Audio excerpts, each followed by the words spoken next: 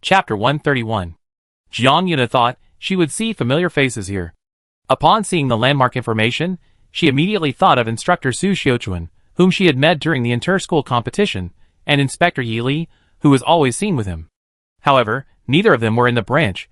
They were reportedly doing some kind of patrol work in various parts of the 7th district. Instructor Su already gave prior notice.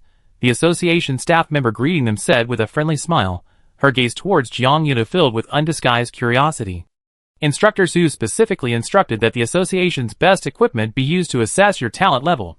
Jiang Yuna and Mutisha were led deeper into the association's corridor by this round-faced, auspicious-looking receptionist, who was very talkative. The receptionist smiled and continued, Director Su also said that we shouldn't be stingy with the cost of operating the equipment. If our finance staff is worried about the quarterly budget, the cost of operating the equipment will be covered by our personal account. Teacher Mutisha immediately replied, how could we possibly accept that? Inch had also prepared funds in advance for operating advanced equipment, specially approved by the school administration office, specifically for Jiang Yuna's talent level test. Jiang Yuna had heard someone mention during her entrance physical exam that the cost of the talent level test was exorbitant, so many new students entering junior schools only took the ability classification test, not the level test. She remembered that the person who shared this information with her was another young master, Shui Zhanxing. Why is the cost of operating advanced equipment so high? Jiang Yuna asked curiously. This was a question she hadn't explored in detail before, and today was a good opportunity to ask. The receptionist at the Linglu Association branch explained, because every testing instrument, regardless of its level, has a limit to the amount of supernatural energy it can withstand. Furthermore, unlike the conventional principle that higher-level instruments are more durable, in the case of supernatural talent-level testing instruments, higher-level instruments are actually more delicate and have a much higher wear and tear rate than lower-level instruments. Jiang Yuna continued, why is that? Because of the difference in the magnitude of a single supernatural energy impact it withstands, the receptionist said. It's like a punching bag. If it's a fitness punching bag intended for ordinary citizens, hanging it in a public fitness area, it might remain intact for several months to a year or two, even with frequent use, without significant wear and tear. But if this punching bag is placed in a boxer's dedicated fitness space, even the best-made punching bag could quickly break down and enter the end-of-life stage. Withstanding multiple but balanced impacts is different from withstanding a small amount of impact that pushes the limits. The former allows the equipment to last longer, while the latter might break after only a few strong impacts. Jiang Yuna rubbed her face. She and Teacher Mutisha had been led to an automatic metal door. Behind it was the equipment room of the Spirit Durability User Association branch. Can't the equipment be repaired after entering the damage reporting stage? Jiang Yuna asked. Yes, the receptionist smiled as she swiped her access card to open the door. However, the maintenance costs for advanced equipment are higher because it not only requires a higher upper limit for the output of supernatural abilities, but also precision, ensuring that no fluctuation in energy is missed. For lower-level ability users, this difference in peak energy levels might be insignificant, but for high-level ability users, it's a different story. Once an ability user reaches level B or higher, the competition among those at the same level boils down to the highest peak energy output. If this is the case for level B ability users, it goes without saying that it's even more true for level A, or even level S, who stand at the pinnacle of power. Frequent repairs and maintenance can also affect the accuracy of the equipment, further increasing hidden costs. Therefore, all these factors combined result in a situation where the cost of using advanced equipment each time is considerable. The receptionist took a liking to Jiang Yuna, finding the young woman pleasing to the eye. So she opened the door and ushered the teacher and student inside, sharing a funny anecdote. Actually, before Coach Su left, she said that if you accidentally ruin the branch's most advanced testing equipment in your hands, we shouldn't panic. Just issue you a report based on the instrument's highest testing standards, and we deal with the rest when she gets back. Jiang Yuna, The round-faced receptionist laughed. Don't you think Coach Su is exaggerating? Saying she could ruin the association branch's advanced equipment? How could that be possible? Ha ha.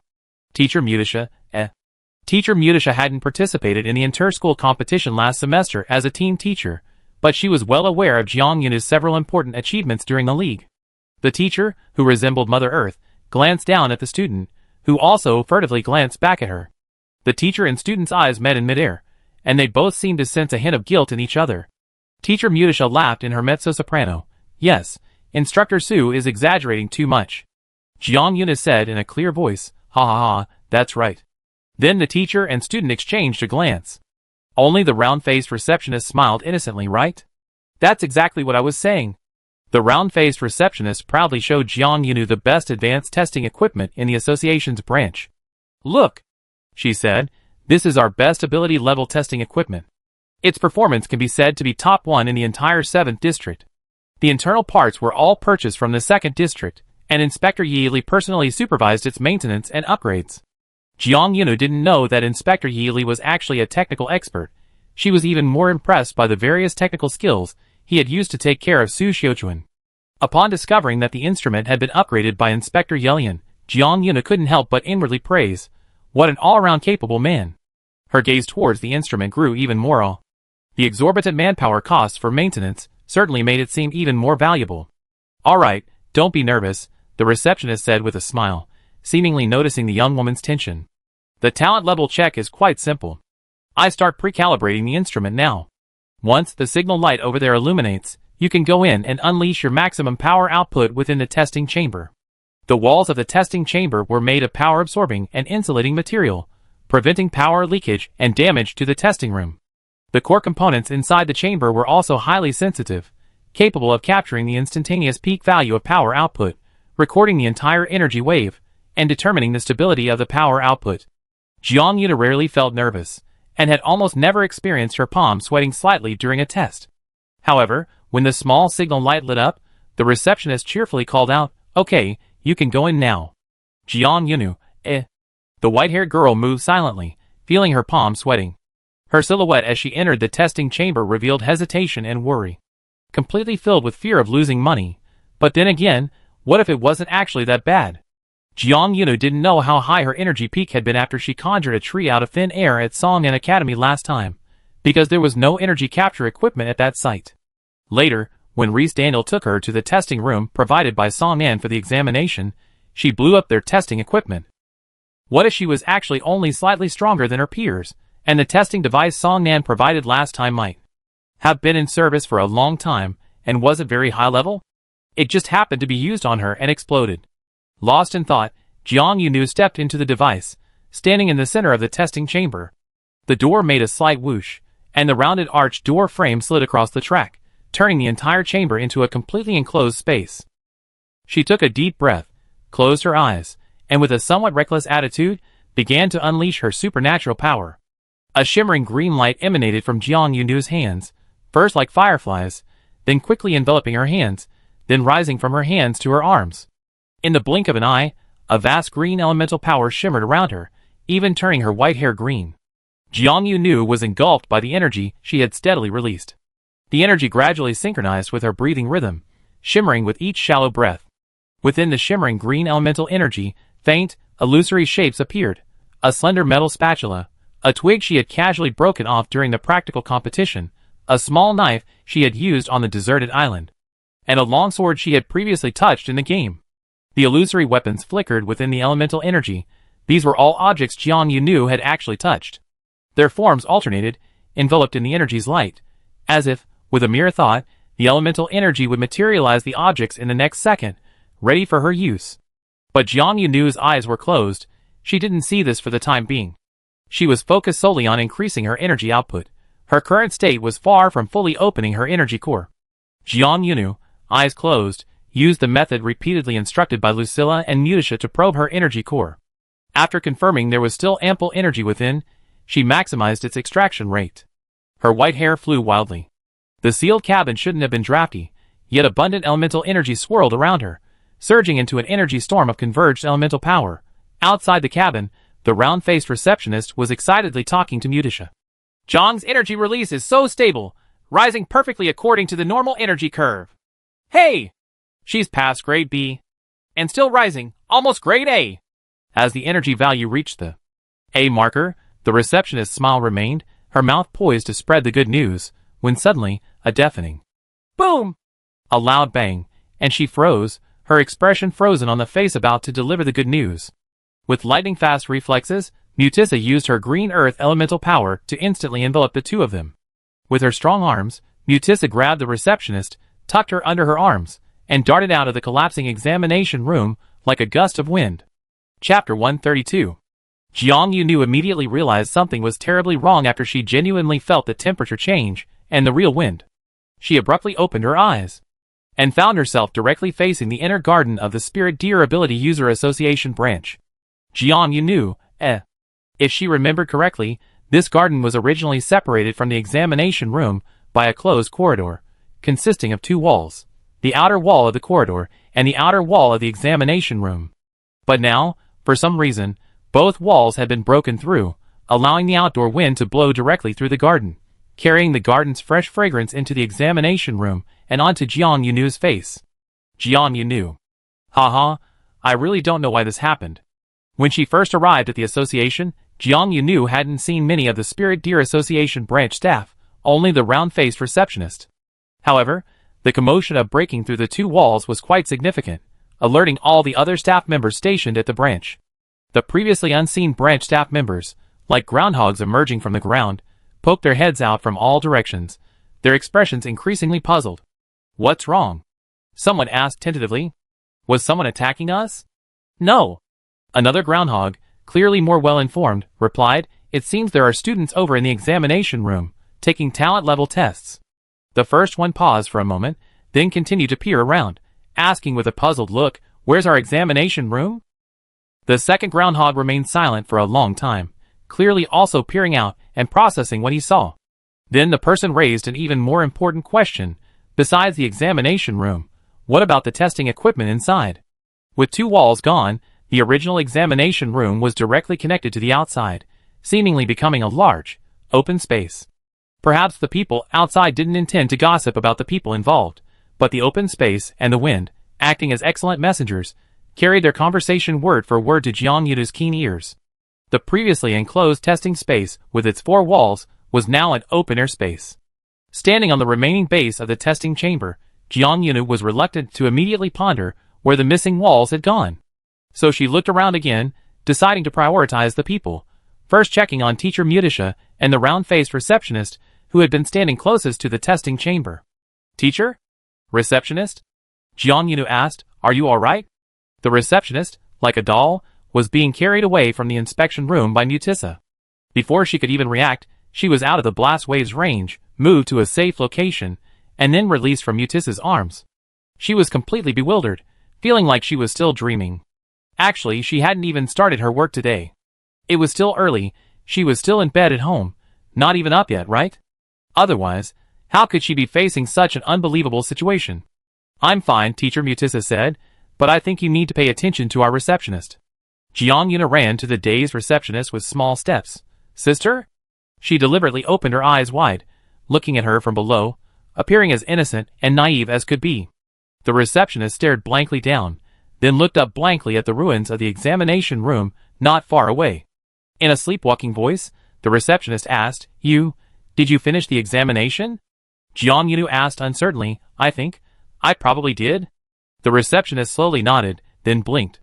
That means, she continued in a dreamlike tone, you really did go to that examination room. I saw you on the machine. It wasn't a dream. The testing machine really did. Her voice trembled at the last few words, and she began to shake. She took a deep breath, her voice rising 8 octaves. The testing machine and the examination room really did explode. Mutisha had confirmed that the girl could stand on her own, so she removed her arm from her. Seeing the receptionist trembling, she feared the young girl might collapse from the shock, and immediately put her strong arm back on the girl's shoulder. It seems that's indeed the situation. Teacher Mutisha's calm tone masked her turbulent heart. The receptionist stammered, unable to speak. Not far away, the groundhogs finally stopped watching and some began to approach, wanting to help handle the incident. The subsequent tedious cleanup will not be detailed here, but in short, Jiang Yunu became famous within the Spirit Deer Association branch after that one explosion. When the news reached Su Xiuquan, the far-sighted instructor Su, who had left a message, had just stepped off a hover car. Her personal terminal received an urgent communication, the source indicating it was from the branch headquarters. Inspector Ye, thinking something urgent had happened, took everything from Su Xiuquan's hands, gesturing for her to handle the emergency contact quickly. However, Su Xiuquan stared at the flashing signal screen, everything is under my control smile playing on her lips. What are you laughing at? Inspector Ye asked, puzzled. The signal shows highest priority. something big must have happened at the branch. Aren't you going to take it? The usually serious man frowned slightly, not entirely satisfied with Su Xiaochuan's nonchalant attitude. I want to make a bet with you first, Su Xiaochuan said. The situation at the branch will definitely develop pretty much as I predicted. Inspector Ye immediately refused. No bets. Back in school, if I accepted your bets, I was almost always the one who suffered. Then he asked, what situation? You mean? He stopped abruptly, as if suddenly remembering something, and looked at Su Xiaochuan. Su Xiaochuan returned his gaze with a smile, and gradually, the man's eyes widened in disbelief. Su Xiaochuan witnessed Inspector Yi Li's sudden change of expression. She finally connected to the communication line. The background noise on the other end was deafening, like a village party. The receptionist's voice pierced through the noise, reaching Su Xiaochuan's ears clearly. Instructor Su. It's that advanced testing device, it really is. The young woman stammered for a long time, as if she still dared not face a certain established fact, as if she feared being reprimanded immediately if she revealed the whole truth to her foresightful superior. Su Xiaochuan remained calm and composed, showing no anger whatsoever. She proactively continued, did the branch's advanced testing equipment really explode? Silence fell on the other end of the line, broken only by the young woman's heavy breathing, and someone shouting in the background, make way! There's still debris to clean up. No answer was needed. Su Xiaochuan understood immediately that her prediction was spot on. It's nothing, Instructor Su said proactively. If you want to report this, my answer is as expected. Just follow the procedures I instructed you to follow. The receptionist asked, both alarmed and surprised, is that all? What else could it be? Su Xiaochuan laughed. A young girl blew up a high-end testing instrument. What a joyous occasion! Hurry up and follow the procedures, Xiao Yuan. Do you know how great a joy it is that the 7th district has a child who can blow up a high-end testing instrument? The round-faced receptionist named Xiao Yuan probably couldn't quite grasp how blowing up the branch headquarters' most expensive equipment had anything to do with joyous occasions. She even vaguely suspected that her definition of joyful occasions differed from her superiors. Her gaze was focused on the immediate losses, and she was deeply worried about Su Xiaochuan. She feared that Su, who had already been exiled to the 7th district, would face further punishment for continuing her reckless behavior there. But she had already fallen as low as she could. Xiao Yuan, the receptionist, hung up the phone with a heavy heart and, following Su's instructions, forced herself to remain calm and carry out her tasks. Su Xiaochuan shook her wrist, which was wearing the terminal, and looked up to find Inspector Yi Li staring at her. What? Look how insightful and farsighted I am, Su Xiaochuan said. Inspector Yi Li was silent for half a minute before saying, I'm watching. It seems you really decided to bet on that little girl. Su Xiaochuan remained non-committal, uttering a syllable somewhere between a him and an What's wrong with that? Su Xiaochuan countered. Inspector Yi Li couldn't help but ask, what if she can't bring you much reward? Su Xiaochuan replied casually, then she can't. The man's eyebrows immediately furrowed again. Can you not be so willful? This isn't the 1st district, and you don't have that much to squander anymore. Su Xiaochuan wasn't afraid of Inspector Yi Li's stern expression at all, and smiled nonchalantly. Oh dear, little Yi is lecturing me now. How can you talk to your superior like that? Don't call me little Yi. Inspector Yi Li frowned and said, I'm just concerned about you. Su Xiaochuan stretched. It's all right. Not having that much to squander means that at least I still have things to squander. I know what I'm doing. Inspector Yi Li seemed to want to say something more, as if a question, what do you know, was on the tip of his tongue, but he swallowed it back. He knew Su Xiaochuan's temper best. Don't let her ever-smiling, easygoing demeanor fool you. She'd hold a grudge from the second time someone said something they didn't like. Inspector Yi Li didn't say anything more. He took a deep breath, turned, and sent a message to the branch headquarters, instructing them to report any miscellaneous matters they were unsure how to handle to him. Su Xiaochuan glanced at Inspector Yi Li's retreating figure, seemingly oblivious to the aftermath, while remotely contemplating with Jiang Yunu, feeling that Yi Li was incredibly capable.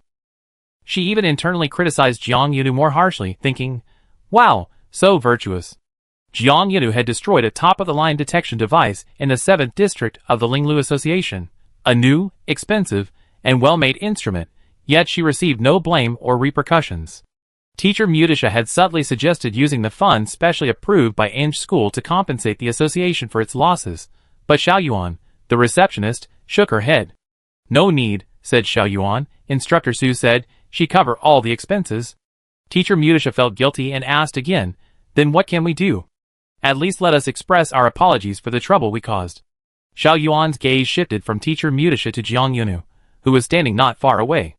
The white-haired girl had been helping move the fragments of equipment at the site for a long time, and had also helped clean up the construction debris. She moved nimbly and smoothly through the previously chaotic ruins, showing remarkable agility. Director Su said, Xiao Yuan, the receptionist, truthfully reported her superior's instructions. Tell Xiao Jiang to do well on her exams, so she can one day shock the people in the top star sectors. This was the reward Su Xiuquan demanded of Jiang Yunu. When Jiang Yunu received her hard-earned talent level test report, she saw an A with an electronic stamp on it. A level. In the 7th district, this was already at the very top of the pyramid. Even in the upper 3 districts, for a young A-level ability user, and a minor student at that, this talent was already outstanding. Oh right. Xiao Yuan, the receptionist, suddenly remembered something.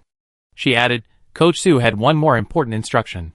The fact that Xiao Jiang blew up the equipment during the talent level test won't be included in her public file. Mutisha, Xiao Yuan, the receptionist. Coach Su said that only the prestigious school that admitted her can access this record. Schools that didn't select her can't see it. Chapter 133. It's always been the case that the front-ranking star sectors exercise information control over the back-ranking star sectors, allowing those in the back sectors only conditionally view a limited set of information. However, in Jiang Yunu's case, Su Xiuquan had her file reversed, enabling conditional viewing of information for schools in the upper 3 districts. The higher-ranking schools unwilling to admit her could only view a portion of her information. Jiang Yunu herself didn't think her file was anything special. After hearing the extra instructions, she suspiciously scratched her white hair. Would anyone care about such hidden information? The white-haired girl wasn't sure. She brainstormed for a while and tried to offer her opinion. Or does Director Su mean that once a school admits me, they discover a surprise? You actually admitted a fully automatic troublemaker? Everyone around laughed. Even though Jiang Yunu objectively caused trouble, and quite a significant amount of it, requiring repairs to a room and 2 walls in the association's branch, and the maintenance and repair costs for advanced equipment were unimaginable, people still found it hard to dislike her when she stood there and spoke. It's also possible that her trouble wasn't intentional, and that Su Xiuquan was backing her up and smoothing things over. It shouldn't be that bad, Xiao Yuan, the receptionist replied, confirming that the association no longer needed their help with the cleanup, at least not Jiang Yunu's help in making amends. Mutisha took Jiang Yunu, who had completed her complicated level assessment, back to Ung. On the return trip, Jiang Yunu couldn't help but open her personal terminal again, access the electronic report interface, and examine her electronic level indicator repeatedly. Are you thrilled with your newly acquired level? Mutisha teased the student. A little, Jiang Yunu answered honestly. This level confirms that I can do even more. A talent level A test result is like a potential passport, telling young Jiang that many more opportunities await her. With entrance exams approaching, such a test result confirming her high talent is undoubtedly a shot in the arm. Jiang Yunu didn't make a big fuss about taking the level test, only her closest circle of friends and family knew about it. That evening, shortly after returning to Engle campus, she began receiving a flurry of well wishes. Everyone chatted casually with her, then subtly inquired about her level test results. Jiang Yunu didn't hide anything, frankly sharing the results one by one. Her friends and family were all very happy to hear the results. I think we should celebrate. Joy-sun jumped up excitedly, reaching his highest possible level of bouncing. But as the red-haired boy landed back on his feet, he quickly regained his composure. No, we can't open the champagne halfway through. We need to be careful. Joy-sun patted Jiang Yunu's shoulders, grinning. Let's save the celebration for after your exam. We give you a big celebration after your entrance exam. The entrance exam for junior high to senior high school is held before the regular final exams. Furthermore, the exam location is not at the school itself, but at a specially designated exam hall. Exam hall information is sent to each candidate's personal terminal 4 days in advance. Has your exam venue information been released yet? Zhou Jinhua had been asking since the countdown began a week ago. The caring senior student offered, I know the locations of the major exam venues this year, but I don't know yours. Want me to accompany you to visit them all this weekend and familiarize you with the environment? Lu Sisi had brought up the same topic before. They truly were teacher and student. Jiang Yunu replied with an embarrassed smile, saying, Teacher Mutisha had the same idea, and she made an appointment with me beforehand. Time flew by, and 4 days later, Jiang Yunu's exam venue information was officially released. Young Master Xie approached her in a very casual manner, as if chatting about the weather the day after tomorrow, saying, "Do you have a car to take you to the exam venue? Want to ride in my family's car?" Jiang Yuna suspected that this young master was obsessed with letting her ride in his family's car at least once. Otherwise, why would the other person have approached her several times for casual conversation, always starting with a question about whether she needed a ride? Jiang Yuna brought up her teacher again. Teacher Lei said there would be school buses that day, responsible for taking all students to their respective exam venues, and each bus would have a teacher accompanying it to ensure that every student in each exam venue had someone to look after them. Xie didn't give up easily. He asked again, "And what about the person who will pick you up after your exam?" Students taking the entrance exam don't need to return to school on the day of the exam. They can go directly home and rest for 3 days before returning to school to handle various matters. Joseon coughed violently beside her, the choking sound as if he had suddenly swallowed 1,000 bird feathers. "Excuse me, young master," the red-haired boy said sarcastically. "She has real family too. After the exam, her family's car will definitely be waiting at the parking lot outside the exam hall, and she goes straight home in their car." Young Master Xie, inferior to both his teacher and family, saw his plan to get Jiang Yunu a ride in his family's car fail once again, and left dejectedly. Time sometimes seems very long, and sometimes it suddenly seems very short.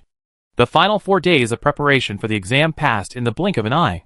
On the morning of the official exam, when Jiang Yunu boarded the school bus to the first exam hall, she was not surprised to see that the accompanying teacher was Reese Daniel. Teacher Lei. Jiang Yunu greeted Reese Daniel, then leaned closer to the teacher and quietly asked, "Did you use some mysterious means to get teacher Sasha off this bus?" "What?" Reese Daniel raised an eyebrow. "Are you assuming Mutisha will definitely be on this bus?" But then, without changing his tone, Teacher Lei added, "She took you to see the exam venue last week, and this week I'm responsible for taking you there. We did have a coin toss deal." Jiang Yunu didn't respond, she just smiled. Reese Daniel was a little annoyed by her smug little face, knowing she was in demand, but he also felt it was normal for her to know she was popular, and there was nothing wrong with that expression. Conflicted, the male teacher could only reach out and ruffle Jiang Yunu's white hair. "Good luck on the exam," he said. Jiang Yunu readily agreed, of course. She had absolutely no reason not to do her best. This was an exam that was indeed very difficult, yet strangely, Jiang Yunu felt she had it all under control. The exam hall was a streamlined, silver-white building, reportedly equipped with numerous anti-interference devices and directional information jammers. The spacious hall was divided into small cubicles, each with its own environmental shielding and soundproofing, allowing students taking the entrance exam to complete basic theory questions, simulated practical exams, and optional bonus questions. Jiang Yunu followed her exam number into her cubicle. She felt this was similar to the small exam hall she used for her school competitions, only the equipment and exam content had been upgraded. Once a person finds something overlapping with their old environment and a new one, they adapt more quickly. Plus, Jiang Yunu wasn't easily shy or awkward in new environments, so she quickly adjusted to her optimal answering state. The exam lasted a day and a half. The first half of the first day consisted of basic theory, and the second half of the practical simulation. The bonus question exam was held on the morning of the second day. After a day and a half of exams, Jiang Yunu stepped out of her cubicle. Even before leaving the silver-white exam building, the sunlight streaming through the glass dome dazzled her. The exams ended at noon. It was a beautiful day, the sun blazing brightly outside. Jiang Yunu was in a cheerful mood. She walked briskly, guided by the robot, out of the building. Joyce and Aunt Daisy, waiting outside, could immediately tell from their first glance. The white-haired girl had done well. "Congratulations on finishing your exams." Joyce congratulated her loudly before she even reached her. The red-haired boy's joy was quite eye-catching, especially in such a special location as outside the examination hall, immediately attracting the attention of several examinees and their parents. Having noticed Joey-san waiting outside, several people followed his gaze and looked at Jiang Yunu. Some paused after recognizing Jiang Yunu's appearance and his figure, which was clearly different from other graduating students. Others were stunned for a moment, then whispered to those around them, their gazes turning to Jiang Yunu with a mixture of curiosity and understanding. This year, there was a student who skipped a grade to gain admission, which wasn't a secret among some. However, many more people were unaware of this skipping a grade phenomenon. When Jiang Yunu entered the examination hall early on the first day, a kind person hurriedly reminded him that if he was dropping off his older siblings, he should only go to the gate. He couldn't go any further in, as that was the drop-off area. Jiang Yunu politely thanked the person for the reminder, then showed his personal terminal, scanned the examinee's code, and passed through the gate, leaving the astonished, concerned parents behind. "Keep your voice down." Jadis quickly pinched her son's ear. "Your sister's already getting enough attention these past few days. Don't cause her any more trouble." Besides, Joyce's joy was too obvious. Anyone who glanced at Jiang Yunu would notice his relaxed demeanor. There are always people who are depressed or haven't performed well after such a big exam, feeling frustrated and upset. Having someone nearby who is joyful and relaxed creates an invisible pressure, turning what should be natural and frank happiness into a sharp, hurtful attack in the eyes of others. Jadis was thinking ahead, afraid of causing trouble for Jiang Yunu, and quickly lifted the two children, one in each hand, into the car. This red-haired woman's movements were so swift that even a nearby interview camera couldn't keep up. The special correspondent from the 7th District, wanting to interview this year's youngest examinee, chased after her for a couple of steps, only to watch regretfully as the modified hovercar took off from the ground and rapidly ascended onto the aerial track. The reporter didn't write a feature story about the youngest examinee, but instead captured a photo of Jiang Yunu and her family of 3 leaving, and posted a short update. Live from the junior high to senior high exam hall, the youngest examinee in the 7th District left the exam hall as quickly as she progressed through her education. Chapter 134. It would take a week to wait for the exam results. Jiang Yunu was picked up by Aunt Daisy and taken home, while Joe Ison only spent Saturday night and Sunday day with her. Unlike Jiang Yunu, who had a 3-day post-exam vacation, Joe Ison still had to abide by the daily rules, only taking a weekend off before returning to school on Sunday to continue his regular end-of-term month. "What a strange feeling," Joe Ison exclaimed as he returned to school on Sunday. Because this was the first time he had been seen off to school by both Jiang Yunu and Joe Daisy. Once Xiaonu's high school acceptance letter comes in, at the end of this summer vacation, it will be the two of us seeing Xiaonu off to school together, Aunt Daisy said objectively. Jiang Yunu immediately chimed in, "It's still a long way off." Not only had summer vacation not officially started, but her exam scores hadn't even come out yet. Whether her total score met the admission requirements, which high school she would be admitted to, or even whether any high school would accept her at all, everything was still unknown. "You'd definitely still get accepted by some schools," Joyce said confidently. "Your chances of getting into a top school are about as high as mine getting first place in the first year." Aunt Daisy raised an eyebrow. "Don't exaggerate." The red-haired boy chuckled. "Now that Xiao Jiang is in the final year, the mountain on my head is gone. I think I still have a chance to get first place." Jiang Yunu knew Joyce was already a strong student, so she quickly encouraged him. "Great. Go to school first, get first place in the final exams, and bring me good luck. Maybe my acceptance letter will follow right after your first place finish." Upon hearing this, Joyce felt a glorious mission weighing on his final exams, and he left with even greater enthusiasm. The Chiao family mansion entered a rare period of women's time. During her 3-day holiday, Jiang Yunu only completely relaxed on the first day.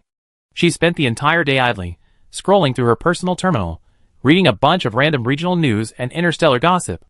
On the second day, Jiang Yunu perked up.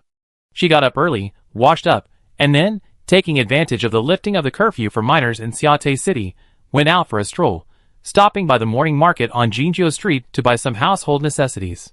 "Huh?" The bakery clerk was still the same young woman. She had spent a year becoming very familiar with her regular white-haired customer. As she leaned over the counter to hand Jiang Yunu the robot packaged food bag, she asked curiously, "Isn't today a workday? Why aren't you at school?" Jiang Yunu took the bag, thanked her with a smile, and then replied, "I'm on vacation." "Vacation?" The clerk's expression deepened with doubt. She said, "The students on vacation recently?" "Let me think. It seems like only students who just finished their entrance exams are on vacation, right? In this world, advancing from junior high to senior high school is a major event. This entrance exam is often the first major exam in many people's lives. Therefore, it's not surprising that the young clerk would remember exam dates and pay attention to exam information."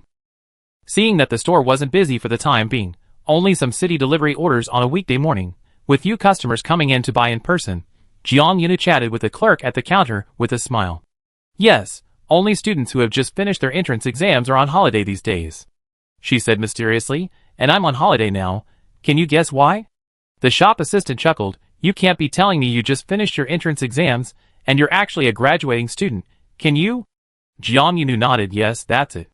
The shop assistant couldn't help but glance at the girl, then pulled a small snack from the counter drawer, seemingly to shut Jiang Yunu up, who loved to boast.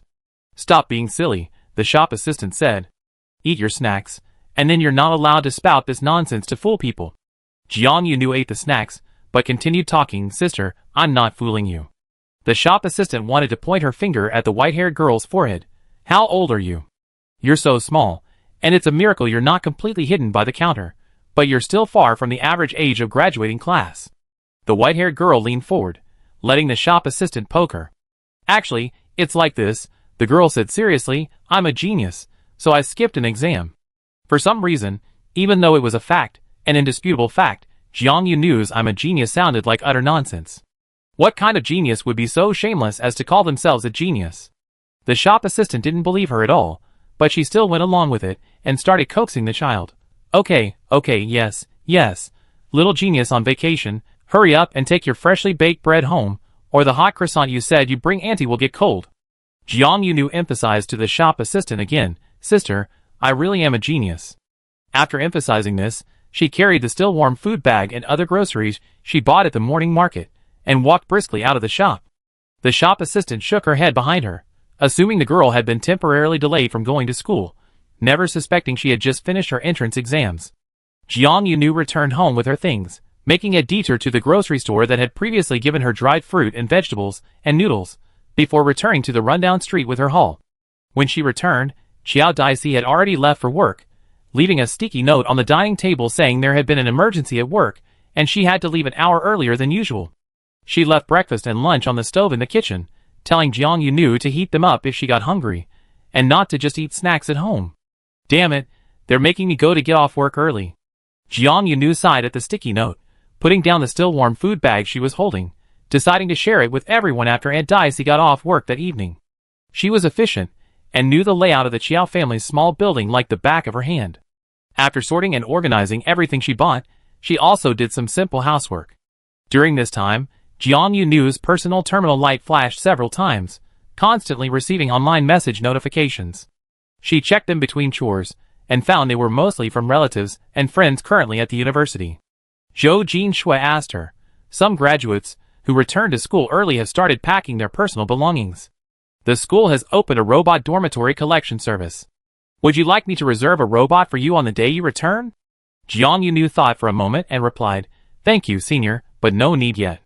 I'd definitely be staying at school for a few more days after I get back." Jiang Yunu had a deep affection for Inge Elementary School. Before even finishing the entrance exams, he immediately packed his belongings and applied for a long-term leave of absence. It seems that graduation or departure ceremonies aren't common in junior high schools. These are usually reserved for students moving to senior high schools. Graduates typically return to school 3 days after their exams to pack their belongings. Their next return is for receiving their acceptance letters and completing the necessary paperwork requiring their personal presence. This second return is often the last time a student goes back to junior high. Jiang Yunu was willing to stay a few more days at school and have a break with the other students who had completed their final exams normally. She casually sent messages to both Ms. Mutisha and Mr. Reese Daniel expressing her intention to postpone her departure. One teacher replied quickly and simply, "No problem." The other was a little more verbose, asking her, "Jiang Luobua, are you going to miss your junior high?" It was obvious who sent each message. The text alone was enough to identify them. Jiang Yunu sent Ms. Mutisha a cute emoji, and then replied to Mr. Reese Daniel, "Yes, I'm going to miss my school and teachers." Since realizing that Teacher Lei was not only impeccably dressed but also subtly refined in some ways, Jiang Yunu cleverly refrained from adding a "we" after teacher. Her expression of reluctance was more targeted. And her beloved Teacher Lei, as expected, fell for it. While it's unclear what Reese Daniel's expression was on the other end of the message, he casually shared his teacher's campus card account with Jiang Yunu. Because it's generally assumed that students will leave school as soon as possible, the campus card account will be automatically deactivated upon graduation, transferring the remaining balance to the student's personal StarCoin account. Jiang Yunu applied for a delayed departure from school. Her school card account originally needed to be reactivated, but her dear Teacher Lei's suggestion was, "Withdraw all the meal allowance the school gives you that can be withdrawn to your personal account. For the last 10 days or so, you don't need to pay anything at school or use the teacher's card. Save your own money for when you advance to a higher level school." Jiang Yunu discovered that her teacher's school card account had been shared. She turned to share with Xiao Yixin. What's the difference between this and Teacher Lei really being another mother to me? Xiao Yixin, busy with final exams, replied in a spare moment. Besides having a school-limited mother, you also have a brother. If you're embarrassed to use the teacher's card, you can use mine instead. The news of Jiang Yunu's delayed departure somehow spread. After her 3-day post-exam leave, she returned to Inge. She discovered that Zhou Jinshui and Xiesher had both silently shared their student account codes with her in the chat window. Jiang Yunu. Jiang Yunu was deeply puzzled. She no longer needed to attend classes and felt embarrassed to bother her classmates and friends who were still studying intensively, so she went to the office to catch a teacher who didn't have final exams. Teacher Jiang Yunu, temporarily attached to Reese Daniel's office, asked the teacher with some curiosity, "It seems like I have to rely on everyone's help to survive these last 10 days or so at school." Reese Daniel sat behind his desk. Although he didn't need to prepare for exams, he still had a pile of papers and reports to complete for the finals. The teacher, who wasn't particularly busy, didn't even look up and said to his very free student, "Everyone's worried about the large expenses you incur after you get into a school in the upper 3 districts, so they're saving you money in advance. I wonder if, once you successfully get into your next school, there'll be another expensive school that will accept you." Chapter 135. Jiang Yuna looked puzzled. Why is it called a sucking out school? Reese Daniel, without looking up, replied, "We have to provide you with ample living expenses, set aside emergency funds to deal with any trouble you might cause, and promptly award you prizes from various competitions. No matter how you look at it, only a kind-hearted and wealthy school could do this. And being kind and wealthy, to some extent, does indeed make one a sucker." Jiang Yunu automatically ignored the part about her causing trouble, her eyes filled with longing for the bonus. If I really get accepted by a school in the top 3 districts, a district so prestigious, the school must be even more generous, right? Reese Daniel's electronic pen paused. Did Engel wrong you? Jiang Yunu stood at attention. Of course not at all. Teacher Lei, I see your cup is empty. Shall I get you a new hot drink from the beverage machine? A quick declaration of never forgetting her roots, a touch of eager, servile service, and Teacher Lei transformed back into the kind, approachable teacher Jiang Yunu knew. Lucy, who happened to be visiting, overheard the interaction between the teacher and student. Then, under the guise of taking the young woman out for ice cream, Lucy temporarily removed Jiang the radish from Reese Daniel's office radish patch. Well done. Teacher Lu no longer treated Jiang Yunu as an outsider. On the night Jiang Yunu finished her entrance exam, she had already called Mutisha to inquire about the girl's mental state after the exam and told her to get plenty of rest. Lucilla was already treating Jiang Yunu like a little kid. She put one arm around the student's shoulder, offered Jiang Yunu a cream-frosted ice cream cone, and ate a very traditional old-fashioned popsicle herself, her face full of emotion. Stanley's recent eccentricities and paranoia have reached new heights. She was referring to how Jiang Yunu's casual remark about his longing for the new school could elicit a subtle sharp remark from St. Daniel.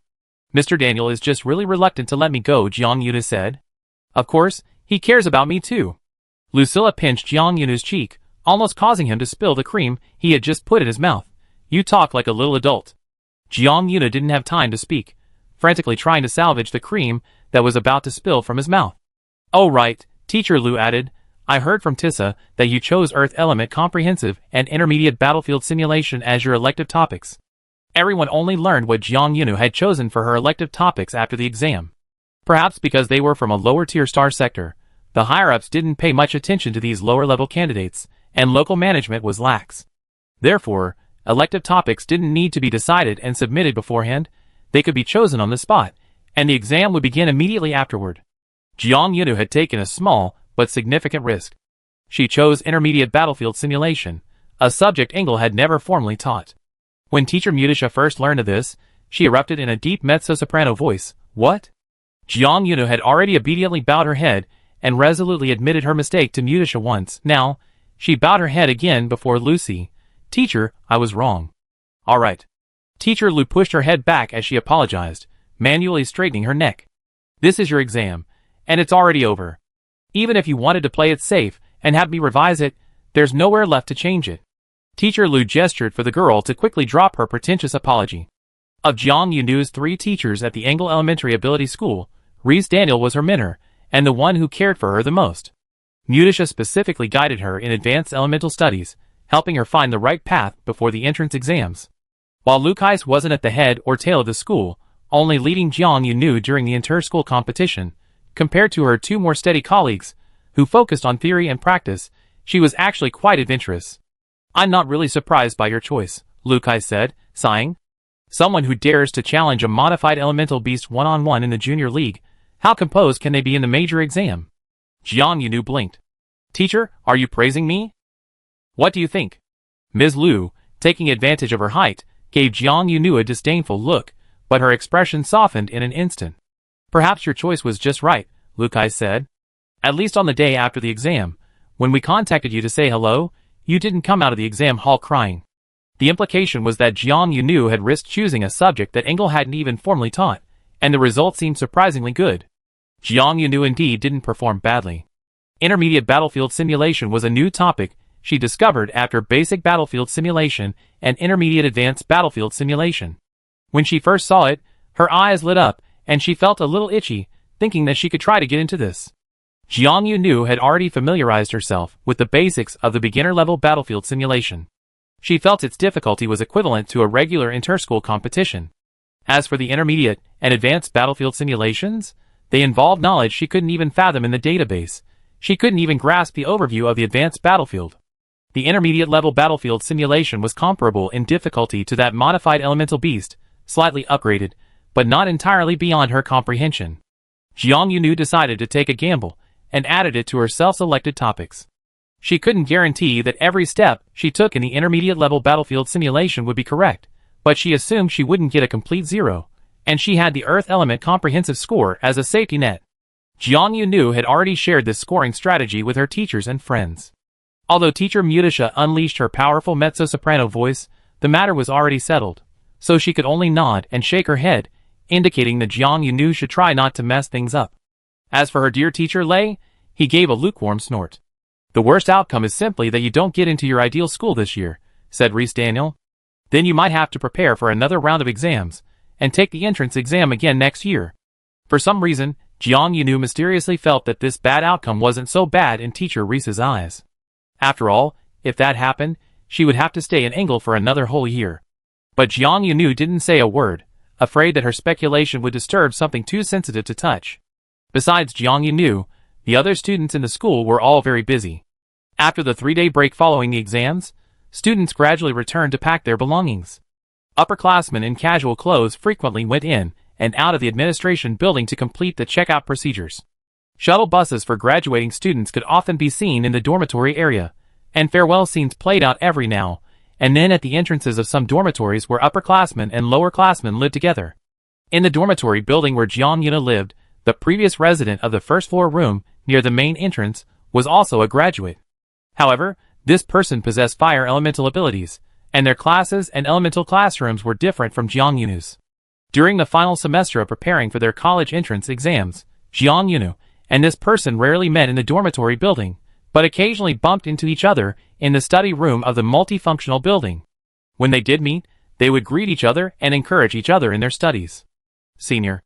Jiang Yuna returned to the dormitory building and happened to run into this senior student packing her things on the first floor, carrying her packed luggage onto the shuttle bus. The white-haired girl greeted her and hurried over to help, casually asking, "Are you leaving too?" "Yes." With Jiang Yuna's help, the senior student freed her hand to wipe the sweat from her forehead with a tissue. It was nearing summer vacation, and the temperature was rising. Moving things back and forth required keeping the dormitory doors open, allowing the indoor air conditioning to be cooled to room temperature by the outdoor heat. "Aren't you leaving yet?" the senior student asked Jiang Yunu. The senior student had already left later than most students. She stayed at school for 2 extra days, taking photos with her friends of 4 years, and trying all the delicious food at both campus restaurants. Jiang Yuna helped the senior student put her last small bag on the shuttle bus. She said, "I'm not leaving yet. I wait until summer vacation officially starts, and go home with my brother." The senior student then looked at her with a look of sudden realization. "Oh right, you also have a first-year brother." The younger sister had already graduated and become a senior, while the older brother was still taking his final exams in his first year. This remark sounded strangely amusing and made the senior student chuckle. She chuckled briefly, then quickly composed herself, looking at Jiang Yunu apologetically. "I'm sorry, I didn't mean any harm. I just thought about it, and realized it's such a stark contrast." "It's all right," Jiang Yunu said. By the start of the new school year, my brother will be a sophomore, but I still be a freshman. Just a freshman at a higher level school, after all. After saying goodbye to Jiang Yunu, the senior student also said goodbye to her roommate, who had returned to the dormitory after evening classes and was preparing for her freshman final exams. Watched by Jiang Yunu and her roommate, the senior student boarded the shuttle bus, carrying her bags and luggage, and headed towards the hill leading to the main campus. "Okay," her roommate said wistfully, after seeing the senior off, "we be seeing you off next." Jiang Yunu and her roommate sat shoulder to shoulder, and she immediately emphasized, No, I'm staying until summer vacation with you." The tense and busy final week was filled with the bittersweet emotions of graduation and parting. Despite Jiang Yunu's repeated insistence that she would stay until summer vacation and take a normal break with everyone else, she noticed that many people were still expressing their longing for her, either openly or subtly. Those like Teacher Lei were a given, not to mention her roommate who lived on the same floor and checked on her every day to make sure her things were still there. She found her on-campus dining parties had become unprecedentedly frequent. Almost from morning till night, she no longer ate a single meal alone. Jiang Yunu was always invited to breakfast, lunch, and dinner. At every meal, her table always had at least 2 people, sometimes requiring 2 tables. Because Qiao Yisun, Zhou Jinxue, her roommate, young Master Xie, and Bambi, who had come with Qiao Yisun, were all gathered together. Sometimes, this list also included a small number of graduates who stayed on at the university, including her teammates from the inter-university competition and her graduating classmates from the primitive tribe. On another occasion, members of the Crystal Core group were also invited to dinner. "We only worked together once, and you're graduating already," the Crystal Core group's team leader said regretfully. Jiang Yunu replied, "Maybe the advanced universities have more on-campus simulators and more flexible weekend playtime? We can still play remotely then." At this point, Jiang Yunu conveniently recommended Joey-san, who had previously expressed a desire to earn pocket money. "And my brother." Jiang Yunu formally introduced Joey-san to the Crystal Core group. "His grades are excellent, and his skills are good too. We can bring my brother along when we need more people." Xie wasn't interested in this earn pocket money by playing games activity. He even found it somewhat incomprehensible that he would need to earn a pittance of star coins from games. Having known Jiang Yunu for over half a year, young Master Xie's emotional intelligence had barely improved. He had doubts but didn't voice them, silently eating his meal. Once the introductions and recommendations concluded, young Master Xie elegantly wiped his mouth. He very reservedly prepared himself before speaking about something serious. "Speaking of which," Zhou Jinxue said, "after we finish our last 2 exams this week, your college entrance exam results will be out, right?" Xie, Reservedness leads to misfortune, hesitation leads to defeat. Chapter 136. What Xie wanted to talk about was also the entrance exam results. He had been paying closer attention to the results release date than anyone else, and had even looked up the process for checking scores on the day the results were released. Last weekend, when Xie was searching for the score checking process at home, because he was sitting on the living room sofa and the screen wasn't set too small, an elder passing by glanced at the screen from behind the sofa. The elder questioned, "Why are you looking at the entrance exam score checking process?" Young Master Xie immediately turned off the screen, casually saying, "Nothing, just looking." His mother, carrying a well-trimmed potted plant, walked in from another direction, also passing the sofa, and similarly nonchalantly said, "Yes, just looking. It definitely has nothing to do with any of your classmates who skipped grades."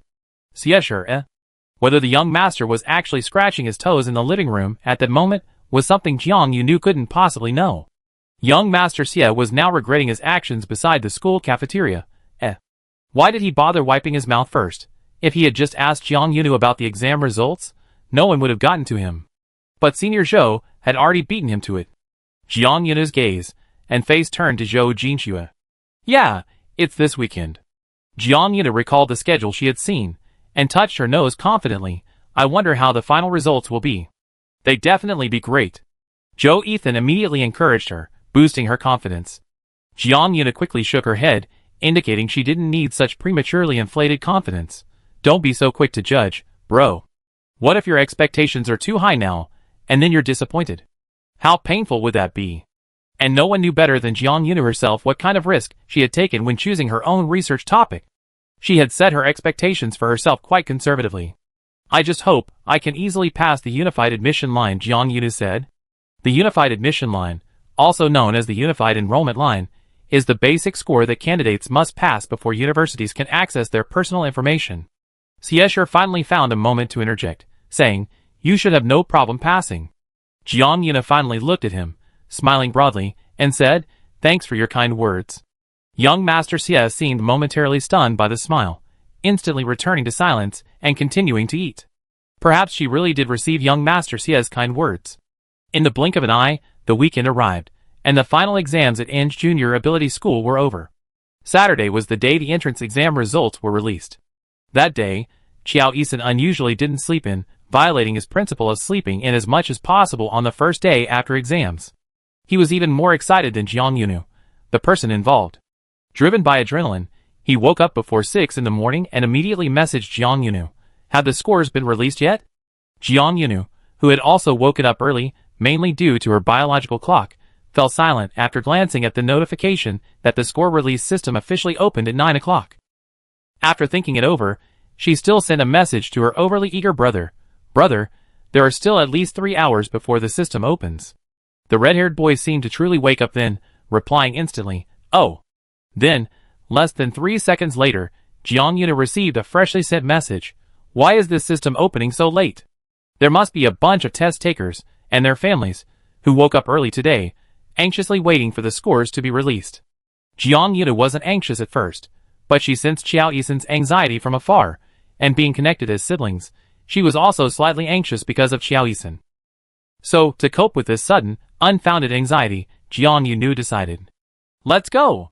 She texted Joyce, "Since we're up, let's go to the cafeteria for a super early breakfast together." Before 6 in the morning, at the 24-hour food counter in the South Cafeteria, Jiang Yunu was surprised to find that she and Joyce weren't the only two people having a super early breakfast. A few students were already scattered around the South Cafeteria, their portable, collapsible suitcases beside them. Joyce glanced at these students and immediately understood. They're students who live too far from school. They want to get home as quickly as possible on the first day of vacation, but since they live far away, they have to get up very early to catch the first public train. This reminded Jiang Yunu of her own experience with Joyce, getting up early on a Saturday to catch the earliest train and changing transfer stations twice to get back to Xiata. "From now on, I'd be the only one traveling from Engel to Shat," the red-haired boy blurted out unexpectedly. He wasn't intentionally being sentimental or melancholic, he was just reflecting on others' luggage. Only after finishing his sentence did he realize his comment wasn't very well chosen. "It's okay," Jiang Yuna comforted him from across the table. "What if the school that accepts me is also very far away? Even if we're in different places, we still have to get up super early to catch the train home." Jiang Yunu's words of comfort were a bit off track, and his line of reasoning was somewhat strange, but Joyce accepted it, and, following the same train of thought. "Then you're in a worse situation," the red-haired boy said sincerely. "No matter what, Engel is still within the 7th district. It only takes half a day to get to Shat. You might have to cross several districts, getting up even earlier than a super early morning, just to make sure you get home before dark."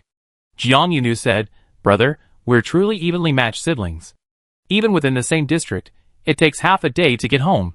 How long will the journey be after she gets to a higher level school?" Jiang Yunu didn't want to think about that for now. And she wouldn't know for another 3 hours whether her score was high enough, or if there was a guaranteed higher level school she could attend. Those next 3 hours were when Joy's son was already 10 plus. The longest 3 hours of my life. The exam was over, no classes, no other trivial matters, nothing to offset the waiting time. Even browsing the internet, which I usually enjoy, lost its appeal. He was single-mindedly focused on knowing how Jiang Yunu had done on the exam, and whether his sister could get into the school she had carefully selected. Excessive expectations can sometimes be a burden, and Zhou Yisan's high focus on exam scores could easily create pressure. But thankfully Jiang Yunu wasn't like most people. Others, such as Zhou Jinxue, who was also concerned about the scores, Siesher, who didn't want to openly express his concern, and the teachers led by Reese Daniel, had consciously avoided topics related to scores since last night, to avoid putting pressure on anyone before the official results were released. Time finally slowly approached 9 o'clock in the morning. "Is it time?" Joey-san jumped up from his reclining chair in the sun. Jiang Yuna sat on another bench in the outdoor rest area of the school. She glanced at the time displayed on her personal terminal screen. 9 o'clock, it's time, she said. Joy-san urged her repeatedly, hurry, hurry. Check the system. Jiang Yunu had no psychological barriers to checking her scores. She tried clicking the score checking entry on the screen, and found that the button was activated. After clicking, the interface automatically redirected to the dedicated score checking page, and she began entering her candidate information. Joy-sun held her breath, her eyes wide open beside her. Then, "It's stuck," Jiang Yuna said calmly. Joy-sun looked at the spinning dotted circle on the screen in despair. What era is this? Why is the score checking system still stuck? Jiang Yuna sighed, feeling that she also wanted to know the answer to this question. She had thought that the inevitability of a score checking system being stuck was some kind of antique from a bygone, non-interstellar era, and wouldn't happen in this technologically advanced age. However, the spinning loading icon right in front of her told her, "Congratulations, this antique has stubbornly survived into the interstellar era." "Is our school's internet bad?" Joyce asked, staring at the screen. Jiang Yuna said, "Brother, this is the perfect spot for checking scores that we carefully chosen after circling around the school." A good spot for checking scores must be in an open environment, close to a cell tower, and have instant high-speed internet access. Fortunately, although the score checking system was laggy, it finally got in after the loading circle had been spinning for ages. The screen flickered slightly, and as the information page appeared with a white light, the red-haired boy, who had been eagerly anticipating the results, closed his eyes the instant the white light appeared. He kept his eyes tightly shut. "Is it out yet?" Joyce asked in a low voice. Jiang Yunu wasn't quite sure why her brother was suddenly acting like a thief. "Brother," Jiang Yunu said, "aren't you going to check the results?" Why was he lowering his voice so much, as if afraid of disturbing someone? The red-haired boy opened his mouth, but still didn't open his eyes. After a brief hesitation, he decisively said, "I find I'm afraid to look." Honestly, Jiang Yunu felt that Joyce was acting much more like a student checking their scores than she was. She even couldn't help but briefly divert her attention, imagining what would happen a few years from now. What if her brother took his own college entrance exam a few years later and checked his own score? That was indeed a rather far-fetched thought. Jiang Yunu quickly brought her thoughts back. Her gaze refocused, settling on the now fully displayed score page in front of her. "Open your eyes." Jiang Yuna's voice brightened, her tone light as she told Xiao Yisan, "I think you can come and watch with peace of mind. Because I passed the entrance exam. And not just the entrance exam itself." The exam results system showed that Jiang Yunu had achieved undisputed high scores in both the basic and self-selected modules. With the scores from both modules combined, her overall ranking was among the top in the entire 7th region. The entrance exam didn't publish detailed rankings, but it did show the ranking range where her score fell. "Wow!" Xiao Yisan finally opened her eyes to the surprise. A little dizzy from the shock, "You're in the top 1%. Chapter 137. What does being in the top 1% mean? Jiang Yunu wasn't entirely sure, to be honest. She'd only been in this world for a year, and her strongest impression of such high-stakes exams was of phrases like X points surpassing X thousand people, using concrete, quantifiable numbers to indicate whether someone had done well. Giving only a percentage range meant Jiang Yunu knew she'd done well, but not exactly how well. "This score range," Jiang Yunu said, "should increase my chances of being accepted by my target school, right?" "Joy-sun, of course." The red-haired boy patted his chest, assuring Jiang Yunu that her score was outstanding in the 7th district. After 9:30 a.m., inquiries about Jiang Yunu's exam began to pour in. People either asked directly or indirectly about her score. Jiang Yunu didn't hide anything. She frankly told them her score and ranking range. Aunt Daisy, Ms. Lucas, Ms. Mutissa, and Ms. Shesh were all clearly happy for her. Aunt Daisy repeatedly said thank you for your hard work and well done, then told Jiang Yunu and Joey-san not to rush at school and to take their time packing. She would drive to Inge early the next morning to pick them up for summer vacation. Jiang Yunu also received the right to order food. Daisy promised to cook all of Jiang Yunu's favorite dishes from morning till night for the first 3 days of her vacation. However, this small privilege was practically negligible, mainly because Jiang Yunu wasn't picky about food. She loved everything. When Reese Daniel and Zhou Jinxue also learned of Jiang Yunu's grades, while they were happy, they clearly remained rational and quickly began to consider the next important question. "Your exam results are very good, far exceeding the National College Entrance Examination cutoff score. But that only means we can currently confirm that you definitely get into a top-tier school," said Reese Daniel. However, whether she be accepted by the upper 3 district school that Jiang Yunu initially favored was still uncertain. Zhou Jinxue, with her strong execution skills, quickly sent Jiang Yunu a document within half an hour. "This is the admission data for the last 3 years, Zhou Jinxue said objectively. In the last 3 years, only students ranked in the top 1% had their files retrieved by the upper 3 district schools, but even after reviewing their files, the probability of being successfully admitted was only 30%. Less than half. This level of stringent admissions didn't surprise Jiang Yunu. Even in the top 1%, that's only just the threshold for being considered. The white-haired girl sighed with relief, accepting the outcome. Regardless, Teacher Lei's opening statement was correct. She would definitely get into a top-tier school. Even if she couldn't get into the upper 3 districts, there were still schools in the Central Star region willing to open their doors to her. Jiang Yuna decided to put aside the matter of reviewing student files for the time being. This was entirely up to the various advanced supernatural ability schools. Each school's admissions office had to decide independently which applicants' files to review, so her advanced consideration was pointless.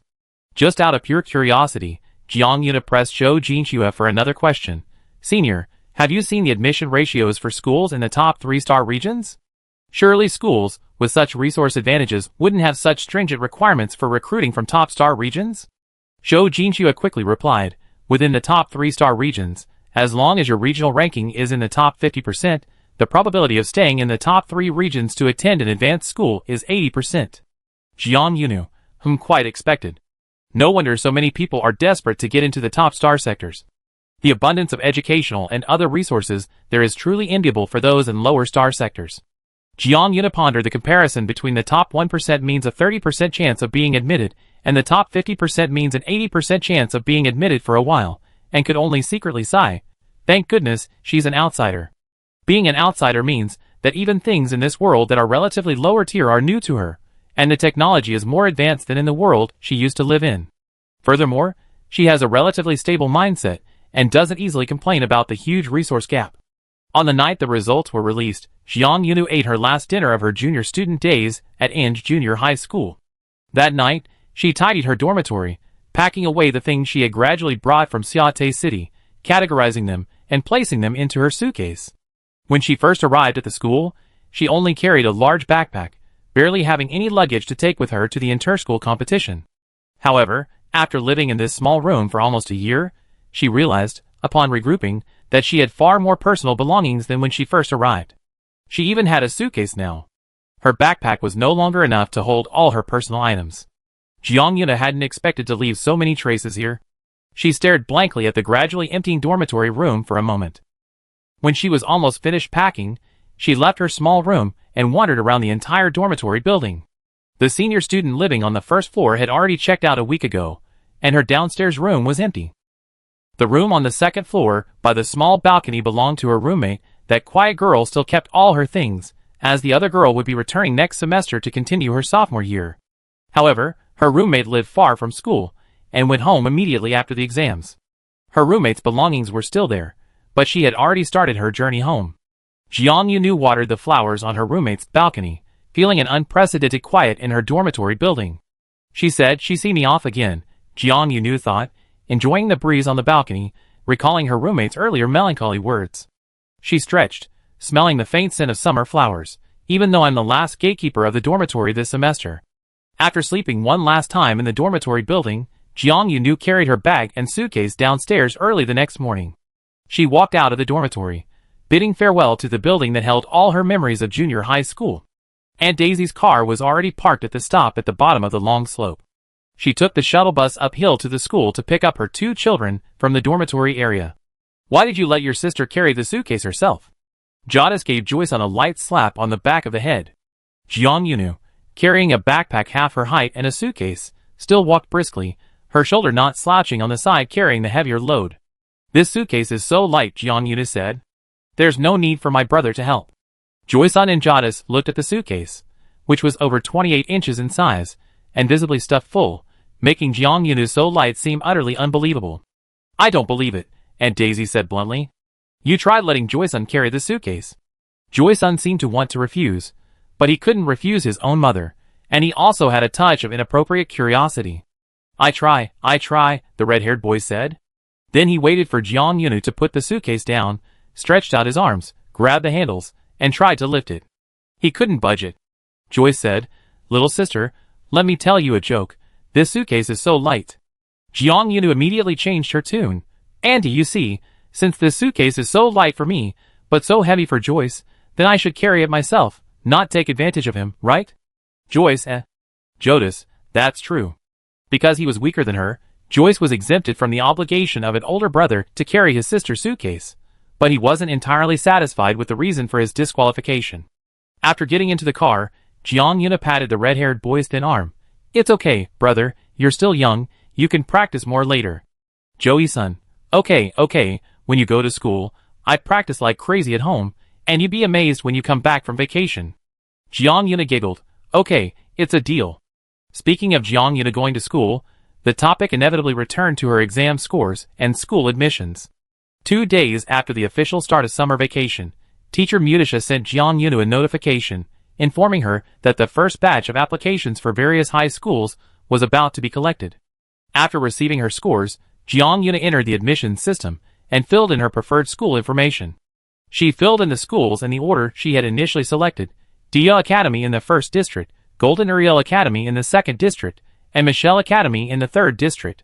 Although there are significant disparities in educational resources and marked differences in the difficulty of admission between different star systems, Jiang Yunu felt that the unified college application system was quite good.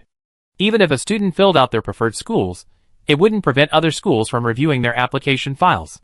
The preferred schools only have priority admission rights, but it doesn't affect whether other students' applications are considered. If multiple prestigious schools review the same student's application and show a preference for admitting them, then the school on the student's list of preferred schools will have first priority and snatch the student away. If a student isn't considered by their preferred schools and doesn't receive an offer by the end of the admission cycle, then other schools that have reviewed their application and extended offers can successfully admit the student. This is why Reese Daniel told Jiang Yunu, it's certain that you get into a prestigious school. Jiang Yunu has already proactively contacted 3 schools she likes. Teacher Mutisha has informed her that the first round of application reviews is about to begin. Now, all she has to do is wait and see if any of her preferred schools will open their doors to her. Then, the first phase of the application review period quickly passed. 9 schools, DU Academy, Golden Ariel Academy, and Michelle Academy, viewed Jiang Yunu's application file. Chapter 138. It's a 0. Jiang Yunu looked at her candidate information page again and again. She took a deep breath and then let out a long sigh. She wasn't surprised by this result in the first phase of file retrieval. If, in the first 3 days of the first phase of file retrieval, the white-haired girl had briefly harbored hope, she might have imagined waking up to receive a notification on her personal terminal, then clicking on it to find her target schools taking her file for close examination. This fantasy was shattered after 3 full days. 72 hours had passed, and the only 2 file-related notifications Jiang Yunu received were from 2 prestigious schools in the 5th District that had reviewed her candidate file. Seriously? After reviewing the notifications, the white-haired girl sincerely told Jadis and Joyce, I already started researching the customs and culture of the 5th District, and I think it's quite good. Jadis, always happy with whatever her child achieved, chimed in, the 5th District is 2 whole rankings higher than our 7th District. Its prosperity and development are excellent. Joyce, however, felt Jiang Yuna shouldn't stop there. He was hopeful for the subsequent 2nd and 3rd rounds of admissions. It's still early, the red-haired boy said. This is only the first phase. The schools in the top 3 districts will definitely prioritize students from the leading districts in the first phase. They won't look at our district's students until the 2nd or 3rd round. Joyce's words made sense. Given the established rule that a large number of places should be reserved for students from the top star regions, universities in the top 3 regions will definitely prioritize looking at candidates from the top regions. Only after they have absorbed most of the top-tier high-quality students, and each university still has a small number of places left, will they look at the files of candidates from the lower star regions and mine for gold in the back. You haven't even reached the final gold rush. Why are you already getting discouraged? Joy-san encouraged Jiang Yunu.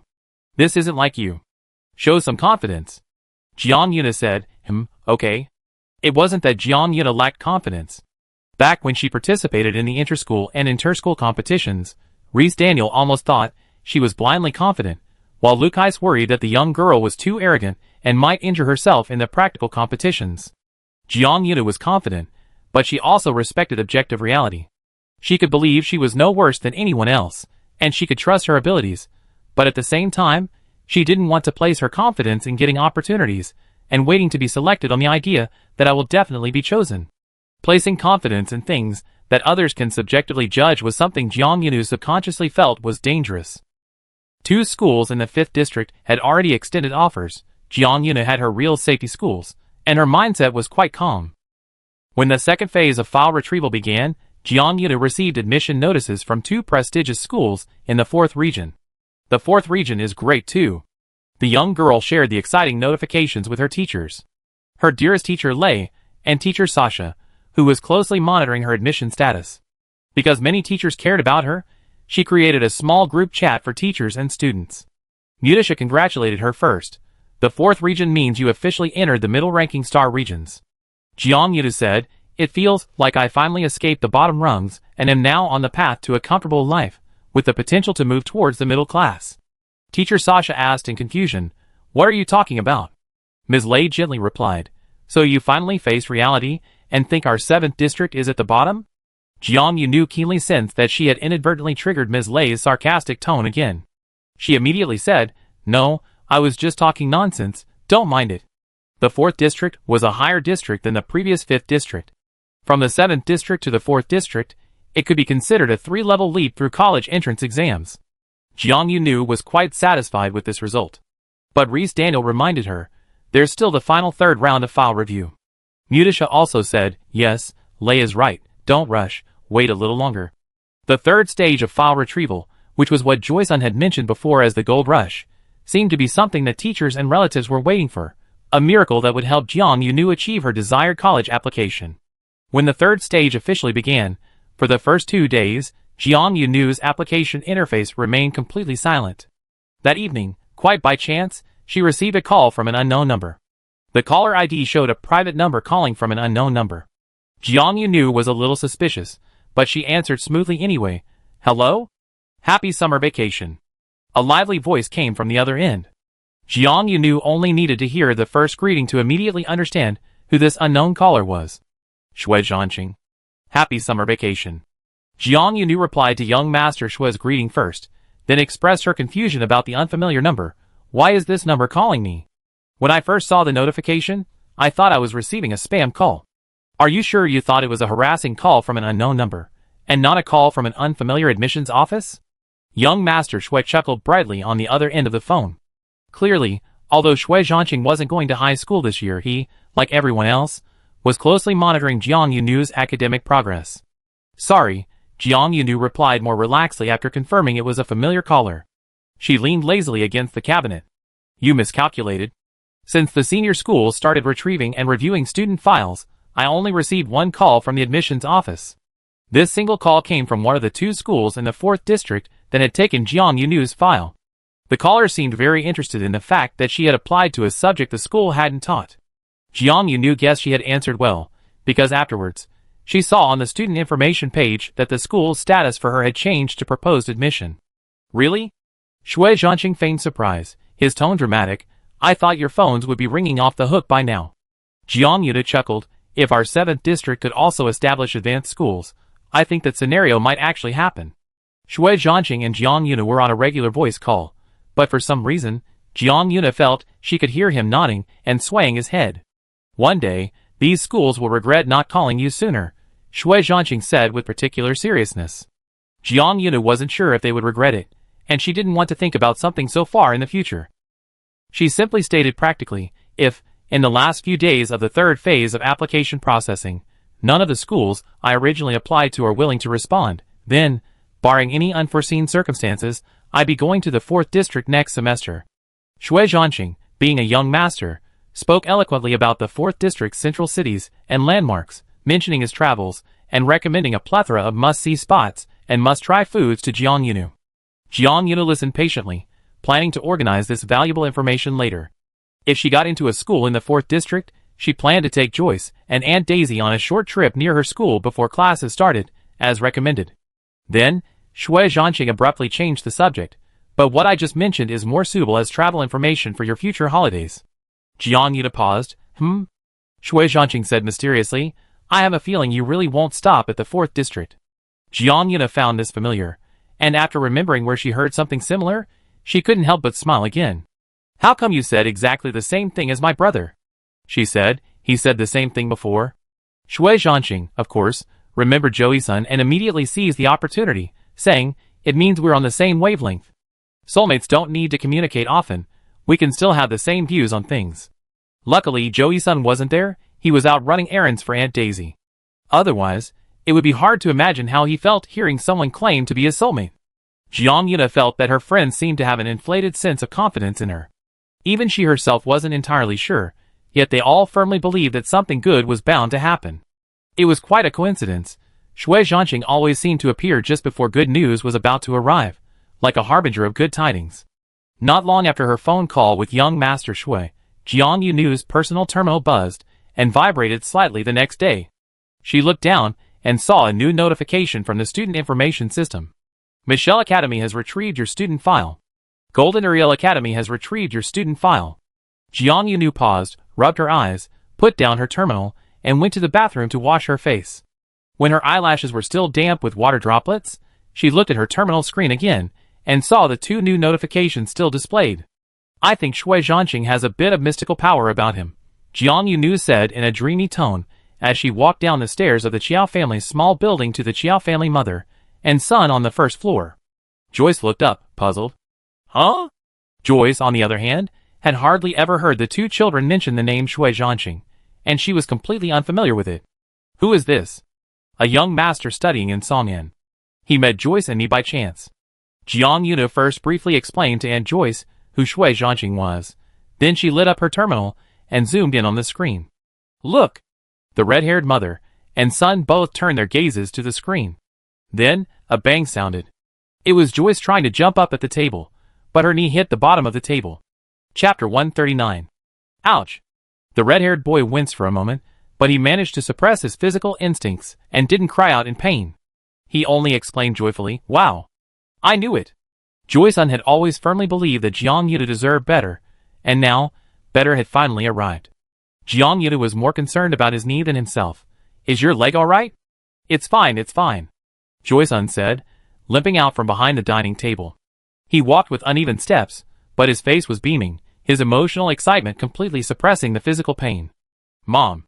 Joy-san called to Aunt Daisy, "Come on, let's take another look at Xiao Zhang's information page." Just like Jiang Yuna upstairs, who had to wash his face before looking at the screen to confirm that the information he saw was real. Overwhelmed with joy, Joy-san and Aunt Daisy also had to repeatedly check the screen to make sure that Jiang Yunu had indeed received a response from the school he applied to. 2 out of 3. The red-haired boy exclaimed excitedly. "You can start planning now, whether to go to the second or third region next." Jiang Yunu remained more rational, saying, "Others have only just had their files transferred. They're only officially admitted when they're in the provisional admission stage." Joyce was particularly confident. "There's absolutely no problem. Every school that has taken your file has made you a provisional admission." Joyce firmly believed that all the schools that weren't actively recruiting Jiang Yunu simply hadn't seen her yet. Given the chance to see her, who would be willing not to recruit her? The top 1% geniuses in the 7th district, with a special permission to skip levels, completed a basic supernatural ability school in 1 year and then entered the district's top 1% genius class. In fact, the 2 upper 3 district schools that had taken Jiang Yunu's file were genuinely surprised. Take a look at this file. In the orderly and tidy admissions office, a clerical staff member manually reviewing student files suddenly raised an eyebrow and shared the file he was reviewing with 2 other colleagues. The 7th district? The colleague who received the file glanced at the beginning and frowned. "You can review the student information from this place yourself. Is it necessary for us to review it again?" The other colleague hadn't yet commented, but their expression upon opening the file already showed indifference.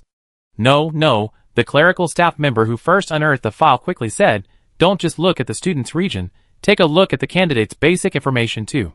She only enrolled in junior high school last year, skipped directly from first grade to the graduating class, and is taking the entrance exam this year."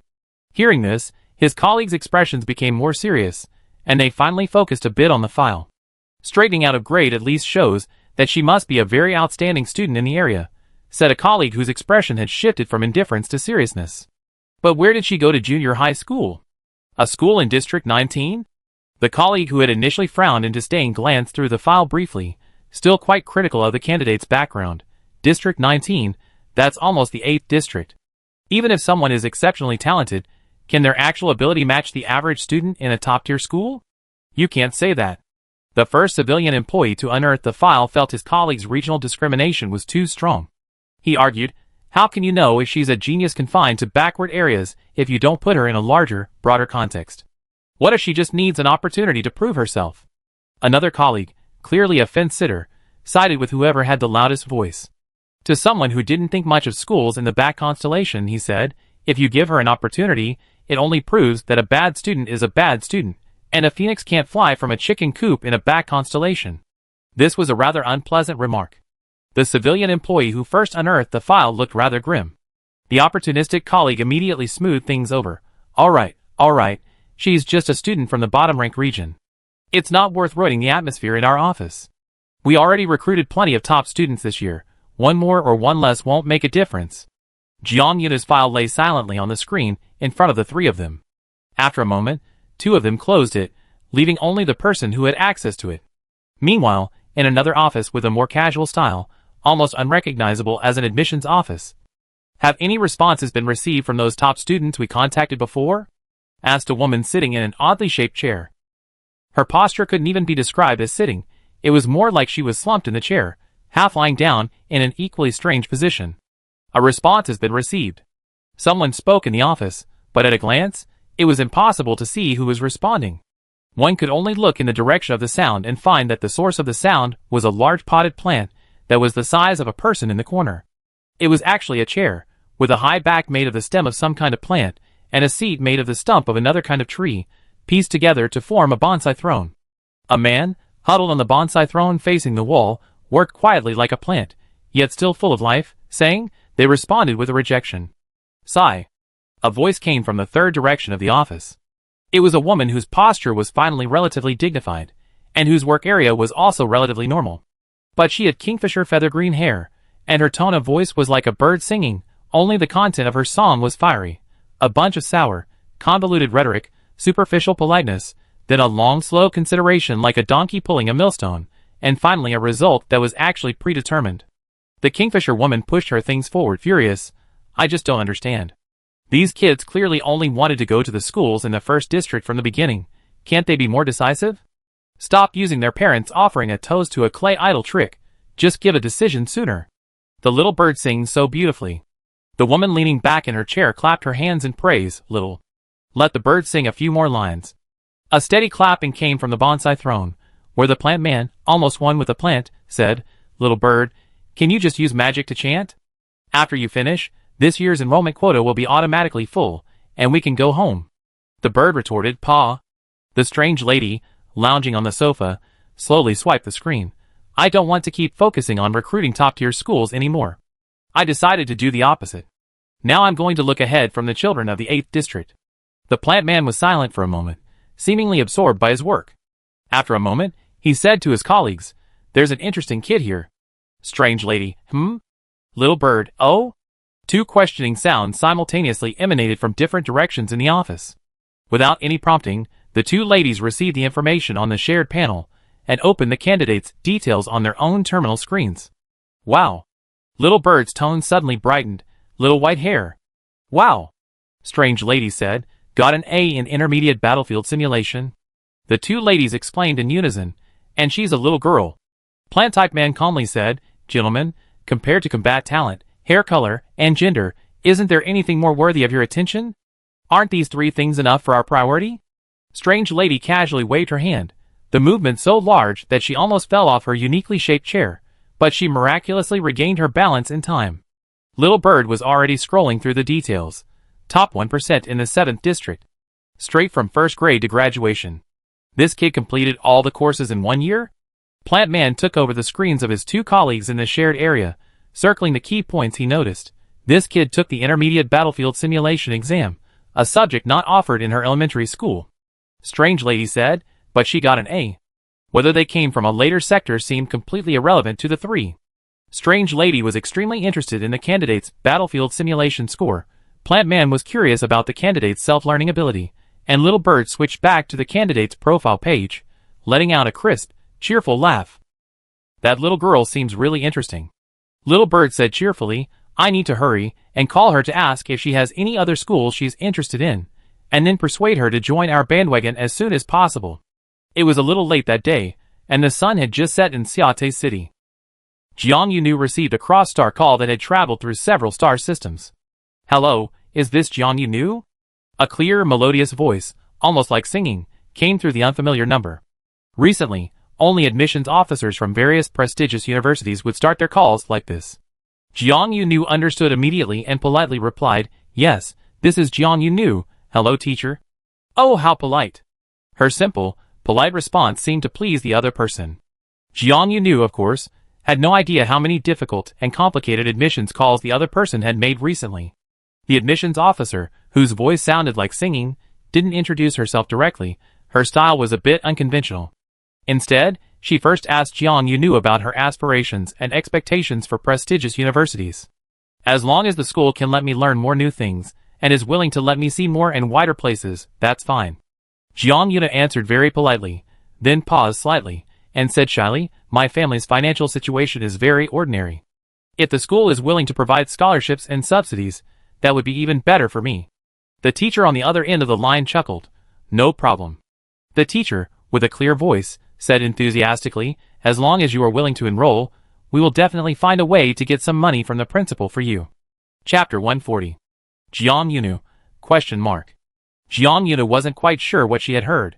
Her expression was momentarily confused. Just to be cautious, she still asked, "Teacher, what are you saying?" A small commotion seemed to erupt on the other end of the communication line. The background noise suddenly became very loud.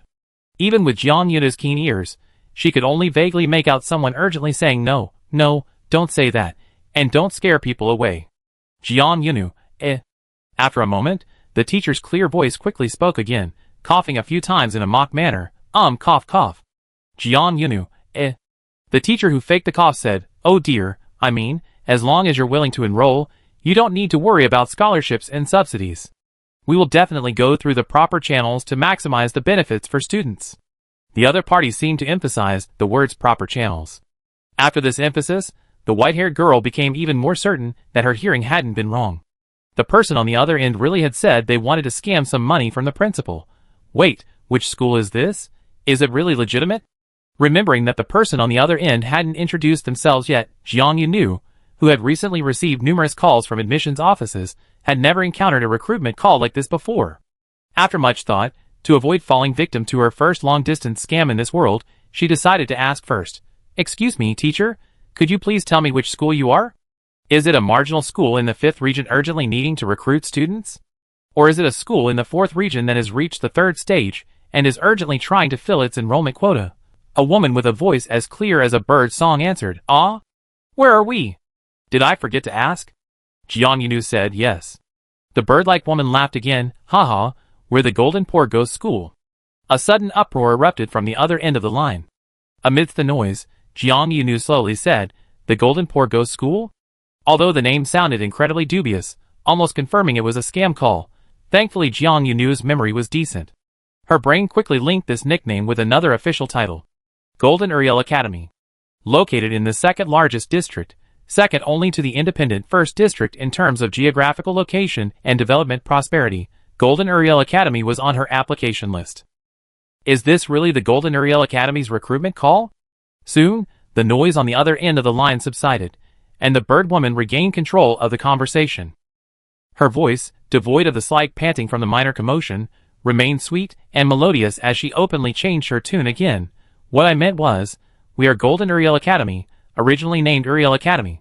The name comes from the elemental angel Uriel, symbolizing freedom and unbridled passion.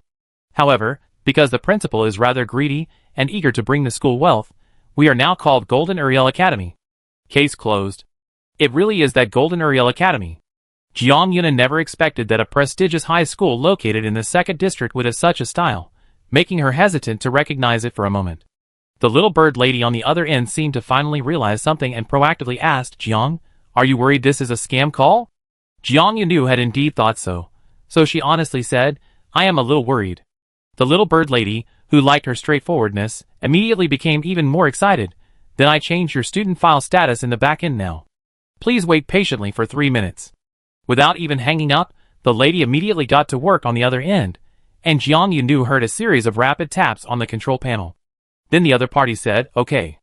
Now go check the student information back end." Jiang Yunu did as instructed and went to the student information backend.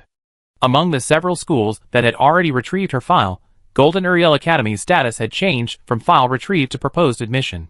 This was enough to prove that she had indeed received a recruitment call from Golden Uriel Academy and accepted their offer. Next, barring any unforeseen circumstances, and without encountering a situation where multiple schools simultaneously proposed admission, Jiang Yunu would officially become a member of this school when summer vacation ended and the new student registration week for advanced schools arrived. The process was so streamlined it almost seemed unreal. Before hanging up, Ms. Littlebird continued in a singing voice, "If other schools are competing with us for you, you must prioritize us. Of course, you can also call this number and tell me the names of the competing schools, and I take care of them. No, I mean, I analyze the pros and cons of both schools with you to help you make a choice." Jiang Yunu, "Thank you, teacher." The white-haired girl swore on her hearing that Ms. Littlebird had inadvertently slipped out a potentially dangerous remark that sounded like "take care of the other school." Golden Uriel Academy, is its academic atmosphere truly this formidable? Jiang Yunu wondered, then she was deeply shocked. Of course, Jiang Yunu immediately informed all her relatives and friends about Golden Uriel Academy's offer. Her teacher team gathered online again to carefully review the recruitment call. "The second region is still too far from our seventh region," Mutisha said. "We know too little about the specific details there, but at least we can confirm through the applicant's background information that you were indeed recruited. So the advanced schools in the second region can be like this." The white-haired girl couldn't think of a suitable adjective for a long time, and fearing that she might be too offensive, she finally said, "So approachable?" "It might also be related to the positioning of Golden Uriel Academy," Reese Daniels said gently. Teacher Reese always had his own insights into the resource allocation between regions. Although he was based in the 7th region, he also had some knowledge of the general situation in the top star regions. Golden Uriel Academy is located in the 2nd district, but its position might be a bit awkward. Awkward? Yes, especially after it got a new principal. Reese Daniels said, before the principal changed, Uriel Academy was still among the top 3 schools, but above it were the firmly established leaders Duma and Earth Radiance, and behind it were schools, like Michelle with strong momentum. Uriel Academy, well, it was a bit difficult to move up any further, and it wasn't impossible for it to decline. In other words, it was a school that was not good enough to be among the best, but might also be overtaken by the worst. Jiang Yuna knew an economic psychology theory, by when prices are rising, not falling. This means that when consumers see an overall upward trend in commodity prices, they rush to buy, believing the price will continue to rise after they acquire it. Conversely, when consumers see an overall downward trend in commodity prices, they hesitate to buy, fearing the price will continue to fall after their purchase, and their goods will depreciate in value. She felt this was somewhat similar to the situation faced by Uriel Academy. A stagnant upward trend not only hinders progress, but also risks being overtaken. Higher education institutions are different from junior schools. The resources and future employment opportunities they provide are more deeply intertwined with students' future development. Students naturally focus more on personal development when choosing a school, wanting to choose one with abundant resources that can better support them. Why is the school's positioning more awkward after the new principal? Jiang Yuna realized there was another crucial issue. Reese Daniel chuckled in the group chat. "You probably already heard about the new principal's achievements, haven't you? Changing the school name, supporting student misbehavior, years of financial deficits. All these actions have led many elites in the upper 3 districts to believe that Uriel Academy has a high chance of collapsing under his leadership. Those born in the upper 3 districts, or those who have painstakingly climbed their way up, are most afraid of their social class slipping. Such families also fear their children's social class decline. For many families in the upper 3 districts, choosing a prestigious school with a high probability of failure and subsequent hindered development resources is an unthinkable prospect. However, regardless, a school located in the 2nd district was already a highly desirable but unattainable prestigious school for students from the 7th district like them. In short, Mutisha said, "It's good news for you." Jiang Yuna chatted with the teachers and felt reassured. No further unexpected events occurred. Michelle Academy, which had also retrieved her file, seemed to have merely checked the information but ultimately did not offer her admission. When the 3-stage file review process ended, Jiang Yuna knew for sure that starting next academic year, she would be going to the 2nd district to become a freshman at Golden Uriel Academy. The principal was said to be eccentric, the school atmosphere to be very free, and the little bird teacher who called her didn't seem like a kind person. Thinking about all this, Jiang Yuna suddenly felt that her life in a prestigious high school was even more worth looking forward to. However, before becoming a student in a prestigious high school, she still had some things to do, such as the graduation banquet they had promised. Jiang Yunu had initially said she wouldn't invite many people if she were to hold a small celebration for her child's graduation, but when she actually compiled the list, she discovered the number of attendees might be much larger than she had anticipated. Instead of finding a restaurant elsewhere, the celebration was held at the Chiao family's small building deep within the dilapidated street. The guests, personally invited by Jiang Yunu and who had gladly accepted, looked somewhat incredulous upon first stepping onto this narrow street. Jiang Yunu appeared very generous. The road might be a little difficult to walk on, because it rained the day before yesterday. Be careful when stepping on those cobblestones with their edges warped. Chapter 141. Jiang Yunu carefully guided the guests, who were visiting the dilapidated street for the first time in their lives. Aside from teachers, like Reese Daniel, who had carefully reviewed Jiang Yunu's records and knew her specific home address listed in the student registration information, people like Zhou Jinshui and Xiesher only knew that Jiang Yunu's family lived in Xiate City, but not in which specific area of Xiate. Of course, they would never have guessed that it was such an area. Dilapidated street itself exudes poverty, sounding like a lawless zone. Young Master Xie stood at the entrance of dilapidated street for a moment, lost in thought. He was wearing an exquisite little suit and carrying a delicate gift box, looking completely out of place with the overall style of dilapidated street. He said to Jiang Yunu, "To be honest, if you hadn't invited me here, I would have thought I was about to be kidnapped and sold." Joy-sun, who was waiting with Jiang Yunu at the street corner to greet them, immediately retorted, "You wish." As he spoke, Joy-sun's gaze swept over Zhou Jinshui, wanting to quickly find a more worthwhile target to kidnap. He knew that Senior Zhou and Jiang Yunu had a good relationship, but it wasn't appropriate for a boy like him to make such a joke about a girl, so his gaze continued to shift to the side, quickly locking onto a new target. If we really had to kidnap and sell someone, then the first choice should be Teacher Lei. Reese Daniel, who had just gotten off the hover car at the street corner, thought with a question mark. It was summer, and Teacher Lei's usual long trench coat and overcoat were quite inappropriate, but he still wore a neat shirt and trousers, adapting to the weather while trying to project an air of order and style. The debonair male teacher asked incredulously, "Who wants to kidnap and sell me?" Jiang Yunu quickly replied, "Me." The white-haired girl gave her teacher an evil smile. "Teacher, you boarded a pirate ship and arrived at a particularly dangerous place. You might be kidnapped soon." Although Joy-sun had targeted Rice Daniel, he was actually far from being reckless in Rice Daniel's presence. Rice Daniel had taught Joy-sun for an extra semester, so the red-haired boy had spent more time in this male teacher's class than Jiang Yunu, and therefore held him in greater awe. Jiang Yunu knew that Joy-sun wouldn't dare to respond after pointing at him, so she smiled and continued with her sinister remarks. Reese Daniel, carrying a bag, likely a gift, approached Jiang Yunu and Joey-sun, asking, "So, Jiang Yunu, where are you planning to sell me?" Reese Daniel, ever the good-natured student, jokingly replied, "Could you, for the sake of our teacher-student relationship, screen potential buyers for me, or perhaps let me see their information beforehand?" Jiang Yunu said, "No, a handsome and talented young man like Teacher Lei needs to be auctioned off. Buyers can't be pre-selected." Reese Daniel was both amused and exasperated. "Looks like I'm quite valuable. Should I thank you for the compliment?" "You can," the white-haired girl said confidently. "When the highest bidder appears, you pretend to be bought, and once the money arrives, I steal you back. We split the profit 60/40. The dignified male teacher stopped, forced to re-examine his student carefully. Against the backdrop of the truly simple and honest street in the dilapidated district, Jiang Yunu stood at the street corner, hands on her hips. Her white hair seemed to be filtered through the street scene behind her, highlighting her smiling expression. Combined with her overly practiced speech, she looked very much like someone with the potential to do something truly wicked in the future. After thinking it over, Reese Daniel cautiously and objectively said, "Jiang Luobua, if you were standing here 10 years, no 5 years from now, and talking to me like this, the teacher might suspect that you already done it."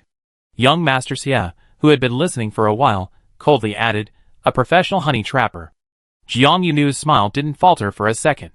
She turned to Xiesher, "Oh young master, you know about honey traps?" Xiesher seemed to have "I'm just rich, not stupid" on the tip of his tongue, but he swallowed it back out of some politeness. "So lively." A cheerful greeting came from the other end of the street. Mutissa, carrying a rather large suitcase, walked over from the other side of the street. "Are you all planning to stand at the street corner catching up before heading further into the street?" Mutissa seemed to find the sight of everyone blocking the street corner quite amusing. The usual procedure for entertaining guests then continued. Joy-san was responsible for leading the arriving visitors deeper into the dilapidated street, to the Chiao family's small building, while Jiang Yuna remained at the street corner, waiting for the other guests on the list. Mainly because the narrow entrance to the dilapidated street was a bit hard to find, it only seemed so distinctive to permanent residents like them. Zhou Jinxua's family car brought her to the vicinity. The senior wanted to get off a little early and walk to the address Jiang Yuna had given her, but her driver wasn't familiar with the area either. The hovercar circled around and flew directly over the dilapidated street. Senior.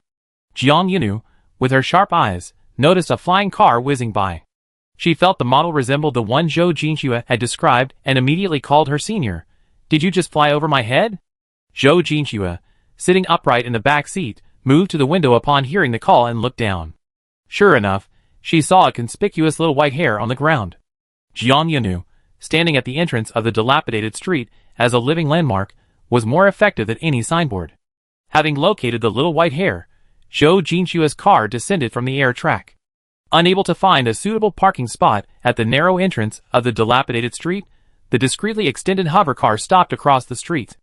It's a good thing you're here to pick me up, Zhou Jinxua said after getting out of the car.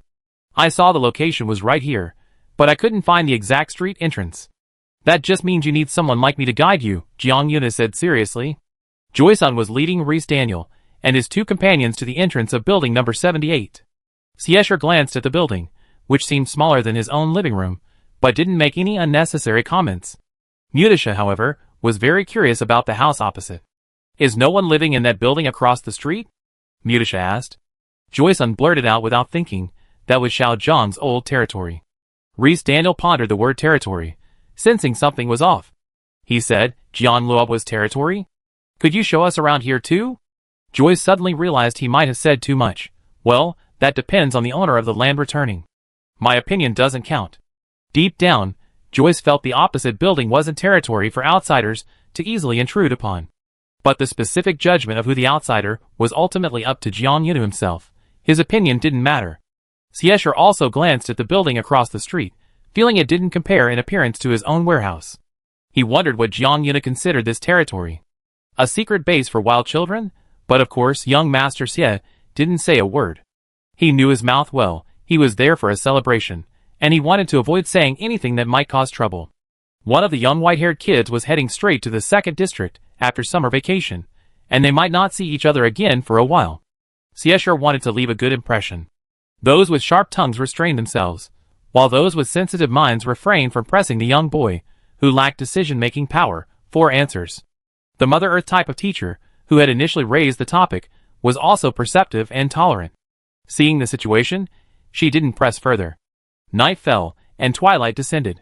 The Chiao family's small building, nestled deep in the dilapidated street, was unusually crowded, reaching its most bustling peak in history. The doors and windows of the small house had to be opened to let in the summer night breeze and improve air circulation. This was probably the simplest celebration many of those present had ever attended. The Chiao family's dining table, with so many people, seemed a bit too small and insufficient to accommodate everyone. Jiang Yunu then demonstrated a unique mobile dining method. People carried bowls, walked around the table, with no fixed seats, they simply picked up the food they wanted from whichever side they wanted. It was like a banquet, or a family-style buffet. This way of eating was undeniably unrefined. Because the hosts were leading the way in this casualness, the celebration was just that relaxed. So when Zhou Jinxua and Siesher tried picking up their bowls and circling the table to eat, Zhou, known for her impeccable manners, couldn't help but say, this is actually quite convenient. Young Master Xie said, I can't imagine eating like this anywhere else except here. Zhou-san appeared behind Siesher, asking, Young Master, are you satisfied with your meal? The red-haired boy's hand still had a few water droplets, and he carried the smell of cooking from the kitchen. Jiang Yunu also peeked out from the kitchen door, but her body was still inside. She was helping to chop some fresh vegetables for the soup pot. And all the guests had seen how the siblings helped with the cooking, and how skillfully they prepared the ingredients. The fact that Jiang Yunu and Joey-san were allowed in the kitchen surprised all the teachers. Lucy, who arrived a little late, happened to catch the siblings chopping vegetables, and watched their knife skills for a long time, marveling at their abilities. Zesh, thinking he was being discreet, but actually quite noticeably glanced at Jiang Yunu and said, quite satisfied, I mean very satisfied. It tastes great like this. Jiang Yunu felt she had received a polite reply.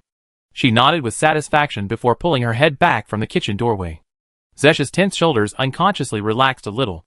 The teachers exchanged knowing glances. Lucy nudged Reese Daniel's shoulder, and Mutisha raised an eyebrow slightly.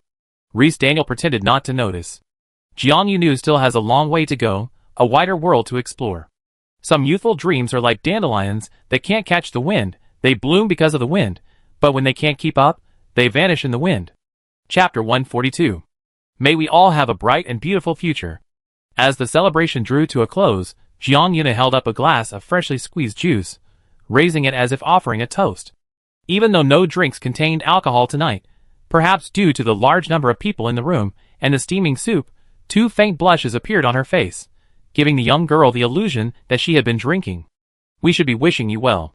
Zhou Jingjue turned slightly to the side, allowing a breeze blowing in from the window to reach Jiang Yunu's face. She was sitting right next to the window. Unfortunately, the summer night breeze was rather gentle, offering no invigorating effect. With a cheerful smile, Jiang Yunu gently swirled the glass in her hand. She continued with a beaming smile, I can wish everyone well too, since I already achieved my goal for this stage.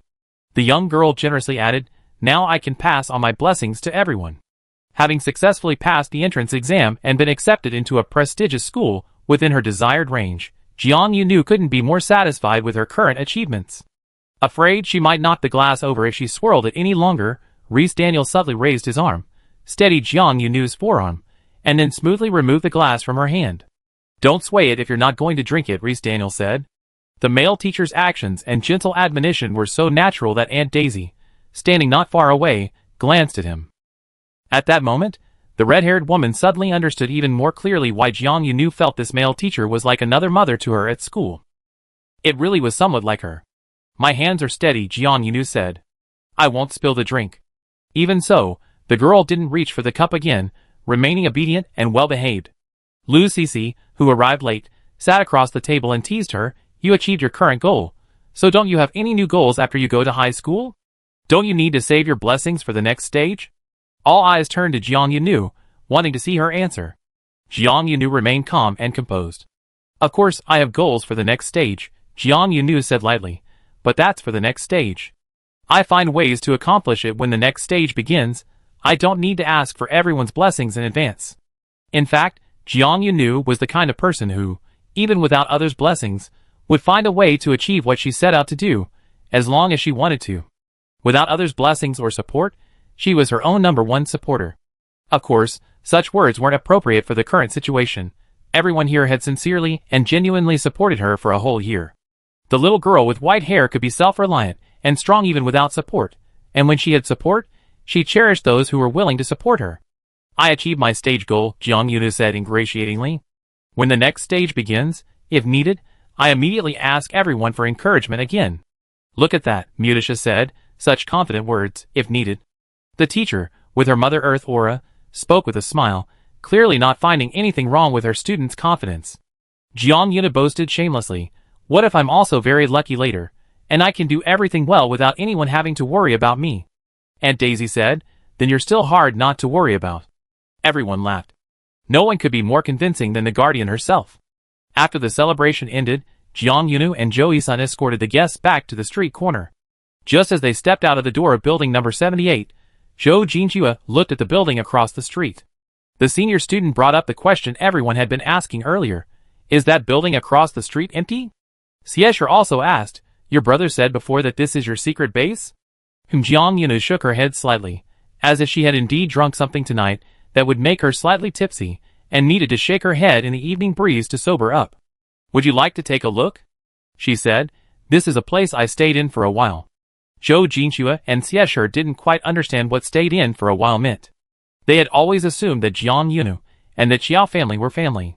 Although Jiang Yunu's surname was different from Qiao Yisun's, it was normal for a niece and aunt to have different surnames. Reese Daniel's eyes flickered slightly. He was already deep in thought. Jiang Yunu had been quite open about showing the small building across the street to Qiao Yisun and Aunt Daisy, displaying a kind of a dog doesn't mind its humble home attitude. She genuinely felt there was nothing wrong with showing it. Therefore, when the guests, led by Zhou Jinxue, nodded, and teacher Mutisha subtly indicated that she would also like to see it if she didn't mind. Jiang Yuna stepped forward confidently and pulled open the door of the small building across the street. Everyone, step back a little, Qiao Yisan directed at the opportune moment. At first, young Master Xie didn't understand the necessity of this reminder, but soon after, his precious and sensitive nose began to itch in the fine dust. He then let out a rather unseemly sneeze. Achoo! Everyone else had already retreated to a distance away from the dust. Was that a hidden weapon aimed at me? Young Master Xie asked, covering his nose. This is the price you pay for not trusting me sooner, Joysun said sharply. But in an instant, Xiesher lost all interest in arguing with the red-haired boy. Young Master Xie covered his nose, staring blankly at the house with its open door. Worse than the previous comment that it looks worse than his warehouse. To be honest, Xiesher genuinely felt that the house in front of him didn't even deserve to be his junkyard. It wasn't just shockingly dilapidated, it was shockingly empty. It was in better condition a year ago, Jiang Yunu said, looking around the interior of the house. She didn't feel embarrassed, but a hint of guilt showed regarding its appearance. It really hasn't been maintained for a long time recently, so it looks a bit dilapidated. Great, Xiesher said. Jiang Yunu, Xiesher lowered his hand from his nose, seemingly wanting to take a deep breath, but quickly realized that would only result in inhaling a mouthful of dust. I'm really afraid you say to us, look, isn't this house quite nice? Young Master Xie's tone was as natural as possible, as if he were teasing him casually. Jiang Yuna laughed. I still have that much self-awareness. Her tone was relaxed. However, the white-haired girl's relaxed demeanor only made the adults more silent. She was aware that the conditions of the secret base weren't very good, but she had apparently spent some time there before. So what kind of life had Jiang Yuna been living before? Why? Several questioning gazes turned to Jadis, the red-haired woman letting out a noticeable but silent sigh. She subtly shrugged her shoulders, indicating, it's a long story. The adults refrained from asking further questions in front of the children. The visiting children, like Zhou Jinxue and Xiesher, were adept at judging the situation, so they said nothing more. The inspection of Jiang Yunu's secret base was rather perfunctory. The group didn't even go inside for a detailed tour. For a place like this, a quick glance at the exterior and the general layout of the first floor was enough to deduce the whole picture. Jiang Yunu briefly introduced the place where she had briefly stayed. All the teachers, students, relatives, and friends tried to remain natural, without revealing too much unusual emotion, but a certain implicit pity for the white-haired girl was rapidly increasing. You have a better secret base later. Mutisha's hand gently brushed through Jiang Yunu's hair. You know, the words of the tribal chieftain are always very accurate. Jiang Yuna thought seriously for a moment. If I buy a house in the second district, I probably still won't be able to afford it. Luke Ice unceremoniously stretched out her long arm from behind and flicked the girl's forehead. Teacher Sasha was trying to connect with you emotionally, but you're just busy with the accounts, you practical little money grubber. Jiang Yuna chuckled. Never mind, said Reese Daniel. After seeing the secret base, Jiang Yunu and Joysun had already escorted the guests back to the intersection of the dilapidated street. In the distance, the headlights of various vehicles shone from the empty tracks, like fish eyes shining in the night sky above the city of Xiant. Several vehicles, like a school of fish, swam precisely towards the street corner of the rundown street. They were special cars coming to pick up the guests and take them home. Russ Daniel stood at the street corner, the headlights of the descending cars brushing against his hair. He looked at Jiang Yunu. A little money grubber, it's better if she's more practical, he said. That way, at least she won't be easily fooled when she gets to the second district. Jiang Yuna sensed a conflicted worry in Russ Daniel. He felt it was better for her to move up, but he also worried about the troubles and setbacks she would encounter in the top districts. But regardless of whether teacher Russ Daniel's mindset could be contradictory yet unified, time continued to move forward. The celebration ended, and soon, summer vacation came to a close. Have you grown taller again? One day, as summer vacation was drawing to a close, Jadis suddenly said this to the little girl. She looked Jiang Yunu up and down, even gesturing with her hand to compare Jiang Yunu's hair and her own body. During this time, Jiang Yunu moved her arms and legs, saying, Are you all right? Really? Joe Dicey measured them manually, then confirmed yes. The red-haired woman's gaze swept over Jiang Yunu's cuffs and trouser legs, and the new clothes I bought you before summer vacation are tighter again. Don't you feel it? Jiang Yunu honestly replied, No. Growing taller during puberty often seems to happen imperceptibly to the person experiencing it. It usually requires someone nearby to suddenly notice the change and remind them before they realize it themselves. It's not uncommon for children in their developmental stage to grow a significant height over a summer vacation. Furthermore, Jiang Yunu usually wears loose, casual clothes, and the clothes she bought before summer vacation were already half a size too big. After growing taller, the clothes actually fit her better. And since it wasn't to the point where the sleeves were too short when she raised her arms, or that her calves were exposed when she stretched her legs, Jiang Yunu hadn't immediately noticed the change in her clothes. "I need to buy you 2 more new outfits," Aunt Daisy said. "Otherwise, I'm really worried that within 2 months of starting your new school, all your clothes will be too long, maybe even 8/10 of the way." Chapter 143. Jiang Yunu said, "It's not that exaggerated." She felt she didn't need to buy clothes so frequently. Her previous choice of loose-fitting styles was perhaps partly because she thought they would last longer, reducing the frequency of clothing purchases. But who could have imagined her astonishing growth rate? Only 2 months later, the clothes she bought before summer vacation were already at risk of being ill-fitting again.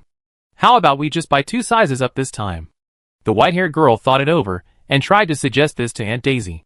She said eagerly, "That way, the clothes should last longer, and we won't need to buy any more during the school term." However, Xiao Daisy didn't immediately agree, but instead gave her a cryptic look. Jiang Yunu asked curiously, "What's wrong, Aunt Daisy?" Aunt Daisy extended a slender finger and tapped Jiang Yunu's forehead. "You've grown taller and bigger, but you still don't seem to care much about your appearance. You don't seem to care about dressing up at all just because you're older." Generally speaking, children begin to care about their appearance after growing into teenagers, and this focus on appearance may reach a peak during puberty. The awareness of beauty is awakened and grows rapidly during this stage. This applies to both boys and girls. At least not in the current era. "You know what?" Aunt Daisy shared with Jiang Yunu. "Joy-san had some ideas about his new school clothes a few days ago. He came over shyly and asked if I could get him a new haircut before school starts and buy him a black printed sweatshirt he liked." Jiang Yunu's eyes lit up. "That's great. The black hoodie matches his red hair perfectly. Maybe next semester, people at school will start to think he's a cool red-haired guy." Jadis looked at Jiang Yunu with a mysterious gaze for a while. "Look," the red-haired woman said, "you're quite good at appreciating others, even commenting on your brother's hair and clothes. But what about yourself?" Clearly, the white-haired girl wasn't completely lacking in aesthetic awareness. She just genuinely didn't care much about herself. "I prefer appreciating how others dress up to dressing up myself," Jiang Yunu said with a smile. "And there's nothing wrong with that. I stay comfortable, simple, and don't hinder my movements. Meanwhile, there are plenty of people in this world who enjoy dressing up and might need the appreciation and affirmation of others." The white-haired girl raised her index finger, the tip curving towards herself. "I'd be specifically responsible for appreciating these people," she declared confidently. Jadis felt she was spouting nonsense, but upon reflection, Jiang Yunu's words seemed to have a grain of truth.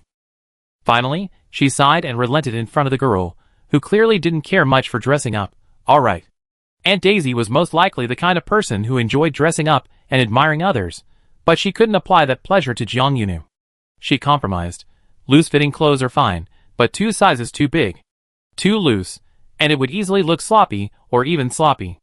Jiang Yunu was going to school in the 2nd district soon, and Xiao Daisy wouldn't let her make her debut in the 2nd district looking so terrible. As summer vacation was drawing to a close, Xiao Daisy bought clothes for both Jiang Yunu and Joyce, and even took them both to get their hair cut.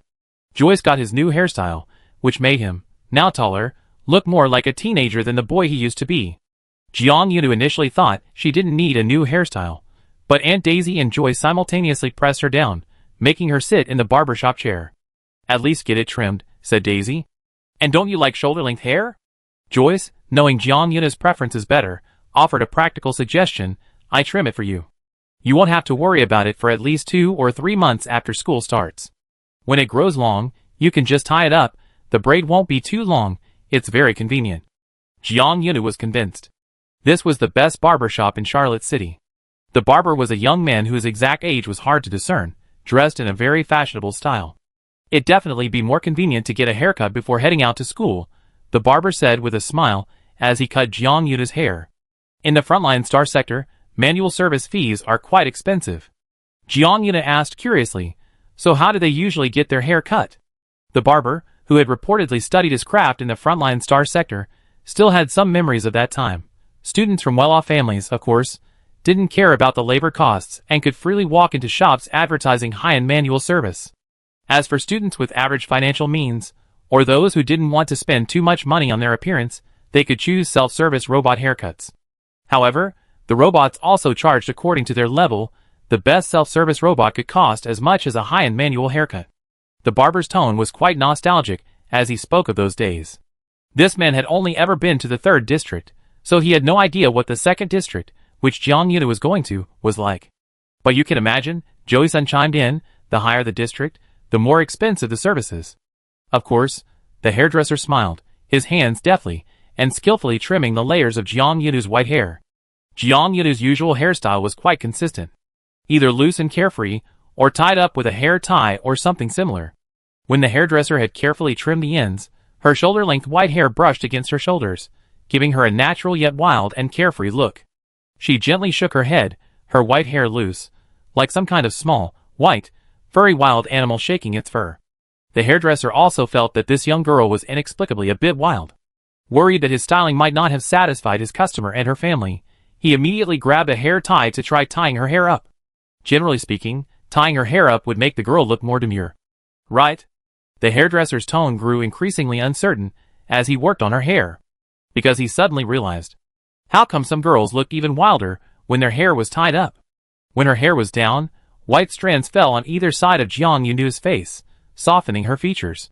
But when her hair was tied up, her features and contours were more clearly revealed, allowing anyone to immediately see her bright, expressive eyes.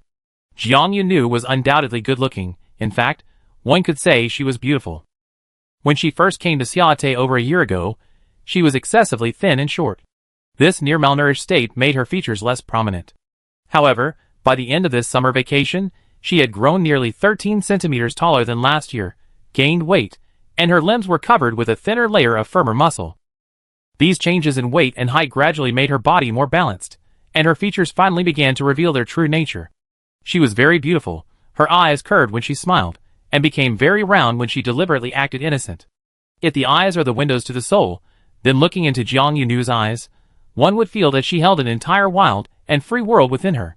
She observed the outside world with these eyes that carried her entire wild world, and her rapidly growing, agile body could explore it. Cheetah. The word suddenly surfaced in the young barber's mind. But quickly, the young man felt that using such a primal beast to describe her didn't seem quite right. Jiang Yunu had no idea what the person cutting her hair had been thinking in those few minutes. She only felt that after her hair was tied up, the young man next to her seemed to pause briefly. "Is it done?" she asked proactively. "Or do I look a little strange?" "No." The young hairdresser snapped out of his daze, and quickly denied the strange suggestion. He only said, "You look great. How about you show it to your family?" Jiang Yunu, sporting her neatly trimmed hair, got up from the soft chair and went to the rest area to show it to Joyce and Aunt Daisy. Joyce and Aunt Daisy were already used to the subtle wildness about Jiang Yunu. They would only look at her with a bright smile and then bluntly praise, "Beautiful." The red-haired boy added, "You look even more impressive than before." Jiang Yunu? Jiang Yunu was confused. "Can being impressive be related to appearance?" she said. Aunt Daisy's assessment was more precise. She said, "Maybe it's because she looks more capable and efficient." Leaving the barbershop, located in the most bustling commercial district of Charlotte City, surrounded by several large floating advertising screens. One of the screens was displaying an official advertisement for a top-tier advanced supernatural academy. Only schools in the upper 3 districts would advertise this far from here, Joyce said, glancing up at the screen before tugging at Jiang Yunu's arm. "Look, if you wore one of their well-tailored combat uniforms, made of obviously expensive material, you'd definitely look like them, becoming one of those elites who look high-class at first glance." Jiang Yunu looked up and saw that the school advertised was a familiar school. One that had left a deep impression on her, and which was completely outside her target school, Duma Academy. Duma Academy's combat uniforms are uniformly black, impeccably tailored. The inner lining is made of a close-fitting fabric that perfectly hugs the well-trained, muscular bodies of the advanced students, minimizing any hindrance to battlefield movement. The outer standard jacket is also well-tailored and crisp, making the students appear to have level shoulders, flat stomachs, and long legs. Jiang Yunu's gaze swept over the Duma Academy students in the advertisement twice, realizing that the only Duma student she could vaguely recognize wasn't in it. She commented somewhat sharply, "Their uniforms, while emphasizing practicality in combat, are too focused on aesthetics. They don't look like they're going into actual combat. Joy-sun, puzzled, asked, then what do they look like they're going to do? Jiang Yunu thought for 2 seconds. Like an honor guard? Chapter 144. Jiang Yunu quickly observed that among all the schools in the upper 3 districts that advertised in the lower star sectors, her own school, Golden Uriel Academy, was not included. This conclusion was reached during the last week of summer vacation, after she had been running around buying school supplies and observing the advertising screens in various commercial areas. Is it because the school I'm going to is poor? Jiang Yunu asked sincerely, her thinking logically, because the school is consistently in deficit, so there's no budget for advertising. The person Jiang Yunu was asking was Reese Daniel. Teacher Reese was helping the little girl upgrade her personal terminal. This service cannot be done by a minor alone and requires adult accompaniment. Originally, Jody should have accompanied Jiang Yunu for this, but no matter how much the red-haired lady wanted to spend more time with Jiang Yunu and cherish every moment before she left home to report for school, Jody still had to work and was only free on weekday evenings and weekends. Jiang Yunu didn't want to take up all of Auntie Daniel's rest time. Coincidentally, Reese Daniel was both an adult and on summer vacation with the students. Lucy had already gathered the Engel school team members for intensive summer training in preparation for another round of inter-school competitions in the new semester, while Mutissa, as Engel's Earth Element teacher representative, had been invited to the 7th District Education Management Center for a district-level conference. Teacher Reese was not only an adult on summer vacation, but also an adult with plenty of free time. And he was happy to mentor Jiang Yunu. Jiang Yunu's personal terminal needed to be upgraded from the basic model to the intermediate model, otherwise, her terminal model might be incompatible with many of the gates in the frontline star regions, and the signal port would become unstable when crossing regions. Jiang Yunu only started chatting with her teacher after detaching her personal terminal from her wrist and handing it to the service personnel at the upgrade center. Generally speaking, Reese Daniel said, schools in top-tier star regions advertise in lower-tier star regions, with only a tiny fraction of the enrollment factor involved. More often than not, it's just for show. Jiang Yunu, showcase their abundant resources, their exquisite campuses, everything about them that's worlds apart from schools in lower-tier star regions, Reese Daniel said casually. His gaze lingered on the technical support staff's actions, carefully observing the upgrade process. Jiang Yunu still didn't understand. The white-haired girl's expression grew increasingly confused. What's the point of showing all this? She asked. To make it clearer to us the gap between us, Reese Daniel said. The technical support staff then chimed in. It's like the latest high-end personal terminal. Without extensive promotion and widespread advertising, even if someone spends a fortune to buy the latest model, people around them might not recognize it as the newest. Jiang Yunu blinked. What impact would it have if people didn't recognize it or didn't know? The technical support staff laughed.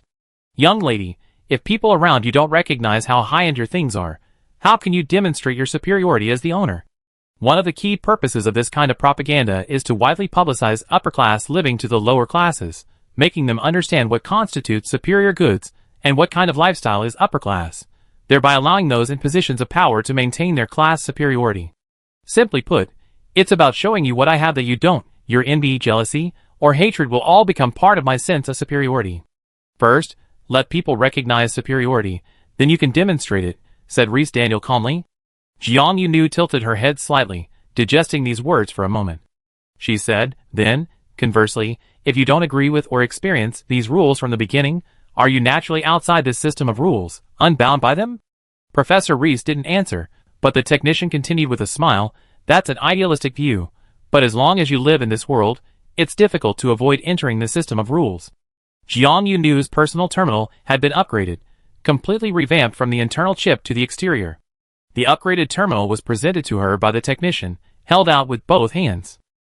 Reese Daniel took the wristband terminal and put it on Jiang Yunu, adjusting the tightness to ensure the fastener was in the correct position.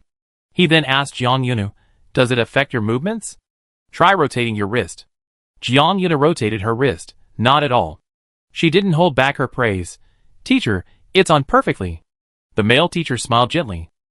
After leaving the terminal upgrade service area, Reese Daniel said to Jiang Yunu, trying to operate outside the rules is indeed a difficult thing. Jiang Yunu, Reese Daniel continued, instead of trying to completely escape the rules, it's better to enter the rules, and then look for opportunities to utilize them. This way, You can reduce some of the resistance from the rules and maximize your self-preservation within them. He seemed to want to teach Jiang Yuna something in advance, or perhaps he was simply rummaging through his own experience, finding principles he thought were suitable for Jiang Yuna to attend a top-tier star sector, and explaining them to the little girl. Whether Jiang Yuna would absorb them, and how much she could absorb, was entirely up to the white-haired girl to understand. It didn't matter if she didn't understand in a short time. Experience is more convenient and effective than words, and Rhys Daniel believed Jiang Yuna would understand these principles sooner or later.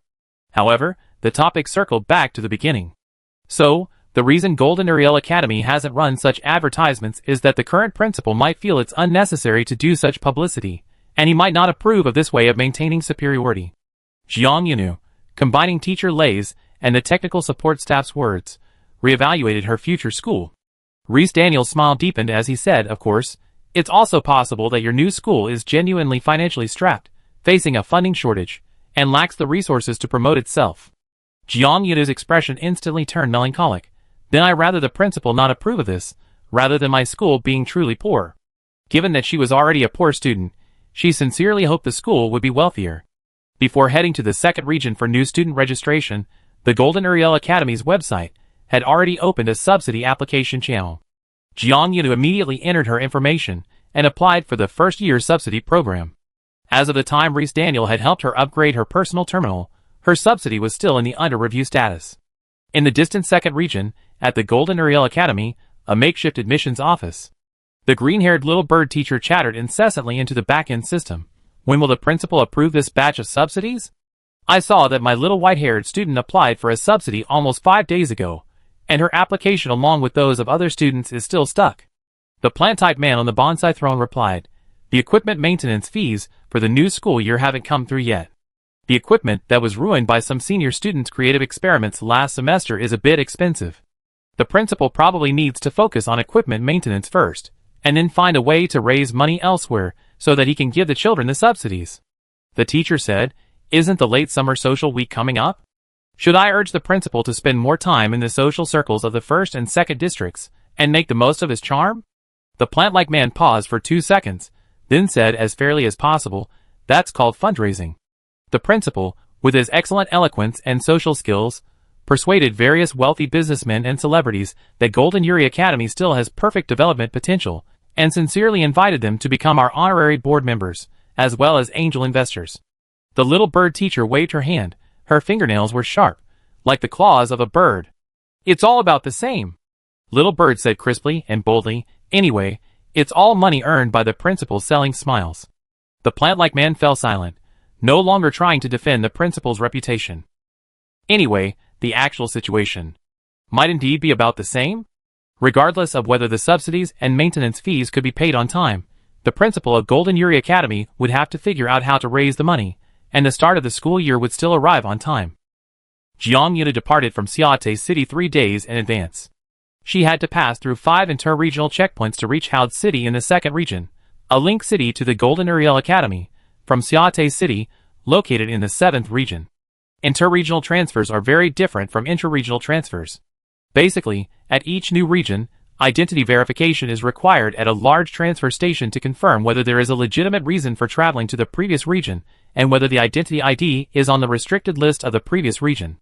Furthermore, the checks become stricter as you go further in the process, and the more advanced the region, the longer the questioning process during manual verification. This meant that Jiang Yuna spent nearly a day and a half just passing through these 5 regional upgrade checkpoints. From the 7th region? The reason for entering the second region is further education? At the transfer station from the 3rd region to the 2nd region, a white uniformed examiner sat behind the manual verification service counter. She looked somewhat weary, as if a whole day's work had exhausted her, and she could only barely muster the energy to handle the work process. When the immigration officer saw that the reason for passing through customs after verifying the identity code was further education, she finally looked up and carefully examined the passenger in front of her. She was completely surprised to see such a young face. Jiang Yunu smiled at the officer. Yes, sister, she said, I'm going to school. The officer was around 35 years old and rarely addressed as sister by such a young girl. Jiang Yunu's smile was infectious, making even the usually serious officer smile involuntarily. Are you here to attend primary school? The officer asked. Jiang Yunu opened her admission notice and handed it over as proof of enrollment. She cheerfully replied, "No, I'm here to attend senior high school." Chapter 145. An unexpected incident occurred during the customs verification process for Jiang Yunu. Of course, the incident wasn't due to any problems with her admission notice or identification. After hearing the young girl say she was going to attend a prestigious high school, the inspector's expression showed surprise. Her gaze shifted back and forth between the admission notice and Jiang Yunu's young face, as if trying to comprehend how such a young child could be admitted to a prestigious high school in the second-largest district. Just then, a sudden change occurred. The queue waiting to enter the manual verification suddenly became noisy. The crowd began to push and shove. The previously orderly queue was like a domino effect, with someone screaming and falling onto the person in front of them, causing the person in front to lean forward and bump into the back of the person even further ahead. Others took advantage of the chaos to break out of the queue and rush towards the gate at an astonishing speed. This action immediately attracted the attention of the robotic guard, whose cold, synthesized voice warned the intruder, "You are attempting to illegally pass through the gate. Please return to the waiting queue." Repeat, "You are attempting to illegally pass through the gate. Please return to the waiting queue." Jiang Yuna turned around and saw a figure rushing towards the gate, ignoring the robotic guard's warning. The person completely disregarded the manual screening process, refusing to even approach the screening window. However, the screening window and the gate were right next to each other. As the person approached, the inspector braced himself against the counter, extending an arm to try and stop him. "Sir, you can't." The person roared, "Get out of my way." Jiang Yuna didn't know what the person was carrying. She only saw their tightly clenched hands, and purely on instinct, she concluded that the person was armed. The man's hands moved in a flash. "Watch out." Jiang Yunu didn't hesitate. She grabbed the inspector's wrist, shoved his arm back behind the counter, and simultaneously crouched down. The two actions were completed almost simultaneously with lightning speed. Whoosh. It was a very subtle sound, barely louder than a suppressed sneeze. But something carrying high-frequency energy swept across the top of Jiang Yunu's hair. She heard the sizzling sound of metal melting and deforming under high temperature. Jiang Yunu kept her head held high, and out of the corner of her eye, she noticed that the outer wall of the manual inspection counter had been scorched. The aggressive man continued to advance, and the robot guard's lights flashed red, entering capture mode. However, this man could move even faster. He unleashed a speed almost beyond human limits, rushing towards the gate. As for Jiang Yunu, standing in front of the inspection window, and the inspector behind the counter, they were temporarily no longer a concern for this man. As long as they weren't blocking his way, they were no different from two stones in his eyes. But these seemingly insignificant pebbles could occasionally trip him up. Jiang Yunu maintained her high posture, and green light rapidly and silently gathered in her hand, solidifying into a tangible object.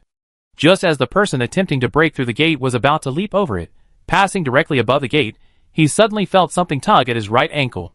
Startled and confused, he looked down, but at first glance couldn't discern what had pulled him, because the energy line was incredibly thin. It was so thin it resembled a silk thread, its green light flickering subtly in the air, that even the robot guards, who arrived immediately afterward, failed to detect its presence. The sudden pull in midair bought the guards ample time for the pursuit. Police restraints were launched into the air, locking onto the person attempting to break through the gate. The shackles, imbued with supernatural powers, automatically extended, continuing to restrain his limbs in midair. Like an insect caught in midair, the person fell to the ground, completely immobilized, and was caught in the net spread by the robotic guards. Human guards, having already calmed the frightened passengers, came to hand over the suspect to the robotic guards. "We are very sorry for the unexpected fright you all experienced," said a human guard, who appeared to be the captain. "The suspect who broke through the gate has been successfully apprehended. Please line up again according to your assigned number, and we will resume normal passage shortly." Jiang Yuna made a small observation. The further forward in the queue, the more courteous the staff in this public service setting became. At least, they were very particular about formal etiquette and decorum, even though the actual screening became stricter the further forward you went. "Young lady, are you all right?" A very compassionate policewoman approached Jiang Yunu, a female officer on duty at the transfer station. When she rushed to help her teammate hand over the suspect, she noticed the visibly shaken officer at the interrogation counter. However, the counter was still quite high, and she hadn't initially noticed the young girl crouching underneath. The policewoman was worried the girl was traumatized by the incident. She immediately knelt down beside Jiang Yunu and extended a concerned arm to check on her. The officer suddenly remembered she had been serving a young girl. She was only saved when the officer gently pushed her arm back behind the counter. Otherwise, the consequences could have been dire. The investigator also emerged from the employee entrance near the counter, joining the female security guard in checking on Jiang Yunu. Jiang Yunu, suddenly receiving such attentive attention, quickly waved her hand to indicate she was alright. As for why she was still crouching, it wasn't because she was severely frightened, but simply because this position was more convenient. Convenient? The female security guard asked, puzzled. It makes it harder for someone like that suspect to notice me quickly, Jiang Yunu said. The investigator and the female security guard both thought, it seems the young woman is still shaken. But what Jiang Yunu was really saying was that it made it easier for the other party to hide her line of sight and secretly make small moves when the equipment of the two sides was unequal. Jiang Yunu was helped up by 4 arms, and 2 women simultaneously patted her head and back to check for any external injuries. At this moment, a security guard who was continuing to monitor the robot guard's data and collect on-site survey data spoke up. Why are there still slight residual supernatural energy fluctuations here? This caught the attention of the police captain. Residual supernatural energy fluctuations? The captain strode over, his boots clicking softly on the gleaming floor of the transfer station. Is it from that suspect? The guard who had raised the anomaly shook his head, showing the captain his data panel. It's not the suspect. The suspect's supernatural energy level briefly surged to an abnormal level. The detection record clearly shows it. Captain, look, it's here. There's still a very small supernatural energy index here. The 2 guards studied the data panel together, the captain unconsciously frowning. There were other small supernatural energy indices. Did the suspect have accomplices? Or were the smuggled goods he was carrying unknown energy? Or... Hello? Suddenly, a voice came from the side. Judging from the voice, it was definitely Young. The guard captain and his team looked over and saw a young girl who looked like a primary school student standing next to their colleague. That residual energy fluctuation, the girl said, a very faint green energy light emanating from her wrist. It might be mine. The guard's eyes widened slightly, as if he had heard something unbelievable, while the captain, being the captain, remained much calmer. After hearing Jiang Yunu's words, the guard captain quickly took the equipment from his teammate and walked to the girl's side in 2 steps. Excuse me, the guard captain said, please cooperate by channeling your energy to this port. We need to do a quick check. Jiang Yunu cooperated by channeling his energy. The faint earth element energy light was received by the port, and soon the screen displayed the real-time energy amplitude and energy patterns. The energy patterns matched the circuit, the guard captain said. It is indeed your ability. Finding the source of this minor, additional ability, so quickly should have been great news for the transit station's guards. It meant that during the case transfer, a suspicious piece of data had been immediately traced, eliminating the need to further classify it as a risk item. But the younger guard finally couldn't hold back any longer. He looked at Jiang Yunu as if she were a little oddball. Young lady, do you know that in a large transit station like this, where checks are conducted, the abilities of regular passengers are restricted and cannot be used normally? Jiang Yunu blinked, belatedly realizing she might have done something unusual. But she was also very honest. She told the guard, I didn't know. I come from a rear sector, and today is my first time stepping into the transit station of the 2nd region. Something about Jiang Yunu's words touched a nerve with the 2 ladies. Despite the serious atmosphere, the inspector's shoulders visibly twitched first, and then the female guard couldn't help but shrug. Your first time in the 2nd region, and then this happens. It sounds like something's wrong with you, the inspector said. Jiang Yunu immediately replied, not at all. She smiled and said, because it's clearly very unusual, and no one was injured after it happened. Everyone is basically safe and sound, so I think today should be considered a lucky day. The female guard now believed that perhaps this young girl really wasn't afraid at all, and her mindset was very stable and positive.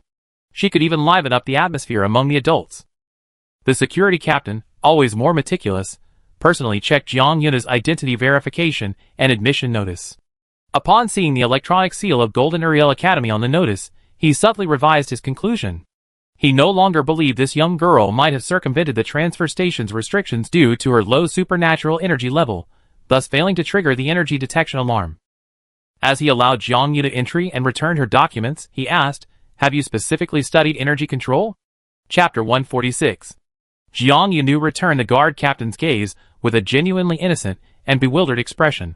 What's that? The guard captain, who had always maintained a serious demeanor, chuckled. It's one of the compulsory courses offered after you advance to the advanced school. He paused, then added, your control over the release of your supernatural abilities is very precise, leading me to suspect that you may have already learned the relevant techniques beforehand. Jiang Yunu had only received Lucy's grueling training during the junior league, but back then, her course wasn't called energy control, a much more professional-sounding term. Jiang Yunu's keen intuition told her that the guard captain still harbored some suspicion towards her. He was testing her, even though she was clearly just a young girl attending school. Jiang Yunu blinked slightly and said, a teacher did give me special training in this area, but I don't know if it meets the standard for energy control. The guard captain said no more. The queue for immigration had been rearranged in an orderly fashion. It was quite long, and many more were waiting to enter the second district. He opened the gate for Jiang Yunu, wishing her a pleasant study and life in the second district. The white-haired girl disappeared behind the gate, boarding the shuttle bus leading to Howd City. Only then did the two subordinate guards approach their captain. Captain, the male subordinate said, you don't suspect this girl is connected to the suspect and the smuggled goods, do you? The captain replied, no, her immigration record is clean, and her departure time clearly indicates she has no connection to this case. Subordinate, then why? Think about the source of the suspect and the smuggled goods, the guard captain said. The source of 3 similar cases recently all points to the border between the 7th and 8th districts. When smuggled goods was mentioned, the guard captain's expression turned serious, a word that made the surrounding staff members momentarily silent. A child from the 7th district, yet he seems to have undergone advanced training. It's hard not to want to ask more questions. The guard captain's brow furrowed slightly. To be fair, perhaps he didn't find Jiang Yunu himself suspicious, but the extraordinary skills Jiang Yunu displayed were somewhat arousing suspicion. The female guard chimed in. It's also possible she's from a powerful family in the 7th district, raised as the family's hope, which is why they put her through so many advanced courses. The male subordinate suddenly had a flash of inspiration. Wait, he said, have we forgotten something important? What did this girl do with her powers at the capture scene initially? The energy fluctuations detected by the equipment were so slight that they were almost negligible unless one specifically checked the data panel. They didn't trigger any mechanical alarms. How harmless was this slight trace of power? It was like a spider's thread in a corner, like the mouth of a kitten or puppy before its teeth have even come in. Being touched by such a power output would cause virtually no harm. It was far below the minimum standard for power control in public areas, so it was deemed safe, and no defensive mechanisms were activated. So what did that little girl do with it? Jiang Yunu was unaware of the questions she had left for the transfer station staff, and even less aware that the female guard had speculated that she was the elderly heir of a prominent family. Jiang Yunu boarded a railcar and entered Howd City from the transfer station. After about 15 minutes of high-speed travel, she finally entered Howd City's airspace. This was a city many times larger than her familiar hometown, Xiate City. Back when she visited Mondstadt, the link city to Songnan Academy, with the Engel school team in the junior league, she had already thought Mondstadt was a rather luxurious and prosperous city. But upon entering Howd City's airspace, she suddenly realized that the prosperity of the back districts was on a completely different level from that of the front districts. Howd City was like a vast garden, at first glance. One couldn't see any towering, densely packed buildings. The only thing visible was its greenery. Greenery and flowers, lush greenery and vibrant colors intertwined. In cities in the later star sectors, greenery and flowers are often embellishments between skyscrapers. However, in Howd City, located in the second largest region, everything is reversed. Buildings are embellishments within a vast garden. Jiang Yunu sat in the railcar, carefully looking out the window. Her seat allowed her a better view of the street scene. Looking at the low-rise buildings in the garden below, she couldn't help but mutter softly, don't they build any tall buildings in Howd City? Besides her, there were other passengers on the railcar. Although Jiang Yunu's voice wasn't loud, the railcar was quiet, allowing another passenger to clearly hear her and turn to look at her. Seeing her visibly young age, the stranger was friendly. Is this your first time in Howd City? The stranger asked. Jiang Yunu nodded readily, yes. There are tall buildings in Howd City, but they are concentrated in designated areas, the stranger explained helpfully. Outside of these designated areas, you really can't see any tall buildings, and building them outside of those areas is illegal. Jiang Yunu asked curiously, illegal? Yes, the stranger said with a smile. Nobody likes being constantly looked down upon, especially in residential and entertainment areas. If there are tall buildings nearby, someone standing on top can use a high-powered camera to look down and see everything you're doing below. How can privacy and security be guaranteed? How can people relax in residential and entertainment areas? The Frontline Star sector has no shortage of land or money, restricting the construction of high-rise buildings, creating as comfortable and beautiful living and entertainment environments as possible, allowing everyone to relax in their own gardens and terraces without worrying about anyone looking down from above.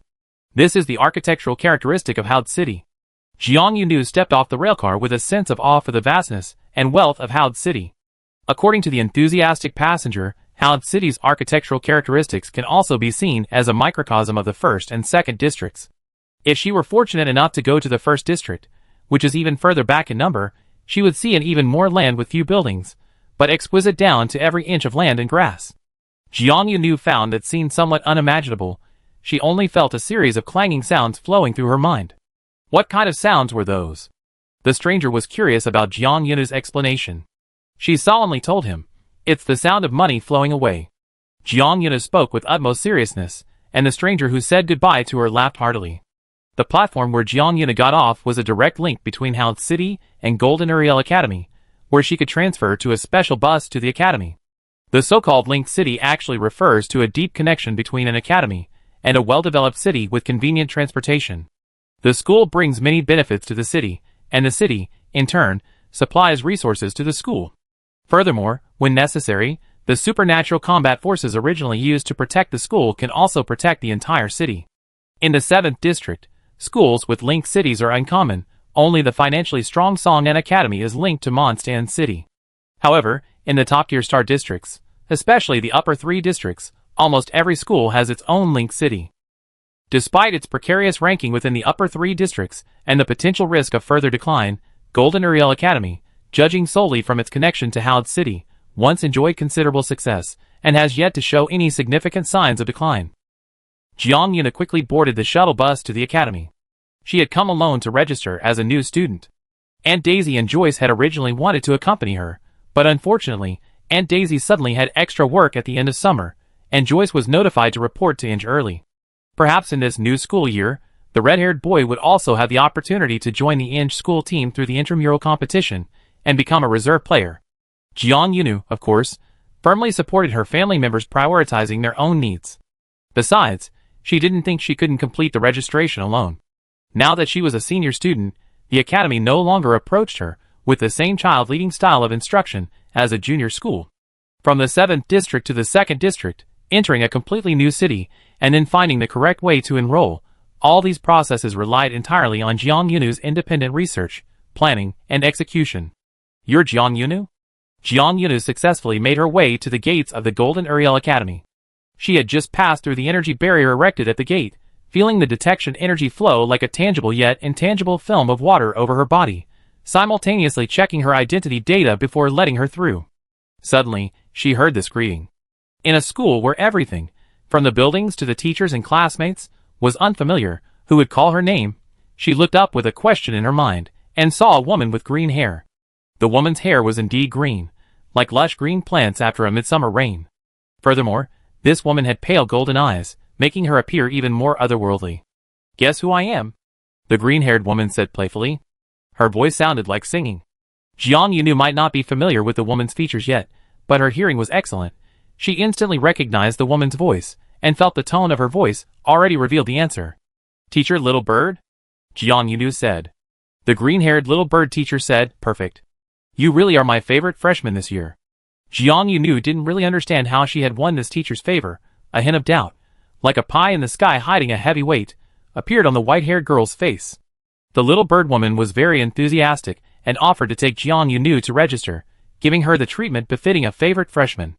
Jiang Yunu was somewhat bewildered as the little bird teacher dragged her into the campus, feeling like an animal cub snatched away halfway by a raptor disguised as a bird. After thinking it over, the white-haired girl decided to ask the most important question first. "Teacher," Jiang Yunu said, "may I ask your full name?" She didn't know little bird teacher's real name yet, having called her little bird teacher for most of the summer. Chapter 147. Little bird teacher. It sounds like a rather peculiar nickname, not a proper address. The reason this lady was called Little Bird originated from a phone call Jiang Yunu made after receiving a recruitment call. Later, during a follow-up call to verify the recruitment information, the white-haired young woman, habitually sweet-talking, complimented the teacher, whom she had only heard at the time, saying, "Teacher, your voice really sounds like singing, as clear and melodious as a lark."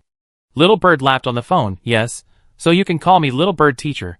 The nickname Little Bird Teacher was suggested by Little Bird herself. Jiang Yunu didn't question it at first, simply assuming the teacher was lively and outgoing, and seemed to enjoy joking with students.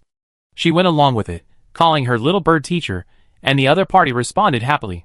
Then, without realizing it, in all subsequent calls, she used this nickname, never again having the opportunity to ask for the other party's real name. Mainly, she had forgotten. Little Bird Teacher acted naturally, never bothering to introduce herself, as if she was born to be called Little Bird Teacher. "My full name?" When asked her name, the green-haired woman blinked her light golden eyes. Sunlight shone on her hair and eyelashes, giving her long eyelashes a golden halo. She said in surprise, "I haven't told you my full name?" Jiang Yunu was being led through an open corridor, flanked by Roman columns with embossed carvings. The space between the columns was completely open and unobstructed, offering views of the school garden on the left and the school buildings on the right. The open corridor allowed sunlight to stream in at an angle, casting a golden halo over Jiang Yunu's white hair. Jiang Yunu, her head bathed in the golden glow, said, "I never said that." Her expression was sincere.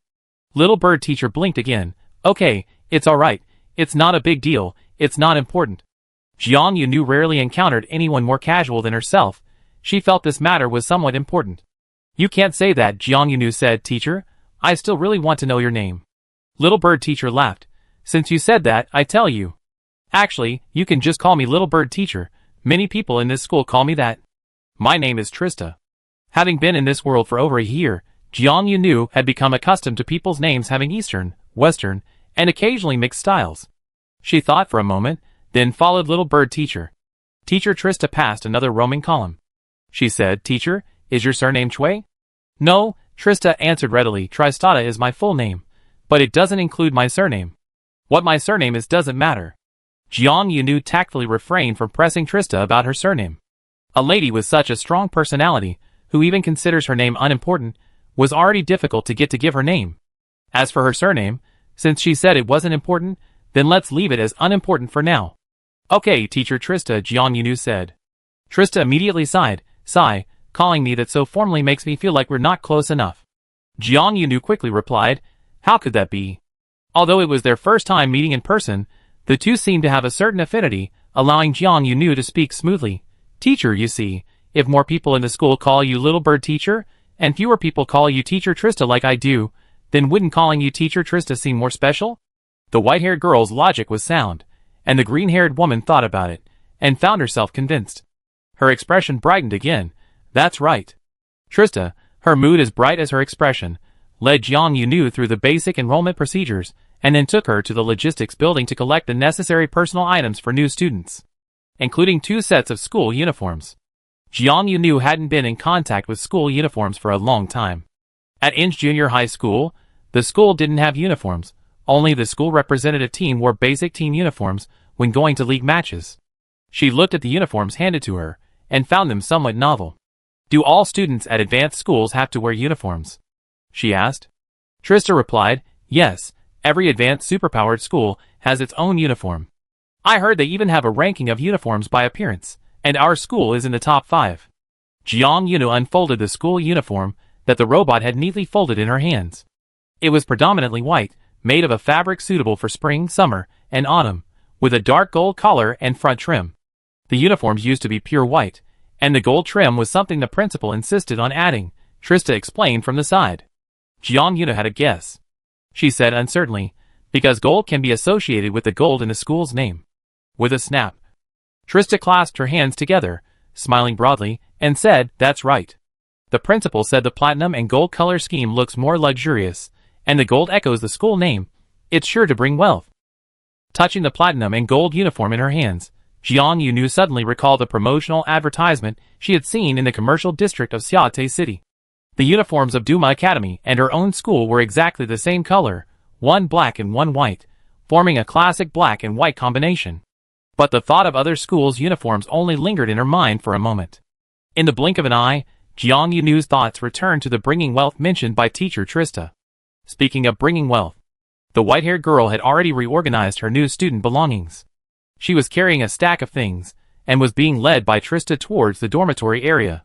Her tone suddenly became shy, and she asked with an embarrassed air, "Teacher, do you know when the freshman subsidy will be approved?" "That's right. School has already started, and freshmen have begun registration, and Jiang Yunu's subsidy application has clearly been approved, but the school's financial disbursement is still delayed." Ms. Trista abruptly stopped. Jiang Yunu also stopped, puzzled. Trista suddenly clenched her fist. "The principal is working hard."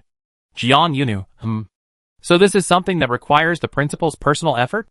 The green-haired woman clenched her fist even higher. "But I think he's not working hard enough. He can work even harder." "Come on. How about I take you to the principal's office now?" Jiang Yunu, Trista, let's go ask him now, see if the principal has worked hard on the student subsidy today. There was no chance for Jiang Yunu to choose between refuse and accept. The green-haired woman, like her red-haired Aunt Daisy, was decisive and efficient. Once she made a decision, she immediately set about achieving it.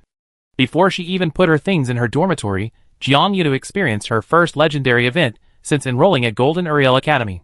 Carrying a huge pile of new student belongings into the principal's office, confronting him about her long-delayed stipend.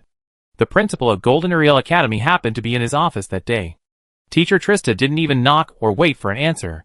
She pounded on the principal's office door 3 times, like a woodpecker pecking at a tree, then manually pulled it open and went in. "Principal." The principal, sitting behind his desk, was startled. At first glance, Jiang Yuna couldn't see the principal at all.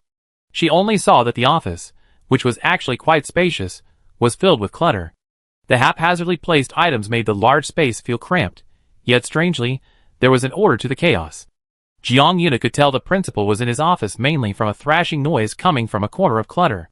Jiang Yunu, The sound, to be honest, resembled a fish flipping over on a chopping board. Trista clearly knew the principal well.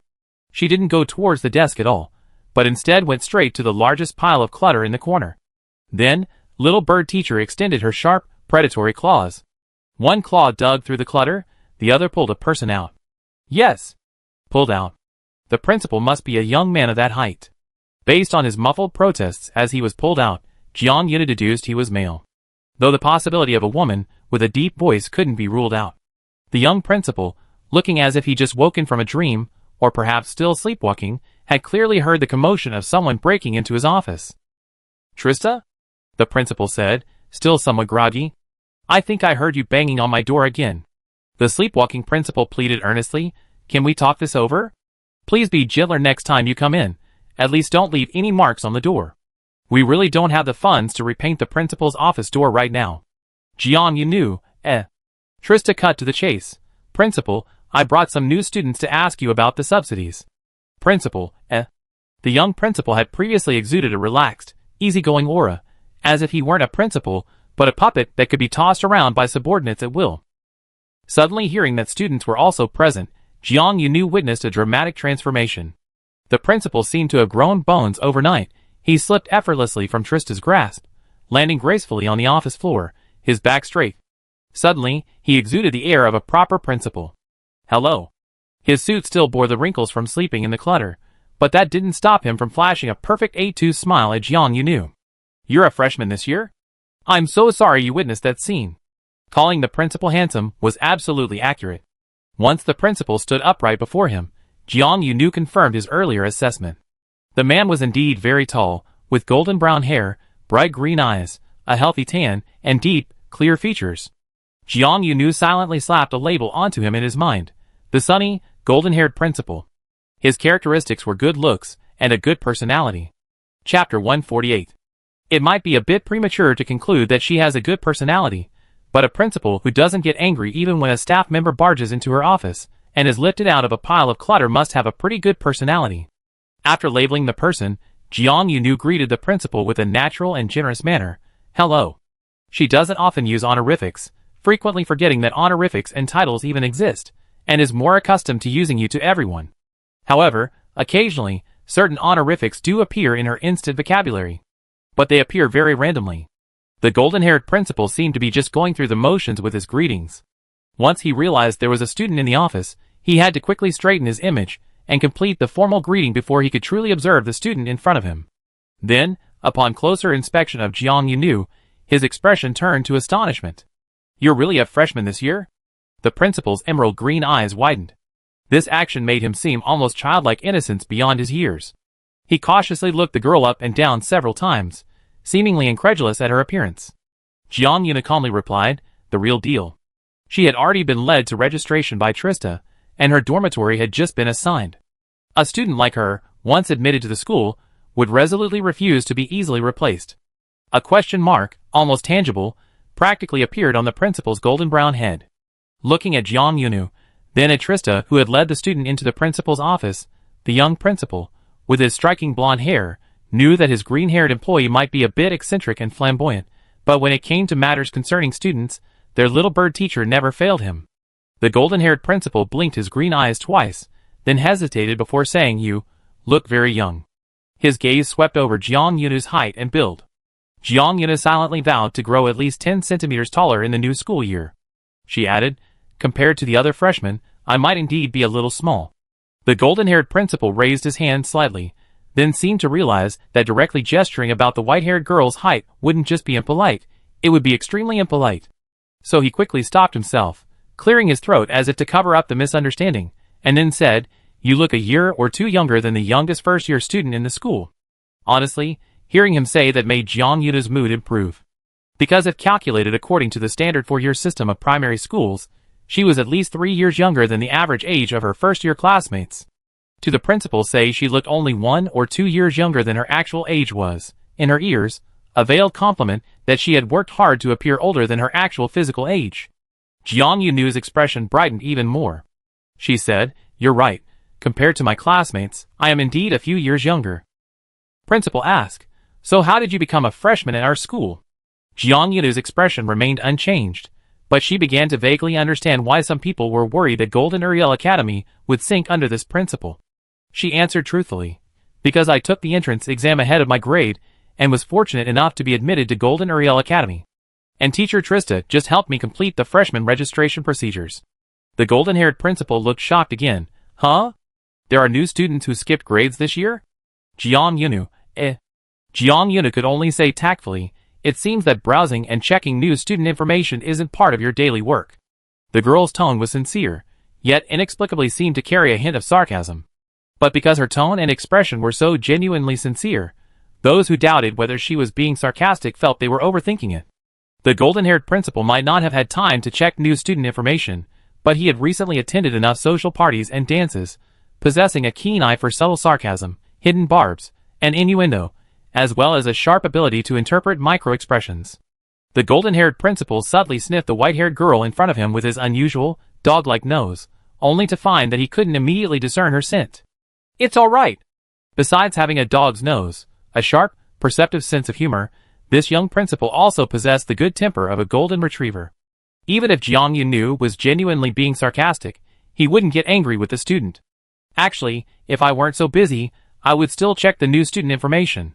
The principal touched his nose, a small gesture that made him seem a little guilty. "It's currently social season, with too many external activities, and I'm extremely busy. I've barely any personal time left." A typical principal wouldn't ramble on like this, unable to resist complaining about life and work to newly arrived students, but clearly this wasn't an ordinary principal. Jiang Yunu wasn't the kind of student who could only stare blankly, unable to respond to an adult's complaints. She expressed some understanding and sympathy. "You worked hard." The young principal was instantly moved and said, "Good child." Teacher Trista spoke up at the opportune moment, her throat-clearing method unusual, like a kingfisher suddenly chirping in the treetops outside the window. Jiang Yunu and the principal both looked at the green-haired woman. Trista was used to expressing her love for people and things openly, and frankly showing her favoritism.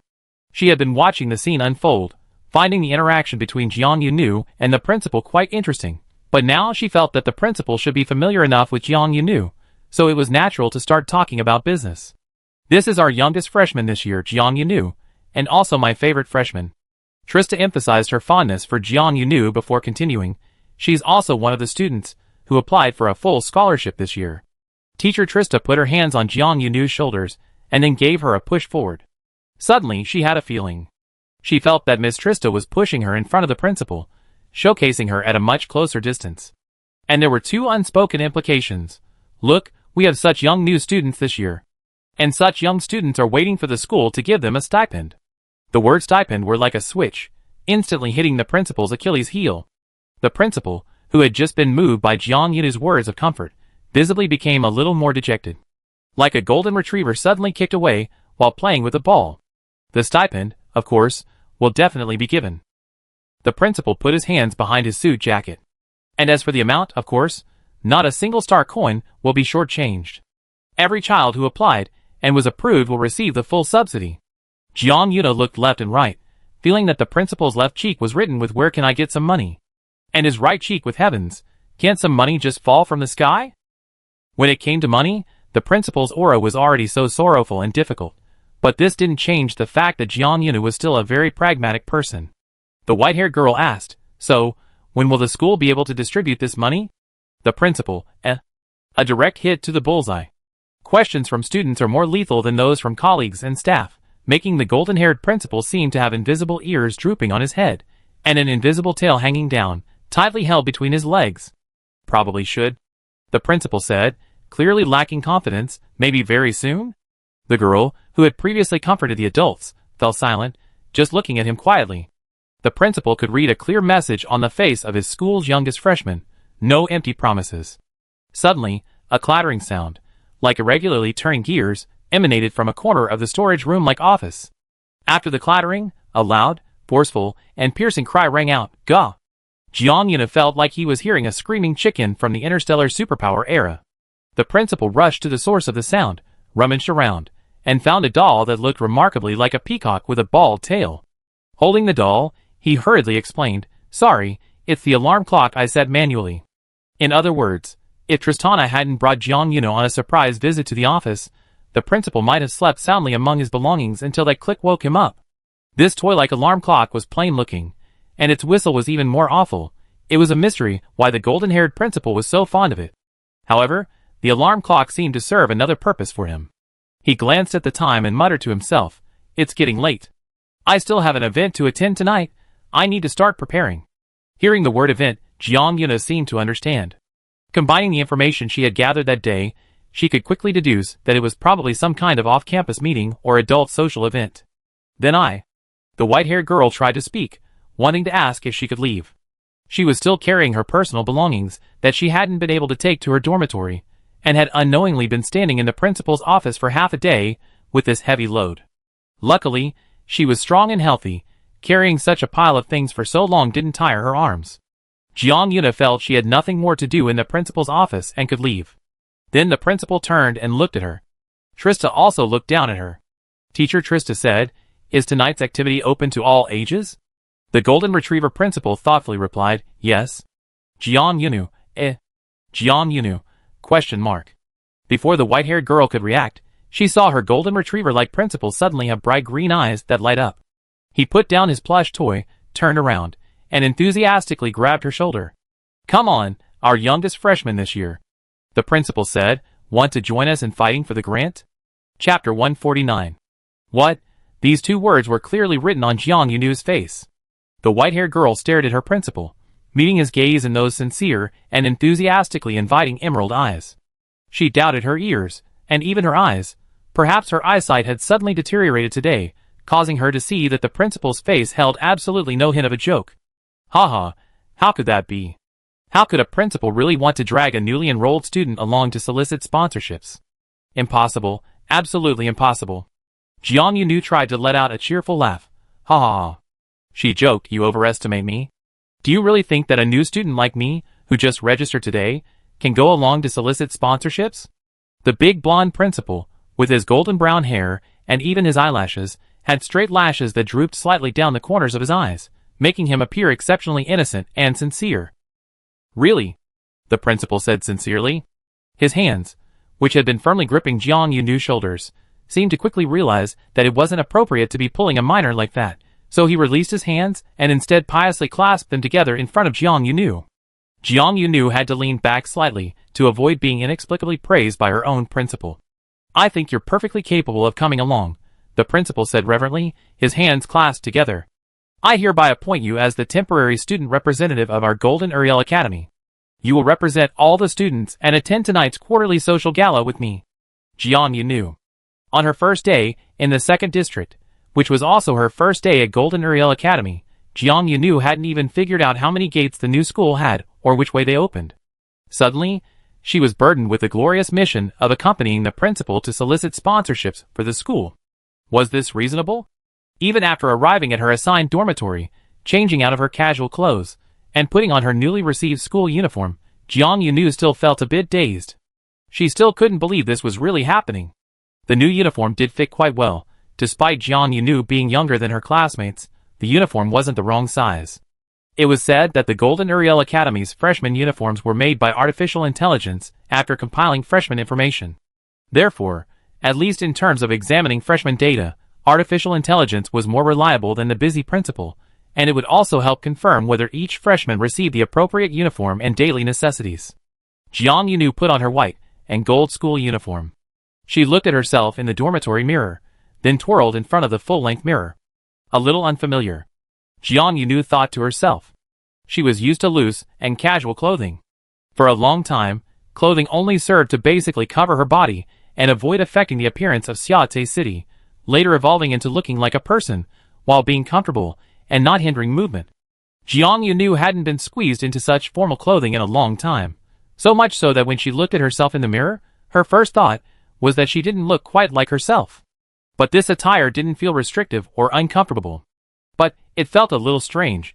So this is what I can look like. Jiang Yunu thought to herself again. I'm actually quite presentable. She added to her thoughts. After adding that, something still felt off.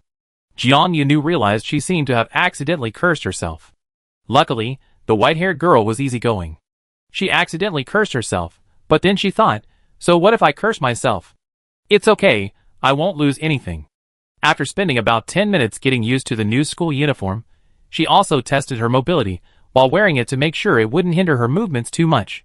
Then, Jiang Yunu ended her rare self-reflection and went to tidy up her personal belongings.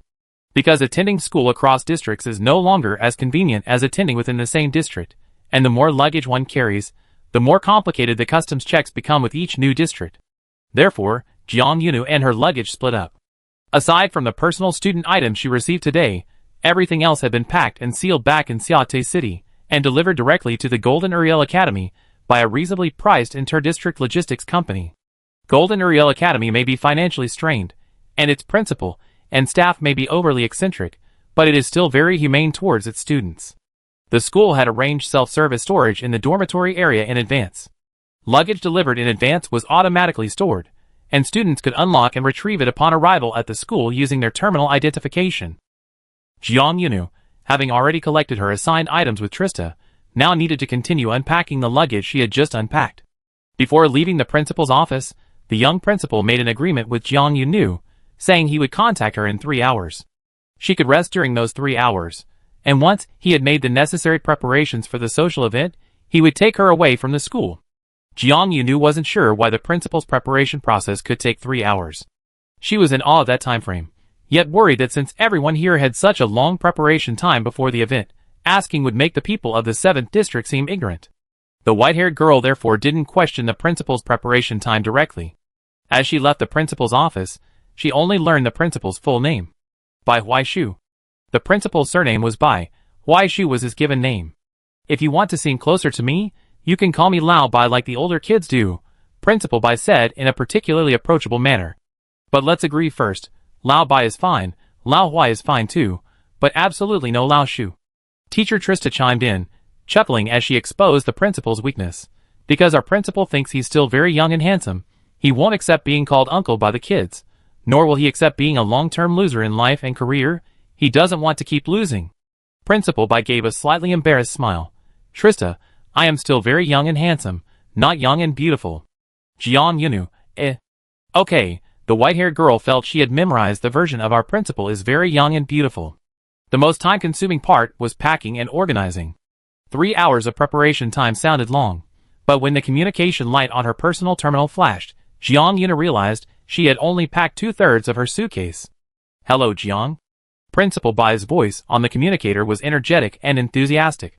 He said, are you ready? The shuttle bus will arrive at your dormitory in 5 minutes. It will take you to the school gate, and then we transfer to a private vehicle. The principal, who always seemed unreliable, was surprisingly punctual, keeping track of the time down to the second. 5 minutes later, Jiang Yunu saw the self-driving shuttle bus downstairs at her dormitory. Principal Bai was reportedly already waiting in his private vehicle at the school gate. She took the shuttle bus to the school gate, and the young principal, looking completely refreshed, personally got out and very gentlemanly opened the vehicle door for her. The private vehicle was also autonomous. Both Jiang Yunu and the principal could sit in the back. 3 hours later, Bai Huaishu's wrinkled suit, which he had slept in among the clutter in the principal's office, was gone. He wore a suit that even Jiang Yunu, a person from the 7th district, could tell was made of expensive fabric. The dress draped beautifully without losing its proper silhouette, making Bai Huaishu's already tall figure appear even more upright and handsome. Jiang Yunu noticed that the principal had also meticulously styled his hair. His golden brown head was coated with hair gel to every single strand. Recalling how, on the way from the principal's office to the dormitory, teacher Trista had teased the principal about how much of the school's sponsorship funding was secured by his youthful and beautiful appearance, Jiang Yunu thought, oh no, was her main task accompanying the principal tonight to try and protect his reputation? The white-haired girl was overthinking things. The private vehicle, operating on autopilot, had already carried both of them onto the aerial track. Bai Huaishu was also observing Jiang Yunu. When he noticed that the student representative he had specially chosen was only wearing a new school uniform, he hesitated for a moment before asking, Jiang, are you choosing to participate in the activity wearing only your school uniform? Jiang Yunu replied with righteous indignation, to raise sponsorships for the school. As a temporary student representative, of course, I should wear the school uniform, so that everyone can immediately tell which school I'm from. The principal quickly noticed the girl's hair. When he, with his seasoned eye, discovered that Jiang Yunu's hair was exactly the same as when she left the principal's office, without a trace of extra styling, he fell into deep thought again. Although Jiang Yunu's hair wasn't styled, it remained naturally fluffy, looking somewhat unrefined. But the unrefined details of her hair, compared to her neatly dressed platinum gold school uniform, unexpectedly created a contrast, achieving a contradictory harmony on her. Bai Huaishu suddenly realized, this freshman, he, was probably more accustomed to a contrast style. He had never imagined that in Jiang Yunu's unremarkable wardrobe, there was probably no such thing as a formal dress.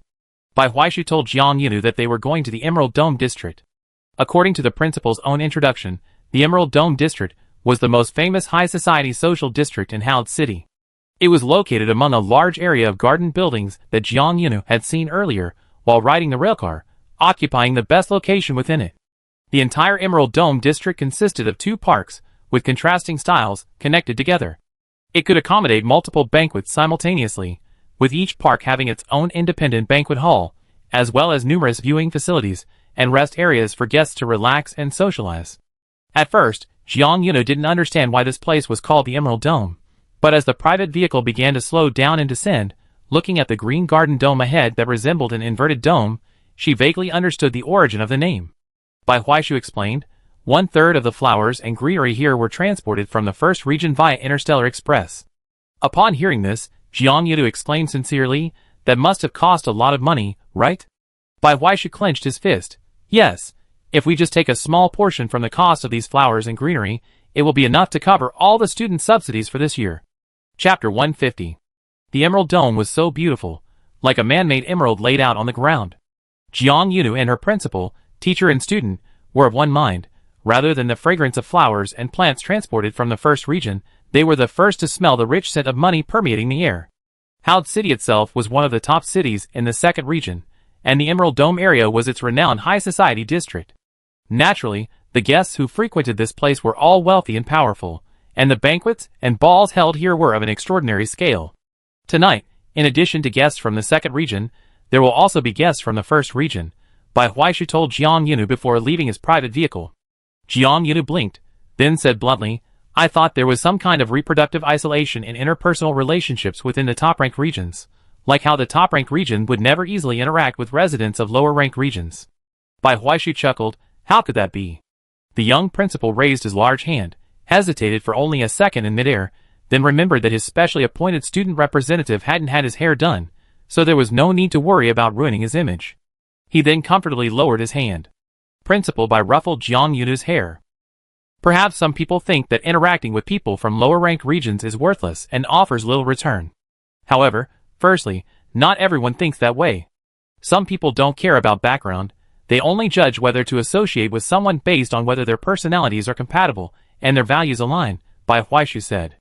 Secondly, even people from the top-ranked region may have moments where their interests align with those of people from lower-ranked regions, and their goals are aligned. In adult social interactions, sometimes even bitter enemies can become allies in a short period of time, as long as their interests align. Bai Huaishu was clearly not the kind of principal who treated his students as mere objects of protection, nor did he think that topics like adult interests were inappropriate to discuss with children. He spoke calmly and methodically to Jiang Yunu, imparting some social skills that wouldn't be taught in his special abilities classes. After finishing, Bai Huaishu lowered his head slightly, his emerald eyes meeting Jiang Yunu's focused gaze. The principal, with his sun-kissed hand, paused briefly, then smiled inexplicably. He turned the hand that had been ruffling Jiang Yunu's hair back and gently patted his own forehead. Generally speaking, I feel perfectly fine discussing these things with the older kids in school. Suddenly realizing how young his students were today, the principal said helplessly, but looking down at you, I can't help but reflect on whether it's too early to say these things to such a young girl. Jiang Yunu reassured her principal, it's alright. I believe I possess a very mature and stable mind. You can speak to me with confidence. Principal Bai disagreed with the notion of a mature and composed mind. Common sense dictates that things are often emphasized the least. Private vehicles had already landed at the designated parking area within the Emerald Dome zone. Once inside, no external vehicles were permitted to operate or drive, let alone take off in this prestigious social area. Jiang Yunu followed the principal out of the vehicle. As she stepped out of the car, which the principal had politely opened for her, she added, also, you don't need to emphasize that you need to bow your head. Bai Huaishu, The golden brown-haired youth's gaze swept over the student's white hair. He clearly wanted to laugh, but out of concern for the student and gentlemanly manners, he quickly suppressed it, leaving only a barely suppressed smile on his handsome face. Principal. Jiang Yunu asked, confused, are you smiling? The white-haired girl's politeness quietly disappeared. Bai Huaishu said, no, Jiang, actually I have naturally smiling lips. Jiang Yunu, What a naturally smiling lip. Within the Emerald Dome area, one can only either walk or take the garden shuttle bus. It was only while strolling through with the principal that Jiang Yunu discovered that besides its aesthetic value, the entire Emerald Dome area was filled with a refreshing fragrance of rare herbs and trees, the flowers sweet but not cloying, like lemon slices in an iced soda adding a touch of color to the floral scent. The Emerald Dome also served as a natural barrier. It weaves a net of greenery and flowers across the sky above this high society social district, isolating it from potential spying by approaching aircraft. The more upscale the place, the more emphasis is placed on privacy. Perhaps the privacy of the celebrities and powerful is more valuable. Jiang Yunu withdrew her gaze from the dome above her head. She followed Bai Huaishu forward, watching as principal Bai skillfully summoned a garden tour vehicle. The banquet hall is a 10-minute tour bus ride from the stop. Within this area, all tour vehicles are subject to a mandatory speed limit. Too fast, and it will affect the guests' comfort. Too slow, and it will delay their journey. Bai Huaishu explained to Jiang Yunu. Jiang Yunu didn't show any obvious curiosity like a country bumpkin visiting a grand garden, nor did she look around excessively. However, the principal was very considerate, taking on the role of a personal guide for the students, casually explaining whatever he saw to Jiang Yunu. So much so that when the garden tour bus started moving, and Jiang Yunu was in the breeze of the Emerald Dome area, filled with the fragrance of precious flowers, she began to wonder if she was there to help the principal solicit sponsorships, or if she had been brought to attend a last-minute extracurricular lesson. Bai Huaishu was very talkative, and very eloquent, almost like a silver tongue. His words could captivate anyone who listened. The 10-minute ride seemed to fly by in the principal's personal extracurricular lesson. As Jiang Yunu got off the tour bus, she asked, everywhere here smells of flowers and plants brought from the first district, but what if a guest is allergic to plant essences or flower scents? Before Bai Huaishu could answer, a chuckle came from the side. Such an uninformed question. The person who chuckled at Jiang Yunu had an arrogant air about them, as if they felt superior yet wanted to project an air of friendliness towards someone of lower status. So, with a hint of pity, they said to Jiang Yunu, young lady, is this your first time at the Emerald Dome? Jiang Yunu turned towards the source of the voice, and saw a richly dressed middle-aged man, with a female companion on his arm. Both women shared identical expressions. Jiang Yunu readily admitted, yes, it's my first time. The richly dressed man raised an eyebrow slightly, then scrutinized Jiang Yunu from head to toe. His gaze seemed to be assessing whether she was worthy of his attention. When he recognized her uniform, the uniform of a local school in Haud City, the middle-aged man, reluctantly, continued to Jiang Yunu, "This place is equipped with the latest air purification and filtration system, which can perfectly control various components in the air, filtering out substances that may be harmful to the human body and cause allergies. We can simply enjoy the beautiful scenery and fragrance without being disturbed by those inferior substances." He subtly emphasized the phrase inferior substances. Unfortunately, the young girl in front of him seemed oblivious to the unspoken meaning, only continuing to stare at him with that straightforward, almost naive, gaze. Jiang Yuna said sincerely, "Thank you for your explanation." She also carefully examined the man, continuing earnestly, "Although you are as delicate as a rose, and a bit thorny, considering your warm heart and willingness to guide others, I think you truly are a warm-hearted yet delicate thorny rose." The middle-aged man was speechless. Chapter 151. Bai Huaishu was a peculiar character. When he wanted to assert his presence, he was like a warm-toned searchlight, shining brightly in social situations, impossible to ignore. However, if he wanted to temporarily conceal himself and remain a spectator, he could do so silently, and without attracting any attention. The middle-aged man and his female companion, who had been mocking Jiang Yunu, hadn't initially noticed the adult present. Bai Huaishu, of course, wouldn't easily allow others to bully his student. He frowned the moment the middle-aged man spoke, preparing to intervene. However, before he could, he noticed Jiang Yunu's expression. A touch of novelty, a touch of excitement, and a hint of anticipation, like encountering an unprecedented challenge, eager to face it head-on. Bai Huaishu, Because of this discovery gained from taking another look, Principal Bai stopped intervening. Besides, he was also curious how a first-year student, brimming with eagerness, would deal with an unfriendly stranger. The result was truly unexpected. Jiang Yunu's phrase, "a delicate rose with thorns," not only landed squarely on the middle-aged man's face, leaving him dazed, but also petrified Principal Bai, who had been silently observing, for 3 seconds. This was truly such an ordinary yet extraordinary metaphor. The metaphor itself wasn't particularly shocking, but the object it applied to was rather bizarre and unconventional. "You?" The middle-aged man seemed to have suddenly lost his ability to speak. He stared at Jiang Yunu as if he had lost his normal speech function, only managing to stammer out 3 more words after a long pause. You. Jiang Yunu maintained his sincere expression. "I'm very grateful for your guidance." The white-haired girl flashed a bright smile befitting her age, saying warmly, "Thank you, Mr. Rose." No one expected that it was actually the woman on the middle-aged man's arm, who couldn't hold back her laughter. This equally elegantly dressed woman gracefully raised an arm gloved with a long dress, trying to cover her mouth, as if to hide the evidence of her laughter. Quickly realizing this was futile, she lowered her hand, and pulled her male companion's arm more intimately. "How wonderful, darling," the woman said. The middle-aged man explained incredulously, "Wonderful?" "Yes, darling," the woman said. "Congratulations, you become even more delicate and youthful." Jiang Yuna realized that this woman also loved to tease. Just as her male companion had emphasized inferior material things, she had also emphasized delicate and youthful.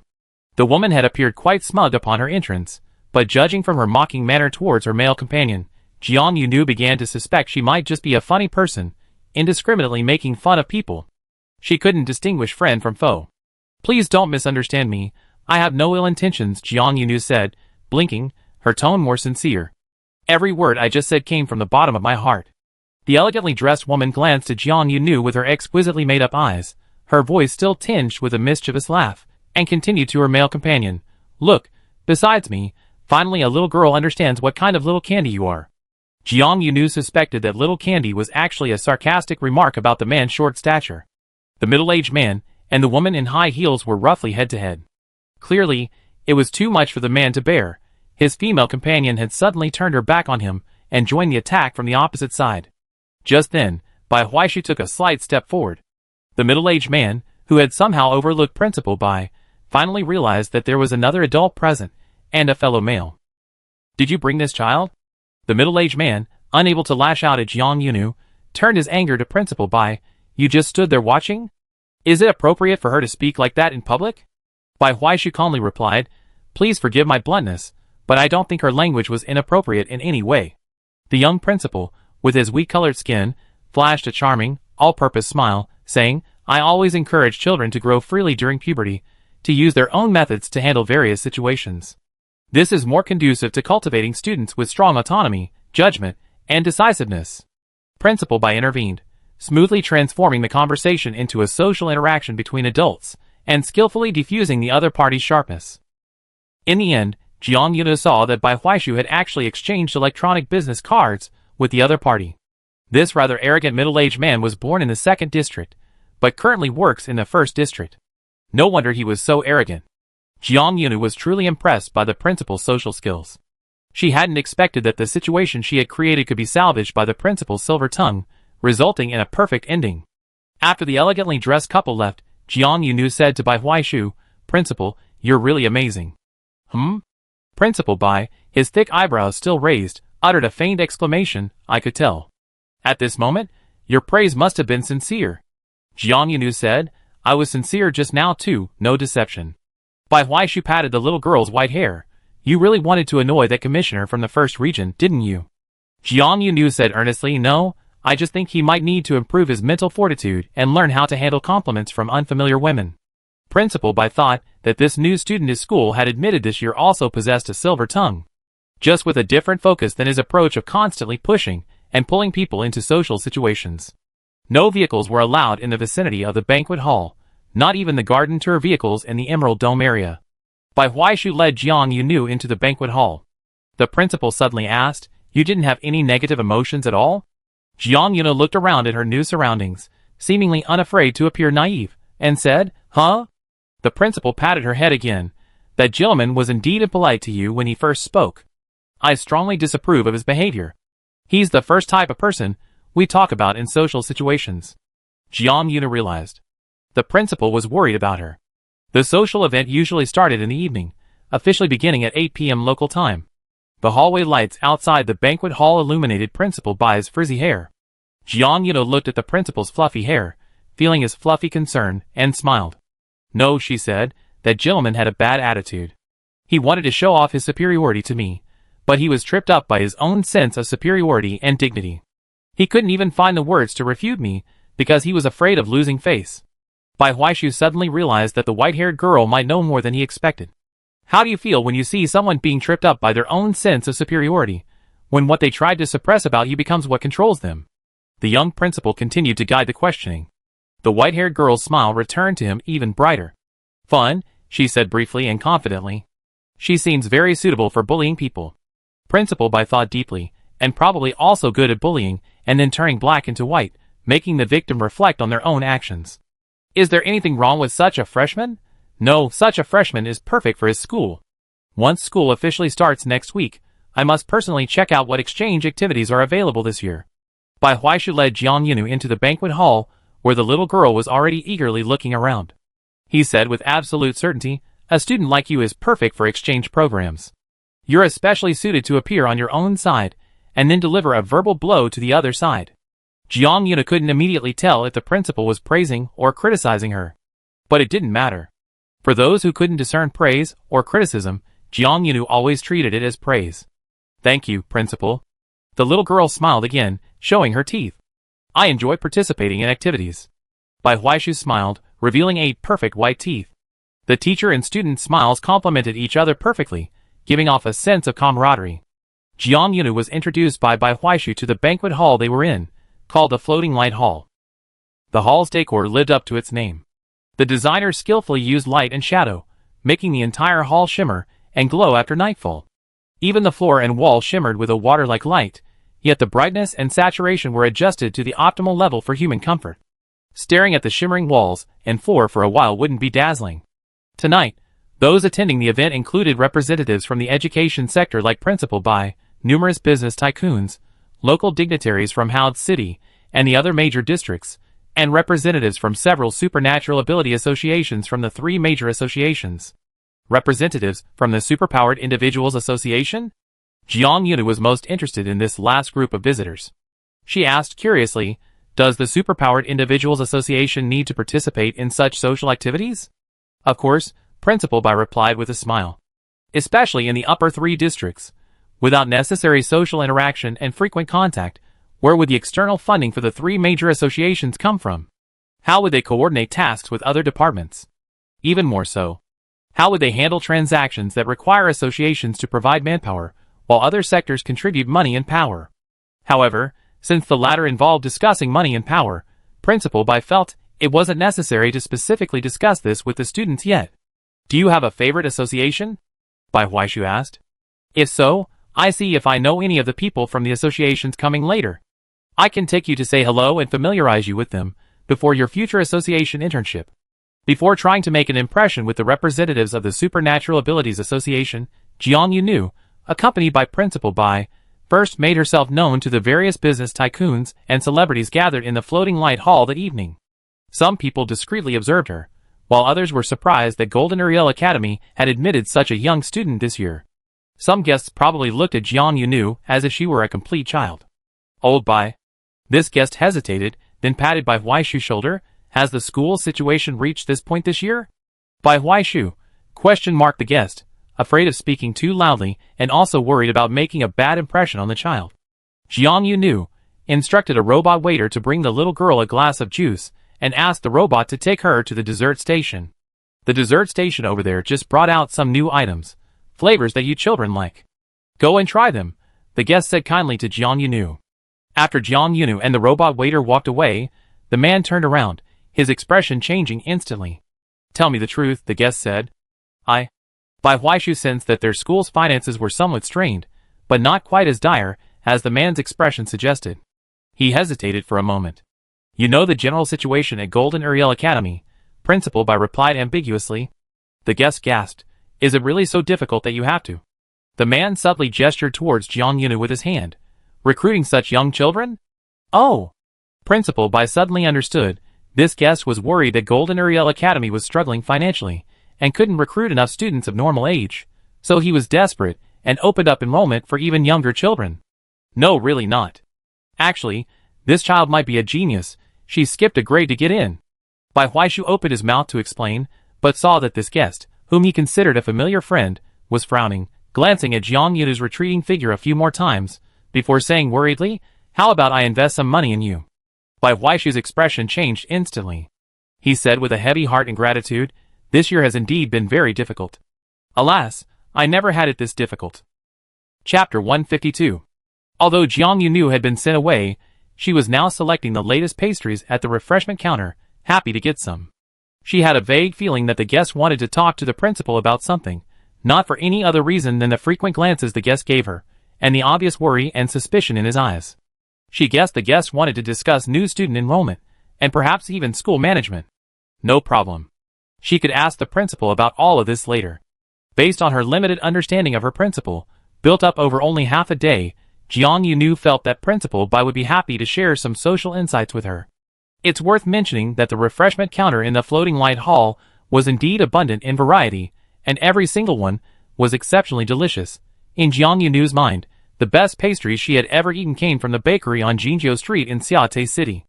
Even after she left Charlotte to attend school in the 2nd district, she made one last trip to the bakery before leaving to buy some prepackaged bread and pastries as provisions for her journey. When Jiang Yunu went to buy things and say a short farewell, the shop assistant already knew that she was indeed going to advance to a higher grade and had even taken the exam ahead of her grade this year. The assistant praised her repeatedly and made a promise with Jiang Yunu that if one day the white-haired girl continued to achieve great success, she would put up a sign outside the shop that read the Alliance Star's favorite childhood brand to attract customers. Jiang Yunu readily agreed. She even used this verbal promise to get a 50% discount on everything she bought. But the moment she tasted the pastries from Floating Light Hall, Jiang Yunu felt she was about to betray that bakery. The pastries at Fuguang Hall rose rapidly in her heart, instantly becoming one of her favorites, on par with the bakery. Forgive me, sister. While the pastries from my hometown are delicious, the ones outside are just too good. Jiang Yunu silently apologized, becoming a busybody wandering from one pastry table to another. Nearby, her school principal was actively networking, finalizing fundraising amounts with acquaintances and friends, contributing significantly to the school's cause. Jiang Yunu, like a social locust, moved from table to table, eating in a continuous stream, carefully maintaining a facade of decorum. Taking only 1 or 2 items from each buffet plate, ensuring all plates appeared intact at first glance, with no visibly empty spots, but upon closer inspection, each was incomplete.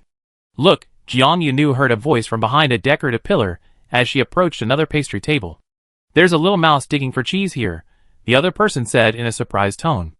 Jiang Yunu glanced around to make sure she was the only one within the range of that statement. She looked at the decorative pillar next to her, which was also shimmering and dancing.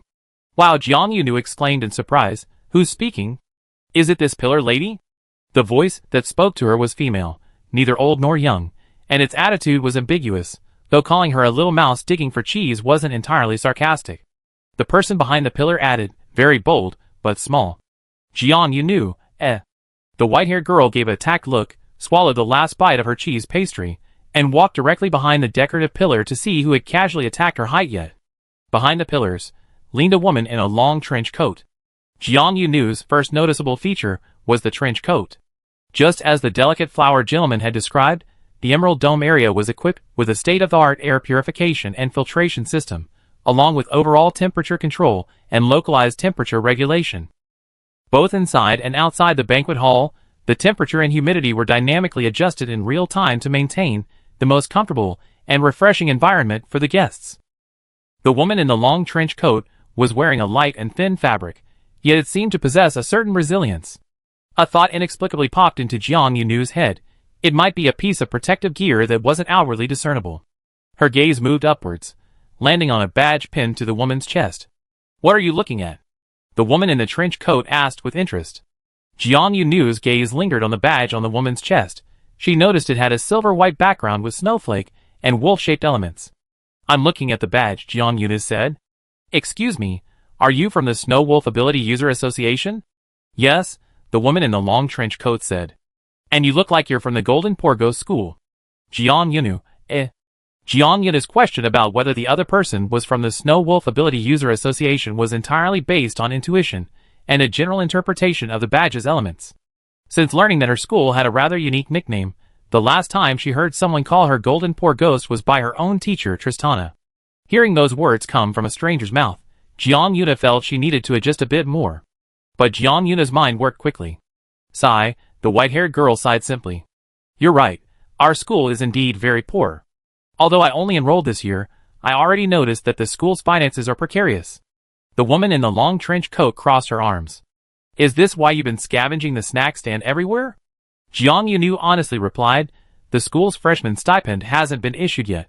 I'm saving up for survival. The woman in the long trench coat had probably never seen anyone so poor, at least not in the second district, which was only one rank away from the first independent district. She was speechless for a moment, then looked Jiang Yunu up and down again with an indescribable gaze. Jiang Yunu wasn't afraid of being looked at, and secondly, she could sense whether the other woman's gaze was tinged with goodwill or malice. Clearly, the woman in the long trench coat's gaze was filled with pure doubt and astonishment, like looking at a completely unheard of species. Golden Uriel Academy, has the situation gotten this bad this year? The woman in the long trench coat asked uncertainly after a long period of scrutiny. She even changed the school's name from its nickname to its official name. Jiang Yuna bowed slightly before the woman whose name she didn't yet know, her shoulder-length white hair cascading down her shoulders. She said shyly, actually, the principal brought me to this party today. The woman in the long trench coat continued uncertainly, your principal specifically brought you here to freeload? The white-haired girl said even more shyly, also, to see if we could raise some money for the school. The woman in the long trench coat fell into a long silence again, her expression growing increasingly suspicious and astonished. She straightened up slightly, finally no longer conserving her energy by leaning on a pillar. She turned past the decorative pillar and cast her gaze towards the more central area of the banquet hall. Just as she saw a young man with darker skin and golden brown hair firmly grasping the hand of the person opposite her. The woman recognized the principal of Golden Uriel Academy. She even recognized the man whose hand she was tightly gripping, a well-known local tycoon from the second district. The principal, with his golden brown hair, wore a sincere and joyful smile. Without even needing to decipher his lip movements, anyone could see he was repeatedly saying thank you and praising the tycoon. Jiang Yunu also glanced over. Standing next to the woman in the long trench coat, she said in a hopeful tone, maybe I receive my subsidy soon and won't have to sneak around like a little mouse at social parties anymore. The woman in the trench coat suspected one of the girls might be doing it on purpose, but the girl's tone was so sincere that she felt a pang of conscience, especially after recently observing the girl's behavior and teasing her about being a little mouse. Teasing a greedy child by calling them a little mouse is at most a form of adult teasing. Calling a child who is still desperately waiting for a subsidy a little mouse If that child were even slightly sensitive, they might have already cried. The woman in the long trench coat was clearly not the type to handle someone's tears. She struggled even with basic social interactions. Otherwise, why would she be huddled behind a decorative pillar, seemingly bored, observing a child fiddling with a dessert table in this vast banquet hall? How did you end up living in the 2nd District? And how did you get into Golden Ariel Academy? The woman in the trench coat's question had become somewhat dry. She was actually making a final confirmation, wanting to know how there could be such a disadvantaged child in the 2nd District, and how, coincidentally, their circumstances aligned with Golden Ariel Academy. This white-haired girl couldn't possibly have such amazing acting skills at such a young age, like some spoiled young masters and misses from the neighboring Golden Horse Academy, with some kind of performing fetish, could she? Jiang Yunu raised her head and met the woman's eyes. She smiled very optimistically and cheerfully. I came from the 7th District. Of all the schools in the upper 3 districts, only Golden Ariel Academy extended an olive branch to me. Although the school was surprisingly poor, she still cherished the opportunity it gave her. I hope the school can become wealthy, at least successfully overcome its financial difficulties. Jiang Yunu clenched her fist. I also want to study hard here and see and learn more about things that the lower districts don't have. These words struck a chord with the woman in the long trench coat. The Snow Wolf Ability User Association's jurisdiction covered the even more difficult and remote 8th District than the 7th District. Bai Huaishu, beaming with satisfaction after finalizing an investment with a wealthy friend, arrived to find Jiang Yunu. He had barely caught sight of the white-haired girl when the woman in the long trench coat beside her immediately nodded in greeting. Principal Bai, the woman in the trench coat greeted Bai Huaishu briefly. There seemed to be no need for introductions between them. Both were familiar with each other's identities. Before Bai Huaishu could even wonder why his student was standing with this woman, she cut to the chase, asking, "Are you free now? I have something I'd like to discuss with you." Bai Huaishu was puzzled, but readily agreed, of course. Whatever Supervisor Wright wants to discuss with me, I will certainly make time for you tonight. Chapter 153. Jiang Yunu didn't hear what Supervisor Wheat and her principal were talking about again. When a conversation clearly intended for adults resumed, the white-haired girl, being a minor, was once again subtly cleared out. The lady in the long trench coat. The Supervisor Wheat principal Bai had mentioned, before sending Jiang Yunu away, seemed to suddenly remember something. She beckoned to the robot serving guests and instructed, "Go get a non-alcoholic sparkling beverage and a prepared snack, pack them conveniently, and give them to this young lady." The robot quickly obeyed and left. Jiang Yunu had initially thought she could continue eating at the buffet. The short chat with the lady in the long trench coat had made her feel that she had almost digested what she had eaten and could go for another round. But the lady in the long trench coat said, "I had the robot go to the private lounge area at the back." The private lounge area sounded quite different from the public banquet hall outside. Subtle hierarchical divisions existed everywhere here. Jiang Yunu realized that what the other party had ordered might be something not available in the outer hall. Her eyes lit up, and she no longer objected. The white-haired girl said obediently, "Thank you so much." Supervisor Wright's robot indeed brought something not available in the outer hall, and the portable packaging made it very convenient to carry. "Let's find a relaxing place to play for a while." The woman in the long trench coat patted Jiang Yunu's head. "I need to talk to your principal about something. You can take your drinks and snacks and stroll around the garden. The night view here is quite enjoyable." Not only were limited-time dining offered, but specific places were also designated for the young girl to while away the time. Jiang Yunu suddenly felt as if she had returned to being 7 or 8 years old, when an adult would slip 2 coins into her hand, telling her to buy candy, and then find a place to watch ants crawling on trees. After exiting the main entrance of the banquet hall, turn right. "There's a nice water-feature garden with nighttime lights over there," Bai Huaishu added. "But be careful, once you cross the bridge at the very end of the garden, you be in another park within the Emerald Dome area." Jiang Yunu indicated that she had taken the adult's advice to heart, and then, carrying her drinks and snacks, she left the banquet hall. Jiang Yunu first distanced herself from the crowd before slowing her pace, transferring the snacks and drinks to one hand, holding them by her fingers. Her other hand was now free to operate her personal terminal, bringing up a small screen to search for the specifics of the position of supervisor. The screen automatically adjusted to the ambient light of the night, ensuring clear but not glaring illumination. Jiang Yunu only knew of the titles Inspector and Chief Instructor within the Superpowered Individuals Association, titles she recognized from Inspector Yili and Su Xiuchuan, whom she had met during the Junior League. An inspector is someone with the authority to supervise and inspect superpowered individuals, within the association and any abnormal superpower behavior within their jurisdiction. A chief instructor, on the other hand, is essentially the overall decision-maker and commander-in-chief for their assigned area.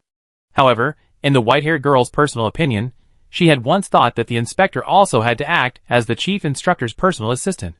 This must be because Inspector Yi Li's care for Instructor Su was so natural, efficient, and virtuous. I wonder how Inspector Yi Li, with his perpetually stern face, and Instructor Su, who's always smiling, are doing lately. Is Inspector Yi Li still acting as Instructor Su's all-around male babysitter? Jiang Yunu pondered this for a moment, her attention diverting to her personal terminal screen, where information about the position of supervisor had already popped up. Supervisor Waiter was the first supervisor she encountered. She just managed to suppress her curiosity in the banquet hall, refraining from directly asking him, "Excuse me, what exactly does a supervisor do?" Leaving the banquet hall and finding a quieter spot, Jiang Yunu secretly did her homework. Supervisor is a unique position within the Superpowered Individuals Association, located in the upper 3 districts. Unlike inspectors, supervisors have a more detailed scope of authority. Besides fulfilling the same basic routine duties as inspectors, supervisors are primarily responsible for the management of activities between the Superpowered Individuals Association and high-level schools. They personally participate in the scheduling of the University League and conduct event inspections, etc. Jiang Yunu quickly skimmed through the information retrieved on the screen, her heart filled with hope. Had she secured some new activity project for the school? More importantly, would this new activity project bring the school new scholarships? Jiang Yunu briefly indulged in a daydream. Regardless of whether her thoughts were correct, she was certainly daring to dream. After her wonderful daydream ended, Jiang Yunu waved her hand, deactivating the terminal screen filled with information. It was still early, and by Huaishu and Supervisor Wei Ti's matter would certainly not be resolved so quickly. Jiang Yunu simply followed the instructions of the 2 adults, and began to seriously explore the park. In the Emerald Dome area, where even a single paving stone is likely expensive, she might never have had the chance to return if the principal hadn't suddenly conscripted her. Of course, she had to explore it thoroughly, to broaden her horizons. Jiang Yunu had just left the banquet hall, following by Huaishu's instructions to the right. While researching, she slowly walked along a garden path lit by ground lamps amidst the grass on either side. Before reaching the water feature park recommended by the principal, she sensed the changing light and shadow around her. The garden path led her to a long, shimmering corridor. Jiang Yunu looked up when she felt the light. She squinted briefly at the shifting light and shadow before realizing that the shimmering water was a lighting effect. The corridor looked like it had been moved from the Dragon King's Crystal Palace. Optical imaging technology made the pillars and ceiling semi-transparent, giving it the texture of a crystal bridge. The pillars and floor, which should have been opaque, even seemed to ripple with water. Jiang Yunu continued forward, and as she reached the middle of the corridor, she began to hear the sound of water. Virtual light and shadow water effects seamlessly transitioned into a real artificial water feature. A small river had imperceptibly replaced the middle and rear sections of the corridor, and the flat ground ahead had transformed into crystal tiles scattered across the river.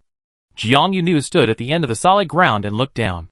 The water ahead was crystal clear, but so clear that it was difficult to discern its depth.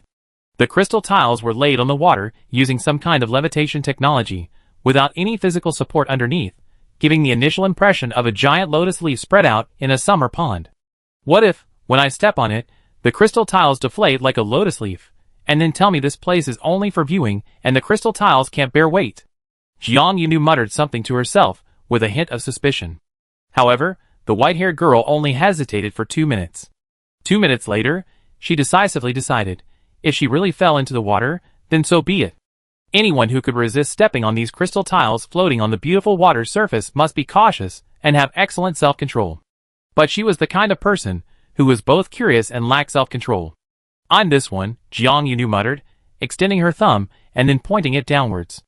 Then she took a step forward, landing on the crystal tile closest to the end of the corridor. The crystal tile stood firmly, without wobbling. But around the translucent tile where Jiang Yunu landed, ripples spread out, as if she had struck a raindrop on the water's surface. Jiang Yunu guessed this was also an effect created by light and shadow. It was truly beautiful. After confirming that the crystal bricks were indeed meant to be stepped on, and provided sufficient support, Jiang Yunu confidently strode forward. Ripples spread outwards wherever she went, as if she had transformed from a raindrop accidentally splashing into the water into a sudden downpour. Because of her amazing balance and jumping ability, After steadily taking one step at a time, Jiang Yunu couldn't resist trying 2 brick jumps, 3 brick leaps. She was very good at entertaining herself. Then, without realizing it, she had entertained herself quite a distance from the crystal corridor. When Jiang Yunu looked back, the crystal corridor, seemingly stolen from a crystal palace, was already far behind her, becoming a blurry, soft glow. Jiang Yunu used this soft glow as a landmark. As long as it was still within her sight, even if it shrank to a tiny dot, she knew which direction to jump back. She turned around, facing forward. Within the area where she could continue, she could see a connecting bridge. Jiang Yunu remembered that when she left the banquet hall, Principal Bai had told her that behind this bridge was another large garden in the Emerald Dome area, and that walking in that direction would likely lead her into the banquet hall area on the other side. She didn't intend to wander that far, and had no interest in specifically going to check out the other garden and banquet hall. Jiang Yunu decided to use the connecting bridge as a boundary. She muttered to herself, "I just jump down to the bottom of the bridge, circle around it once, and then start heading back." Maintaining a jump every 2 or 3 steps, Jiang Yunu carried the ripples that spread outwards all the way to the bottom of the connecting bridge. The lighting near the connecting bridge was slightly dimmer, perhaps to fit the theme of waterscape lighting. There were no tall, high-powered spotlights around, only the soft glow of ground lights spread among the vegetation along the bank. The ground lights resembled a cluster of fireflies resting on the ground. The light and shadow on the water were softer in this area. In the slightly dimmer light, ripples lingered on the surface, while the water further out, unaffected by Jiang Yunu's effects, resembled a clear mirror. It even looked a bit like highly transparent slime filling a pool. A strange thought suddenly occurred to Jiang Yunu. Was the water here real water? If the ripples were a light and shadow effect, then could the moisture on her skin be some kind of technological effect, a virtual watery atmosphere created by an omnipresent air temperature and humidity regulator? Jiang Yunu knew, of course, that her thoughts were strange, and her suspicions were utterly unfounded. But people sometimes act strangely for no reason. Driven by a surge of curiosity, and a sudden, almost delirious, whimper, Jiang Yunu didn't lock onto the crystal bricks for her next step. She tried stepping on the water beside one of them. Splash. She fell into the water. Chapter 154. Jiang Yunu, falling into the water, was like a small cannonball that had suddenly struck the scenic lake. Before, she had hopped and skipped her way over, making very little noise. This was because the ripples spreading from the edges of the crystal tiles were mainly a sensor-generated effect combined with lighting, and her own jumping ability was excellent, as if her feet had built-in pads, making her jumps almost imperceptible. But falling into the water was a different story. The splash was so distinct, the sound of water splashing spreading towards the lake shore. People near the connecting bridge were startled, and someone hurried over from the grassy path that resembled fireflies. "Who's there?" someone asked. Jiang Yunu wanted to respond properly, but most of her body was still submerged in the water. The lake was indeed much deeper than it appeared from the crystal bricks. Even after falling in, Jiang Yunu didn't touch the crystal clear bottom. She simply treaded the water, raising herself to the surface by her chest and above. Thinking about what she had done, and how utterly inexplicable her actions had been, Jiang Yunu couldn't help but laugh before speaking to anyone. Ha ha ha. The person beside the connecting bridge, Others probably couldn't understand what Jiang Yunu was laughing about. From a passerby's perspective, someone had suddenly fallen into the scenic lake at night, and upon rushing over, they found the person still floating on the surface, laughing strangely. Furthermore, the lighting was dim, and besides Jiang Yunu and the person who happened to be nearby, there seemed to be no one else. Swish, swish. The sound of long grass being rustled came from the grass beside the connecting bridge. It was brief, only 2 rustles. It was impossible to tell whether the other person was approaching or cautiously taking a step back. But it didn't matter to Jiang Yunu. "Excuse me," Jiang Yunu said after a laugh, "I fell into the water." The white-haired girl's voice still carried a hint of laughter. Anyone could tell she didn't consider falling into the water a misfortune. A person on the lakeshore asked, "Did you slip on the crystal bricks?" In stark contrast to Jiang Yunu's lively and cheerful tone, this person spoke with a somewhat cold tone, but their voice was still clear and bright, and they didn't sound very old. Jiang Yunu found it interesting that someone could express concern in such a cold tone. She paddled a little closer to the shore. "It wasn't a slip," she said. "I jumped in myself." This answer likely touched on a blind spot for the person on the shore. They were noticeably silent for 2 seconds before asking, puzzled, "Why?" Jiang Yunu's tone revealed a change in emotion. Jiang Yunu, not feeling cold in the water, waded closer to the shore, continuing with a smile, I suddenly had a whim to test if the water feature here was real water, so I deliberately missed a step while crossing the bricks, and then I fell in. The person on the shore. The other person fell silent again, and this time for an even longer time. Just as Jiang Yunu was idly counting in her mind, wondering how many more numbers she would have to count before the person on the shore spoke again, she had only counted to 2 when she heard the other person mutter, "Crazy." Jiang Yunu thought for a moment, then decided to remind them, "Your voice is too soft to be of any use. Sound travels much farther over water, and it's very quiet here, so I heard you." The grass stalks on the lakeside lawn swayed again.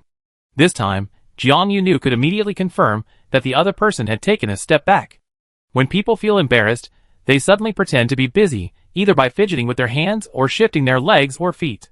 Some people, when caught in an embarrassing situation, will immediately apologize to lessen the awkwardness, while others will become so embarrassed that they become angry and throw a tantrum.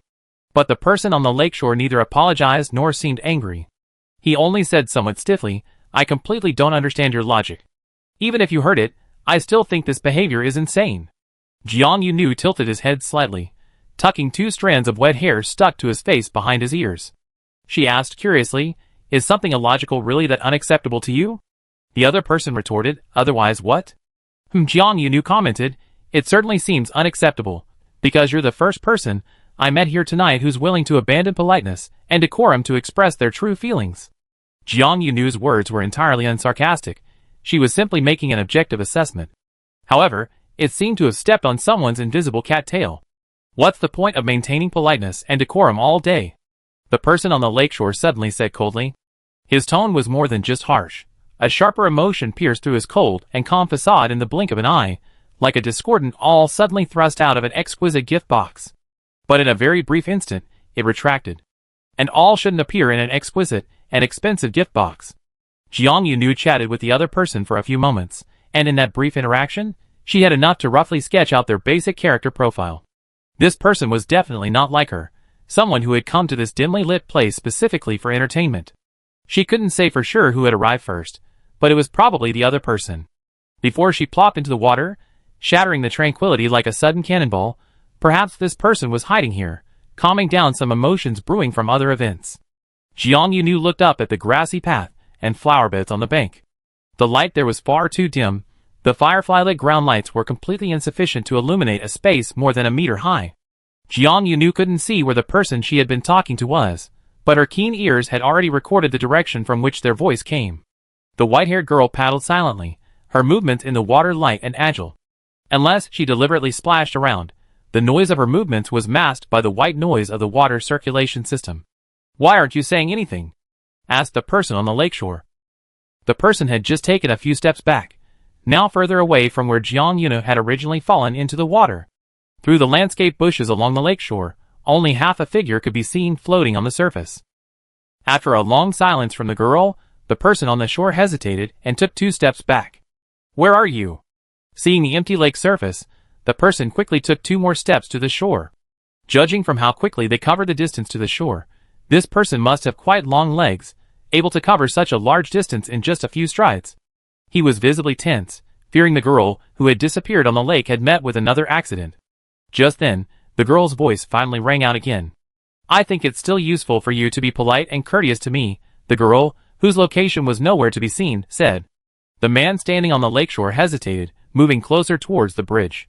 He was clearly puzzled. How could someone have moved so much from their previous position in just a minute or 2 of silence? "Why do you say that?" he asked. Hearing the girl's voice again, so strangely behaving and illogical, at least confirmed that nothing new had happened, which brought a slight sense of relief. He had truly been confused. Normally, upon hearing someone fall into the water, his first reaction should have been to check the situation and see if anyone needed help. But hearing her laugh first, and then say she jumped involuntarily completely disrupted this normal flow of thought. Suddenly, a pale, damp hand gripped the soft, moist soil on the shore. "Be polite and considerate to me, and I'd be very forgiving of what you said about me being crazy." This ghostly hand seized the person's ankle. The owner of the hand chuckled in the dimly lit bridge arch, amidst the sound of water. "Otherwise, I just drag you into the water." The person whose ankle was being held remained silent for what seemed like an eternity. Jiang Yunu had originally intended to simply use the lake shore as a prop, striking a pose like a water ghost coming ashore. Unexpectedly, the other person had already reached so close to the lake, her outstretched hand could easily reach them. So she reached out. The ankle was so thin it seemed devoid of flesh, thin skin covering the underlying fascia and bone. Even through the dress stockings that covered the calf, the outline of the bone could be felt. Jiang Yunu had never grabbed anyone else's ankle before. This was the first time, a bit like touching a novel object. Seeing that the other person didn't react, remaining motionless, and the ankle in her hand also remained still, this feeling was strikingly similar to touching the pale, soft, white-haired child corpse's back in the isolated island base. Jiang Yunu, just like when she touched 22 in the base, ran her hand up the ankle bone. The ankle in her hand trembled slightly. The person also jolted. "Let go!"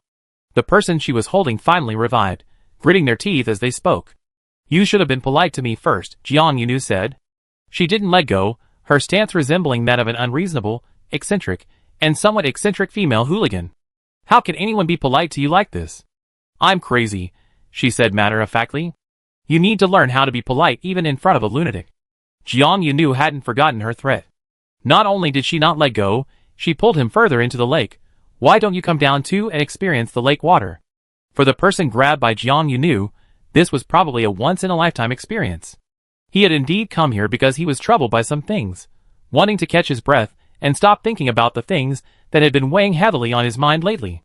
Now, he really couldn't think about those things for the time being. He only had one question in his mind. How could there be a freak in the Emerald Dome water park tonight? Why was the other person so fast that he couldn't dodge, and so strong like a high-level elemental beast? Chapter 155. No one could answer this question. After all, someone as crazy as Jiang Yunu was rare, not just in the 2nd district, but perhaps even in the upper 3rd district. But this poor, innocent young master, who had only come to the connecting bridge for some fresh air, ultimately wasn't dragged into the water by this female pervert Jiang Yunu. Even though the surrounding light was dim, and the water's edge under the bridge was so dark it seemed like the perfect place for arson and robbery, when Jiang Yunu grabbed his ankle, she only briefly brushed it against him with the back of her hand, yet she could feel the fabric of his pants through that small area of skin contact. This made the white-haired girl suddenly remember an important question. She asked, "Are your pants very expensive? What do you want?" The young master, still being held, asked warily. First she grabbed him, then threatened to drag him into the water, and now she's asking about his pants. In that short moment, the young master thought of many things.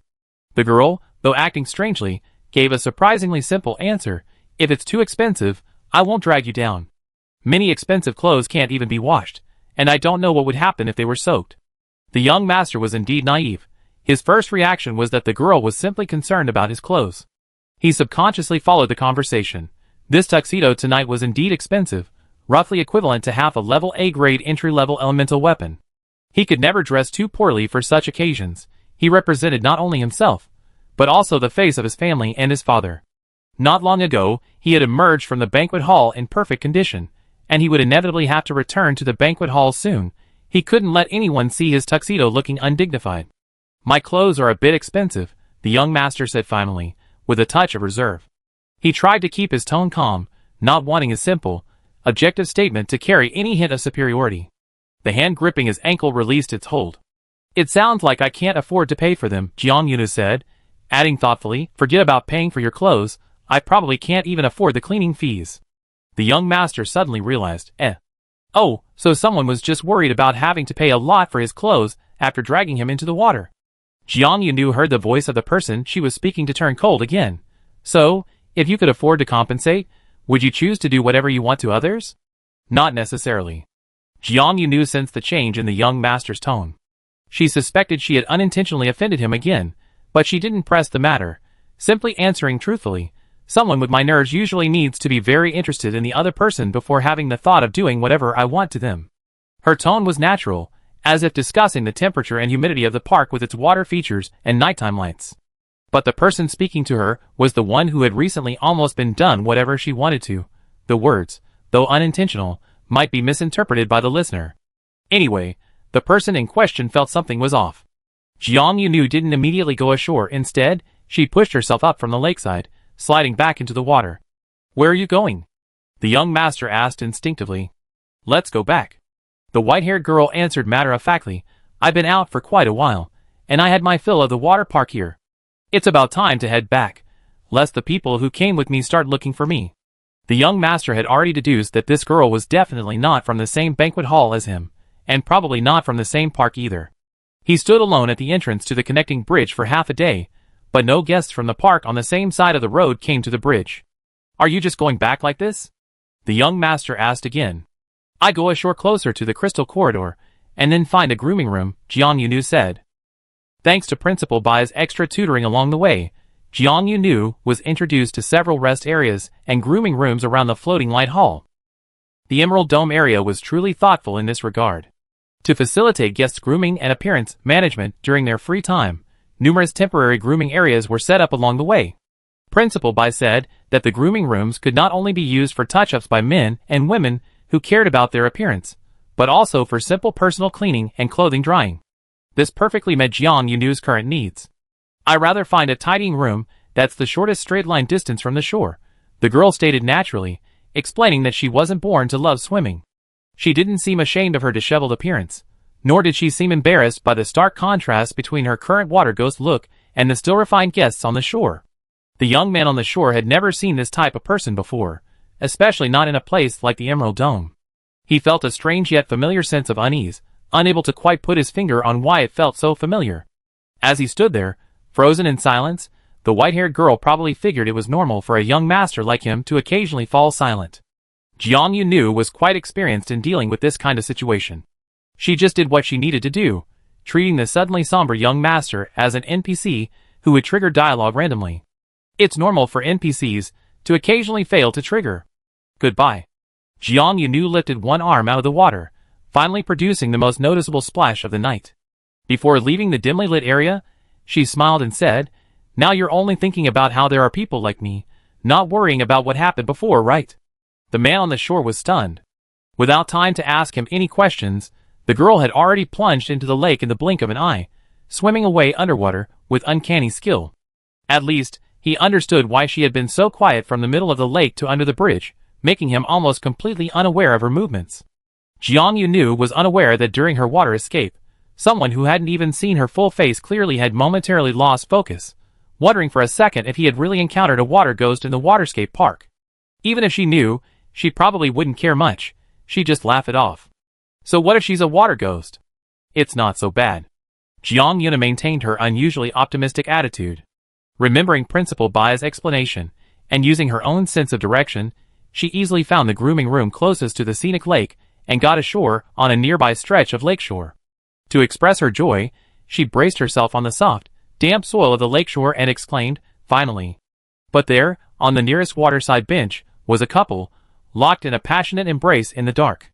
Jiang Yunu's soft sigh by the water at night, echoing the gentle splashing of the surface, startled the couple like birds startled by someone sawing down a tree in their love nest, causing them to fly away in opposite directions. Jiang Yunu glanced at the two fleeing in different directions, and tried calling out, Look back at me. One look would tell her she was just a slightly eccentric girl who had spent half a day in the water, but she probably hadn't quite escaped the human species. However, after she called out, the couple fled even faster. Jiang Yunu could only shrug and head towards the tidying room. On the way, she encountered a public service robot in the Emerald Dome area. The robot immediately recognized her status as urgent need for assistance, and quickly slid over to ask if she needed anything. I need to go to the tidying room, and I might also need a full set of clothes quickly dried, Jiang Yunu said. The robot proactively led her there, and provided her with a private washroom and drying facilities. The white-haired girl thanked him, but didn't forget to remind him, I came up from the lakeside over there, and I spilled water on the garden tiles along the way. This section might need some drying and cleaning. Maintaining the cleanliness of the entire area is the service robot's job, and the little robot immediately relayed the instruction to the mobile cleaning machine, which then cleaned the surface. Jiang Yunu arrived smoothly at the cleaning room and found it consisted of two large suites. The outer one resembled a professional styling salon, equipped with a range of smart devices and tools for touch-ups and hairdressing. The inner one was a washroom, where clothes could be dusted and dried quickly, and people could also clean themselves. How luxurious! This was actually a public facility built within a park. Jiang Yunu took a shower in one of the cubicle shower stalls. During the shower, all her clothes were taken away by the accompanying robot for cleaning and drying. While getting the free toiletries provided, she glanced at the brand logo. A household brand she would definitely skip over in the daily necessities section when buying her own groceries. The principal is so kind, the young girl said sincerely, standing in the spacious bathroom that resembled a living room after finishing her personal grooming. She felt like she had gotten a free meal, drinks, and entertainment all night, and even enjoyed high-standard bathroom facilities she wouldn't normally receive. Her clothes had been meticulously cleaned and dried by the robot, with basic ironing done as well. "Can you clean and dry any kind of clothes here?" Jiang Yunu asked the robot casually as she changed into her now new clothes. The little robot's screen displayed a stream of thawed data before it answered seriously. "Only clothing with a fabric fragility rating of B or below can be cleaned. If you provide clothing with a fragile and expensive A grade or higher fabric, then the equipment here may not be able to clean it. You will need to schedule a premium cleaning service corresponding to the value of the clothing yourself." Jiang Yunu stopped dressing. She sincerely thanked herself. Thankfully, she had stopped by the lake. Otherwise, she might have gone bankrupt just arriving in the second district because of an unknown young master's expensive suit. When Jiang Yunu returned to the floating light hall, the superintendent, Ms. White, who had worn a long trench coat, was no longer present, but her principal was beaming. His barely suppressed joy almost shone through by Huaishu's dark skin, vying with the lights in the banquet hall. "Good news." The principal patted Jiang Yunu's shoulder with a large hand. "A special prize will be awarded for the district competition in the first half of this year, and each participating school will also receive a special fund for athlete training." Chapter 156. The funding is said to come from joint contributions from the three major associations, but currently only the Snow Wolf Ability User Association can provide a definitive answer. Because Supervisor Wood represents the Snow Wolf Association, she has a say in this matter.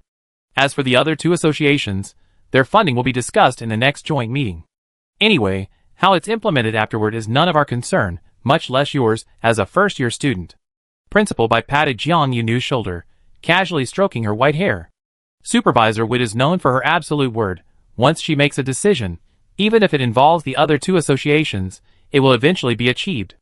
It's rumored that this woman also has a nickname in the underworld, Ruthless Wit, who will stop at nothing. "I think ruthless is a compliment when applied to this woman," Jiang Yunu said after hearing this. The principal felt that whether it was a compliment or an insult depended on the specific circumstances. His hand ran through Jiang Yunu's hair, suddenly sensing something amiss. "Your hair is wet?" Bai Huaishu asked suspiciously. When he touched the outermost layer of Jiang Yunu's hair, it felt fine, but when he touched the inner layers, the hair felt cool and damp. Jiang Yunu said, "Yes, it's wet." Bai Huaishu's expression immediately turned serious. "What happened?" he asked, unusually stern and serious. The principal was very worried that his student had been bullied in this place full of dignitaries, while he hadn't been watching over her. Although, generally speaking, the guests here were quite respectable, at least outwardly few would dare to make things difficult for a young girl. But what if one or two bad guys, or someone in the banquet hall, drank too much alcohol and suddenly lost their senses? "It's nothing." Jiang Yunu knew the principal was concerned about her, and her heart warmed, a subtle, comforting feeling akin to watching a golden retriever rush to the emergency. She quickly explained, "I was playing in the water feature park and couldn't resist jumping on the crystal tiles, and ended up in the lake." She didn't mention that she jumped on purpose. This kind of topic would be fine with the previous young master of the same age, but discussing it with the principal, who was clearly protective of his children, might upset him. After hearing the explanation, Bai Huaishu looked enlightened. His unusually serious expression relaxed. "Oh, I see. The blonde-haired you said understandingly, I've fallen in before, and it was intentional on my own. I had a few drinks in the banquet hall, and I just secured funding. I was in a really good mood, a little tipsy, so I told someone I perform walking on water stilts and waltzing on crystal tiles. Then, after a few steps, plop. I gave them a perfect drunken fall into the water." The white-haired girl was slightly suspicious. The principal had actually had a little drink tonight too.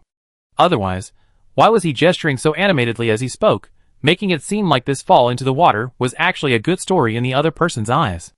To express her gratitude for all the luxurious treatment she received that evening, the white-haired girl patted the principal's blonde-haired rear. "Your waltz must have been very good," she said, "because even though you fell in, it seems the school's funds are still safe." "That's right," the young principal said proudly. According to the principal himself, the extraordinary handsomeness he displayed when he danced into the water and then rose, soaked, from the hazy, nighttime waterscape, running his wet, golden-brown hair along with his well-defined forearm, increased their school's investment by another 20%. Jiang Yunu, after hearing this, enthusiastically praised the principal and quickly changed the subject. "That's wonderful, principal." The white-haired girl reached out and supported the principal's elbow. She said, "It seems we secured today's investment. Shouldn't we go back to school?" She was afraid that if she didn't stop him, the principal's slightly tipsy and expressive nature would lead him to say things that a naive first-year student like her shouldn't hear. Fortunately, the principal still retained a sliver of rationality. "Yes, we should go back." The slightly tipsy principal recited the school rules clearly. "Our students' campus curfew is 10 p.m., and dormitory curfew is 11 p.m. We can only allow students until 11:30 p.m. at most. Any later, and they have to get a demerit before they can unlock their dorm rooms electronically, and they have to submit a self-criticism to the disciplinary office the next day." Writing self-criticisms as punishment in the interstellar era was still prevalent in schools. Jiang Yunu was still unaware of her school's curfew details. She had only briefly seen her dorm roommates today. Speaking of the curfew, she remembered the unpacked luggage still scattered on the dorm floor. First, she took the garden tour bus to the vehicle docking point, then rode the hovercraft she had used to get there. Before the 10 p.m. curfew, Jiang Yunu successfully returned to the Golden Ariel campus. The night blurred the outlines of the buildings. As Jiang Yunu's feet touched solid ground, and she entered the school's buildings in the darkness, a sudden thought struck her: Angle Elementary Ability School. What were her more familiar teachers and friends doing? The curfew at advanced schools was generally later than at elementary schools. In Angle, by this time, the school gates, where students could freely come and go, would probably be closed long ago. But at Golden Ariel Academy, she could still see several students entering and leaving the school gates. Jiang Yunu's only responsibility was to accompany the principal to the social event and be escorted back to school by him. She didn't need to be responsible for escorting the principal back to his resting place. After saying goodbye to Bai Huaishu, Jiang Yunu returned to her dormitory. In her dormitory, she made the most of the last bit of time to quickly pack and organize her unfinished luggage. After a while of tidying up, Jiang Yunu belatedly realized something. She didn't seem to have a roommate. During the day, Jiang Yunu hurriedly came to the dormitory to drop off her belongings and change into her school uniform. She noticed then that the double rooms were completely empty, and all the items in the common areas showed no signs of use. Golden Ariel Academy was located in the 2nd district, and theoretically, it should be much more upscale and luxurious than Angle, which was located in the 7th district. However, the dormitories provided to students here were double rooms, and unlike the detached villas common in the 7th district, they were entire high-end apartment buildings. Jiang Yunu was initially puzzled by this. She had assumed that the dormitories would be more luxurious the further up the district you went. However, while tidying up during the day, she chatted online with Zhou Jinxue, who happened to be free at the time. Zhou Jinxue objectively stated, "It's possible that the further up the district you go, the more expensive the land is, and many older schools haven't renovated their dormitories, resulting in generally mediocre conditions." This theory sounds similar to how, in the past, the more prestigious and historically significant a university was, the more historically old its dormitories became, many exuding an unbearable sense of retro nostalgia. Thinking this through, Jiang Yunu completely understood the dormitory conditions at Golden Ariel. The double room was exactly the same as when she left that evening. The common area only bore traces of her use, while the other person's bed and desk remained empty. Was she truly without a roommate, or was her roommate simply absent today? Jiang Yunu finished packing her things, just past the final ultimatum of curfew for the Golden Ariel Academy dormitories. She sent messages to all her concerned relatives and friends, reporting her first day in the 2nd district. Then, with questions about the roommate mystery lingering, she laid down on her dormitory bed and drifted into a dreamless sleep. Jiang Yunu truly never had trouble sleeping in unfamiliar beds. In a completely unfamiliar environment, in a completely unfamiliar place to rest, as long as she was sure she was safe, she could sleep soundly. The next day was also the day before the official start of the semester at Golden Ariel Academy. Jiang Yunu's double dormitory room was still empty except for her. There was no sign of her new roommate arriving. Until that evening, Jiang Yunu received a special notification on her personal terminal, which read, "Due to the odd number of new students this academic year, we regret to inform you that your dormitory has been involuntarily changed to a single dormitory." Upon closer inspection, the content of this notification didn't seem so regrettable. Rather, it was simply wonderful. Great. A single dormitory. While having roommates was certainly nice, Jiang Yunu had never lived in a single dormitory before. She welcomed the notification, seeing it as a lucky omen for her new school. A series of pleasant little strokes of luck followed. With a single dormitory room, just a few days after the official start of the semester, the investment funds principal by it secured at the social gathering were deposited into the account. The school finance department promptly distributed the full amount of subsidies to all students who had applied for them. Jiang Yunu's savings increased significantly. She looked at the number of star coins in her account again and again, extremely satisfied. Along with the account balance update, a targeted campus push notification from Golden Uriel Academy also arrived. List of on-campus and off-campus activities and competitions for this academic year. Bai Huaishu was the kind of principal who encouraged students of all grades to actively participate in activities. Every year, he would send out a massive list of activities and competitions, along with specific event times, participation requirements, and basic information. Jiang Yunu skimmed through the list, her gaze immediately drawn to the extra scholarship note next to each competition. There might be some people in this world who are refined and averse to such mundane things as glittering star coins. But the white-haired girl dared to face herself, always willing to admit she was a mundane person who particularly loved star coins. I want to participate. Jiang Yunu clenched her fist with ambition. However, the most recent competition wouldn't be held until a month after the start of the semester. In the meantime, Jiang Yunu fully experienced her school life in the 2nd district. She didn't expect to encounter a classic scene from her campus life. You're that attention-grabbing freshman? She was stopped on campus. Chapter 157. Jiang Yunu looked puzzled. Huh? Me? She not only asked the question aloud, but also extended an index finger, pointing to herself. She said to the other person with utmost sincerity, "You mistaken me for someone else, haven't you?" Because Jiang Yunu's attitude was so sincere, her eyes bright and her gaze frank, it was clear that she was up to no good, and those who stopped her were momentarily confused. There were 3 people blocking her, a leader and 2 followers. A very standard campus provocation group structure. The one who extended her hand to block her was naturally the leader. After her expression became uncertain, this leader girl quietly turned her head and asked her follower, "Is it this one?" The follower looked down and fiddled with her personal terminal for a moment. Jiang Yunu's mini headshot flashed faintly on the other person's screen. The follower compared the photo to the real person in front of her 3 times, then withdrew the screen and said to the leader with absolute certainty, "It's her." Jiang Yunu witnessed the entire exchange of whispers and subtle movements. She began to think that this small group that had stopped her seemed a bit dim-witted. Having received confirmation from her follower, the leader raised her chin again and looked at Jiang Yunu, even more furious. "You dare to play me?"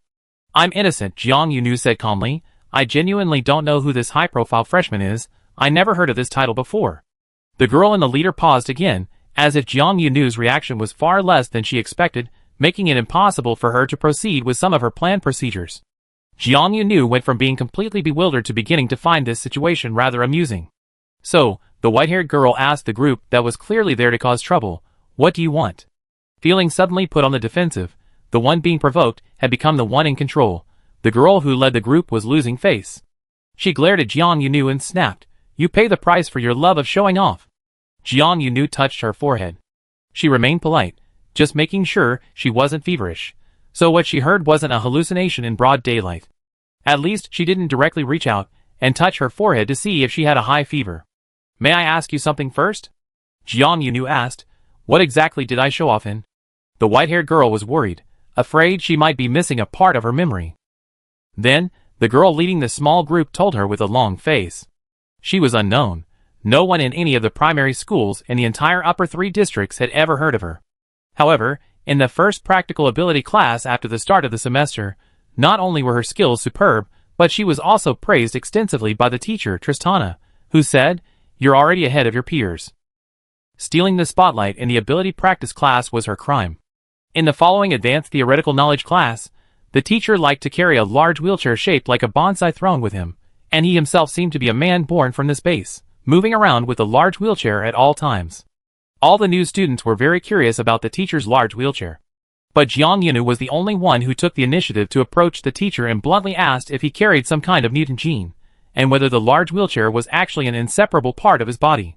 That long theoretical lecture, the male teacher, who was one with his base, specially set aside 10 minutes to prove to all the new students that he himself was still a complete carbon-based male, not grown with his beloved base.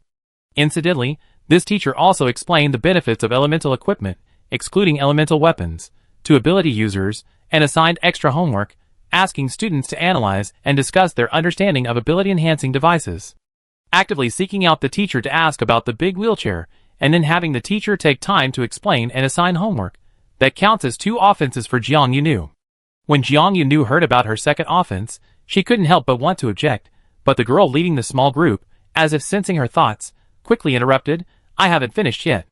Jiang Yunu lowered her hand, which was about to object. Okay, you continue." The other girl looked like, "That's more like it." Jiang Yunu listened, as the other girl listed her third and fourth accusations. It was utterly incomprehensible that a student from such an obscure junior high school like herself had received so much attention in such a short time. Since the start of the semester, she herself didn't seem particularly special. Unworthy of her reputation was her third accusation. Not to mention, it was said that the principal had taken her to a social gala at the end of August, and it seemed the principal was particularly fond of her.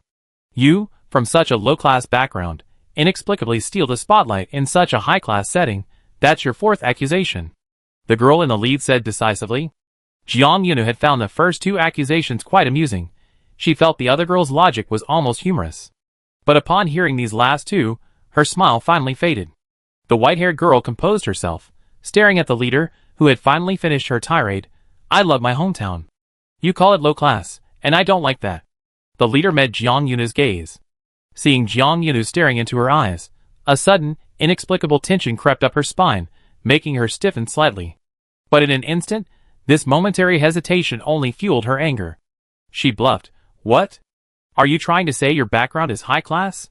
Her henchmen, like 2 cheering insects, echoed her with mockery. "Ha, the 7th district. If the 7th district isn't low class, what place is?" Jiang Yunu fell silent. The group leader, still waiting for her reaction, assumed she was scared and felt a surge of smug satisfaction at finally overwhelming this most attention-seeking freshman. However, this smug satisfaction lasted less than 2 seconds. A thin strand of hair, like an expensively styled and meticulously groomed lock, scratched against her neck, a sensation so intense it made her instinctively reach out to brush it away. But the hair strand narrowed and tightened the next second. It constricted. "Come with me for a moment," Jiang Yunu said.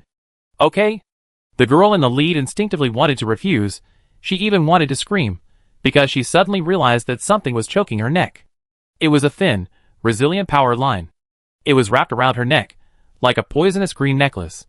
It pressed against the soft tube below her throat, making it impossible to even utter a sound. Jiang Yunu's question was merely a formality. She pulled the power line wrapped around the girl's neck, leading her into the grove of trees beside the school path. There were even fewer people here. Normally, no one would deliberately venture into the woods. The leader girl, who had been screaming silently, was slowly turning red in the face. Her henchmen hadn't even realized she hadn't come along willingly. Those 2 good-for-nothings. She doubted they even noticed the power wire wrapped around her neck. It was as if she voluntarily agreed to come. Jiang Yunu walked into the woods, finding it easier to talk here. She didn't immediately untie the girl's neck, but instead scrutinized the previously arrogant girl's face a few times. It was a detached, emotionless gaze, like calmly assessing where to begin dissecting prey. "You won't really suffocate," Jiang Yunu said calmly. "The pressure I'm applying will restrict your breathing, will block the normal vibration of your vocal cords, but I haven't completely crushed your trachea. You're blushing because you're feeling both ashamed and angry." As she spoke, she rotated her wrist. The wire wrapped around the arrogant leader girl's neck didn't tighten further, but the girl staggered one more step closer to her. Feeling humiliated, Jiang Yunu pulled on the power thread, forcing the person, who was slightly taller than her, to lower their head. She looked into the other person's eyes, and the corners of her mouth finally curled up slightly again. "Feeling humiliated is good," she said. "You humiliated my hometown, so I will humiliate you." When the power thread around her neck finally loosened slightly, the previously arrogant girl tried to speak urgently, but her still breathless breathing caused her to cough, and she coughed for a long time, clutching her neck. When she looked up again, the other person's nose and eyes were red, filled with panic and anger. "Do you know what you've done? Do you know who I am? If I just make one phone call home, your school life in the 2nd district, you country bumpkin, is over." For a student who had risen from a lower-ranking star sector to a higher one, this should have been a serious threat. However, Jiang Yunu didn't even flinch. White hair fell from her shoulders as she looked down. The person who had first provoked and threatened her, now half squatting on the ground due to violent coughing and unsteadiness, was now half-crouched. She unexpectedly said, "Fine." "What?" I said, "Fine, go make the call." Jiang Yunu looked down at the person, who hadn't even introduced themselves. Perhaps they disdained to introduce themselves to this country bumpkin. "You can go make the call, and you better have your family come and condemn me in person."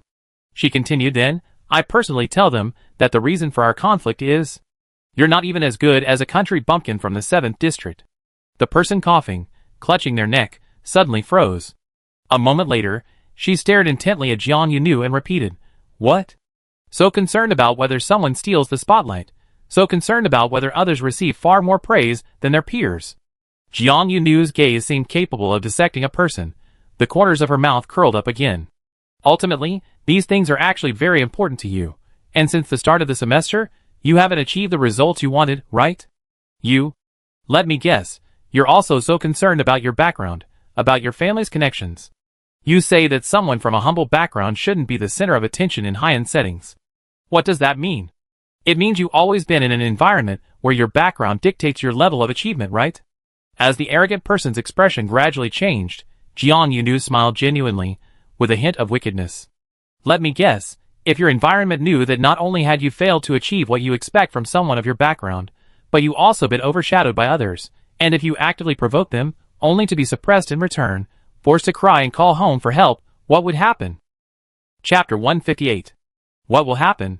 Judging from the other person's sudden deathly paleness and the loss of her former arrogance, Jiang Yunu understood what would happen next. However, her sense of superiority and pride about her background prevented her from bowing her head, and she continued to grit her teeth and maintain her composure. What do you know?" She gritted her teeth. "Don't talk like a poor country bumpkin like you understands the lives of us upper-class people." It seemed that calling Jiang Yunu poor and country bumpkin a few more times would bolster this self-important young lady's confidence. She bolstered her confidence by constantly emphasizing the difference in their family backgrounds. Even if my family might criticize me, but in that case, your academic career will, cough cough, be completely over." This young lady wasn't intentionally choking on her words. Rather, she felt a lingering tightness around her neck. Even though Jiang Yunu had effectively released her, she still unconsciously touched her throat, occasionally coughing as she spoke. When the topic of her family's criticism came up, her eyes visibly flickered. Jiang Yunu sensed her lack of eloquence. She kept repeating the same things, being poor or saying her schooling was over. "Yes, over." "That sounds pretty scary," Jiang Yunu said calmly, as if discussing something unrelated to herself. She blinked slightly, picking out the items the other woman had initially listed as her crimes. "You said yourself that Miss Tristana valued me highly, and the principal also favored me, is that right?" Growing up in an environment that values wealth and power, the rich second generation was particularly sensitive to the hidden implications behind such words. "Our family is also one of the school's quarterly investors," the domineering young lady immediately said. "Don't even think that the principal will give you special favors. My family always has a way to make sure you can't stay in school." "Wow, that sounds terrifying," Jiang Yunu said without any fear. Then, she sighed in a mocking manner. "Sigh, if I really can't go to school, considering that the teachers and principal have valued me, I think they still try to arrange for me to transfer to another school. At the very least, I think I can find a job through their introduction. Even if I don't graduate, I can do part-time work and make a living anywhere." The white-haired girl was actually planning her future life if she were expelled. "Young miss," she said with all her might, "forget about all the schools in the 2nd district. My family has connections with many powerful families across the country. Just a little effort, and we can make sure you can't even get into any school in the upper 3 districts. So, when your family goes to these families, you have to specifically tell each one you're on good terms with. I'm so sorry, but because our child isn't as good as her classmates at school, and to salvage her fragile self-esteem, which is as pitiful as her superpower level, please help us by making sure her rivals can enroll in any school in the upper 3 districts." The white-haired girl spoke with great interest, her voice filled with incredulous laughter, her face clearly saying, "Really? Is that true?" This was a verbal slap even more humiliating than directly hitting the other person in the face. "You?" The young lady's chest heaved violently, feeling as if she was about to faint from Jiang Yunu's anger. Jiang Yunu lifted her chin, looking at her with particular amusement. "This young lady who hasn't even given her name," Jiang Yunu said, "have you forgotten what you've been emphasizing? I'm from the 7th district." The young lady seemed to think, who would forget something like that? But Jiang Yunu didn't give her a chance to interrupt. I'm from the 7th district, which means that even if I'm expelled from the upper 3 districts, I still have the 4th, 5th, and 6th districts to go to. The worst that can happen is I can go back to my beloved hometown, the 7th district. Jiang Yunu spoke as if lecturing a child even more clueless than herself. She laughed. You keep emphasizing my humble origins, but for someone from the 7th district, even if you banish her from the upper 3 districts, she still advances to a higher district.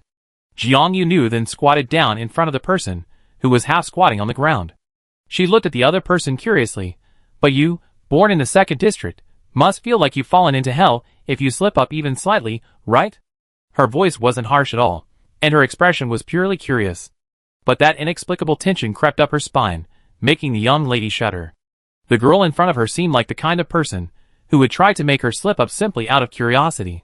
This assumption was baseless, describing her classmate as an inhuman beast, yet in that instant, the thought truly appeared in the young lady's mind. She looked at Jiang Yunu, who smiled and looked back at her curiously. A beast. Not a normal person at all. It seemed she finally realized, after going around in circles, that Jiang Yunu was completely different from what she imagined. She wasn't the show-off, ignorant, easily intimidated country bumpkin from a backward star sector she pictured. This couldn't be framed by normal logic. She wasn't like a normal human being. This young lady from a prestigious family in the 2nd region was probably the first person to see through Jiang Yunu's true nature since she come into contact with human society in this world. Before, in Engel, Zhou Jinxue had occasionally thought Jiang Yunu was like a little wild beast, but those were just round, curious eyes, harmless little wild beasts.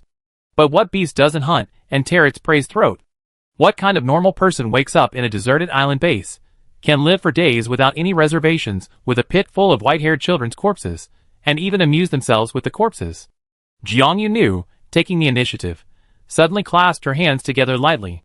In the end, you're dissatisfied that my performance, since the start of the semester, has been better than yours. You haven't achieved the results you expected. Jiang Yunu said, I give you a chance to challenge me. Teacher Tristana said, there will be group competitions in next week's supernatural ability training class. Do you want to try and defeat me in the group competition? Jiang Yunu's attitude in proposing this was undeniably enthusiastic. Her enthusiasm, in the eyes of the person opposite her, seemed like a monster grinning and extending an evil invitation. The young lady's expression changed several times, finally appearing to have made up her mind, and she gritted her teeth and said, okay. What began as a provocation by someone else ultimately became a situation in which Jiang Yunu took control. This natural shift in power was quite unusual. The young lady who resented Jiang Yunu becoming the most prominent freshman was named Lynette, and her surname was Tagu. After finally introducing herself, the Tagu family's daughter once again raised her chin, habitually waiting to hear exclamations of surprise, admiration, or other expressions of admiration for her prestigious family name. However, the white-haired girl only said "oh" after hearing this. Oh! She only responded with an "oh" to her surname? Country bumpkin, Miss Tagu said disapprovingly, are you looking down on my family? How could I? Jiang Yunu's eyes widened immediately. She sincerely explained, at most, I might look down on you, but for now, I certainly have no problem with your family. What a at most, what a for now. When she learned that the young lady's dissatisfaction stemmed from her not exclaiming wow. Upon hearing the name Tagu, the white-haired girl thought for a moment, then said sincerely again, I'm so sorry, you've forgotten again, I'm a country bumpkin from the 7th district.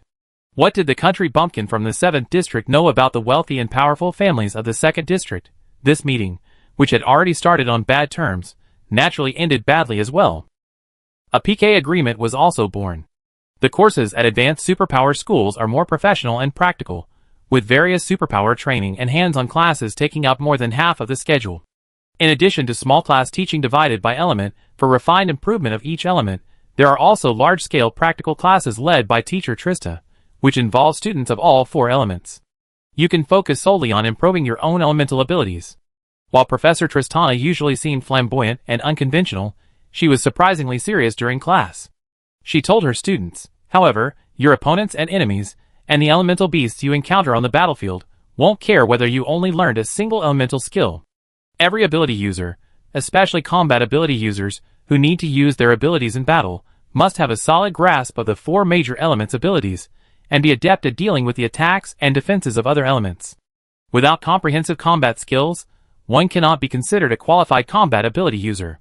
Professor Tristana arranged a group combat training competition to allow students to experience fighting against various elemental skills, and to conduct some practical simulations in advance.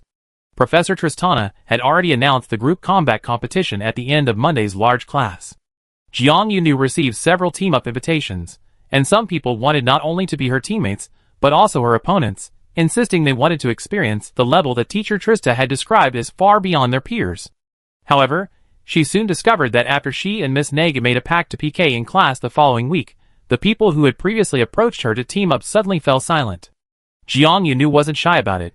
She went to check with each person to confirm the team-up invitations, only to find that everyone either had an unavoidable engagement with family or friends or accidentally formed teams quickly, and were already full.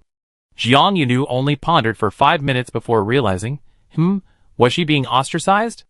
Actually, they're not ostracizing you. They're just more afraid of offending the Negu family. A female student, who had previously been relatively quiet in class, suddenly spoke to Jiang Yunu.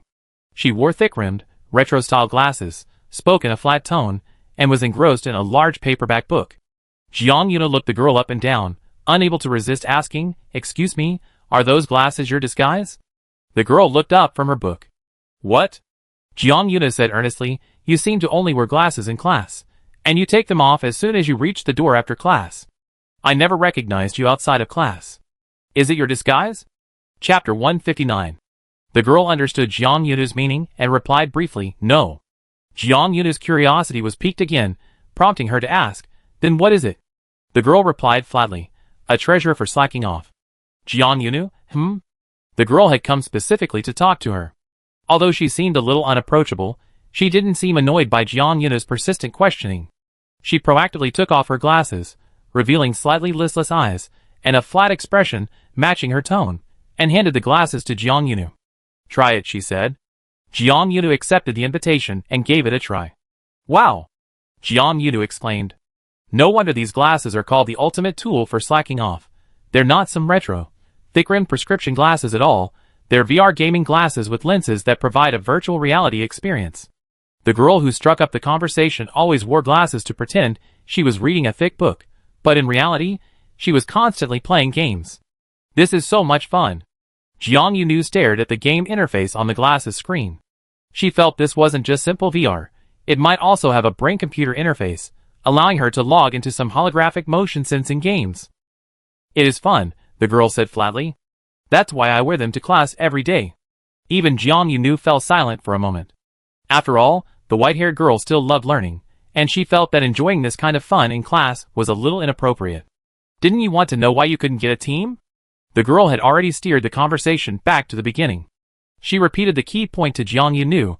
"They didn't suddenly dislike you or ostracize you. They're just afraid that if they were in a team with you, the young lady of the Nega family would hold a grudge." Jiang Yunu said, "That young lady has already threatened everyone, demanding they not team up with me, or they suffer the consequences." "No," the girl who had taken back her glasses said calmly, "Miss Nega doesn't need to do that." Jiang Yunu tilted her head slightly, conveying a question.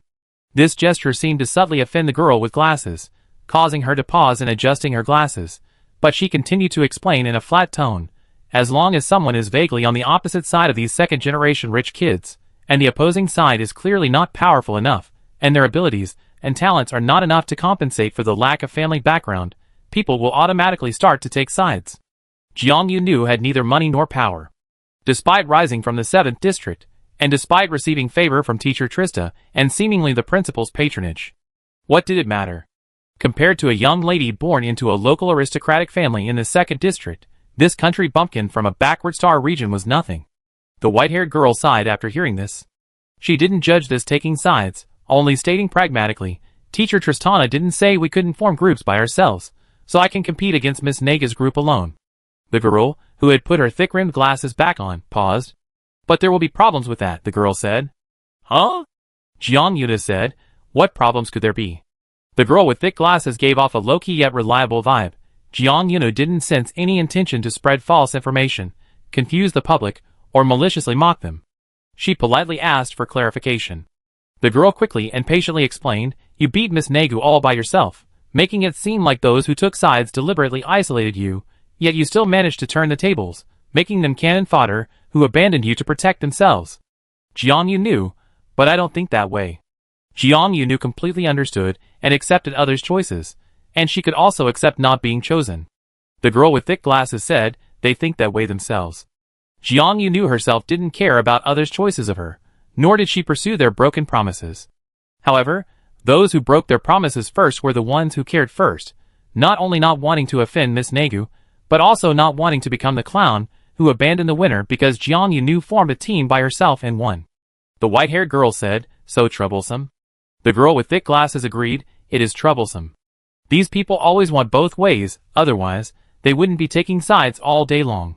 Jiang Yunu didn't judge other sides, she simply twirled the little white hair on her shoulder. I don't really care if I offend more people, offending one or offending a group makes no difference, Jiang Yunu said. But I hate trouble. If I wanted to find teammates now, who would be willing to team up with me, and not be afraid of offending people? A soft click sounded. The girl with thick glasses closed her large, prop-like paper book. She looked at Jiang Yunu, her heavy lenses obscuring her eyes. The sound of the book closing made Jiang Yunu look at her too. She said in a flat tone, me? Jiang Yunu's eyes widened. She had thought this girl was just kindly passing on a message, but it turned out. It seemed like a teammate had offered herself up. The girl with thick glasses repeated, I'm willing. Jiang Yunu looked at her with hopeful eyes, really? Really, the girl with thick glasses said, I actually just wanted to team up with you. If you're willing to. The last sentence was quickly added, as if she finally remembered she needed to ask Jiang Yunu's opinion. A teammate offered up, why not take it? Jiang Yunu immediately replied, I'm willing too. Because the white-haired girl was so happy to have a teammate, her emotions were genuine, and her words were full of feeling, making their team-up agreement seem as solemn as if they were forming a special bond. The girl with thick glasses coughed lightly, her tone still flat, that's great. But Jiang Yunu still had some doubts. But why did you agree to team up with me? She reviewed their conversation, sensing a small logical flaw. Besides, regardless of whether I win or lose, those who have chosen sides will harbor resentment. Teaming up with me seems like a loss. Maybe so to others, the girl with thick glasses replied bluntly and pragmatically, offering no flattering words to comfort Jiang Yunu. She said, teaming with me makes you seem even more impressive, since I'm a well-known loser. The only way I can possibly get some class performance points is by teaming up with you. Oh! So, proactively revealing information and offering herself was a resource exchange for class performance points. Jiang Yunu understood that the girl with thick glasses also had an ulterior motive, yet she seemed quite interested and didn't see anything wrong with it. A moment later, it was the girl with thick glasses who carefully examined Jiang Yunu. She proactively asked the white-haired girl, don't you think I'm too opportunistic? No, the white-haired girl replied matter-of-factly. She gave a thumbs up. You think you can get points by following me, you trust me so much, you have great taste. Jiang Yunu's reaction indirectly confirmed the girl with thick glasses' thoughts. She hadn't chosen the wrong person from the start. Although she still had a blank expression, and her thick glasses covered almost half her face, she expressed her joy again in a tone that still didn't reveal any joy. That's great. Jiang Yunu noticed that the students in the second district were all very individualistic, from the noble young lady of Negu to the new teammates with low presence in class. They all disliked introducing themselves first. Both of these two approached her first, getting straight to the point, and only after things were settled and a consensus was reached did she finally have the opportunity to hear their names. My surname is Ally. The girl with thick glasses introduced herself. My family started out in the second-hand business. We're not exactly a prominent family in the second district, we're rich but powerless. And I'm the notorious good-for-nothing in the Ally family. They call me Useless Ape, my real name is Paya. This was the second time Jiang Yunu had heard the girl call herself a good-for-nothing. The first time she heard the girl mention good-for-nothing, she didn't pay much attention, assuming it was just a joking, humble way of inviting someone to join a team. But hearing it again, she suddenly realized she was wrong. The girl seemed to genuinely believe she truly was a good-for-nothing. How could that be? Jiang Yunu immediately denied it. She was always good at protecting her own people, which was why she wasn't too angry when it came to personal attacks. But when someone like Miss Nega humiliated the 7th district, she showed her claws. The white-haired girl launched her sweet-talking attack for the first time at Golden Uriel Academy. You're my teammate now. You're not trash. You're my darling. Paya, that feeling of forming a magical contract as teammates was back. Miss Paya, whose surname was Olay, thought silently. Paya wasn't outgoing. She rarely spoke to any classmates at school, and she never participated in class. She always wore her thick gaming glasses, like an NPC who appeared in various classrooms at set times, silently serving as part of the classroom's atmosphere. This was the first time, since the start of the semester, that she had taken the initiative to talk to a classmate for so long. It was also the first time in a long time that someone hadn't ignored her after she started speaking, or interrupted her with a laugh, and patiently listened to what she had to say.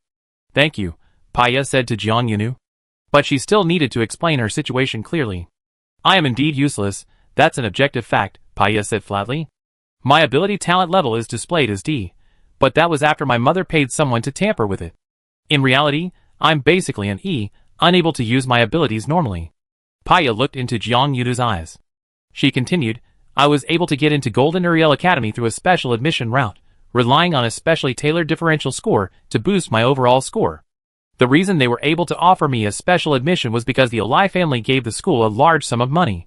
The Olai family is one of the school's major investors."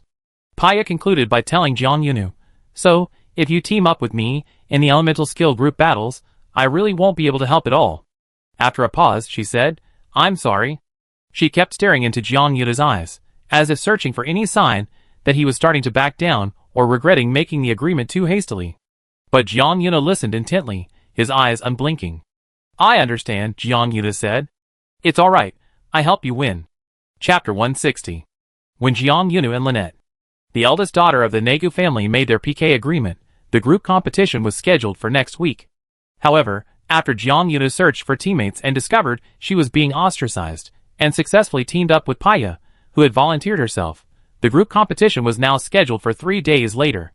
She spoke of helping Paya win very casually, as if it were just a simple arm wrestling match she was sure to win. Paya was happy that someone was finally willing to help her. Although she didn't show it obviously, Jiang Yunu could tell she was happy. The white-haired girl also noticed a hint of worry mixed in Paya's happiness. "What you said really touched me," Paya said. "If our lives were a game, you'd definitely see my affection for you skyrocket." Jiang Yunu asked, "Would that unlock new affection-related voice lines?" Paya paused for a moment before saying, "Please be realistic." "I said if. Real life isn't a game. No one speaks strictly according to affection levels." Jiang Yunu nodded in agreement indeed.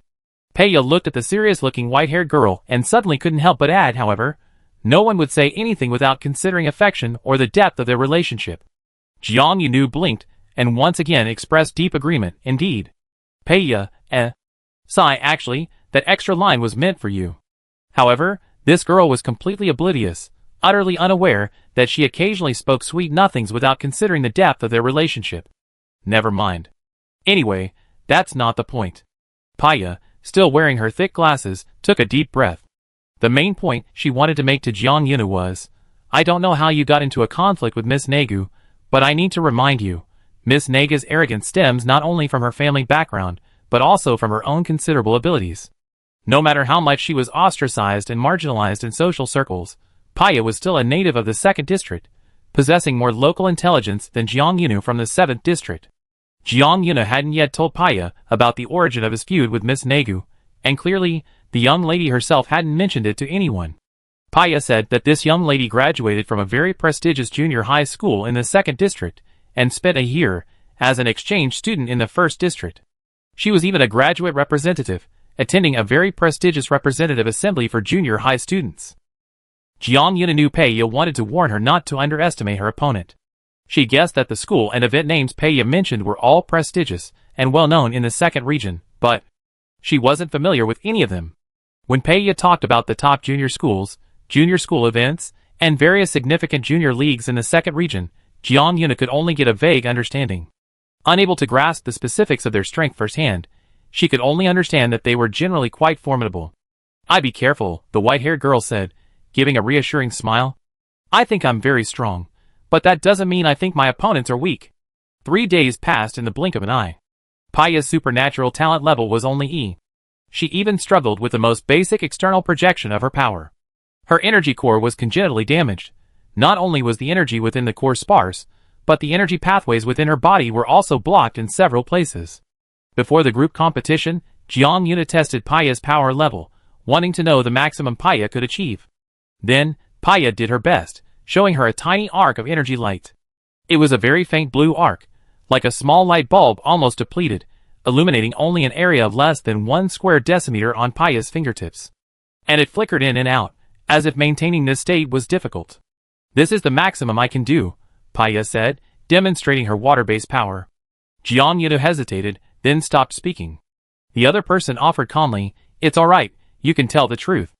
Jiang Yunu replied honestly yet tactfully, "It's like a pale blue ambient light." Paya said, "If you don't mind, during the competition, I can stand behind you like this to provide ambient lighting." The useless young lady from the Olai family was very meticulous. She didn't even mention that she was lighting Jiang Yunu, knowing full well that her lighting range was so limited that she couldn't even provide full frontal lighting. Jiang Yunu thought for a moment, then her tone became more serious. She said, "When the official competition begins, you better stay in one area. I'm not sure if Miss Nega's followers will target you, so a fixed position will make it easier for me to keep an eye on you." Since it was a group competition held in class, the venue naturally wouldn't be very large. However, on the day of the official group competition, Ms. Trista moved the teaching venue from indoors to outdoors. In the specially designated outdoor teaching area, Trista set up an energy sealing zone to ensure that all supernatural abilities could only be released within this zone. She also added an energy barrier, preventing any energy amplitude exceeding the safety line from being released within this area. Not only would it be automatically absorbed and neutralized by the barrier, but as the person who set up the venue, Trista would also be immediately aware of any such activity, and would warn any students who dared to misbehave. "Miss Trista is serious," the green-haired little bird teacher said, fiddling with her long, sharp nails, using threatening gestures and words to intimidate the students. "If anyone tries to break through the barrier, Miss Trista will notice immediately, and will punish them accordingly." It was said that Miss Trista's punishments were the most unforgettable, a nightmare for the senior students of Golden Uriel Academy. No one would dare to cause trouble in her class.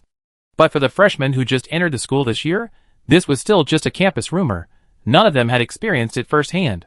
Miss Nega's follower spoke first, saying to Jiang Yunu, "Hey, you from the 7th district, did you hear that? Don't try to be clever or pull any tricks." Jiang Yunu was surprised. "Huh?" She looked incredulous. The teacher said not to try to use abilities beyond their limits. "How can you say it's about being clever or pulling tricks? Does that mean that for you, increasing your ability output requires cleverness and tricks?" Not only was her retort swift, but she also couldn't help but look at the other person with pity, sizing them up from head to toe. "Sigh." Jiang Yunu shook her head, sighed, and nudged Paya beside her with her elbow. Paya said nothing. The white-haired girl had completed a tacit exchange on her own. She looked back at Miss Negu, shook her head again, and her expression was full of pitifulness. "Enough." Miss Negu snapped in a low voice, scolding her own follower, "Don't embarrass yourself." The follower, suddenly being reprimanded, thought he was praising the young lady, and shut his mouth somewhat resentfully. Jiang Yunu wasn't sure if it was her imagination, or if she had really sensed something for a very brief moment, but she felt that the young lady seemed vaguely guilty. What was she guilty about? This thought swirled in Jiang Yunu's mind, but because she wasn't sure if it was true, she quickly dismissed it. Since this is a group competition based on the entire freshman class, today's practice matches at this special Trista venue won't just be between Jiang Yunu's group and Miss Nega's group. Teams formed by other students will also be matched up for matches. Perhaps because the match between Jiang Yunu and Miss Negu is the most anticipated, Trista scheduled their match last. Before it was her turn, Jiang Yunu spent half a day observing the matches between other students. Those who can advance to the Advanced Supernatural Abilities School in the upper 3 districts have all systematically studied the basics of supernatural abilities, and have also been exposed to simulated battlefields in the junior school, practicing against mechanical elemental beasts of varying levels. However, the experience of fighting against a smart device is clearly different from fighting a real, living opponent.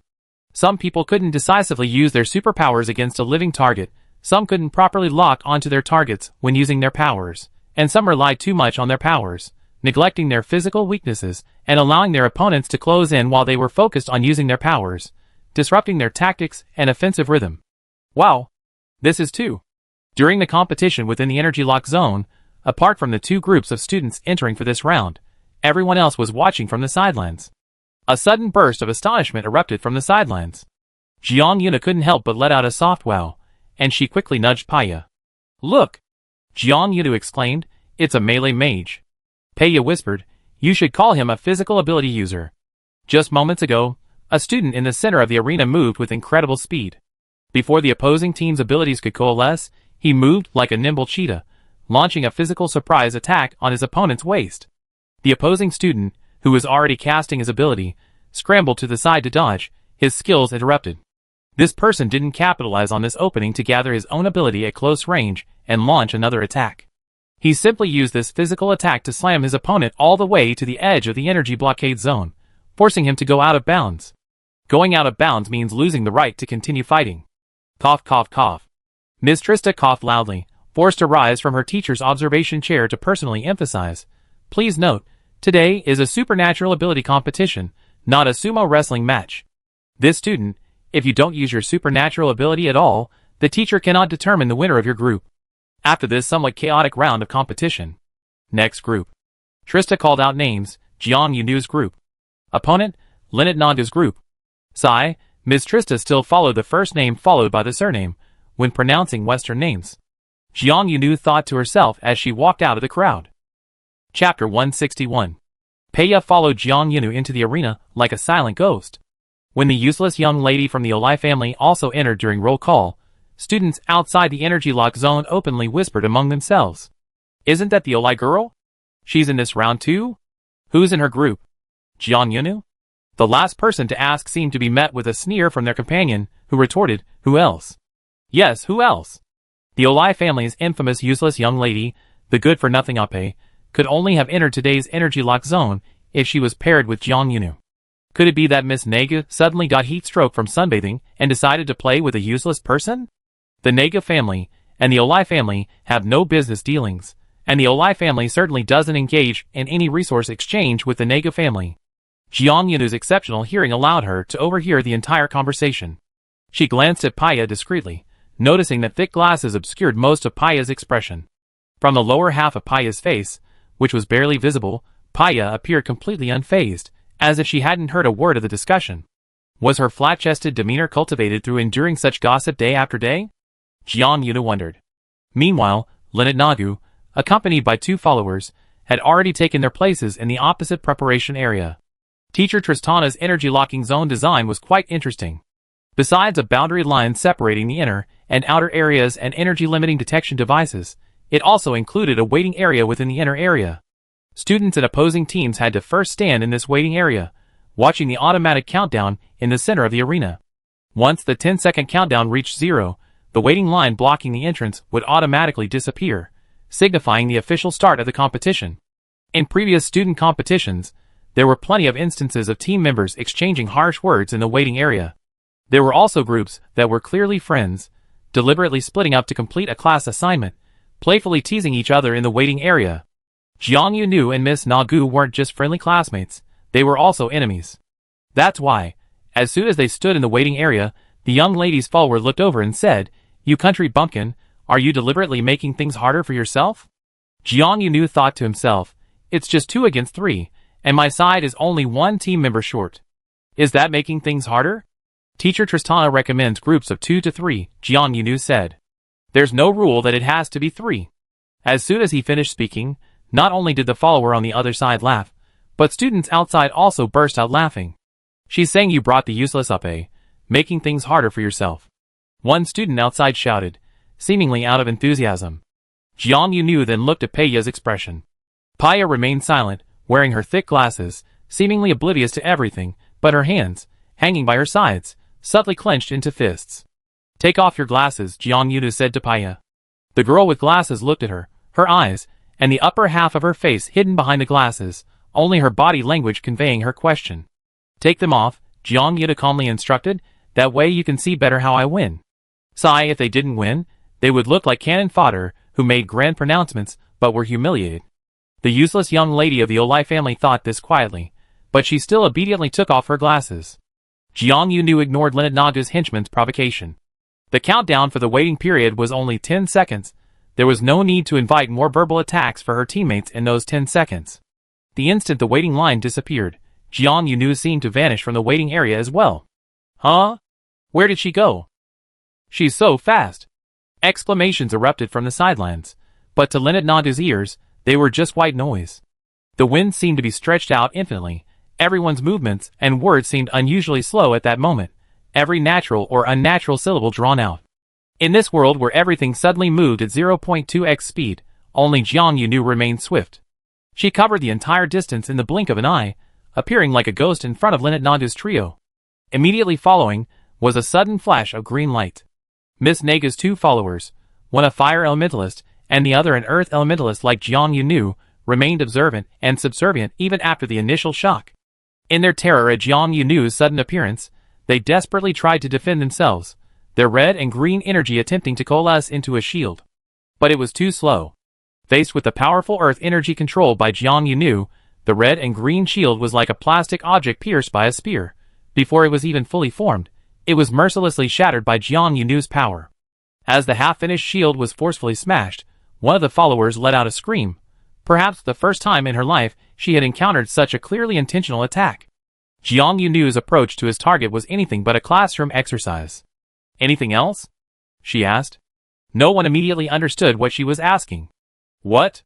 Lynette Naga's heart pounded as she asked, trying to control her breath. Jiang Yunu's ghostly speed in approaching was already terrifying enough, and the power in her hands had a completely different feel from the other students. To put it bluntly, it was like among a group of students wielding wooden swords, there might be someone wielding a real weapon. And it seemed entirely due to the rules that the real weapon was just like everyone else's wooden swords, obediently engaging in harmless practice. She wouldn't be waiting for Miss Naga to make a new move, would she? A student outside the arena suddenly asked uncertainly.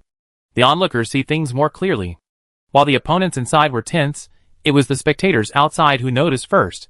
Although the white-haired girl's hands were still wreathed in earth elemental power, the edge of the power's glow had stopped extending. This bystander's deduction was bold and outlandish, making the person involved seem arrogant to the point of conceit. However, Jiang Yunu was simply waiting. The two lackeys were startled by the easy shattering of the shield, and Miss Naga was also somewhat slow to react, failing to direct their next move. Jiang Yunu patiently asked again, "Why did you stop here? Do you have any other plans?" Lynette Naga finally realized her major mistake in the battle. She had given the opponent a window of opportunity for so long, and had been foolishly standing still during the fight, not moving at all while talking to her. The answer to Jiang Yunu wasn't Miss Naga's words, but a beam of clear blue light. Lynette Naga was also a water type, and her suddenly gathered water type power carried a surging, wave-like force. Jiang Yunu didn't underestimate this young lady. As the waves on land crashed towards her, she leaped backward. Lynette Naga was operating at the maximum limit set by teacher Tristana, channeling her power into a powerful wave. She not only forced Jiang Yunu back, but also chased after her. The blue wave gradually resembled a hand, waving in the air before slamming heavily onto the ground. The ground in the energy-locked area trembled slightly from the force of the impact. Jiang Yunu thought to herself, "This young lady seems particularly eager to give me a power slap." But of course, she wouldn't get her way. Jiang Yunu's backward leap was merely to assess the young lady's power level. To be fair, she had already seen the performances of all the other groups earlier in the day. Lynette Naga's blue wave was indeed outstanding among the freshmen, and the intensity and duration of her power output were worthy of the title of an excellent graduate from a prestigious junior academy. Unfortunately, just like what teacher Trista commented, Jiang Yunu was ahead of her peers. As she leaped back to her waiting area, Jiang Yunu suddenly stopped. Lynette Naga's massive blue wave-like hand immediately seized the opportunity, slamming down from midair towards the white-haired girl on the ground, attempting to crush her entirely into its palm. However, countless shimmering green vines seemed to sprout from the ground and emerge from midair. Jiang Yunu's green energy didn't appear in a vast, continuous burst. Instead, it split into many thin strands, each seemingly insignificant yet incredibly resilient, binding the blue giant hand. Can water be captured? Perhaps soil certainly can. Elemental abilities don't follow a system of mutual restraint or mutual generation, but Jiang Yunu's earth-based abilities seemed to follow some ancient incantation, using earth to lock in water. Lynette Naga's blue ability was completely entangled within her green ability vine circle. Beads of sweat slid down the young lady's forehead, flowing into her meticulously styled blonde hair, which she maintained even during class practice. Her lower lip was bitten tightly as she desperately tried to control her ability's output, to adjust the angle of the blue giant hand and break free of the cage. Her water-based ability surged within Jiang Yunu's earth-based prison, but it was no use, she couldn't escape. The white-haired girl's ability output didn't seem high, but those supple green vines, like the thin threads of ability that had tightly wrapped around her neck that day, bound her and her ability, leaving her unable to escape, and she even felt a hallucinatory sense of suffocation. and the green ability binding the blue giant hand was indeed tightening. Jiang Yunu's ability transformed from flexible to sharp, like a thread-like blade, slicing into Lynette Naga's condensed ability. Lynette Naga's attack was completely shattered. Miss Naga felt the pressure suddenly vanish, like the rope being snatched away during a tug-of-war. As the pressure disappeared, her body swayed, and then a concept slowly entered her mind. Did I lose? She seemed to have indeed lost. But was she resigned to it? Jiang Yunu stopped in place after dispelling Lynette Naga's attack, her gaze fixed intently on the young lady. Behind Jiang Yunu, Peiya was somewhat puzzled. Based on her experience watching the previous rounds of group matches, when a full-force attack like this was shattered by the opponent, the outcome was usually considered decided. Furthermore, according to the general rules of supernatural ability use, someone like Lynette Nagu, who has just been channeling her power for an extended period, desperately conjuring a giant blue hand to chase her target, would still experience significant energy depletion even with the energy cap set by teacher Tristana for today's arena. Even if Lynette Naga didn't want to give up, she probably wouldn't be able to unleash a skill of equal power again. So what is this young lady hesitating about? Just then Miss Naga moved. But it wasn't Lynette Naga herself who moved, it was her follower who hadn't moved for half the match. A red supernatural arrow shot towards them. The target was Paya. Chapter 162. Paya stared, stunned, at the psychic arrow hurtling straight at her face. This was her first time even participating in actual combat practice, let alone having any experience or skill in directly confronting a psychic attack. She was completely utterly clueless in this regard. In a split second, the young lady of the Olay family forcefully suppressed her instinctive dodge, instead of covering her face and fleeing to the side. Because she remembered what Jiang Yunu had said earlier. Jiang Yunu had specifically instructed her to maintain a fixed position on the field, making it easier for the opponent to perform. Anyway, she wouldn't mind gambling and cooperating with the opponent this once. Peiya gritted her teeth expressionlessly, remaining rooted to the spot.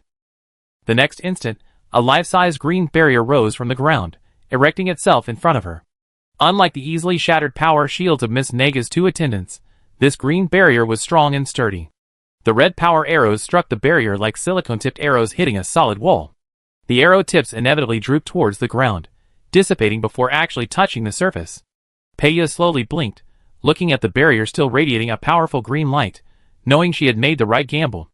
Looking at the power barrier still in its defensive form, a slight ripple stirred in her heart. It should be noted that Jiang Yunu's use of her power was extremely precise, and this precision also meant that this white-haired girl could be quite stingy with her energy. Just now, when dealing with the blue giant hand conjured by Miss Nagu, Jiang Yunu only used a few finely crafted power threads to restrain and cut it, without releasing an equal amount of energy to resist the attack. But to protect her teammates, she went to great lengths, directly conjuring a barrier the size of herself. Paya had only previously appreciated Jiang Yunu's sweet talk. Now, she inexplicably sensed a kind of favoritism that seemed to be supported by tangible evidence. But then, Paya's heart tightened. The green barrier remained erect in front of her. Jiang Yunu had clearly used a portion of her abilities here, as if waiting for this opening where she herself would be vulnerable, before another attack shot towards Jiang Yunu. Little. Paya began to warn her. Jiang Yunu quickly calculated the attack direction, determining it had no follow-up effect, and nimbly dodged, casually saying, "Great. I feel our friendship has grown stronger. If you want to call me by a nickname, Little Nu, Little Yu, or Little Jiang are all fine." Peiya, No. I meant to warn you to be careful. People who move quickly also speak quickly, rattling off a long string of words without giving anyone a chance to refute. Besides, turning her head, Peiya had no time to correct this mistake. The second attack targeting Jiang Yunu was a decoy. Blue energy surged again in the arena, roaring like waves and instantly occupying half the field. The edge of the blue energy wave was approaching Jiang Yunu. Lynette Naga's energy was almost depleted. How could she still use such an energy-spreading skill? The question wasn't just on Peiya's mind. Students outside the arena were also whispering among themselves. The green-haired little bird teacher stared at the surging blue waves for 2 seconds. She confirmed that the energy blockade she had set hadn't been triggered, but her brow furrowed slightly, prompting her to look more closely into the waves. Lynette Naga. Tristana suddenly stood up from her teacher's seat, sternly saying, "Stop what you're doing." But Lynette Naga was already unstoppable. A roaring wave surged before Jiang Yunu's eyes. The energy contained within this wave was far greater than that of the previous blue giant hand, almost unlike anything Miss Naga could wield, nor like anything any other first-year student from a prestigious school could use. In fact, it truly wasn't. Jiang Yunu had already seen the cold light emanating from the wave. This wasn't Lynette Negu's ability. This was a water elemental weapon specifically crafted for water-based ability users. Miss Negu had been restless before the competition even began, interrupting and stopping her followers shouting once, which was unlike her usual flamboyant style. Jiang Yuna finally understood why she had felt the young lady seemed somewhat guilty back then. This was the first time Jiang Yuna had ever seen an elemental weapon. Having never seen one before, she didn't react at first, simply staring at it with wide, curious eyes. It initially appeared to be watery, completely blending into the waves surrounding it. Then, its full outline emerged from the water, shaped like a trident, its tip reflecting the sunlight above, refracting a cold, sharp golden snow hue. She seemed completely dumbfounded, standing there like a fool. Teacher Tristana, unable to stop Lynette Nagu immediately, turned to Jiang Yunu and shouted, "Get out of the way!" The white-haired girl, who had seemed frozen in place, finally moved. But instead of backing away, she seemed completely captivated by the elemental weapon before her, actually taking a step forward. The water elemental trident hurtled straight towards Jiang Yunu, thin streams of water already clinging to her hair. Jiang Yunu stared intently ahead, thinking through the overwhelming mist. Wow, so this is a real elemental weapon. The elemental weapon arrived with overwhelming force, but its attack speed wasn't as fast as expected. At least not as fast as Jiang Yunu had anticipated. At this moment, her role seemed reversed from that of the previous Miss Negu. Every second felt infinitely long to her, and the exclamations and warnings around her became mere dragging white noise. Jiang Yunu stared at the trident, discovering that she could not only feel the overwhelming water energy, the elemental energy emanating from the weapon itself, but also another, weaker force of the same element, struggling to cling to the powerful main body. Lynette Negu was exerting all her strength to control this water weapon. It was her entrance gift to the advanced school. Even in the entire second district, few families could afford to forge an elemental weapon for their newly enrolled child. However, her connection with it wasn't quite there yet. It was forged according to the excellent standard her family expected of her. All its stats matched their ideal of the perfect her. But she... Beads of sweat rolled down Lynette Naga's golden hair. She was now controlling her personal weapon, but seemed even more strained than when she had been purely using her powers to chase Jiang Yunu. Her exertion also caused her movements to be sluggish. This near-grade elemental weapon was far from its full potential in her hands. Suddenly, an even louder gasp erupted from the students outside the arena. Just moments ago, when Jiang Yuna stood there dumbfounded, some classmates thought she was doomed. Even if this country bumpkin had some talent, she'd be utterly defeated by Miss Negu's elemental weapon. Miss Negu, with her water-based trident, which she brought out despite violating class rules, could easily knock Jiang Yunu out with a single touch, likely sending her to the school clinic for days. Of course, she also received a hefty sum from the Negu family in compensation. However, in that brief moment of hesitation as Lynette Negu herself struggled to wield her weapon, a green light appeared within the blue waves. Jiang Yunu had seen enough of her opponent's weapon. Her mind raced, capturing the fighting instincts emanating from the depths of her being. Clang! It was a sound that should never have appeared on the field. Something of equal texture and hardness blocked the trident, thrusting it forward, the sharp tip clashing with the water-based trident. A metallic clang rang out. What? Jiang Yunu has won too? Impossible. She's from the 7th district. Jiang Yunu seemed to have used another elemental weapon to block Miss Negu's attack. Everyone's eyes widened. This scene was so unbelievable, it was as if the principal had finally gone mad and was about to perform a striptease for the entire school in the auditorium. But Jiang Yunu was indeed holding an object in her hand, and it had the same long shaft, a sharp tip. Even when it was submerged in the blue waves, its outline could still be vaguely discerned through the different colored green light. It seemed to be another trident. The male student who had previously knocked his opponent out of bounds with close combat suddenly realized what was going on and shouted, "She has an identical trident." Lynette Naga's face was pale, and she looked at Jiang Yunu as if she had seen a ghost. "How could you?" the young lady murmured, her question almost a soliloquy. "I'm sorry," Jiang Yunu said, using her trident to parry the opponent's water-based trident.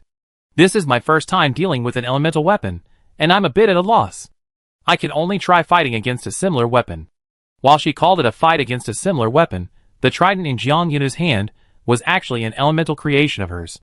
During her close observation just now, she not only saw the complete shape of the elemental weapon and felt its elemental power, but she also vaguely sensed, through some deep-seated combat instinct, that she seemed to have touched the edge of its energy circuit. So, Mimicking a similar energy circuit, Jiang Yunu didn't dodge the attack, she conjured a replica for herself out of thin air. Counterfeits are generally no match for the real thing, but Lynette Naga could only activate her own weapon. Her decision to risk unleashing her elemental weapon today was purely driven by a competitive desire to win. She even orchestrated a feint with her followers, attacking Paya to deplete Jiang Yunu's power, followed by smaller attacks, and then the elemental weapon's follow-up strike. Yet, she still lost.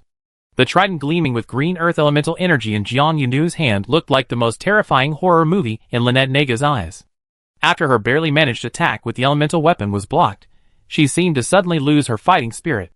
Trista couldn't directly intervene earlier because, based on her experience, she could see that the Naga family's young lady couldn't control her elemental weapon at all. Intervening without a proper opportunity could have injured both students, and the Naga young lady might even have suffered a backlash from the weapon's energy reversal, directly damaging her energy core. That's enough.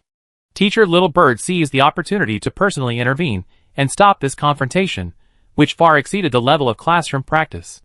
Chapter 163. Pretty impressive, Trista said sternly. You dare to take an elemental weapon with your face? They were now in the faculty office. The Little Bird teacher, known for her unconventional behavior and unrestrained personality, surprisingly showed a serious expression, reprimanding a student with unusual sternness. The student being reprimanded was, of course, Jiang Yunu. No one else could possibly deserve this honor. Lynette Naga seemed lost in thought after the classroom confrontation was stopped. Even though the blue water elemental trident had dissipated from her hand, and this weapon, that had bypassed the energy detection of the arena had been retrieved, the blonde Miss Naga still stood there blankly. She lowered her head slightly. Her once neatly styled long hair had come undone during the forced use of the elemental weapon, and the golden curls fell down, obscuring her face and expression. Two followers stepped forward to help her away. Rather than receiving a reprimand and the due punishment for her misconduct, Miss Naga needed to be taken to the school's medical center for a checkup first. Thanks to the timely defensive barrier deployed by Jiang Yunu, Paya was unharmed. She, along with the other students in class, was dismissed by Trista after class. Before leaving Jiang Yunu, the young lady from the Olay family gave him a concerned look, which he returned with a reassuring smile. The white-haired girl simply comforted her teammate, saying, "It's all right, don't worry." Teacher Trista coughed heavily behind her and said, "Something's wrong, don't worry." Then Jiang Yunu was dragged away by the teacher and taken to the office for a good scolding. "I didn't even use my face to receive it, did I?" Jiang Yunu cautiously raised her objection. To prove it, she touched her face, indicating to the teacher that there wasn't even a scratch on her face. She said, "I used my special ability to receive it properly." Using an ability that hasn't undergone advanced training to approach an A-grade elemental weapon is no different from taking it by the nose. Teacher Trista retorted mercilessly, cutting off any objection. Little Bird teacher crossed her arms and sat in her chair, looking at Jiang Yunu with an air of disdain. "Do you know that if it weren't for Lynette Naga's poor use of her elemental weapon, if it weren't for her fusion level with her weapon being only 58%, if she had increased it by just 10 percentage points, just the time you spent staring at her weapon without moving would have been enough to poke several holes in you?" Jiang Yunu blinked, her first reaction being, "Huh? Her fusion level with her elemental weapon is only 58%. Jiang Yunu was afraid that Teacher Trista was too unconventional and might accidentally reveal Miss Naga's privacy. However, Teacher Trista waved her hand, her long, sharp fingernails drawing an arc in the air. "This matter, like Pia's psychic talent level, is common knowledge," the green-haired woman said, glancing at Jiang Yunu, "but of course, you probably don't know about it since you've just been promoted to the 2nd district. Lynette Naga takes pride in her lineage, and the entire Naga family operates with a very high-profile style. Such a high-profile family would lavishly celebrate and publicize Lynette Naga's outstanding achievements, and naturally, they would also publicize their investment in crafting a near-grade elemental weapon for her university admission. On the day Miss Naga was officially handed over this elemental weapon, it's said that the Naga family even held a banquet inviting Lynette Naga's graduating classmates, as well as other children of similar age and family backgrounds, to attend. She was found to have a weapon fusion rate of only 58% in full view of everyone," said Teacher Trista calmly, her tone neither friendly nor mocking. But Jiang Yuna could already guess that it was probably a disaster. When she first became interested in elemental weapons, the white-haired girl had done her own research. She knew that a custom-made elemental weapon would generally have a fusion rate of over 75% with its user. The higher the fusion rate, the harder it is to improve.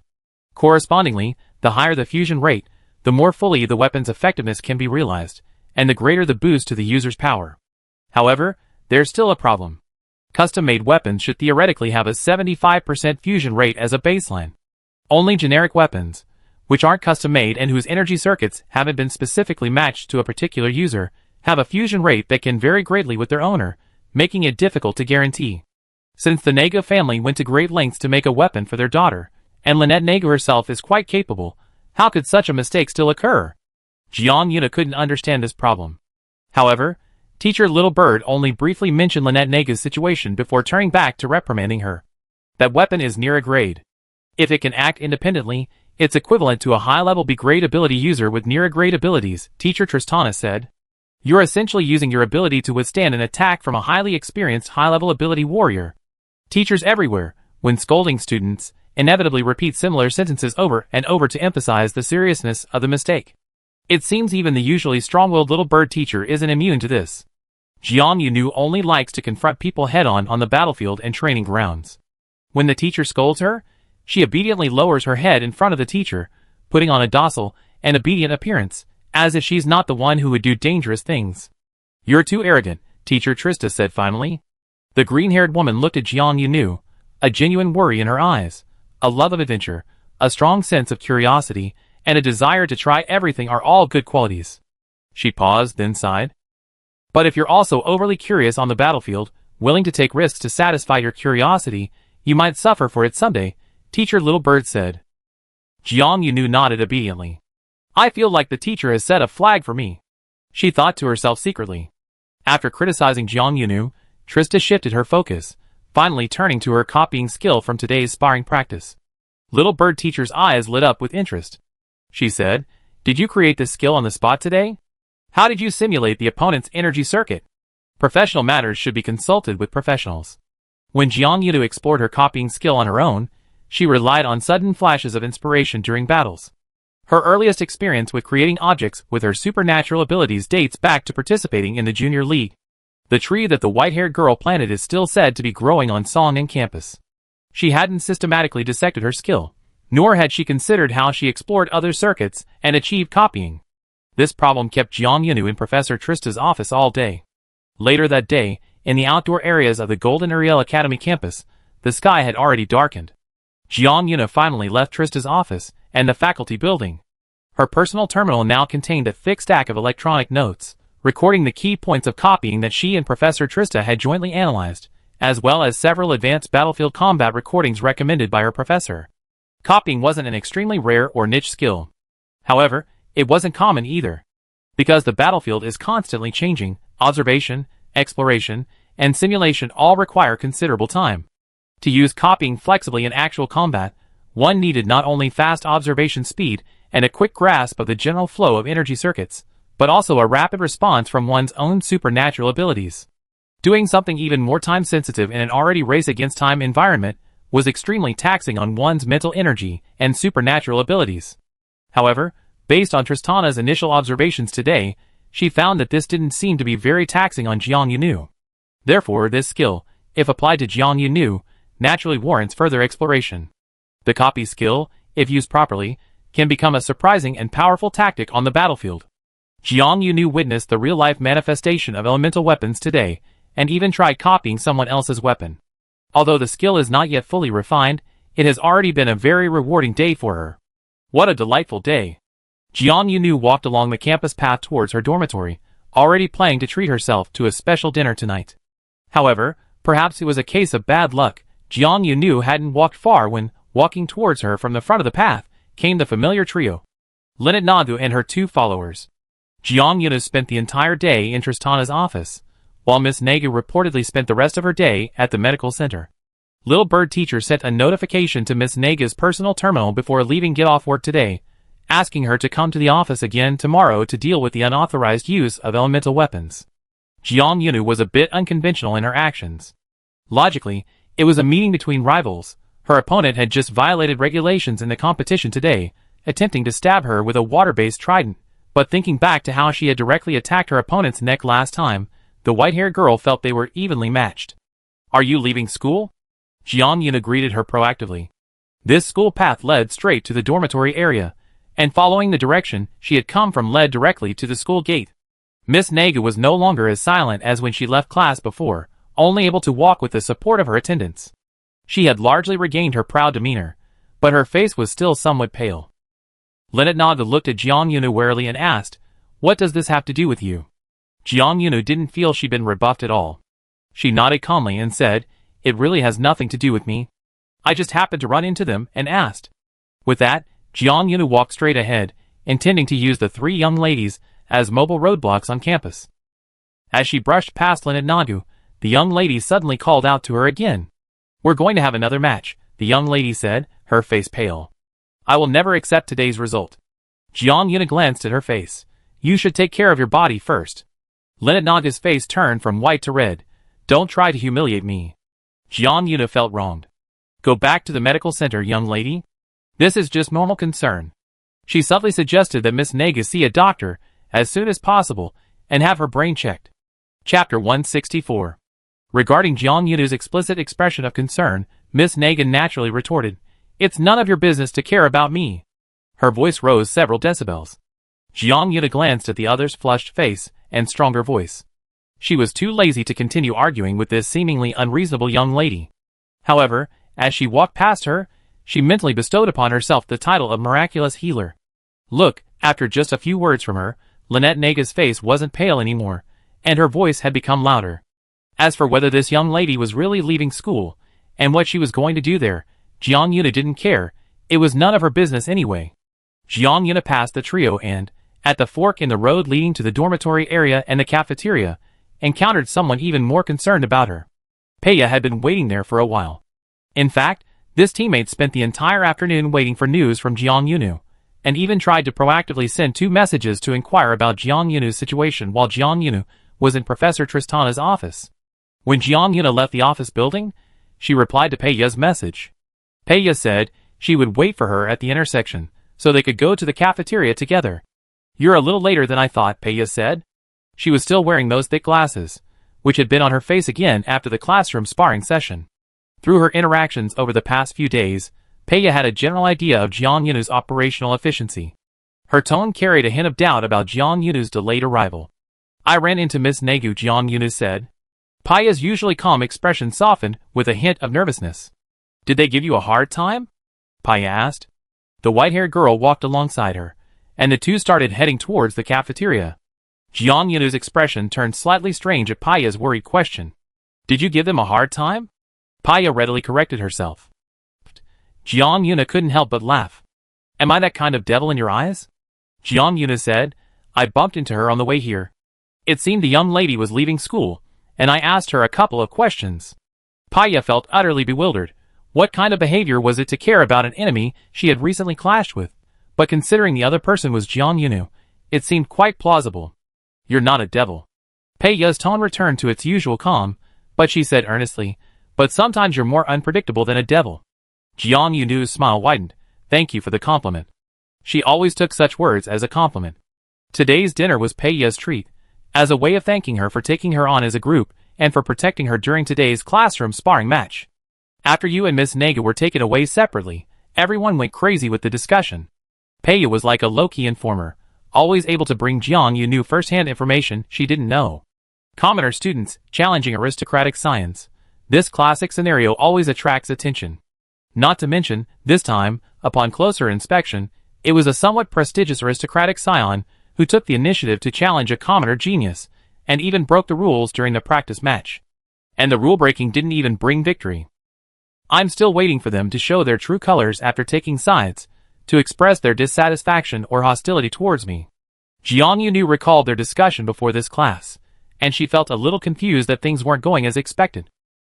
On their way to the cafeteria, they encountered many students who had come to find food in the evening, including several classmates from the same class that day, as well as 2 who had previously broken their promise, inviting her to team up but then refusing. Given the white-haired girl's keen perception of others' emotions, she felt that their friendly greetings weren't feigned. "Why do I feel like they're being even friendlier to me?" the white-haired girl wondered. Peya sipped her drink, feeling there wasn't enough ice, so she added 4 more. Stirring the ice vigorously, she said, "Because you seem stronger than everyone expected, no longer just an ordinary commoner genius." Given Jiang Yunu's family background, No one would think she ever had the chance to see elemental weapons before. Even among many local students from the upper 3 districts, few at her age had ever handled elemental weapons. However, Jiang Yuna wasn't intimidated by the unprecedented elemental weapon. Her attempt to clash head-on with Lynette Nagu's water trident was a bit reckless, but judging from the result, she didn't lose out, even suppressing Lynette Nagu, didn't she?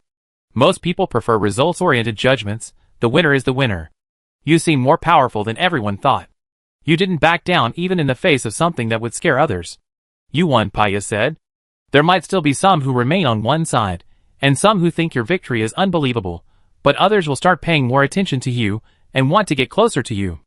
Jiang Yunu was engrossed in showing off her meal. Paya not only figured out her basic operational efficiency in just 2 or 3 days, but also observed her dietary preferences. She was very generous when treating her, serving Jiang Yunu a hearty stew brimming with high-quality protein. Jiang Yunu quickly licked the sauce from the corner of her mouth and said seriously, "They're too slow. My standards for making friends are very high." Paya's heart tightened slightly.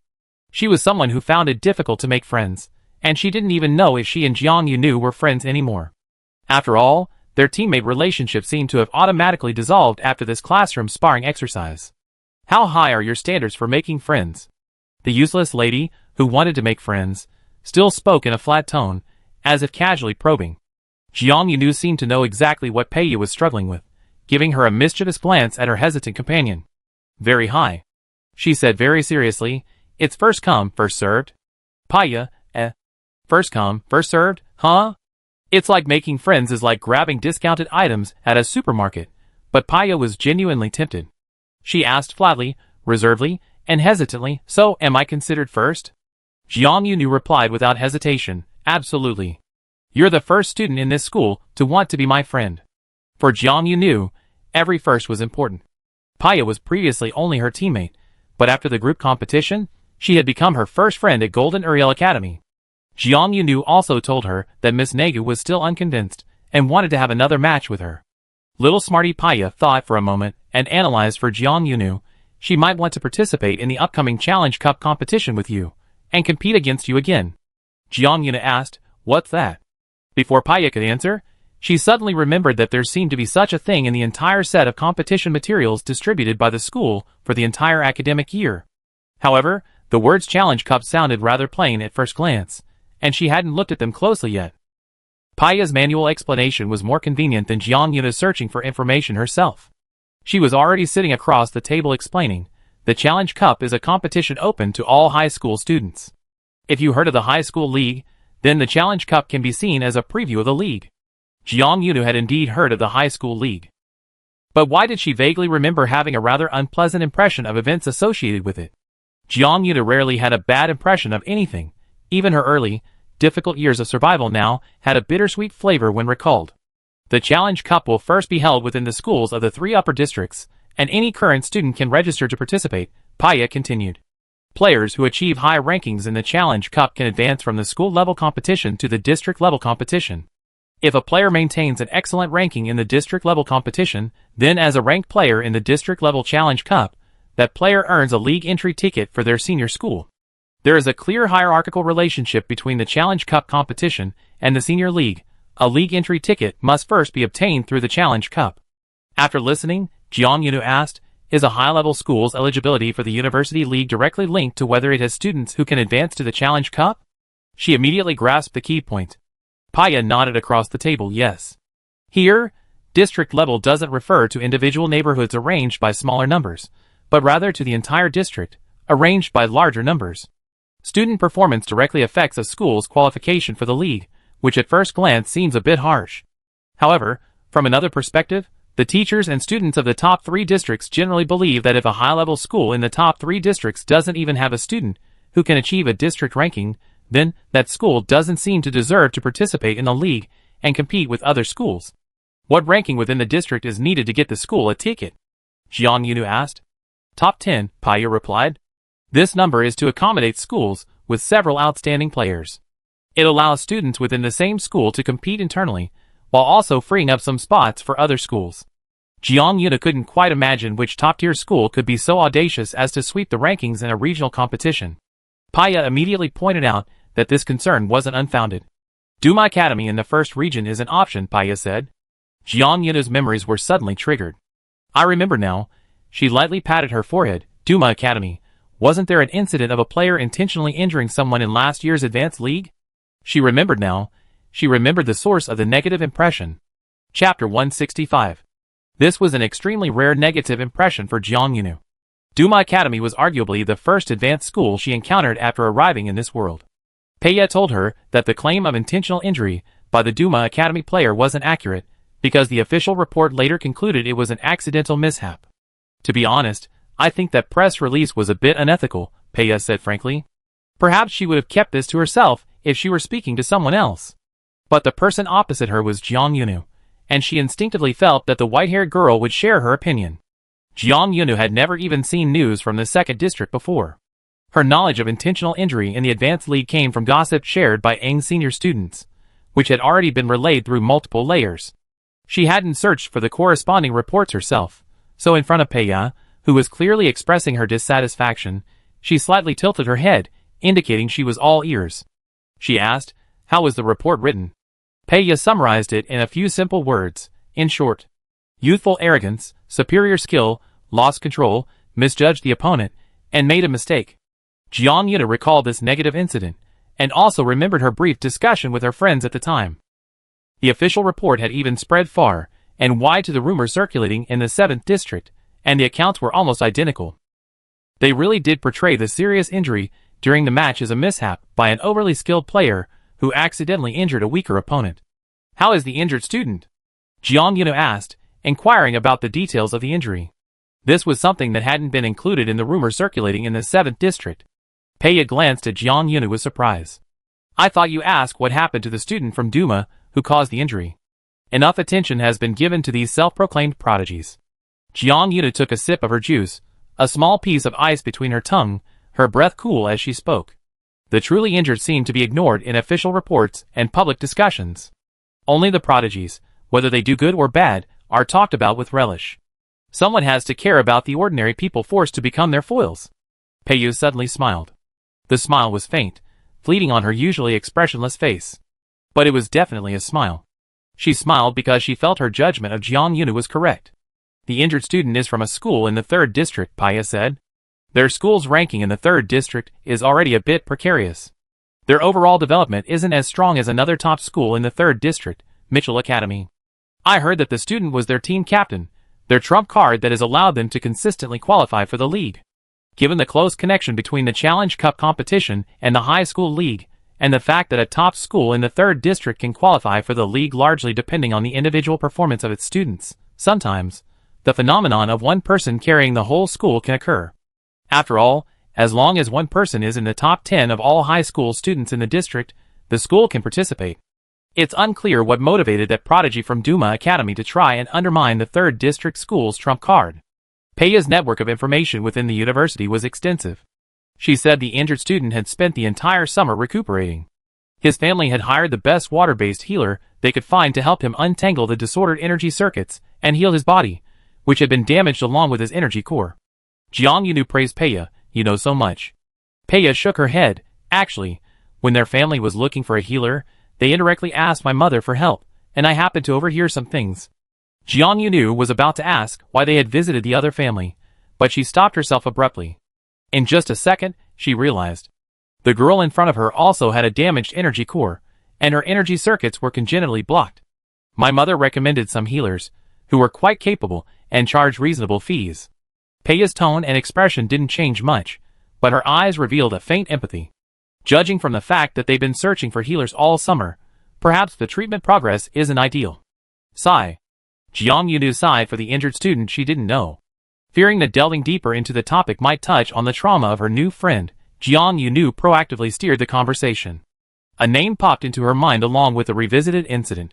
She hesitated slightly, but still decided to ask, "What's his name?" "Shani Jing? He's the captain of the Duma Academy team, right? Do he and his teammates share the same views?" Speaking of Duma Academy, it's inevitable to mention their team's current captain, so Peiya wasn't surprised at all by Jiang Yunu's sudden mention of the name. "You know Shani Jing?" Peiya only marveled at the widespread fame of this Duma Academy captain, that even someone like Jiang Yunu, who seemed to have sprung from a rocky mountain, knew him. She nodded at Jiang Yunu's question, then shook her head after a moment. His attitude is hard to define, said Peiya, the well-informed little tech-savvy one. He might disagree, or he might partially agree. On the surface, you can't tell anything. He's known for not showing his emotions, and even if he disagrees, he has to outwardly cooperate with the already finalized announcement. Jiang Yunu blinked. How so? Peiya simply told him everything she knew. Shen Yijing is the son of the current president of the Snow Wolf Ability User Association. Not some regional branch, but the headquarters in the first region. And the one who injured someone in the Duma Academy team is the grandson of the vice president of the Golden Horse Ability User Association. Jiang Yunu, upon hearing this string of titles, suddenly realized that this wasn't just a matter between students, but also involved the positions of the elders of the young masters and ladies. She mentally processed Shen Yijing's family background again and again. Wow! The pinnacle of the pyramid, a super second generation born at the very top. Even President Shen has to give Vice President Jin Ma face. Everyone's rooted in the first district. Regardless of the actual dynamics between the various associations, the public relations still need to be maintained. Peiya shrugged. If elders are like that, then children are even less likely to cause trouble. Even if their views differ at school, they usually won't have too much of a falling out. Jiang Yunu slowly digested this complex web of relationships. The large plate of braised meat that Peiya had specially ordered for her had already been completely devoured. Jiang Yunu truly embodied the clean plate campaign, leaving her plate spotless as if licked clean by a small animal. She processed the news, taking the opportunity to digest the high-quality protein in her stomach. Peiya observed her now, somewhat languid after eating, and slow in contemplating complex relationships, a stark contrast to her ghostly demeanor during the classroom competition. Thinking of the classroom naturally brought to mind the severely frustrated Lynette Nagu. By combining Miss Nega's thoughts with Jiang Yunu's, Peiya suddenly remembered something happy. You know what? The girl with thick glasses lowered her head slightly, her lenses reflecting the gleam of a vintage chandelier from the school cafeteria. If you were also in the first district, and your family background was similar to Miss Nega's, then Miss Nega might be even more hostile towards you. Huh? Jiang Yunu, still slow and lazy, asked hesitantly why. Because if that's the case, then even if you beat her terribly in sparring, even if she loses miserably, when holidays arrive and social parties begin, you might still have to pay respects to each other at the dance because of family ties, and might even be asked to dance a friendship dance together. Jiang Yunu, Jiang Yunu was shocked. Really? Absolutely. Peiya said definitively, in the first district, decorum is very important. Even if this decorum forces rivals to smile at each other, and enemies to be polite to each other. Jiang Yunu has always considered herself to be no normal person, a bit of an eccentric individual. But after listening to the upper class's pursuit of decorum, she sincerely wondered, isn't this kind of atmosphere afraid of cultivating a group of repressed mental patients? Peiya immediately covered Jiang Yunu's mouth. Sure. The dignity of the first district was something all the districts after it emulated. Jiang Yunu's blatant disregard for this upper-class model couldn't be overheard. Peiya was a good friend who brought a lot of swimming news, and also a friend with a certain prophetic talent. A few days later, Miss Nega's attendant appeared before Jiang Yunu, delivering a notification letter on behalf of Lynette Nagu herself. Frankly, seeing a paper notification letter in this world gave Jiang Yunu a sense of antiquity. Here, the attendant said gruffly, Miss Lynette gave this to you. You better read it carefully. Jiang Yunu already knew from Peiya that Miss Nega's two attendants were also hereditary, their elders being subordinates of the current head of the Nagu family. Opening the notification letter that Miss Nagu had specially sent. It was actually a challenge letter with equally antiquated content. The specific details of the challenge letter won't be described in detail, but Jiang Yunu, after reading it carefully, could tell that Lynette Nagu firmly conveyed this message. We settle this in the challenge cup.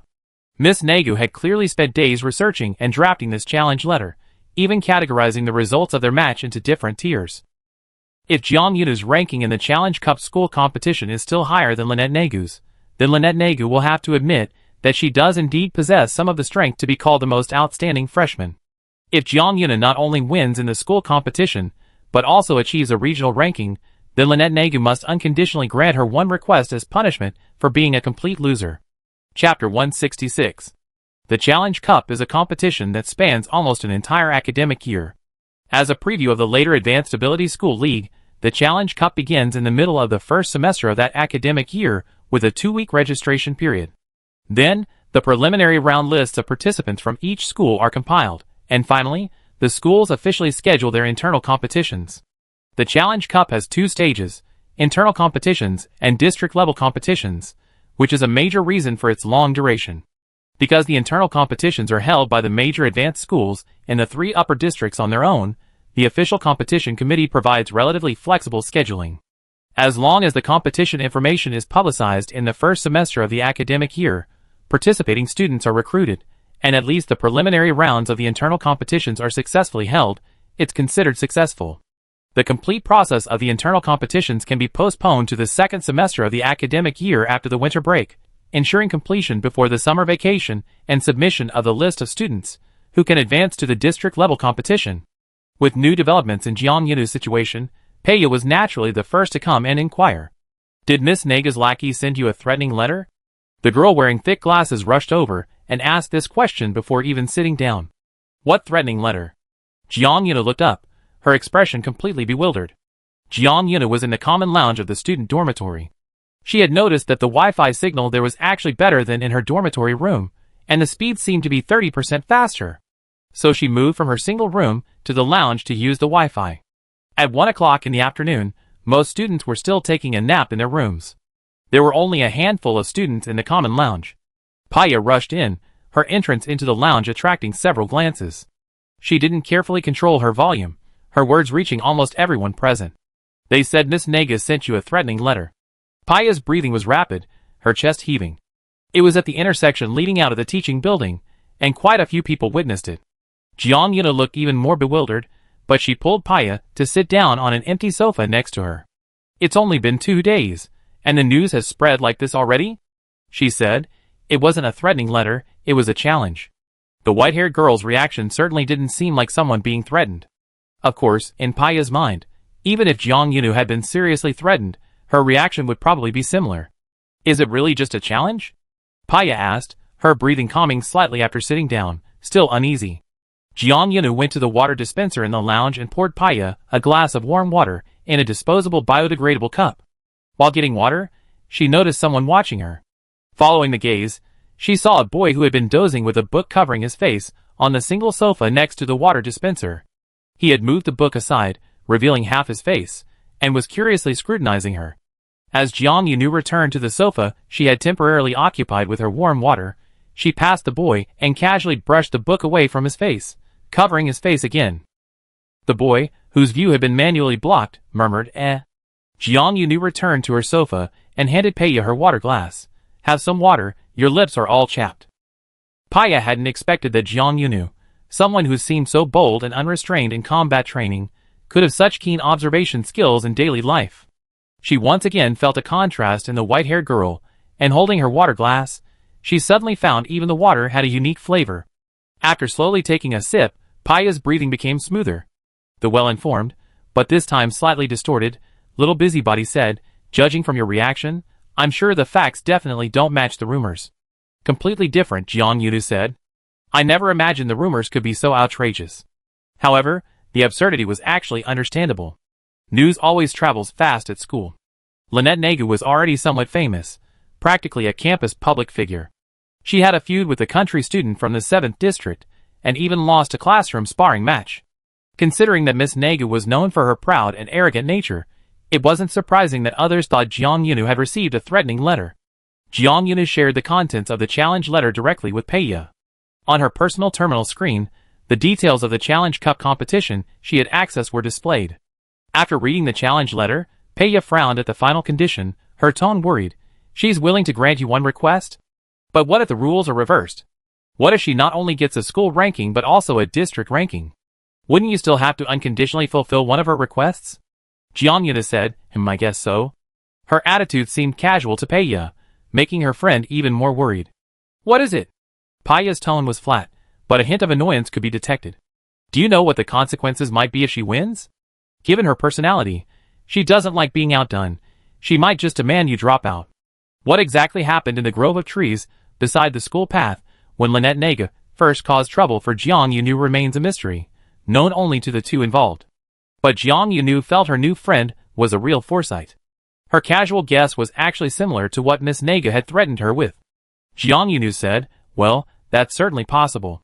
Paya, usually the one with a flat expression and tone, seemingly indifferent to everything, now looked at Jiang Yunu and strangely understood why some people found her reactions annoying.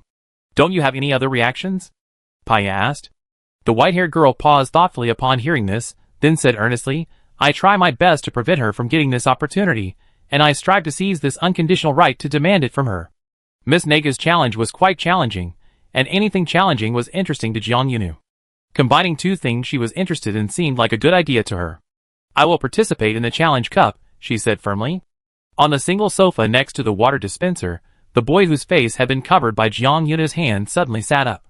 He walked straight towards Jiang Yunu and Paya. The boy made no attempt to hide that he had been eavesdropping. He openly said, You really want to participate in the challenge cup? That's great. During the early stages of freely choosing your opponent, could you consider having a match with me? Jiang Yunu had seen teammates and rivals offer themselves up, both. She realized that in advanced superpowered schools, creatively presented self-recommendations were quite common. You are? Jiang Yunu's gaze fell on the boy's face. She actually had a mild case of face blindness when it came to men her age. She only remembered names like Qiao Yisan, Xie Shi, and Shui Zhanqing after brief, intensive contact with them. Jiang Yunu felt this boy looked familiar. While she was still trying to recall his name, Paya, standing beside her, had already recognized him and greeted him, Song Yang. Upon hearing the name, Jiang Yunu immediately had a clearer impression. Are you the one who used physical attacks to knock your opponent out of bounds during the classroom sparring match? Jiang Yunu asked. Song Yang flashed a hearty smile. Compared to superpowers, my physical abilities are a bit better. The boy whose name contained two wood radicals was also as tall as a tree. Standing before Jiang Yunu, he was like a centuries-old pine tree looking down at the newly sprouting grass. But he didn't think his physique and physical abilities were any superior advantage. Jiang Yunu could tell that he wanted to challenge her purely out of a competitive spirit. Your use of your superpower seems quite outstanding, Song Yang confessed. I've been using physical combat to compensate for my superpower's weakness. A match with you should greatly improve my skills. Jiang Yunu was also curious about what it would be like to face someone with superior physical abilities in actual combat. However, she still had questions about the Challenge Cup rules. In the Challenge Cup's inter-school competition, can we freely choose our opponents in the early stages? Paya answered her, not in the first round of the preliminary rounds. The preliminary rounds rely entirely on random matching by the system. It's a gamble, and the contestants will all pray they don't get matched with a strong opponent. But it'd be fine from the second round onwards, Song Yang chimed in at the opportune moment. After the preliminary rounds, you can freely group up in the second round to try and challenge any opponent you want. After the second round eliminations, the third round is the same. You can still choose your own opponent. Jiang Yunu asked curiously, what if someone keeps choosing weaker opponents to ensure their advancement? The Challenge Cup school-wide competition only has 4 rounds in total, Paya said. That does happen, but it only guarantees that person advances to the 4th round. The 4th round is the final ranking competition, where you be grouped again by the system for 2-on-1 matches, ultimately determining the top 10 who will participate in the district-level competition. Jiang Yunu's school-wide Challenge Cup journey hadn't even begun when she suddenly realized that her second and third rounds seemed to be already booked. Song Yang, who volunteered, and Leonard Nagu, who issued the challenge. If nothing unexpected happens, these two will each take up a round, filling her free choice slots to the maximum. Song Yang scrutinized the white-haired girl again, then suddenly smiled. You haven't considered the possibility that you might not pass the preliminary rounds, Song Yang said. Very confident. I like opponents like you. Jiang Yunu replied as naturally as eating and drinking. After I defeat you, I believe you like me even more. Paya hesitated to speak, and finally, the girl with thick glasses just sighed silently. Sigh, Jiang Yunu's way of speaking, sigh, oh well. Anyway, Song Yang just smiled even more broadly and said, You're so kind. Paya, fine, you weirdos can chat freely. Jiang Yunu had decided to participate in the Challenge Cup, and had already revealed her 2 inevitable opponents. Life at Golden Uriel Academy was so exciting that when she called her family and friends, she only selectively reported the good news and kept the bad news to herself. She wouldn't talk about being chosen as an opponent by the young lady, but she could talk about the interesting classroom content and the upcoming Challenge Cup competition. Yay! Joy-san exclaimed excitedly over the inter-regional phone call. You can finally showcase your talents on a bigger stage. His family always had unconditional trust in Jiang Yunu. In Joy-san's eyes, The second region and the seventh region seemed almost identical. He felt Jiang Yuna should shine wherever she was. After arriving in the second region, Jiang Yuna faced more questions about her abilities, and was called a country bumpkin even more often. Even her new friends, like Paya, often worried about her and couldn't fully trust her. "Thank you, brother," Jiang Yuna smiled, rediscovering unconditional trust. "I try my best." Chapter 167. Participation in the Challenge Cup was now a done deal. Once a person has a new goal, time seems to fly by. It feels like only yesterday that Jiang Yuna entered Golden Uriel Academy as a new student, and in the blink of an eye, the midterm of the first semester of her first year has arrived. The registration period for the Challenge Cup has also begun. Just as she had researched, and as Paya had provided, the 2 weeks following the midterm were all allotted for students to consider their registration. While confirming the specific registration opening date, Jiang Yunu also corrected a previous misunderstanding. In the 4 rounds of elimination in the school's Challenge Cup, the second and third rounds do indeed allow students to choose their opponents, but instead of choosing 1 per round, they can choose 3. By freely choosing 3 opponents and achieving at least 2 wins, one can advance to the next round. Those who fail to achieve 2 wins are eliminated. "I thought I already filled my 2 rounds of free choice with Miss Nagu and Song Yang," Jiang Yunu muttered to herself, having just figured out the rules again. Looking at it this way, her previous confident assumption that the opponent's slots are full was clearly wrong. Now there are 4 more empty opponent slots, each one unknown, leaving her wondering who she faces. However, the unknown always holds a certain anticipation for someone like Jiang Yunu. These past few days, Jiang Yunu has been diligently studying her copying skill in the school's public holographic practice area. Her teacher, Trista, had already helped her review the theory, giving her a more systematic understanding. However, while dissecting and analyzing the theory behind copying, Trista also discovered something. Jiang Yunu's copying seemed somewhat different from conventional copying skills. Others probe each other's energy circuits relying on technical experience and a wealth of basic knowledge, Trista said. As for your probe, it seems more like intuition. Intuition is such an elusive thing. It's a flash of inspiration, a combat instinct. Intuition can certainly be cultivated, but it requires extensive practical training, years of experience, Trista pointed out, citing examples of others who had developed intuition through years of experience, then looking at Jiang Yunu standing before her. The white-haired girl still looked incredibly young, still at the starting point of accumulating experience. However, her starting point might already be the end point for some people after years of struggle. Your intuition seems to only come from practical combat. You need to participate more in actual combat and apply it in practice. This was Trista's most effective advice to Jiang Yunu. So right now, is there a better way to practice than participating in the Challenge Cup? Of course not. The Challenge Cup is open to all advanced supernatural ability schools in the upper 3 districts. Any current student can register. On the day the registration channel officially opened, Jiang Yuna timed her registration precisely during the break between 2 classes, logging into the system on the last second. The contestant's number was automatically generated based on the registration time. Jiang Yuna glanced at her generated number and found it was 0027. There were quite a few students who registered just in time, and she was already ranked outside the top 20 in the blink of an eye. However, at their usual mealtime, Paya's friend and dining buddy told her, actually, the number of people signing up this year is already quite low. Huh? Jiang Yunu showed off the number she'd gotten after registering on time. Low? Her personal terminal only had a small screen large enough for the 2 of them to share. The screen was on the competition registration homepage, showing not only her contestant number, but also the real-time updated total number of registrants. The real-time total number of registrants had already exceeded 3 digits, with the first digit surpassing 1. Even though Paya was a freshman this year, she seemed to have the experience of a seasoned student. It's been a whole morning, and we haven't even broken 200 yet. That's really not many, Paya said with experience. If it were any other high-level superpowered schools in the top 3 districts, the number of applicants might easily exceed 300 in a morning.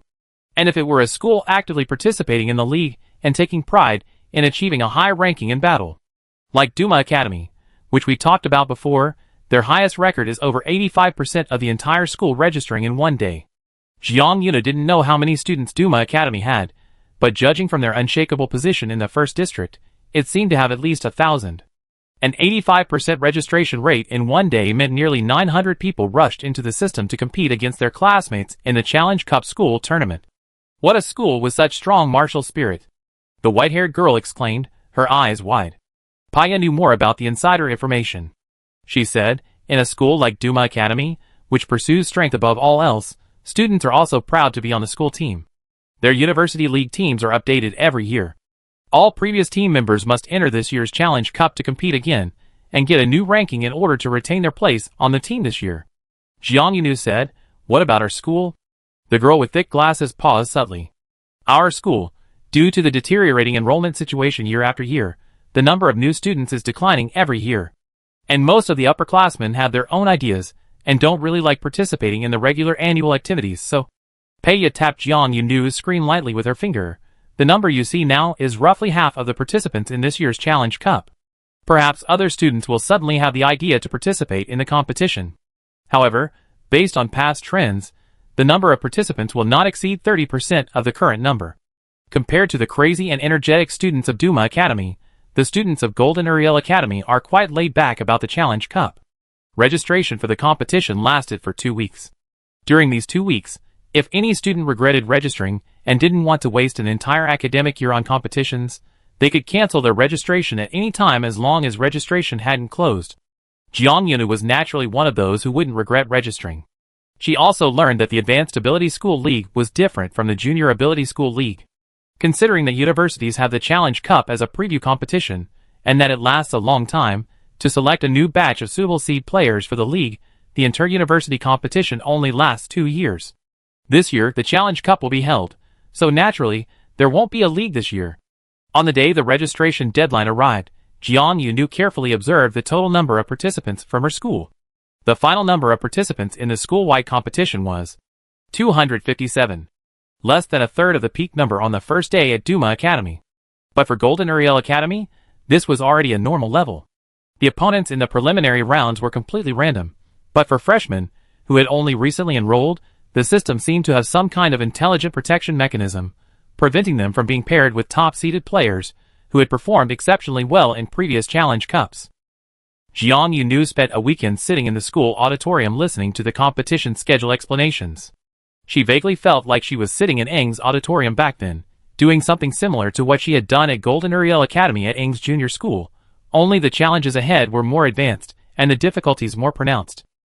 As she walked out of the auditorium, a notification popped up on the personal terminals of all the participants. Dear participant, your opponent for the Challenge Cup school-wide preliminary round has been matched. Jiang Yunu clicked on her opponent's information. The contestant's profile was directly linked to the opponent's enrollment registration information, and the profile picture was a face completely unfamiliar to her.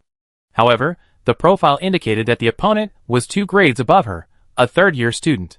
Back in the elementary supernatural school, Zhou Jinshui was also only 2 grades above Jiang Yunu, but the senior looked like a young girl. In advanced schools, 2 grades can sometimes make upperclassmen seem like a generational gap with freshmen. This third-year student was already 17 or 18 years old, and looked rather prematurely aged, with a face that already resembled an adult. He also saw the matching message on his personal terminal, and precisely located Jiang Yunu in the still crowded crowd in the passageway in front of the auditorium. Find the one with white hair, female, whose height suddenly dips below hers. Hey! The third-year student greeted Jiang Yunu proactively. Jiang Yunu was about to respond politely, when she noticed the other's mocking expression. The next second, the student stared at her, asking with what could only be described as malicious, does the 7th district not feed its children? Oh, so not everyone who takes the initiative is friendly. This might be a proactive bad apple. Why are you so short? The third-year student, realizing his words had attracted attention, became even more smug. He put his arm around his friend's shoulder, using one hand to gesture the white-haired girl's height, then his smile widened. He shouted at Jiang Yunu, seeing how pitiful you are, I take extra care of you later, I won't let you be too embarrassed on stage. His friends burst into laughter at the opportune moment. The disputes that occurred among the first-year students might not have reached the ears of the third-year students yet, or perhaps they knew but didn't care. Lynette Naga was, after all, a first-year student. There could be many reasons why the young lady lost to a country bumpkin from the 7th district. Besides being careless and underestimating her opponent, perhaps the young lady herself was just a pretty face, and the reputation of the junior school was obtained through behind-the-scenes manipulation, and he, on the other hand, was a third-year student. What a coincidence. Jiang Yunu abandoned her prepared politeness. Across several onlookers, She calmly looked at the third-year student. I particularly enjoy embarrassing upperclassmen who can't speak properly. The third-year student's face suddenly darkened. I was speaking to you with the intention of caring for my junior, he said grimly. I didn't expect you to be so ungrateful and disrespectful to your seniors. Jiang Yunu brushed a strand of hair that had fallen beside her cheek behind her ear. She calmly said, my way of respecting my seniors is to help them empty their brains of excess water on the battle stage. Jiang Yunu meant what she said. This verbal sparring match that took place at the auditorium entrance was initially just a spectacle for the others present, who secretly wondered about the actual strength of the freshmen from the 7th district, though their verbal skills were certainly impressive. A few days later, the preliminary rounds began. In less than 15 minutes, Jiang Yunu emerged victorious in her match against a third-year student. Chapter 168. This third-year student's defeat was rather undignified. At the start of the match, a barrier rises around the arena to prevent energy leakage. During this time, the opponents already on stage have 2 minutes to prepare. The third-year student was clearly still resentful about the clash at the auditorium entrance that day, not missing any opportunity to mock Jiang Yunu. Apologize for what happened that day now, honestly and respectfully admit your mistake to your senior, and your senior won't hold it against you, the arrogant and confident third-year student said. Otherwise, by the time the preparation period is over, it will be too late for you to apologize. Jiang Yunu was silent for a second, then sincerely replied, I do need to reflect on myself. Oh! The third-year student's eyebrows rose, his expression momentarily smug, thinking that under his kind advice, the ignorant country girl from the 7th district had finally learned to back down. Ha! What kind of country bumpkin genius from the 7th district? He's quite adaptable in front of a senior like him. I need to reflect on this. It turns out my blindly confident attitude is so annoying to others. Jiang Yunu said earnestly, her face showing sincere apology to her family and friends. Then, her tone shifted. Jiang Yunu, but luckily, I'm not an eyesore, unlike you. My blindly confident face is definitely better looking than yours. The third-year student opposite her needed a moment to react before realizing she'd been insulted. It was the kind of insult that made him look unsightly. You? The confident senior exploded like a pheasant with rather dull plumage, but before he could even think of a retort, the 2-minute preparation period had passed. Energy barriers rose on all sides, and bells rang on the battle platform. You're courting death. A third-year student roared, amber gold beams of his supernatural energy gathering in his hand, as he swept his power directly towards Jiang Yunu. In his idealized vision, his power, as perceived by the first-year students, should have been like a raging storm, devastating and overwhelming, its sheer force enough to make the naive country girl tremble and her legs shake. It was an amber gold gust of wind, twisting into a vortex in midair, sweeping towards its target like a horizontal eddy. Jiang Yunu, locked onto as the target, remained calm and unfazed. She stared at the vortex, noticing its impure color and seemingly unrefined supernatural energy. Compared to the amber gold whirlwind, it resembled a sandstorm mixed with too many impurities. The brief observation consumed some of the battle time. Jiang Yunu stood motionless on the stage for a moment, giving the third-year student a secret thrill. But it didn't last long. Jiang Yunu disappeared from his sight. The sandstorm-like vortex of supernatural energy continued to approach, sweeping towards the opponent's original location, only to engulf air. Where is she? The third-year student exclaimed in disbelief. Jiang Yunu said behind him, here she is. The white-haired girl displayed the same uncanny speed as in the classroom sparring match. She appeared like a ghost, vanishing from the stage only to reappear just as suddenly, silently descending behind her opponent. The third-year student's reaction wasn't slow. He swung his hand back, urgently withdrawing a large amount of supernatural energy he had been channeling at the front, and an amber gold supernatural energy barrier quickly formed behind him. But he was still a step too late. As he turned around, smugly pleased with himself, believing his defenses had succeeded, his smile froze instantly. The defensive barrier was indeed erected. However, the once unbreakable barrier was now marred by numerous inappropriate spots. Each tiny spot shimmered with a faint green light, appearing at first glance like small, emerald beads embedded in his amber gold barrier. Combined with his less than precise, sandstorm-like ability, they resembled green shoots emerging from the sand. If they were truly sprouting from the sand, the scene would be quite vibrant. But to him, it was nothing but murderous intent. Jiang Yunu's ability seemed omnipresent. It had somehow stuck itself on his erected power barrier, its energy output perfectly balanced, neither damaging the barrier's structure nor failing to temporarily coexist with his energy. She had entered. and the white-haired girl seemed to be waiting for her. She had clearly spotted the flaw in his defenses from the start, and had already smoothly infiltrated them, yet she remained quietly waiting for her prey to turn around and discover her presence. Surprised, Jiang Yuna said lightly. Her powers activated again. The green beads on the sand gold barrier also began to move. The green power, starting as dots, spread into lines, like vines suddenly sprouting and hanging from the third-year student's barrier. These deadly green vines then raised their bodies on the barrier, twisting towards the wide-eyed, terrified third-year student. Ah! The third-year student let out a scream of utter despair. The scream even pierced the energy-blocking screens erected around the battle arena. After all, they could only prevent the power from spilling out of the arena into the surrounding environment, and they didn't block sound.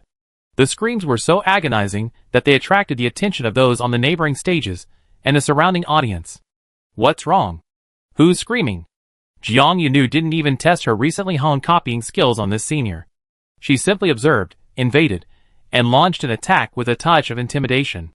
To the third-year student, her ability resembled the lifelike strands of hair in a horror movie. Each strand looked thin and soft, yet it possessed an indescribable terrifying aura as it lunged at him, a chilling sense of impending doom. However, these green hairs didn't actually constrict or strangle him like in a horror film. Jiang Yunu's ability stopped in front of the third-year student, seemingly tilting its head to admire the screaming senior clutching his face, just like its owner. Then, the green vines twisted together, descending to the third-year student's chest, and delivered a decisive blow. The still screaming third-year student was slapped off the stage by Jiang Yunu's ability.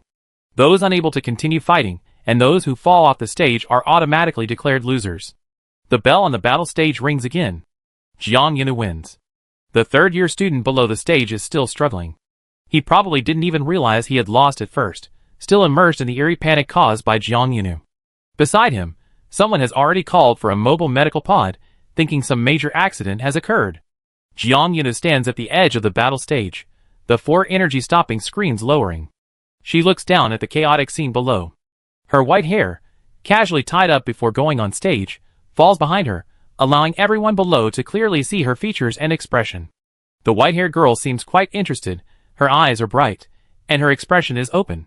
She made no attempt to hide her joy at her successful hunt. So eye-catching. Someone whispered to their companion, even thinking that Jiang Yuna seemed more arrogant than some of the school's well-known privileged children. Like Linnet Nagu. Others looked at Jiang Yunu with amusement and admiration in their eyes. Really interesting. Several upperclassmen discussed quietly, it's rare for our Golden Yuri to have someone so warlike. The way she stands there, she inexplicably exudes the aura of a little battle maniac. Maybe our school's half-dead ranking in the Advanced League can be lifted because of this warlike junior? Discussions about Jiang Yunu were mixed, with both positive and negative opinions, which was normal.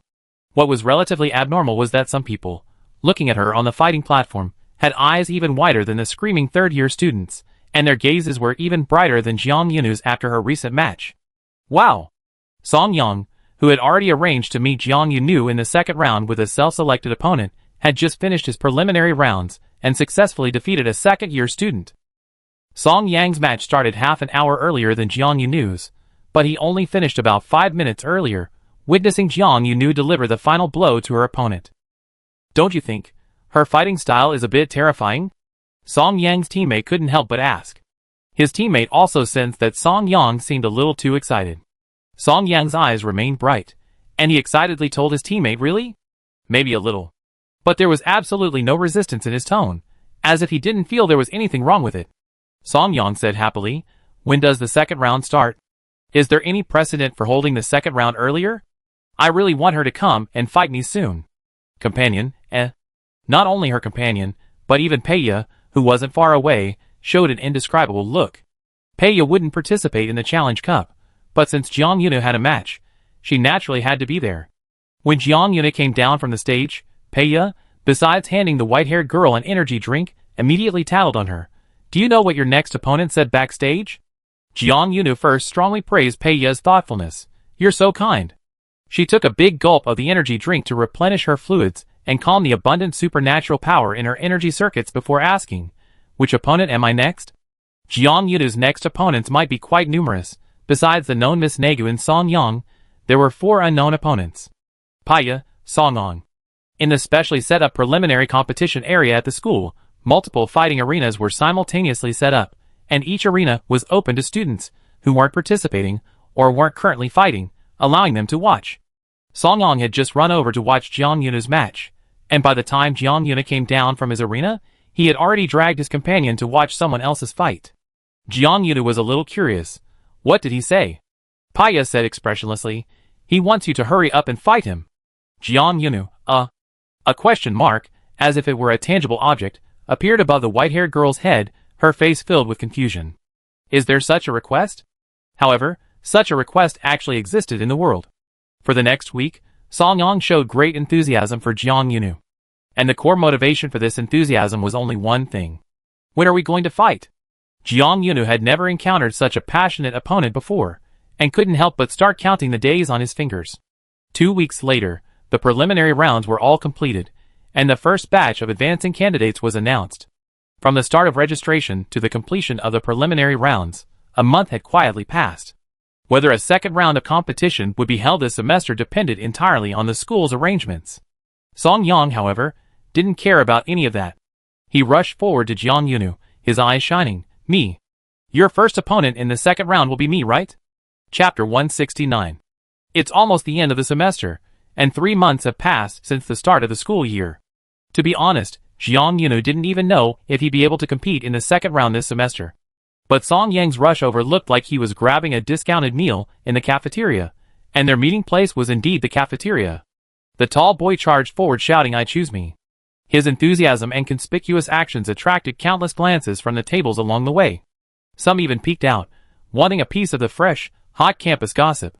However, as soon as Song Yang uttered the first contestant in the second round, half of the gossipy glances instantly vanished. Ugh! Battle maniac. Boring.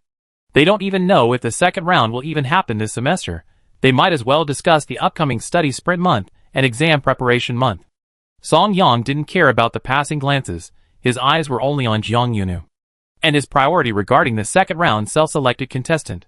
"Play against me first," Song Yang said enthusiastically. Jiang Yunu didn't want to dampen his spirits, but she felt this classmate needed to calm down. She said respectfully, "It's not even certain whether the second round of the competition will continue this semester." Song Yang, however, maximized his initiative, immediately replying, "So, as soon as the school announces the start of the second round and the system opens up the self-selection list, you'd be willing to put me on it first?" Song Yang was quite tall, much taller than Jiang Yunu, a girl who had been at Golden Ariel for almost half a semester but hadn't grown much. He stood there enthusiastically and upright beside Jiang Yunu's table, casting a large shadow that enveloped Paya across the table as well. His physique was undeniably imposing. But soon, Song Yang seemed to realize his imposing size, and that the two girls at the table had to constantly look up at him. He quickly squatted down, obediently and enthusiastically remaining by the table. "Choose me," Song Yang said.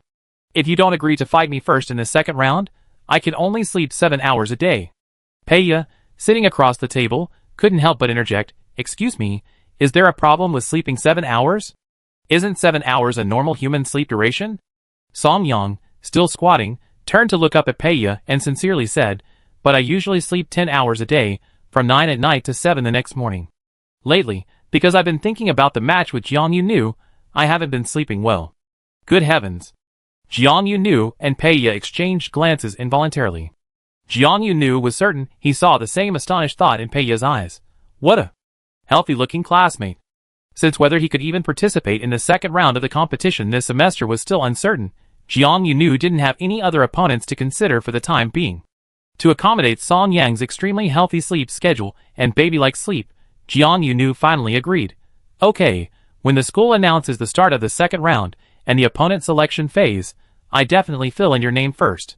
Song Yang stood up happily, like a winter melon that had grown into a huge tree, exclaiming with immense joy, "That's great." He left happily, carrying his promise. Another half-week passed quickly, and the school finally released an official announcement. To avoid affecting students' final exams and review schedules, the second round of the Challenge Cup school-wide competition will be postponed until the start of the next semester. Furthermore, continuing the second round next semester will allow for a smoother competition process. Competing from the second round at the beginning of the semester all the way to the end will ensure that the list of participants for the summer district-level competition is determined before the next summer vacation. Jiang Yunu wasn't surprised by this announcement at all. What surprised her was the unusually calm demeanor of that young lady, Nagu. Even though it was Lynette Nagu who invited Jiang Yunu to the competition and issued a formal challenge. Since the Challenge Cup school-wide competition officially started, Jiang Yunu seemed to have been forgotten by this young lady. She hadn't caused any trouble recently, nor had she, like Song Yang, approached her beforehand to discuss choosing an opponent for the second round. She couldn't understand it. Unable to figure out the young lady's thoughts, Jiang Yunu decided to go along with her. Perhaps the young lady is also struggling with final exams, and just wants to seize the time to study. It feels like only yesterday she arrived in Howd City, but in the blink of an eye, the final month of exams has rushed by like a time bulldozer. When Jiang Yuna came to her senses, she realized it was time for her to return to Xiate City. She left Xiate City in the summer, and when she arrived in Howd City, the principal had even temporarily conscripted her to attend a late summer social event. Now that she's going home, Xiate City is already in winter. And Howd City. Howd City is equipped with a citywide temperature control system, with only certain areas intelligently adjusting the temperature to create artificial snowscapes, ostensibly to allow residents to enjoy comfortable temperatures while also providing a dreamy and beautiful snow viewing area for a better winter festive atmosphere. What a pity. While Jiang Yuna was packing for her return trip, Peiya said, "If you'd like to stay in the second district for winter break, I can invite you to my home. I can also show you around the festival activities here, and we can go eat all sorts of festive dishes together." Jiang Yuna was packing in her single dormitory room, while Peiya didn't need to pack any personal belongings. She had a personal electronic butler to organize her things, and most of her things were kept in separate places at home and school, so there was almost no need to move things around. Peiya came to Jiang Yuna's place to keep him company. When Jiang Yuna heard festival dishes, her eyes clearly lit up like brighter spotlights. But in an instant, the white-haired girl suppressed her longing for the festive delicacies of the second district. "It's a pity, but the New Year's celebrations are for family reunions, and this is my first time traveling so far. I definitely have to go home for winter break." Moreover, if Jiang Yuna suddenly changed her mind and didn't set off back to Xiate City for winter break, within 12 hours, calls from Qiao Yisan, Zhou Jinxue, Aunt Daisy, Teacher Lei, and perhaps even young Master Xie from all these people would be coming in like a relentless barrage of calls. Teacher Lei had inquired about Jiang Yunu's situation a week in advance, encouraging her not to feel pressured about her first final exam in the second district, and just to focus on the test. Aunt Daisy had already asked Jiang Yuna 3 nights ago if she had bought her return ticket, telling her not to worry about the travel expenses. If there were direct tickets from the second district to the 7th district, she should buy them, and Aunt Daisy would reimburse her. Home is such a magical place. Thinking about her studies and life in the second region, Jiang Yunu felt the semester had flown by, ending in the blink of an eye.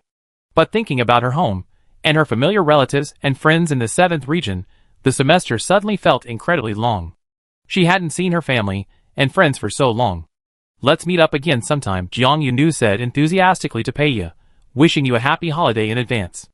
Jiang Yunu didn't wish her a happy new year in advance. After all, in the interstellar era, communication was so advanced, she could save Happy New Year for a long-distance call when all 8 regions celebrated the New Year simultaneously. Jiang Yunu still didn't let Aunt Daisy spend any money. She bought a cheaper transit ticket, and on the first day students could leave campus, carrying her backpack that she had brought from Xiate City, and a large bag in her hand. She started from the transit space station in the second region, traveling from region to region back to the 7th region. Unlike when moving from a lower-level region to a higher-level region, the inspection process was far less cumbersome when moving from a higher-level region to a lower-level region, and the inspectors were much more lenient in letting her pass. Some inspectors were curious about why Jiang Yunu was moving down from the second region. Because they recognized her uniform. The white and gold uniform of Golden Uriel Academy was unique in color among the advanced schools in the upper 3 regions, making it very representative. Jiang Yunu did have casual clothes, but the clothes she took with her when she left Xiate City were mainly spring and summer clothes.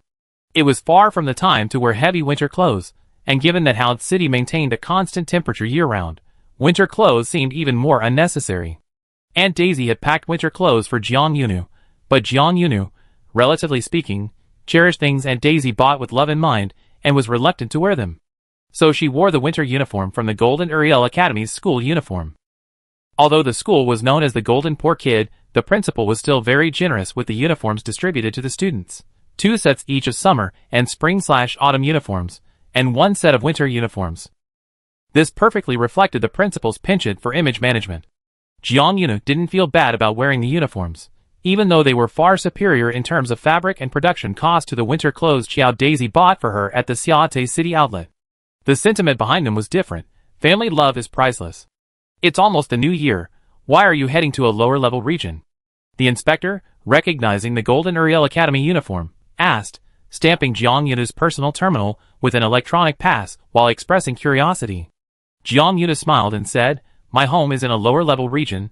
I'm going home for the festival." The 7th region was where she came from, and she would never shy away from talking about her background. The inspectors from the front-ranking regions were mostly surprised by this answer, and some couldn't help but give her what they thought were discreet glances, as if wondering how this white-haired girl had managed to get into a top-tier school from a lower-ranking region. The further they went, the closer they got to the 7th region, the fewer people recognized it as the Golden Uriel Academy uniform. More people simply knew it was a uniform. Going home for the holidays? The inspector from the 6th district asked familiarly, then shook his head, looking at Jiang Yuna's school uniform. I haven't seen this uniform in the 4th or 5th districts. It must be from at least the previous district, right? Jiang Yuna smiled politely and said, yes. Excellent. The inspector praised her like a distant relative who had suddenly appeared at home, giving a thumbs up after stamping the electronic seal. I was promoted from the 7th district to work in the 6th district. You're already studying in a top-tier district at your age. That's truly remarkable. For regions without the qualifications to run advanced supernatural ability schools, having a student admitted to one was already a cause for celebration. Jiang Yuna felt a slight sense of returning home in glory. One day, as Jiang Yuna stepped onto the transit station of the 7th district and boarded the special rail train, entering the airspace above Xiaotai City, she thought to herself, one day, I hope their lower-tier districts can also be more resource-rich. Chapter 170. Jadis and Joyce were waiting at the platform closest to the city entrance. I told you I could take the train to the old platform myself. You could have just waited at the platform not far from the rundown street, Jiang Yuna said preemptively, complaining about their not following the agreed-upon procedure. Jad's eyes lit up the moment he saw her, his gaze as bright and burning as his hair. He waved his hands frantically, as if afraid Jiang Yuna wouldn't see him standing there. Where can we wait until then? The red-haired boy grinned broadly. Mom was so excited last night, she couldn't sleep, so she got up early to prepare the ingredients.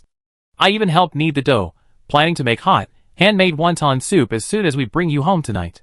The red-haired lady, however, was much more reserved and composed, though her face was radiant with joy at seeing Jiang Yunu returning home.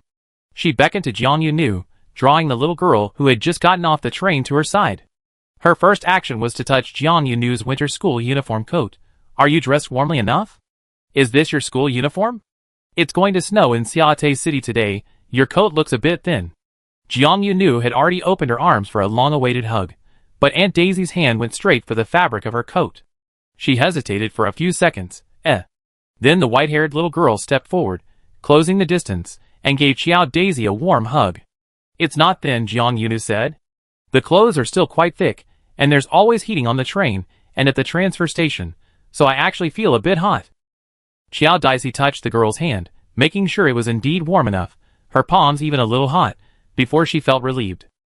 However, the aunt still said, the heating is good on the bus and during the transfer.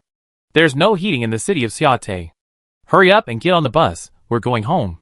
Jiang Yunu took Aunt Daisy's arm with one hand and hooked her other arm around Xiao Yisan, happily saying, home.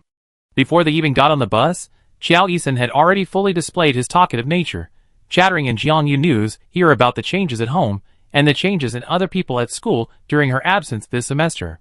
He also talked about how difficult his final exams had been, and how much harder Mr. Lei had taught them since they moved up to 2nd grade. Jiang Yunu listened with a smile, from before they got on the bus until they finally boarded, and from the journey itself until they arrived home. She never tired of these everyday musings about family and friends. When asked about her recent situation, Jiang Yunu talked about her recently finished final exams, the festive atmosphere that filled Howd City, and her participation in the first round of the Challenge Cup school competition. The preliminary rounds are over. Jiang Yunu shared the good news with her family. However, considering that the preliminary rounds will be over right before finals month, the school has decided to start the second round at the beginning of next semester. As for the district-level competition during the summer vacation, and the inter-university competition after that, well, those things aren't necessarily 100% relevant to Jian Yunu right now. She didn't talk about those distant things, keeping the conversation focused on her current situation. Seeing that you're doing well at your new school makes us feel relieved. Aunt Daisy's tone was one of relief. Jian Yunu, of course, selectively reported only good news. For example, the fact that she had clashed with a rich girl within 2 months of starting school and inexplicably become a thorn in her side, that was something she didn't need to tell her family. Have you made any new friends? Joy-sun was quite interested in Jian Yunu's social life. Jian Yunu said, yes, I have. She's a very low-key classmate. She briefly introduced Peiya to her family, and when Aunt Daisy habitually suggested, you can invite her to visit Charlotte City sometime, she readily agreed, saying, I definitely invite her. It was a fulfilling and happy holiday. The first day was spent with family. The second day, Jian Yunu's schedule was already fully booked. She was going back to Inge Junior Ability School to see the teachers, who were still handling the last bit of work before the holiday. She was going to meet Zhou Jinshui and spend a day with her senior, chatting about their growth and changes this semester.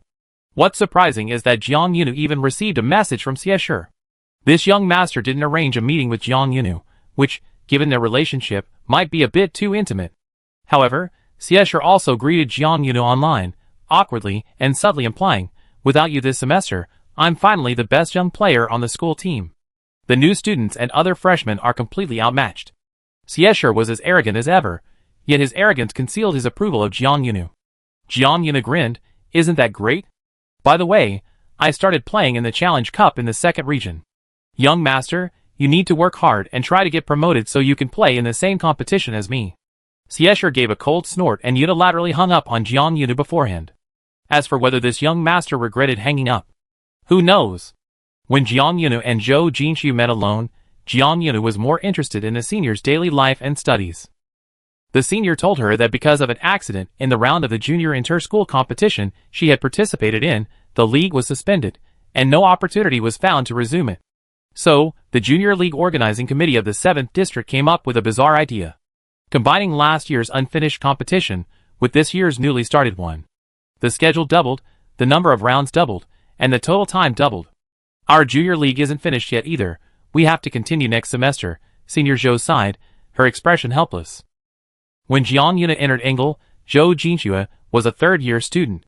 Now, Jian Yunu has completed her first semester of first year at Golden Uriel, while Zhou Jinshu is a fourth-year student at Engel and the undisputed captain of the Engel school team. Then I wish you, senior, victory in leading the school team next semester, Jian Yunu said sweetly, encouraging her senior. Zhou Jinshu returned her blessing. Keep up the good work in your next competition too. The senior also carefully advised, but don't push yourself too hard, after all, you're competing against a group of upperclassmen whose average age is older than yours. This semester at Golden Uriel Academy, few people have realized that Jian Yunu is actually younger than the average age of all the freshmen. Her titles, like most prominent freshmen and Miss Nega's chosen rival, are even more eye-catching. Only when she returned to the 7th District would her relatives and friends treat her like a complete child. I will, Jian Yunu said with a smile, not wanting her senior to worry about her. Winter break was both long and short. Long enough for Jian Yunu to see everyone she had formed bonds with in the 7th District, yet so short that it felt like she hadn't spent many days at home with her family. In the blink of an eye, the New Year celebrations were over, the decorations on the streets were still there, but a glance at the electronic calendar on her personal terminal showed that only a few days remained before she had to return to school. For days before winter break, Jian Yunu collapsed onto the sofa on the first floor of the Qiao family's small building, hugging a cushion and wailing, I have to go back to school. Qiao Yisan stood behind the sofa, watching Jian Yunu, finding everything quite novel. I used to be the one rolling around on the sofa, muttering that I didn't want school to start, the red-haired boy said. How come it's your turn now? Because I'm really far away from home now. Jian Yunu dragged out her words, not caring at all whether anyone would mind her rambling about her current appearance, muttering about how she wouldn't be back for another 6 months. Oh my god, she wouldn't be able to eat her home bed, her home sofa, her home food for another 6 months. It's okay, Joey-san comforted her. 6 months will pass quickly, and next time it's summer vacation. If it's summer vacation, you be home even longer. Jian Yunu flopped onto the sofa. Then I apply for summer vacation right now. Joey Des passed by and, hearing this, reached out and tapped the girl on the forehead. Don't talk so unrealistically. If you're talking in your sleep, go back to bed. Aunt Daisy said rationally. I let you lie down for another 30 minutes. Then you two go change your clothes and get ready. We go to the shopping district to buy you some things you need for school. Although the Golden Uriel Academy subsidies weren't small, and the principal must have found other ways to secure additional funding this past semester, ensuring the subsidies and scholarships for underprivileged students continued as usual, there was no reason to let Jiang Yunu, a minor, pay for things at home. All her daily necessities were taken care of by Xiao Daisy. Jiang Yunu only declined a couple of times before giving up, letting Aunt Daisy enjoy the pleasure of buying things for the children. After buying some necessities, they ate 2 special dinners from Xiate City. Then, it was time for Jiang Yunu to return to Golden Uriel Academy. Your school is too far from home now. It's no longer suitable for you to arrive at school on time like Joyce did. Aunt Daisy and Joyce accompanied Jiang Yunu to the platform she had returned from. Jiang Yunu needed to leave 2 days earlier to have more flexibility in her schedule. On the platform, the white-haired girl hugged the red-haired mother and son one by one. She had grown taller since the last time she left from this platform, gradually catching up to Joyce's height. The height of her hair had also increased from less than Joyce's chest to reaching the tall red-haired woman's shoulder. I definitely come back during summer vacation, Jiang Yunu said. Jody gestured with her chin, her smile unusually gentle. Then next time you come back, try to grow up to Andy's chin, okay? Jiang Yunu said, okay, I eat 4 meals a day, including late-night snacks, after I go back to school. I try my best to grow taller. Joey-san showed a hint of envy at Jiang Yunu's words. That's great, the red-haired boy sighed. You're the kind of person who never gains weight. All your energy absorption goes towards growth, unlike us ordinary people who are afraid of growing bigger if we eat too much. Joey-san had become more conscious of his appearance earlier than Jiang Yunu. He was already at the stage where he worried about eating too much during puberty, and only gaining weight without growing taller. Jiang Yunu couldn't empathize with this distress at all. She could only practically suggest, then try adding more exercise while you're eating like crazy? Joy-san casually asked, what kind of exercise did you do at Golden Uriel Academy? Jiang Yunu paused for 2 seconds, then asked uncertainly, does combat count? The red-haired boy looked at her with an expression that said, are you kidding me?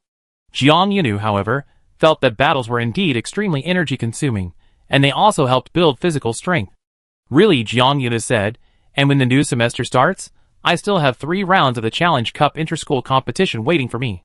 Thinking about her upcoming battles at the beginning of the semester, the white-haired girl suddenly realized with a deep sense of dread, maybe even eating 4 meals a day plus a late-night snack wouldn't be enough. Based on her mental and physical energy expenditure, she felt she could easily squeeze in another snack. Chapter 171. Jiang Yunu, perfectly suited for a snack, returned to Golden Uriel Academy. The entire Haud city was still immersed in a festive atmosphere. Even the transit station at the entrance was still decorated with holiday ornaments. The inspector was the same one Jiang Yunu had met half a year ago, who smiled and wished her a Happy New Year. Jiang Yunu, of course, warmly returned the greeting with a Happy New Year. And she kept saying Happy New Year like this from the entrance inspection all the way back to her school. The holiday season was perhaps a particularly special time. During this period, as long as 2 people didn't have deep-seated hatred, or a relationship that had deteriorated to the point of no return, they could greet each other warmly whenever they met. Strangers would also smile and nod slightly when their eyes met. Jiang Yunu felt that this was pretty much the same in both the 7th and 2nd districts. She had contacted Paya before even arriving at school, bringing her some local specialties from Xiate City, and told Paya that if she had already arrived at school, she could come to her dormitory later. After all, it's common knowledge that young ladies don't need to tidy their own dorm rooms. The unassuming Miss Olai is still a young lady, with her own staff. But it's different for a poor student like Jiang Yunu. Jiang Yunu was busier than Paya when it came to tidying up her dormitory for the start of the semester. Paya arrived quickly, greeting her as she entered. Jiang Yunu smiled and returned the greeting, adding with extra concern, how was your holiday? The same as always. Paya shrugged nonchalantly, I tell you, the special New Year's dishes in the 2nd district are really delicious, but the unavoidable social activities during the holidays are, as always, boring and exhausting. Or to be more precise, it drained the energy of people like Paya, who are more accustomed to a low profile and not good at socializing. Even in families of similar wealth, there were plenty of sociable peers who would actively strike up conversations with Paya, causing her, who just wanted to quietly be a background figure during the holidays, to repeatedly retreat, racking her brains every day to find ways to escape the center of the party. Jiang Yuna deeply sympathized with Paya's unfortunate holiday. This is too difficult. Yes, Paya sighed. I feel much freer and more comfortable with you. This was entirely a heartfelt statement. Then the girl with thick glasses received a hug from the white-haired girl. Wow! Jiang Yuna exclaimed with a small gasp of surprise. You know what? This is the strongest expression of emotion I ever heard you express since I known you. Paya was caught off guard by the hug. She was clearly unaccustomed to such physical contact, but then she realized that she didn't seem to dislike Jiang Yunu's touch. The white-haired girl suddenly pulled her into a hug. Her arms, which didn't look particularly strong, were surprisingly powerful, yet she held her in just the right amount of pressure, a tight embrace without being uncomfortable. Combined with her warm body temperature, it felt like being hugged by a surprisingly strong yet gentle little wild animal. So, in the end, Paya didn't resist. She even raised her arms, and somewhat awkwardly wrapped them around Jiang Yuna's back, gently patting it. After the greeting and hug, Paya, who hadn't even tidied her own dorm room, helped Jiang Yunu, speeding up the process.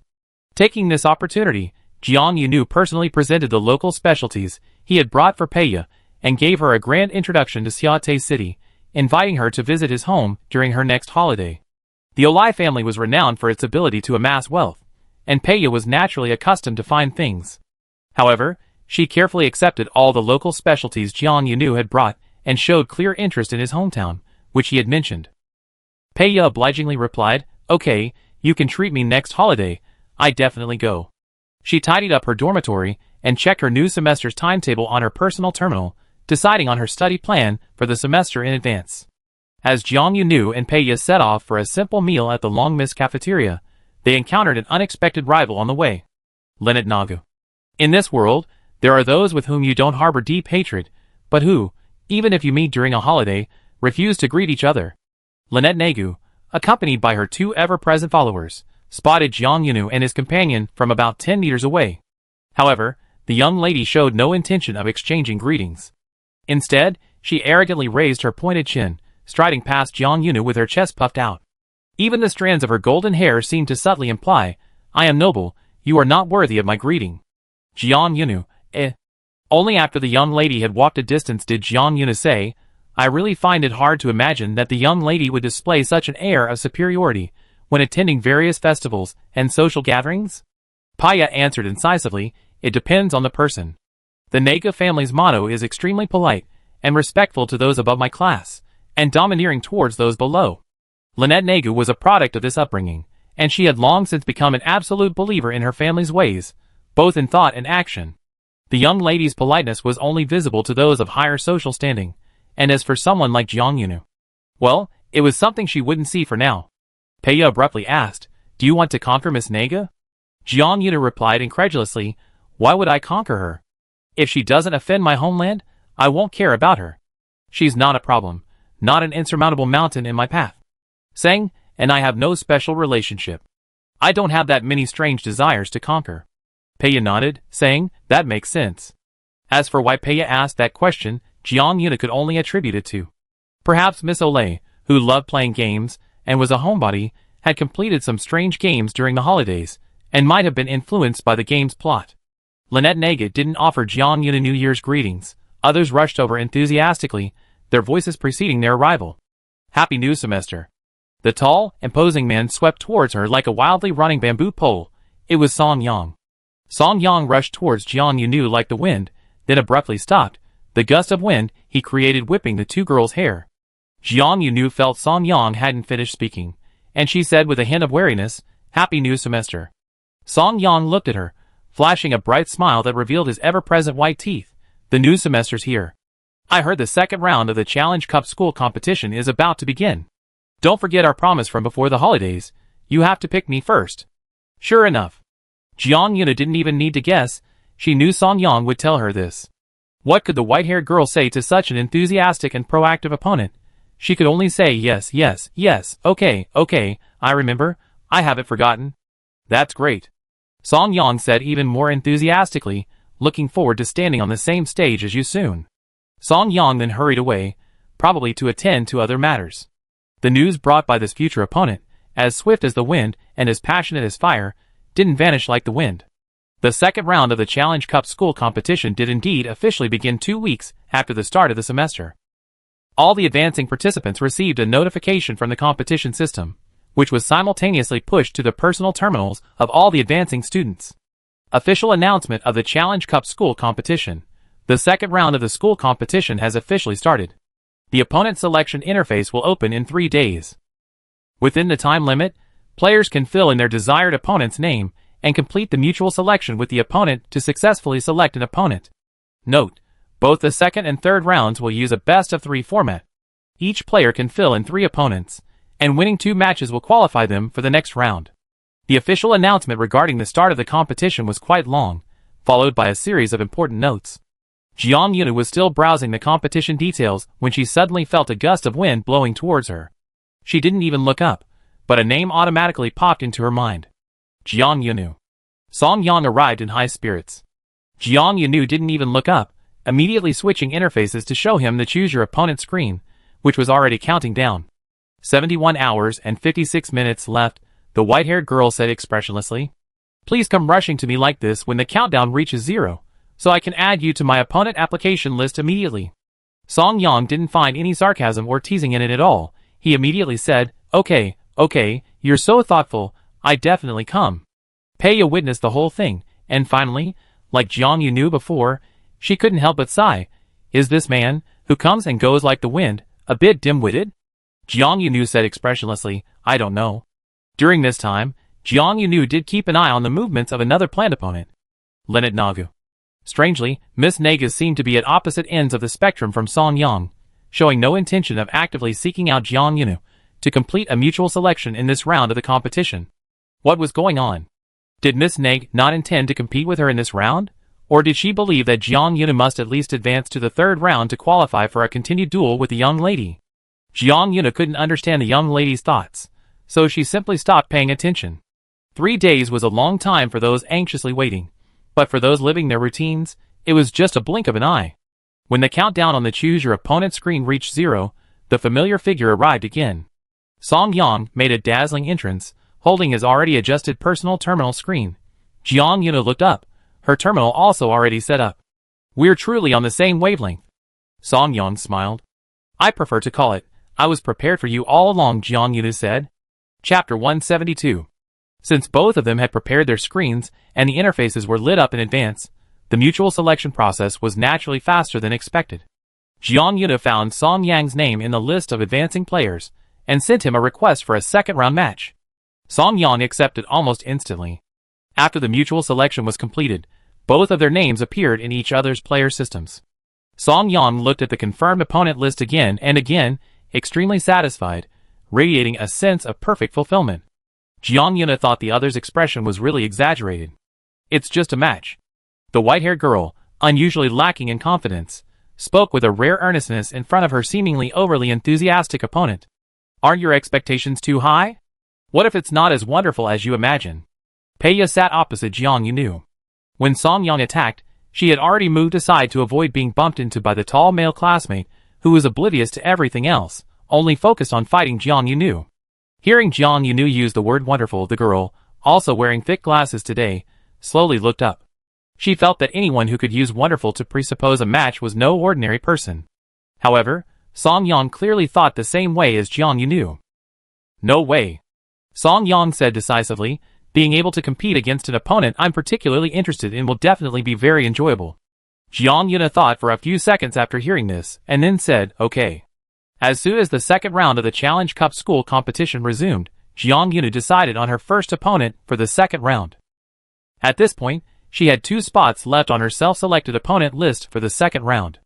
Leonard Naga still hadn't approached her, as if she suddenly lost her memory of her and the challenge during the new year, completely forgetting them. The second opponent Jiang Yunu encountered, who took the initiative to approach her, was a strange, annoying stranger. You're that short, white-haired guy from the first year? These were the first words her second opponent uttered upon approaching her. Completely impolite, his attitude arrogant. Jiang Yunu hated this kind of derogatory style. It sounded like she was being belittled at first glance, and upon closer inspection, it was indeed belittled, yet the wording was surprisingly consistent with objective facts. What is it?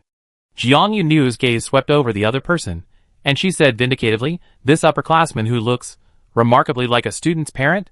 After saying that, she felt her attack wasn't quite commensurate enough, and mentally cursed, "Damn it." However, Jiang Yuna felt the attack power was insufficient, which caused the rather mature-looking male student, whose grade level was unclear, to suddenly twist his expression. "Fine, very well," the other person said through gritted teeth. "You really are just like my cousin said, sharp-tongued and fond of playing tricks in battles." Jiang Yuna had no idea who the other person's cousin was.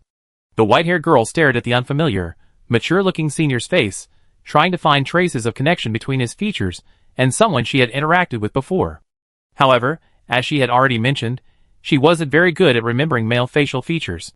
As for those she wasn't very familiar with, those she didn't interact with often, she was even less good at remembering them. "Your cousin." Jiang Yunu could only say, "Do I know such a person?" The other person became even angrier. "Don't play dumb. My cousin is the one you tricked last year and knocked off the stage." "Oh!" Jiang Yunu finally realized she had retrieved such a target in her mind. "That third-year student who said he'd teach me a lesson and then screamed and fell off the stage is your cousin?" Jiang Yunu said, "But you two don't look alike. Look closely, not only do you not look alike, but you also seem to be from different generations. You two really don't look like peers." The white-haired girl's tone was flat, even somewhat sincere. But everyone could tell that she was very sincerely trying to stab the other person again with the older-looking comment. The mature-looking male classmate was also a third-year student, and indeed the same generation as the senior Jiang Yunu had encountered in the preliminary rounds. It was said that this mature-looking senior was only half a year older than the screaming senior at the time. However, the two looked so different, almost like they were half a generation apart. Jiang Yunu was unaware that his defeated opponent, during the New Year holiday, had given his cousin a thorough dressing down at a family gathering. The gist of his complaint was that Jiang Yuna loved to use tricks and schemes in the competition, always trying to outsmart everyone. He claimed that Jiang Yuna's loss to an unknown country bumpkin from the 7th district was entirely due to Jiang Yuna's opportunistic tactics. The cousin spoke with such conviction that he might genuinely believe that if he had been more careful, Jiang Yuna wouldn't have succeeded. Thus, this senior successfully fooled his cousin. "I was completely fooled by her little tricks on stage." The defeated third-year student grumbled to his cousins, "If I hadn't resorted to tricks and underhanded tactics, how could I have lost?" None of his friends, who had witnessed the entire match, believed his claim of "how could I have lost." None of them wanted to stand up for him. But his cousin, who hadn't been present during the match, did. His cousin approached Jiang Yunu, and like his younger cousin, launched into a tirade of insults, harshly criticizing her. He then demanded, "You must fight me fair and square. I want to defeat a little girl like you from the 7th district fairly and squarely." When he said little girl, he deliberately gave Jiang Yunu a superior look, using the word as a double entendre. Faced with someone deliberately provoking her and trying to stir up her emotions, Jiang Yunu quickly regained her composure, becoming desensitized to the weakness the other person was intentionally targeting. "I will make you lose fair and square," Jiang Yunu said. And she decided from now on to call this person Upright and Honest Brother. Upright and Honest Brother didn't get the expected reaction. Not seeing the white-haired girl's exasperated reaction, he left somewhat sullenly. Before leaving, they didn't forget to complete their mutual selection. Jiang Yuna looked at the extra name in her second round of self-selection opponents. As if the name that was second was no longer there, she had already decided to call the other person her new nickname. Perhaps she was destined to have opponents who automatically come to her door. Her third opponent came to her voluntarily after this Upright and Honest Brother. "Actually, I struggled for a long time, considering whether I should immediately represent the school team to try you out, or wait until you can advance to the third round." The third person to visit was a senior student, a second-year student, with a small dimple on her left cheek when she smiled. "I'm the current scout for the Golden Uriel Academy team. During the league, I mainly do reconnaissance work," the senior student said. Of course, when there's no league, finding potential recruits from the freshmen each year is also part of the scouts' off-season work. This senior student was named Jean Qing. Her proactive visit meant that Jiang Yunu had once again attracted the attention of Golden Uriel Academy's league teams. Jiang Yunu recalled discussing the Duma Academy team from the neighboring 1st District with Peya, and she couldn't help but ask curiously, "Senior, doesn't our team have a rule that every year there's a reshuffling and all members have to go through the Challenge Cup again to stay on the team?" Jean Qing laughed upon hearing this. "You mean Duma Academy," the senior student said. "Right. The unique characteristics of the Duma Academy team were renowned throughout the 3 districts of universities." Jean Qing patiently explained to Jiang Yunu. Our school is different from Duma Academy. First, we don't have as many people passionate about combat and supernatural abilities, so the competition for team spots isn't as fierce. The annual re-election might even make it difficult to fill the team. Second, the rule of annual re-election, like Duma academies, is extremely rare among schools in the upper 3 districts. It's their unique internal rule. The possibility of a re-election potentially leading to a shortage of players on the team made Jiang Yuna realize once again the gap between her school and Duma Academy in the league. Jean Qing slightly tilted her head, taking in the white-haired girl's expression. The senior suddenly asked, "Were you just thinking, what if you accidentally beat me in our match, causing me to miss 2 wins and thus preventing me from advancing to the next round, thus losing my team spot?" Jiang Yunu quickly denied. How could that be? The white-haired girl lowered her head obediently in front of her senior, saying humbly and politely, "How could I have such a blindly confident thought? That's so impolite." Jean Qing wasn't familiar with Jiang Yunu, and couldn't tell if the white-haired girl's obedience was genuine or feigned. But thinking about the rumors she heard about this junior over the past 2 days, the senior reached out and tried to ruffle the junior's white hair. Jiang Yunu let the senior rub it. Sigh. The senior, finding the junior's hair very soft, sighed, "Who's spreading these rumors about you? One minute they say you're incredibly arrogant and complacent, the next they say you're incredibly fierce. The junior is clearly very easy to rub."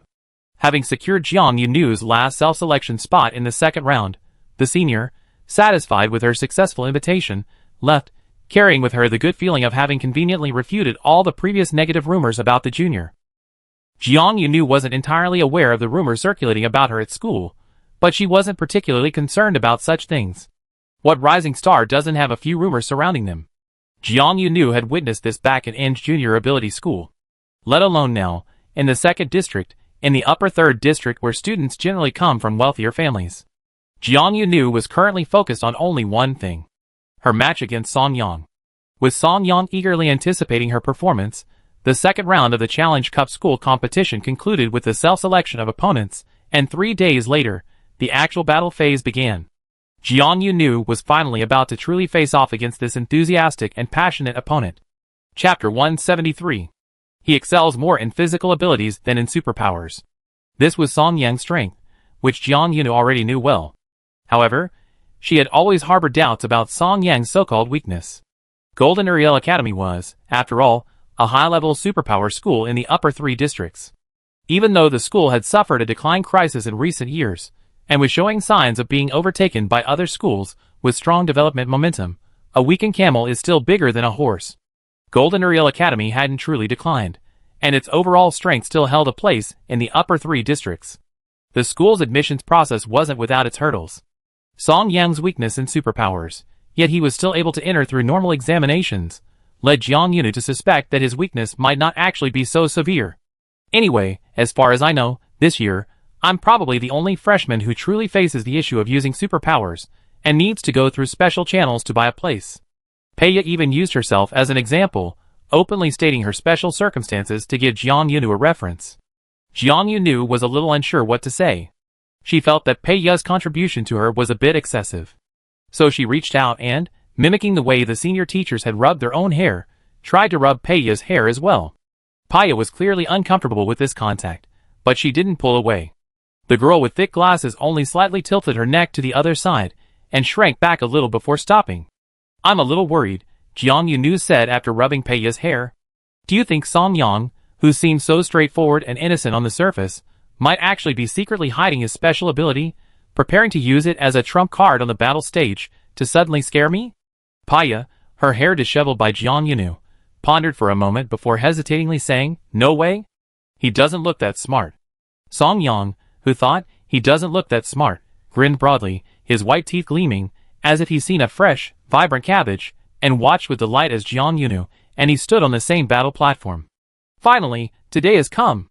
Song Yang made no attempt to hide his joy. As usual, there was a 2-minute energy overflow screen. Standing on the battle platform again after a winter break, Jiang Yunu felt a strange pang of nostalgia. Song Yang seized the 2 minutes to chat with Jiang Yunu. "Last night, I was so excited about facing you today that I was on the edge of my seat until 3:30 in the morning." That sounds pretty late.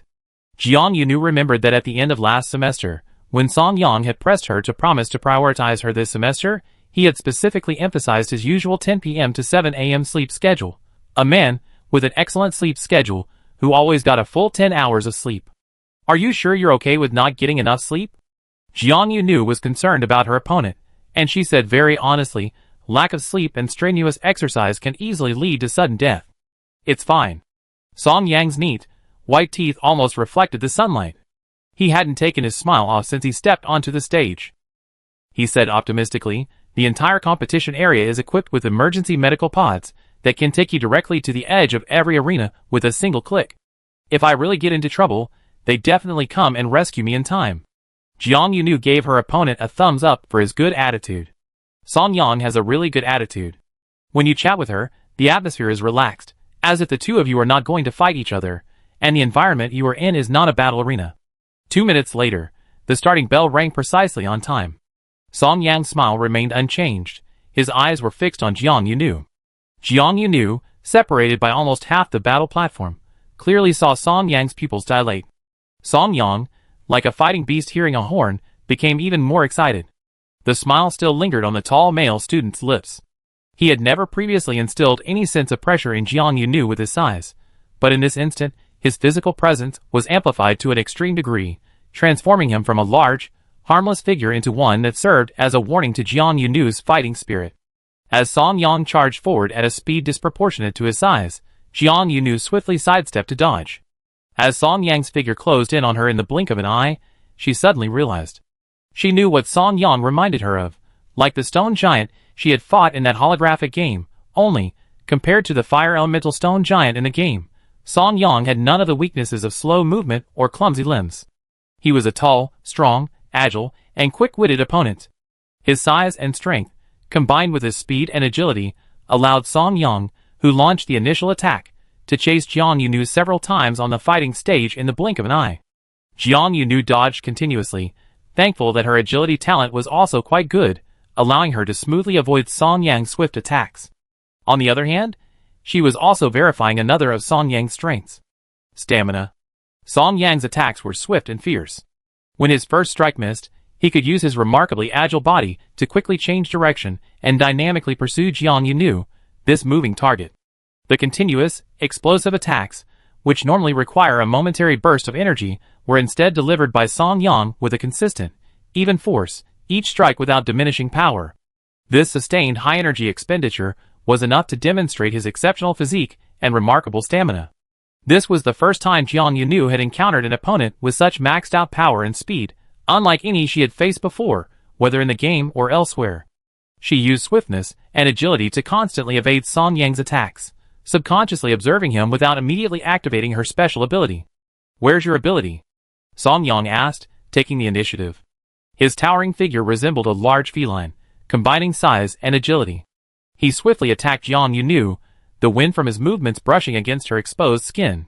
The next moment, Jiang Yunu keenly sensed something amiss in the wind and spun to avoid it. Bang!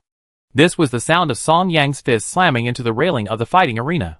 Just now, it was the force of the opponent's punch that broke through the wind generated by the opponent's movements, allowing Jiang Yunu to dodge in time.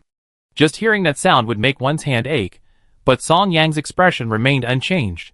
His gaze was intense, fixed on Jiang Yunu, his eyes scanning for any subtle movement. "You are the most agile opponent I ever encountered." Song Yang was also constantly observing Jiang Yunu. "Your stamina isn't much worse than mine, and you can keep up with my speed." Song Yang's usual fighting style actually had a certain element of intimidating the opponent. He was tall and fast, and combined with his meticulously honed martial arts, every move he made was powerful and swift. Often, his opponents, before even having a chance to unleash their powers, would be startled by his sudden attack, disrupting their rhythm. Jiang Yunu, however, showed no surprise. Jiang Yunu appeared only slightly surprised when he first moved. While surprised by his speed, the white-haired girl deftly dodged, showing no intention of using her powers, and completely ignoring his attempts to disrupt her rhythm. This made the battle seem more like Jiang Yunu was wearing him down. "Are you trying to outlast me?" Song Yang asked, after 2 more exchanges with Jiang Yunu on the fighting stage. From the audience's perspective since the start of the match, the two had barely stopped, resembling 2 spinning tops constantly moving back and forth. "Only a fool would try to outlast a stamina-rich man," Jiang Yunu replied, ducking to avoid an elbow strike that swept over his head. Her breathing was relatively steady, without any rapid or labored breathing. Song Yang asked again, "How long are you planning to keep your ability hidden?" Jiang Yuna's purely observational behavior was mistaken for a tactic. But the word hidden made the white-haired girl pause, then seamlessly switch to a counter-question, "And what about you?" Song Yang's smooth offensive suddenly faltered. "There's a chance." Jiang Yuna remained expressionless, continuing, "Where are you hiding your ability now? You've been hiding it all along, haven't you?" This was clearly a feint. Unfortunately, Song Yang had a few tricks up his sleeve, though not many. A hint of embarrassment flashed across Song Yang's usually straightforward and cheerful face, and his next move was a little slower. "I usually like to wear down my opponent's stamina, or put psychological pressure on them from the start, disrupting their rhythm and causing them to make mistakes in their haste. Song Yang actually admitted it honestly, and then I use my special ability. Just enough to crush the opponent's weak defenses in one fell swoop." Jiang Yu knew, Wait a minute. How could he really tell everyone everything? This development was something even Jiang Yu couldn't have predicted. She admitted that she had deliberately feigned something, and she also admitted that from the beginning she had vaguely suspected that Song Yang wasn't actually such a straightforward person. But this development, where he hid a little trick and then immediately revealed everything, made her wonder if this Song Yang, who was still confessing while fighting, was cunning or just too naive. Jiang Yu couldn't figure it out. Jiang Yu couldn't understand. "I also want to see your ability," Jiang Yu said bluntly. She was misunderstood as someone who was hiding her abilities, thinking she wanted to exhaust herself before launching an attack. Just then, Jiang Yu's observation and analysis were nearly complete, and she was already preparing to use her ability to test Song Yang's response.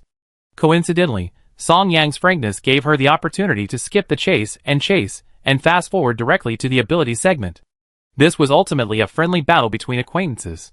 Song Yang's desire to experience being Jiang Yu's opponent, to personally experience Jiang Yu's fighting style, outweighed her desire to win or lose. Jiang Yu saw Song Yang's ability as she wished.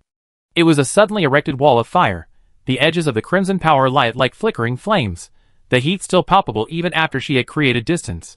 There were two beast heads on the fire wall, their mouths tightly closed, but if Jiang Yu's judgment was correct, these were two other energy emission points. Jiang Yu's ability remained focused on precision and intricacy. Before Song Yang could react, green enhanced energy threads wrapped around the beast heads, forcibly sealing their mouths. Under Song Yang's control, the wall of fire moved towards Jiang Yu.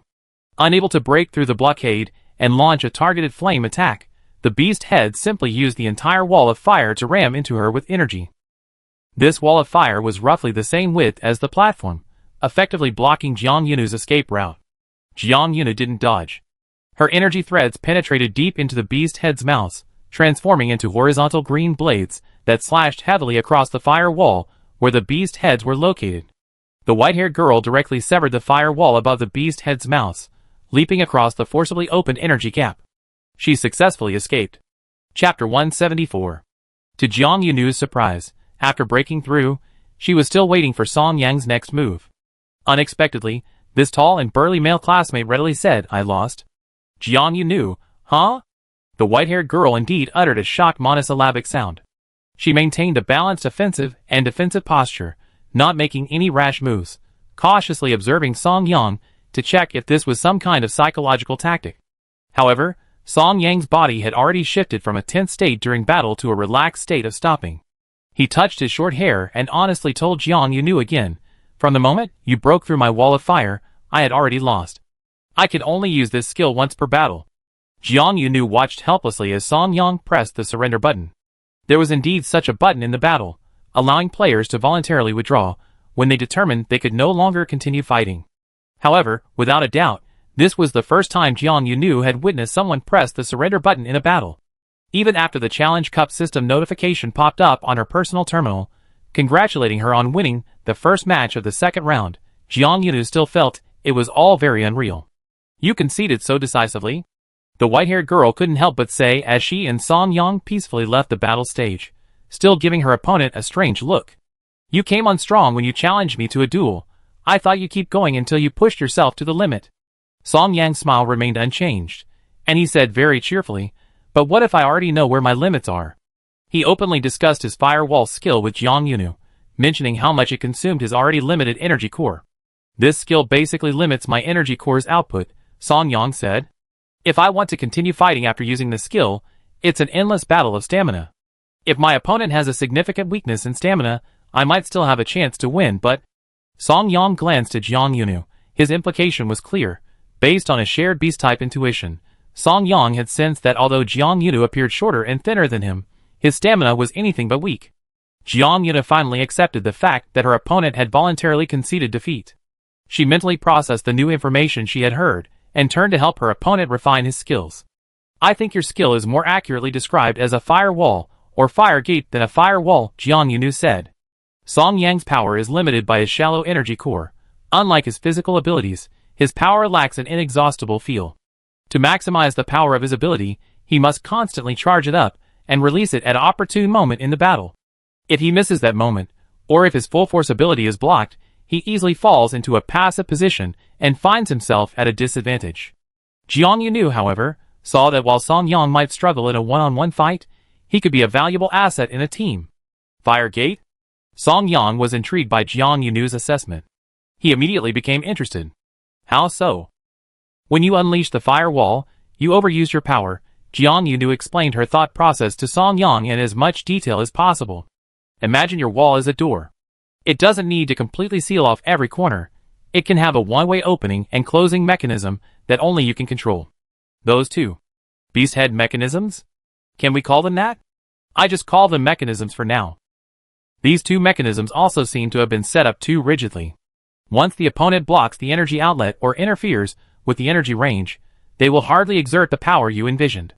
Song Yang's expression shifted from excitement to confusion, then to a mixture of understanding and bewilderment. He felt as if he had suddenly been dragged into a theoretical lesson he only vaguely understood. Jiang Yunu was only speaking out of her own experience during the battle. She had never tried to teach her opponent before. However, just now on the stage, she had observed Song Yang's fighting style very closely, and had even unintentionally tricked him. She always habitually studied and dismantled her opponent's skills, and analyzed how they used energy. Sensing that Song Yang was a rare opponent with a calm and composed demeanor, Jiang Yunu shared her observations with him. You mean? Song Yang thought for a while, then asked uncertainly, I should change the way I use my ability? Song Yang indeed had a good attitude. Students his age, having just adapted to their own way of using energy, were generally reluctant to be told to change it. Jiang Yunu also thought for a moment, then revised her wording, specifying more precisely. It's possible to consider adjusting the way you channel energy when using your ability. When one's own supernatural energy is limited, the maximum amount of energy that can be used at one time is low, and the energy recovery cycle is long. Then while considering maximizing the energy output of a single skill, it's best to avoid wasting energy as much as possible. Instead of using a fire wall that immediately becomes ineffective once the encirclement fails and the energy-dense output point is blocked, change it to a fire gate that leaves room for both offense and defense, adjusting the two fixed flame output points. Jiang Yunu analyzed methodically. Doing this might make your skills more adaptable to actual combat scenarios. Song Yang's expression finally changed from somewhat understanding to a thoughtful look. However, Jiang Yunu wouldn't force others on how to use their supernatural abilities. She was only giving suggestions based on observation and practical experience, trying to make energy come alive from dead. The specific process still needed Song Yang to explore on his own. Anyway, I was just saying, the white-haired girl said finally. The two stood in front of the battle arena, which had been reset, and was waiting for the next group of contestants to enter, the atmosphere so friendly it was as if they had just completed an extracurricular assignment together. You don't have to listen to me completely. Whether it will work in practice depends on your own trial and error, Jiang Yunu said. Song Yang understood a little of her theory, not entirely, but that didn't stop him from saying, okay, I think about it more before the next match, maybe I can try it out in the next game. Jiang Yunu had previously thought Song Yang was a truly fervent opponent, and his sudden surrender caught her off guard. However, seeing his attitude towards her suggestion, she thought this male classmate had a really good personality. Song Yang, on the other hand, thought Jiang Yunu was a wonderful person. She really did defeat him. Beating her wasn't easy, but she was even willing to share her fighting techniques. What a kind person. Jiang Yunu received a good person card without her knowledge. She was even more unaware that Song Yang had joined the ranks of those determined to rectify her reputation, and that she would later sit at the same table as Jin Qing, the senior who thought she was clearly well-behaved and polite, and that the rumors about her arrogance were nonsense. Peiya took Jiang Yunu, who had just finished the first match of the second round, to the cafeteria for lunch. Peiya was not only an excellent civilian intelligence officer, but also Jiang Yunu's logistical support officer. She appeared quiet on the surface, but was actually quite happy for Jiang Yunu's victory. Furthermore, Peiya's view of Jiang Yunu was very neutral. As one of the first classmates to approach and become friends at Golden Uriel Academy, Peiya saw Jiang Yunu as neither well-behaved, polite, nor sensible, nor arrogant, conceited, and fierce. In her eyes, Jiang Yunu was unconventional and capricious, often doing what he wanted to do in the moment rather than what he should do in the moment. Simply put, in Peiya's eyes, Jiang Yunu was a chaotic, neutral person. Whether you do good or suddenly become evil, neither choice is surprising. Peiya sharply analyzed the core of Jiang Yunu's style. Jiang Yunu blinked. After having dinner with Peiya, they went to the school's public electronic library. Peiya was working on a theoretical paper, while Jiang Yunu, wearing the library's public electronic glasses, watched first-person footage of advanced battlefields. Intermediate to advanced battlefield simulation. This course, which Jiang Yunu couldn't even take at the Engel Junior Ability School, was now open to her after she arrived in the second region. All publicly available battlefield materials were available in the school library, making it very convenient for her to borrow and review them during competitions, drawing tactical inspiration from others' real battles. Xia. Jiang Yunu lifted her electronic glasses slightly, and reached out to lift Peiya's thick glasses a little with 2 fingers as well. You're making me sound like a capricious, freakish person. Peiya brushed Jiang Yunu's fingers off her glasses. I'm not. After a pause, Peiya added, at least I didn't say you were a freak. It's okay. Jiang Yunu said, I think I am a little freakish myself. The white-haired girl said this with a serious expression, and a confident smile slowly appeared on her face. This appearance did indeed make her look a little freakish. Peiya had an urge to photograph Jiang Yunu in this state. Jiang Yunu, knowing her friend's thoughts, asked curiously, why? So I can blackmail you later, Peiya said expressionlessly.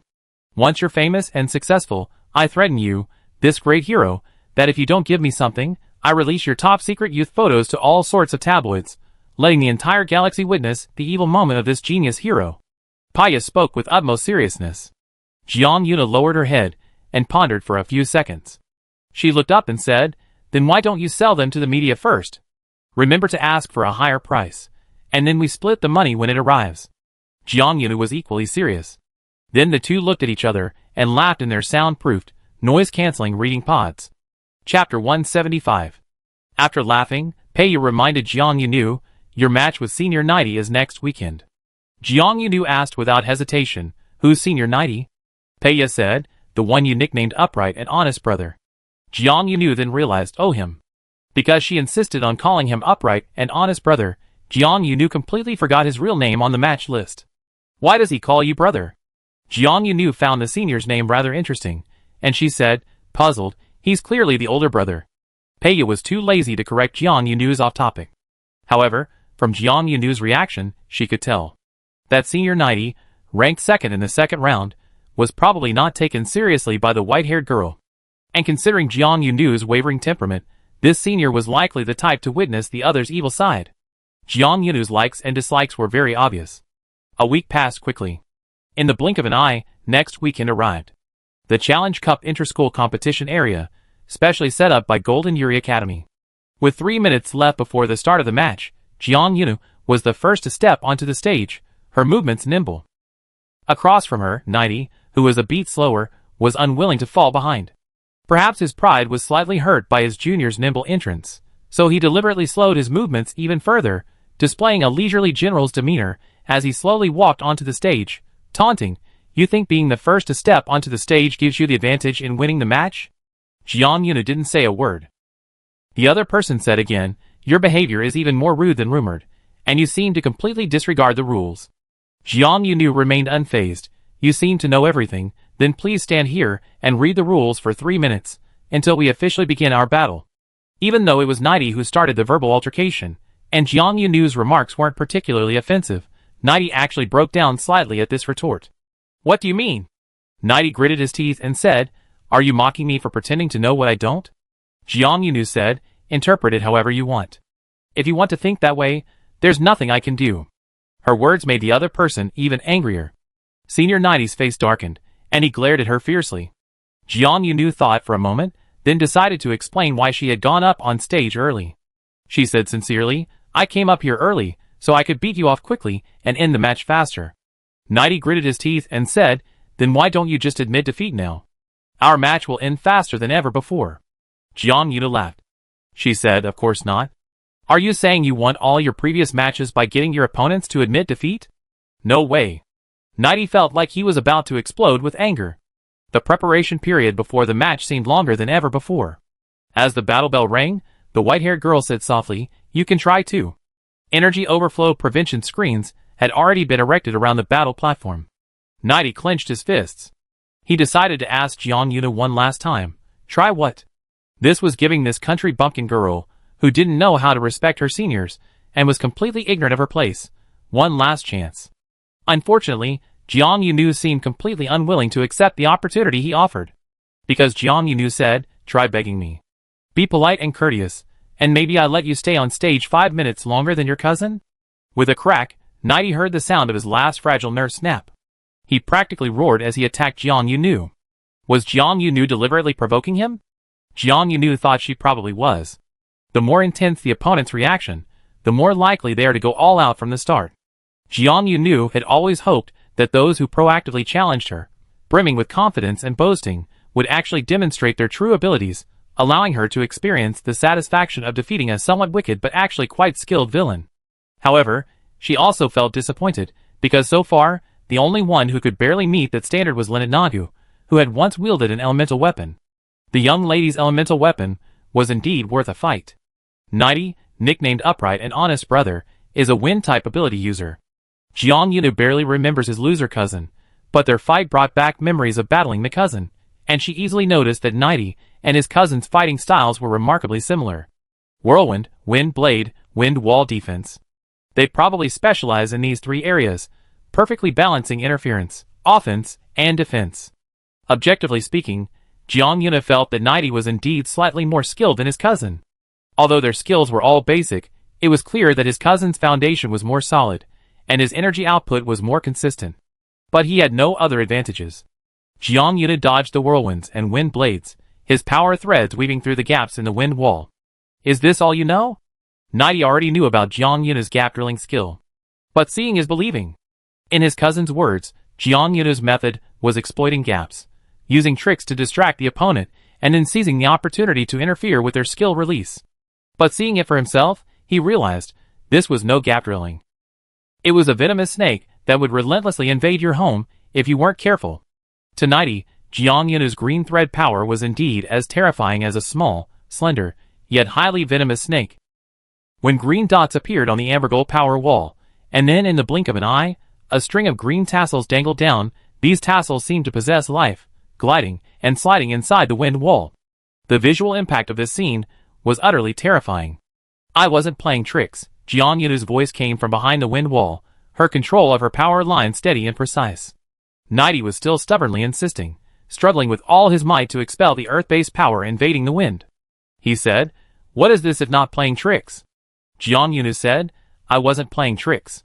Suddenly, the green ribbons all stood upright, like snakes hanging on the wall, heads raised in unison. They stared at Nighty from a strange, almost sentient perspective. A sense of crisis surged up his spine to the top of his head. Nighty felt a chill run down his spine. As the green energy threads hurtled towards him, he heard Jiang Yuna say slowly, "I'm the ghost on the battle stage. I don't need to pretend." Nighty's wind wall shrank instantly. In the nick of time, he tried to save himself by withdrawing his defensive forces and directly confronting Jiang Yuna's energy. Brother Tang Hang was truly stubborn. He could still manage to squeeze out a shout. "Is that all you know? You used the same trick to defeat my cousin, and now you're going to fight me?" "Of course not." Jiang Yunu's voice sounded surprised. The energy threads that had passed through the wind wall suddenly converged rapidly, twisting into a new whirlwind. A green whirlwind appeared in front of Nighty's face. "I can also use your skills." Jiang Yunu's voice traveled through the green whirlwind to Nighty's ears. His retina reflected a large area of spitting green light, almost making him dizzy. His body was swept in, and he floated up lightly. Then, soaring into the air, a green line split from the whirlwind, like a vine whip, lashing him across the sky and knocking him diagonally off the fighting platform. "Look!" This loud voice pierced through the supernatural wind still swirling above the fighting platform. It came from Song Yang, who had specifically taken time out of his busy schedule to watch the match, just to witness Jiang Yunu's battle. Song Yang, standing below the platform, pointed at the fighting platform, his other arm draped over his friend and roommate, his tone full of confidence. "See? I told you she was a good person, didn't I?" His companion followed his finger, looking again and again, rubbing his eyes, convinced that he had truly witnessed Jiang Yunu whipping someone down from midair, and that the medical pod was pulling the fallen third-year student away. Her companion asked incredulously, "What's so good about her? Last time I fought her, I gave it my all, but I maintained politeness and respect throughout, without intentionally mocking, belittling, or offending her," Song Yang said. "She only whips those kinds of upperclassmen, not me. She has principles. She's a really good person." Jiang Yuna hadn't intentionally used that whip. Her fighting style was once described by teacher Trista as intuitive. Rather than systematically learning various combat theories, she always relied on intuition and fighting instinct to explore first, naturally developing a combat awareness in actual combat, and then following the guidance of her instincts and intuition to make moves. Because her fighting style didn't come from systematic theoretical instruction, Jiang Yunu's fighting style was flexible and varied. After copying Naidi's skill and using a whirlwind to lift her opponent into the air, in a flash, she thought, "I copied his skill, but I don't want to completely use his skill to defeat him." She wanted to add something of her own to the copied skill. Almost simultaneously, her power automatically split off a portion, weakening the suction of the whirlwind and creating an opening to release the prey caught within. A green vine-like power whip instantly formed, lashing the prey out through the opening.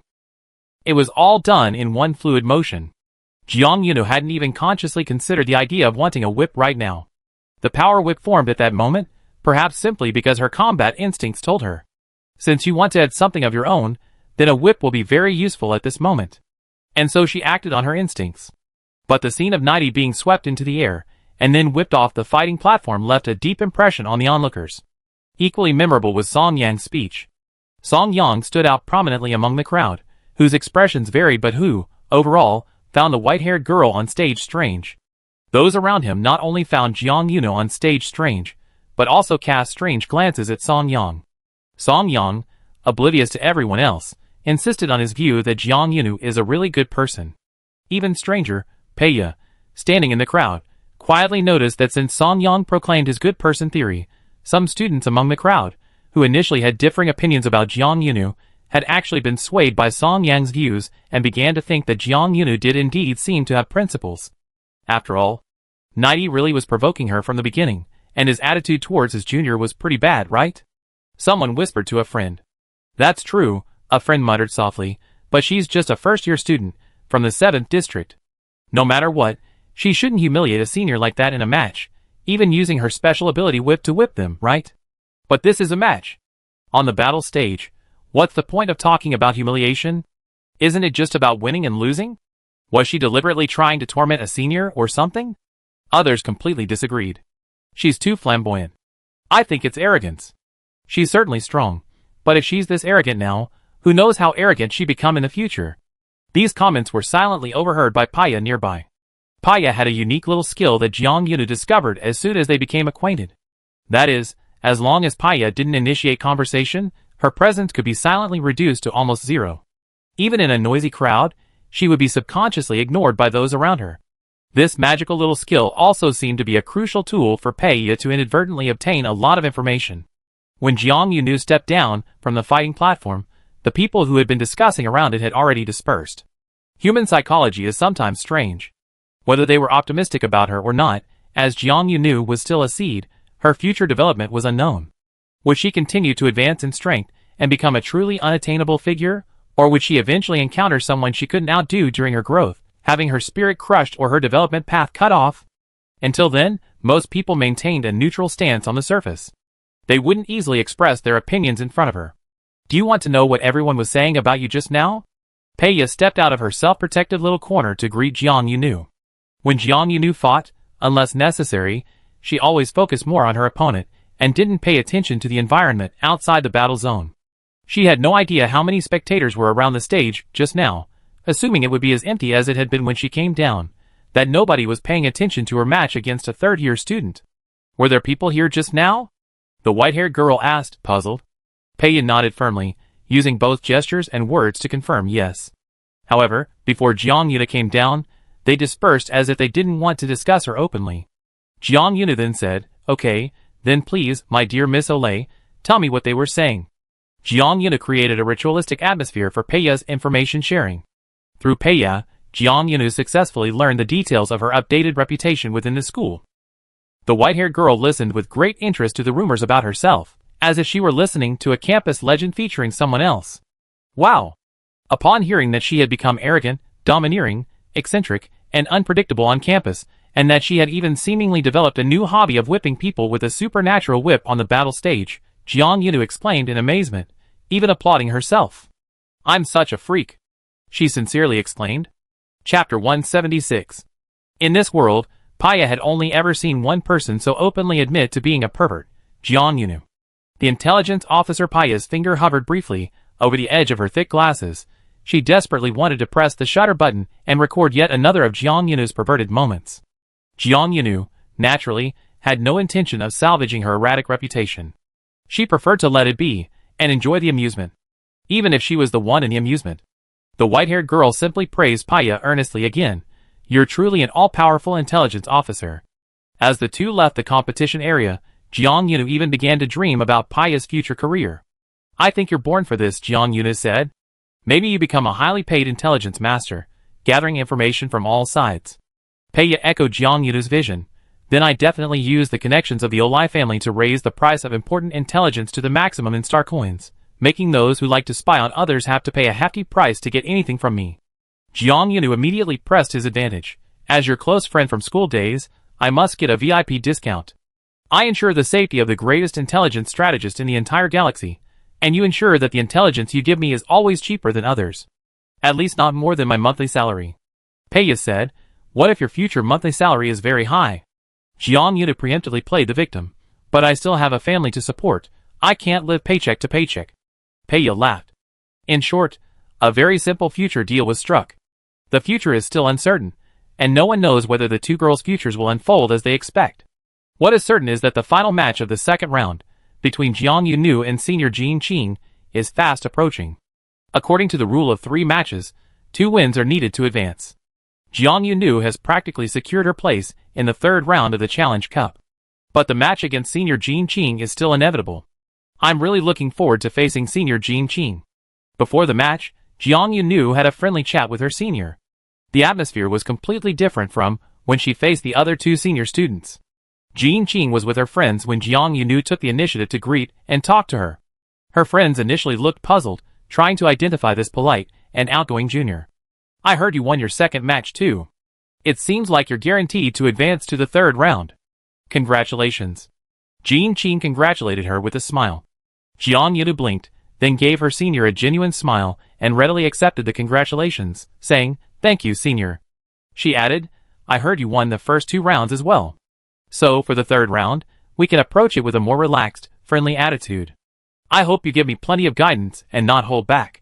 After this first-year student, who seemed somewhat familiar with Jin Qing, but was a stranger to her, turned and left with a polite and humble demeanor, her friend asked Jin Qing, "Xiao Qing, where did you meet this new junior? She seems quite well behaved." Jin Qing said, "This is my opponent for the next round." "Didn't you hear what she said?" "Friend, Jin Qing, she's Jiang Yunu." "Friend, eek." The friend, who was holding hands with Jin Qing, widened their eyes. Even after hearing her say that she wanted Jin Qing to give them some pointers for the next match, the friend hadn't quite grasped it. This was the legendary, fierce, arrogant, and domineering Jiang Yunu, who would whip her opponents on the fighting stage. Jin Qing's match against Jiang Yunu was scheduled for another week later. Before officially facing Jin Qing, Jiang Yunu's popularity on campus had reached another peak. Carefully calculated, Jiang Yunu had already achieved a 3-game winning streak in this year's Challenge Cup school competition. She won the preliminary round, and won both the first and second matches of the second round. Regardless of the recent reputation of this first-year student from the 7th district, her winning streak had clearly attracted more viewers. The day of Jiang Yunu's match against Jin Qing arrived, and the arena was surrounded by far more students than before. In previous matches, Jiang Yunu hadn't really noticed the audience. Last time, she even asked Paya, "Were there all of you here just now?" This time, to show her respect and politeness to her senior, she arrived at the arena unusually early, and Jiang Yuna finally realized. Wow! So many people could stand around one arena. So many people, Jiang Yuna explained quietly to Peiya. Her voice was low. At first, no one realized she was a contestant in this round. Although Jiang Yunu had grown taller in the past 6 months, compared to the average 18 or 19-year-old upperclassman, she still looked no more than 15 or 16, and the crowd would subtly shrink around her. But soon, someone noticed Jiang Yunu's white hair. White hair, a young face, and a silent girl with thick glasses beside her. Oh! That's the freshman. When someone recognized Jiang Yunu, people automatically parted to create a small vacuum zone around her. Everyone maintained a safe distance, observing her from outside the vacuum zone. Peiya, rarely the center of attention alongside Jiang Yunu, vaguely remembered the last time she received such treatment was the time she was paired with Jiang Yunu as a teammate in a classroom sparring session, walking into the sparring area with her to face Linnet Nagu and her followers. They're all here for you, Peiya said, her voice even lower than Jiang Yunu's. Under such intense scrutiny, the girl, who was usually quite reserved, felt her social anxiety was about to flare up. Luckily, she was wearing thick-rimmed glasses today, like a natural protective shield, which helped alleviate some of the discomfort caused by the intense attention. Jiang Yuna said, "What's so interesting about me?" Her voice carried genuine confusion, as if she couldn't understand why so many people at school were so idle this weekend, not engaging in any proper rest or entertainment. Besides coming to see you, some people might also be coming to see Senior Jean Qing, Peiya explained without elaborating on why Jiang Yunu was interesting. Peiya discreetly reminded Jiang Yunu to look around. In the crowd outside the vacuum zone, there were several tall, slender figures. From their faces to their skeletal structures, they already possessed the beginnings of adulthood. Some even looked like adults, likely upperclassmen of internship age at the Ability User Association. They're all at least third-year students, some might even be fourth, Peiya said, following her gaze. Unlike Peiya's somewhat furtive movements, Jiang Yuna made a direct, large turn, casting a clear glance at them, causing those watching her to instinctively look in the same direction.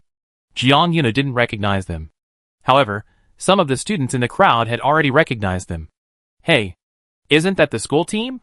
Is that Yili, the third-year student? Is that Sorek, the fourth-year student? Isn't he already going to the Spirit Deer Ability User Association for his internship? The crowd buzzed with whispers and chatter. Jiang Yunu, however, managed to glean key information from the murmurs. Yili was a very familiar surname, prompting Jiang Yunu to take a second look at the person associated with that name. Wow! Not only was the surname familiar, but the person also looked somewhat familiar. Jiang Yunu was certain she had never seen this senior at school before, but his slightly serious features, his remarkably upright and sturdy posture, and the undeniably familiar eyes and brows all bore at least a 70% resemblance to another Yili she knew. Was that Inspector Yili's relative? Jiang Yunu wondered curiously, glancing at the person a few more times. The person had already noticed her gaze, meeting her eye with a serious expression, though seemed slightly more tense than before.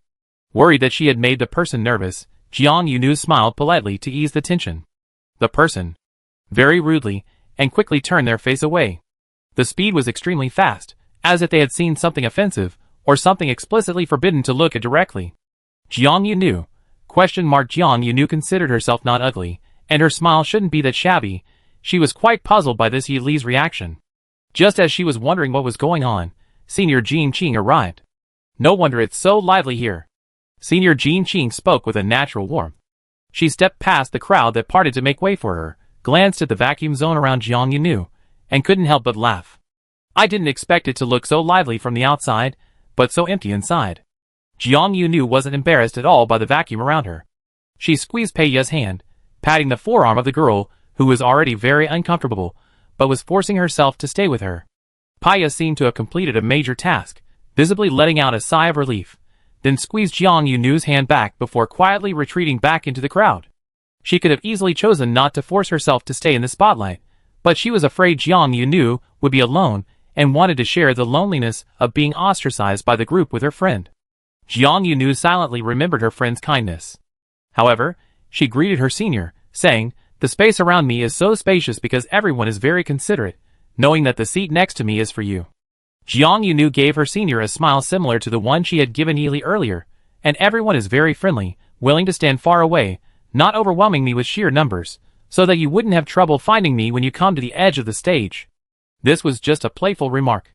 Previously, Tang Xinggood had deliberately insulted Jiang Yunu's height, earning him a supernatural whip strike on the fighting stage. Faced with a polite and friendly senior, the white-haired girl herself took it as a light-hearted joke. Among the onlookers, some reacted similarly to Jean Qing's friend that day. Huh? I heard that this fierce little girl in first grade isn't afraid of being talked about for her height. Last time, Nighty deliberately stepped on her sore spot and got a beating for it, right? A student whispered to her classmate, feeling that Jiang Yunu's actual appearance didn't quite match the rumors. Jean Qing ignored the whispers of the crowd not far away. She only chuckled at Jiang Yunu's words, her smile widening, finding her junior even more amusing. So, are you going to thank everyone for deliberately standing so far away? Jean Qing said. Jean Qing's response confirmed for Jiang Yunu that her smile today was perfectly fine. At least there was nothing about it that made people afraid to look closely, and it wasn't ugly at all. So it really was that Yi Li who had the problem. Not her. Confirming this, the white-haired girl's smile remained unchanged.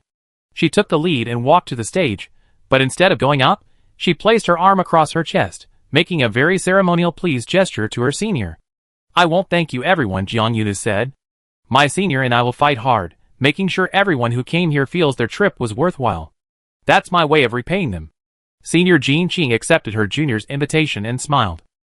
Jean Qing went on stage with a sense of regret. Because it seemed inconvenient to go to her junior's side before going on stage, to rub her little white hair first. How annoying. Such an enthusiastic, proactive, and opinionated girl, how could she be the kind of person the rumors described? Like Jiang Yunu, Jean Qing possessed earth elemental abilities. Her energy light was a very soft, turquoise color with a slight blue tint. Jiang Yunu was also quite surprised that her senior had so generously revealed her ability during the 2-minute preparation period, allowing her to observe from a distance, even from half the stage. Since we said it's a friendly practice match, I show you my ability from the start, Jean Qing said. Jiang Yunu thought for a moment, and green, thread-like threads of her ability slowly emerged around her. You probably already know about my ability, senior, she said. I'm better at precise control. Jean Qing had indeed heard about Jiang Yunu's ability manipulation, but seeing the green, thread-like energy light swirling around her hand still left her somewhat amazed. In the application of abilities, maximizing output and achieving the most precise output are the two most difficult endpoints to reach. Sometimes, overly precise ability output can be misjudged by those unfamiliar with ability combat, who might mistakenly believe that the energy core storage is insufficient or the ability level is too low. But Jean Qing could immediately see that Jiang Yunu's ability threads weren't like that. They were like water gushing from a tap at a minimal pace, like silk continuously spun by an immortal silkworm, inexhaustible, with a stable and balanced texture. When the battle bell rang, Jiang Yunu noticed that the ability light emanating from Jean Qing's hands had disappeared. Did she withdraw her ability? No, that's not right. It shouldn't be like that. The color of Jean Qing's supernatural power was no longer visible to the naked eye, but Jiang Yunu's combat intuition told her that Jean Qing's power was still on the battle stage. Jean Qing had once introduced herself as having the role of Vanguard Scout in the school team. So what is the first element of Scout? Is it agility, high mobility, or fast movement speed and a wide detection range? Jiang Yunu looked at the empty stage, which seemed to consist only of her and her senior Jean Qing gazing at each other from afar. Jean Qing smiled slightly, seemingly waiting for her to uncover the mystery. Suddenly, Jiang Yunu moved. She abruptly retreated to her left. Jean Qing said, "Oops, you spotted me." In the Golden Ariel Academy's school team, the first element of Scout is learning to conceal oneself. Chapter 177. Jiang Yunu hadn't actually noticed anything. At least not when she swiftly retreated to the side, making a dodging motion. There was no sudden, eerie wind, no suspicious scent, and no unusual sounds. But while all her senses told her everything is normal, only her inner, seemingly instinctive fighting spirit told her, be extremely careful. That seemingly nonchalant dodge even left several spectators below the arena looking puzzled. What is Jiang Yunu dodging? Someone asked from below the arena, their tone not only questioning, but also carrying a hint of mockery, as if they found her seemingly evasive action comical. However, senior Jean Qing spoke up just in time. Jean Qing had indeed done something that required her junior to dodge.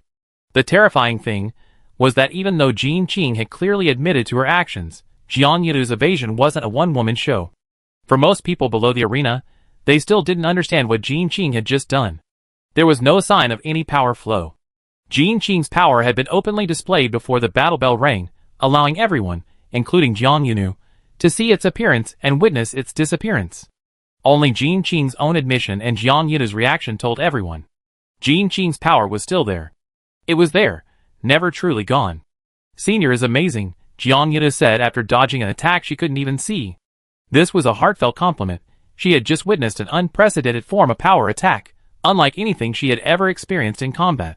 The novel form of supernatural attack left Jiang Yunu unable to immediately decipher its energy circuitry, nor could he fathom how Jin Qing had made her own supernatural ability invisible. Jin Qing stood at the other end of the arena, smiling. She said, "You can try to dodge the next attack." Her words weren't provocative. They were more like encouragement for a new student to try different approaches in the face of a new challenge. Jin Qing had volunteered to be Jiang Yunu's last self-selected opponent in the second round of the competition.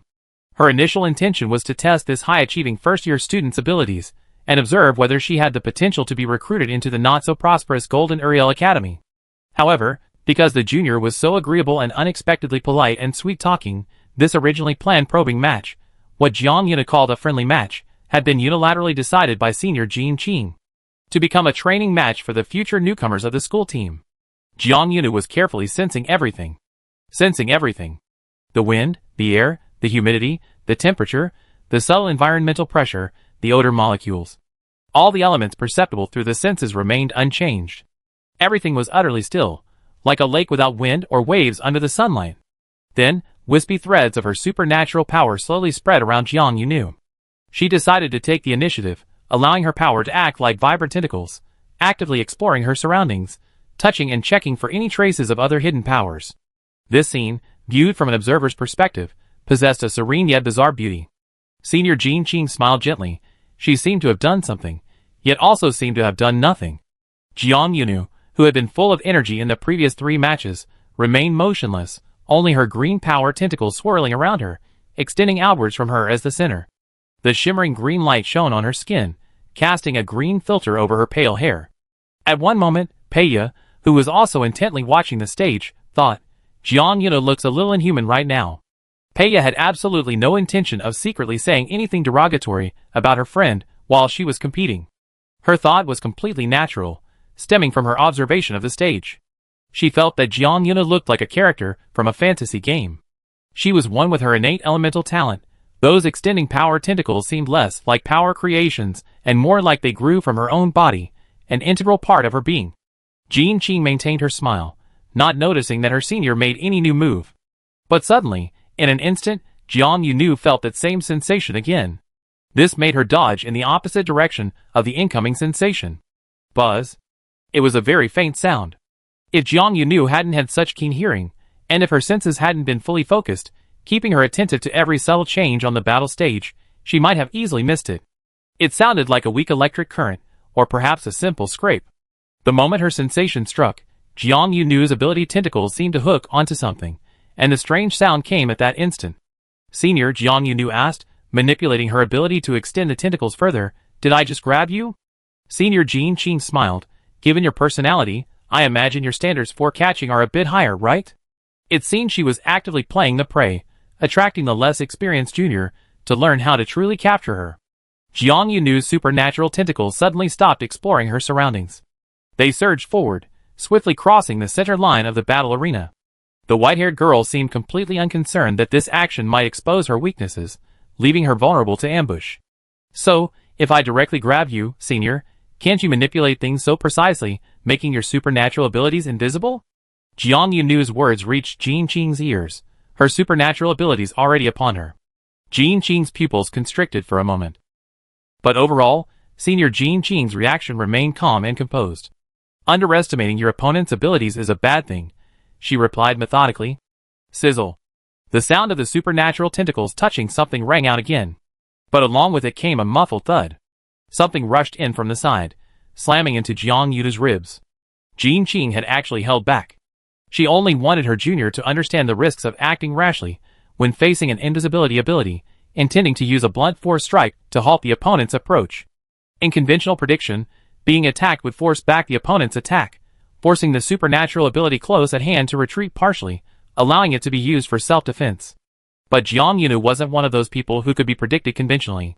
The white-haired girl right in front of Jean Qing didn't dodge. Her supernatural ability, like a strangling vine poised to strike, had already slowly enveloped her. An unseen supernatural attack struck Jiang Yunu. Her body, shorter than the other first-year students, swayed to the side from the impact, but her eyes shone brightly, burning with a fiery light. Jiang Yunu seemed oblivious to the pain. Her body, tilted by the impact, quickly straightened itself. Simultaneously, part of her supernatural power remained bound to Jean Qing, while the other part lunged towards the point of impact, gripping it tightly. It firmly locked onto the invisible, normally intangible, but momentarily tangible invisibility's supernatural power. "Got you, senior?" Jiang Yunu said with a smile, coughing lightly. She seemed very happy. However, looking at the white-haired first-year student before her, Jean Qing's heart was filled with turmoil. She was absolutely certain that when Jiang Yunu's supernatural power attacked her, Jiang Yunu's initial intention was truly to capture the leader first, attempting to break her invisibility technique by directly attacking her. However, when she pointed out that her opponent had exposed herself and revealed her intention to attack, in that brief reaction time of less than 2 seconds, Jiang Yunu decisively changed her tactics, deciding to go with the flow, absorb the attack, and capture her power the moment she attacked. How fast was her reaction time? How decisive was her execution? And how crazy was her fighting style? If it weren't for the cough mixed with laughter, Jean Qing would have almost thought she hadn't used her attack at all, or that she had withdrawn her energy halfway through. "Senior?" The white-haired girl seemed to have some doubts about Jean Qing's pause, and she called out to her. During this time, Jiang Yunu wasn't idle at all. Ever since she had used her own power to ensnare Jean Qing's power, she had been trying to find a way to make the opponent's invisible energy manifest in midair. Even if Jean Qing's ability didn't manifest itself, Jiang Yunu still possessed perception. Using an ability to contact and sense another's ability was somewhat unusual, but Jiang Yunu always excelled at anything related to perception and exploration. Jean Qing wasn't just jolted back to reality by the call, she also sensed Jiang Yunu's exploration. Compared to Lynette Nagu, Song Yang, and the two defeated third-year seniors, Jean Qing was probably the one who had felt Jiang Yunu's energy circuit exploration most acutely since Jiang Yunu entered the school. This feeling was strange, especially since the two were currently rivals, and the battle wasn't over. So, the senior, regaining her senses, used her ability to push Jiang Yunu away. "Exploring someone else's energy circuit is dangerous," Jean Qing said. "It's like waving a flag on someone else's turf. You could be wiped out at any moment, or even have a portion of your energy trapped." This time, Jiang Yunu didn't directly confront the attack at close range. Having already tried to grasp Jean Qing's ability once, she had a clearer prediction of the next attack. "Thank you for your guidance, senior," Jiang Yunu said after maintaining distance. Jean Qing's ability, briefly captured, had already returned to its invisible state. However, for Jiang Yunu, even a single encounter was enough to prevent her from feeling the aimless sense of punching thin air as before. Probing, waiting, initiating attacks, luring the enemy into an attack, counter-attacking. Jiang Yunu and senior Jean Qing engaged in a tug-of-war. Ultimately, it ended in a draw. Chapter 178. This can only be a draw. As the inter-school competition stage of the Challenge Cup, each match has a maximum duration limit. This limit is to protect the students. Students at advanced superpower schools, even those who have completed their internships with the Superpower Association and are nearing graduation, are unlikely to be older than 20, still in the standard youthful exuberance age. Young superpowered individuals are prone to getting carried away in battle, easily becoming reckless. In a particularly difficult fight, there's a more than 60% chance they use a self-destructive tactic, which severely damages a superpowered individual's energy core. Students, especially those from the upper 3 districts, each one is a precious gem of the human interstellar alliance, the fresh blood of future combat power. Young warriors should fall, and fall in real battles against elemental beasts, not in academy competitions. Bai Huaishu especially cherished his students, adjusting the single-use time of the Challenge Cup inter-school competition's battle stage at Golden Yuri Academy to the minimum limit. Jiang Yunu and senior Jean Qing engaged in a teaching-style tug-of-war, pulling each other back and forth until the bell rang again on the battle stage. But this time, it was the final bell. Time's up. Both contestants must stop their battle immediately after the bell rings. Repeat, both contestants must stop their battle immediately. The synthesized announcement echoed on the battle stage. Jean Qing was the first to stop, clearly familiar with the bell. Jiang Yunu, however, was stunned. She had never heard such a bell before, and was a beat slower than her senior in unfurling her supernatural threads. "Can't we continue?" She tilted her head to listen carefully to the electronic announcement, then said, somewhat confused.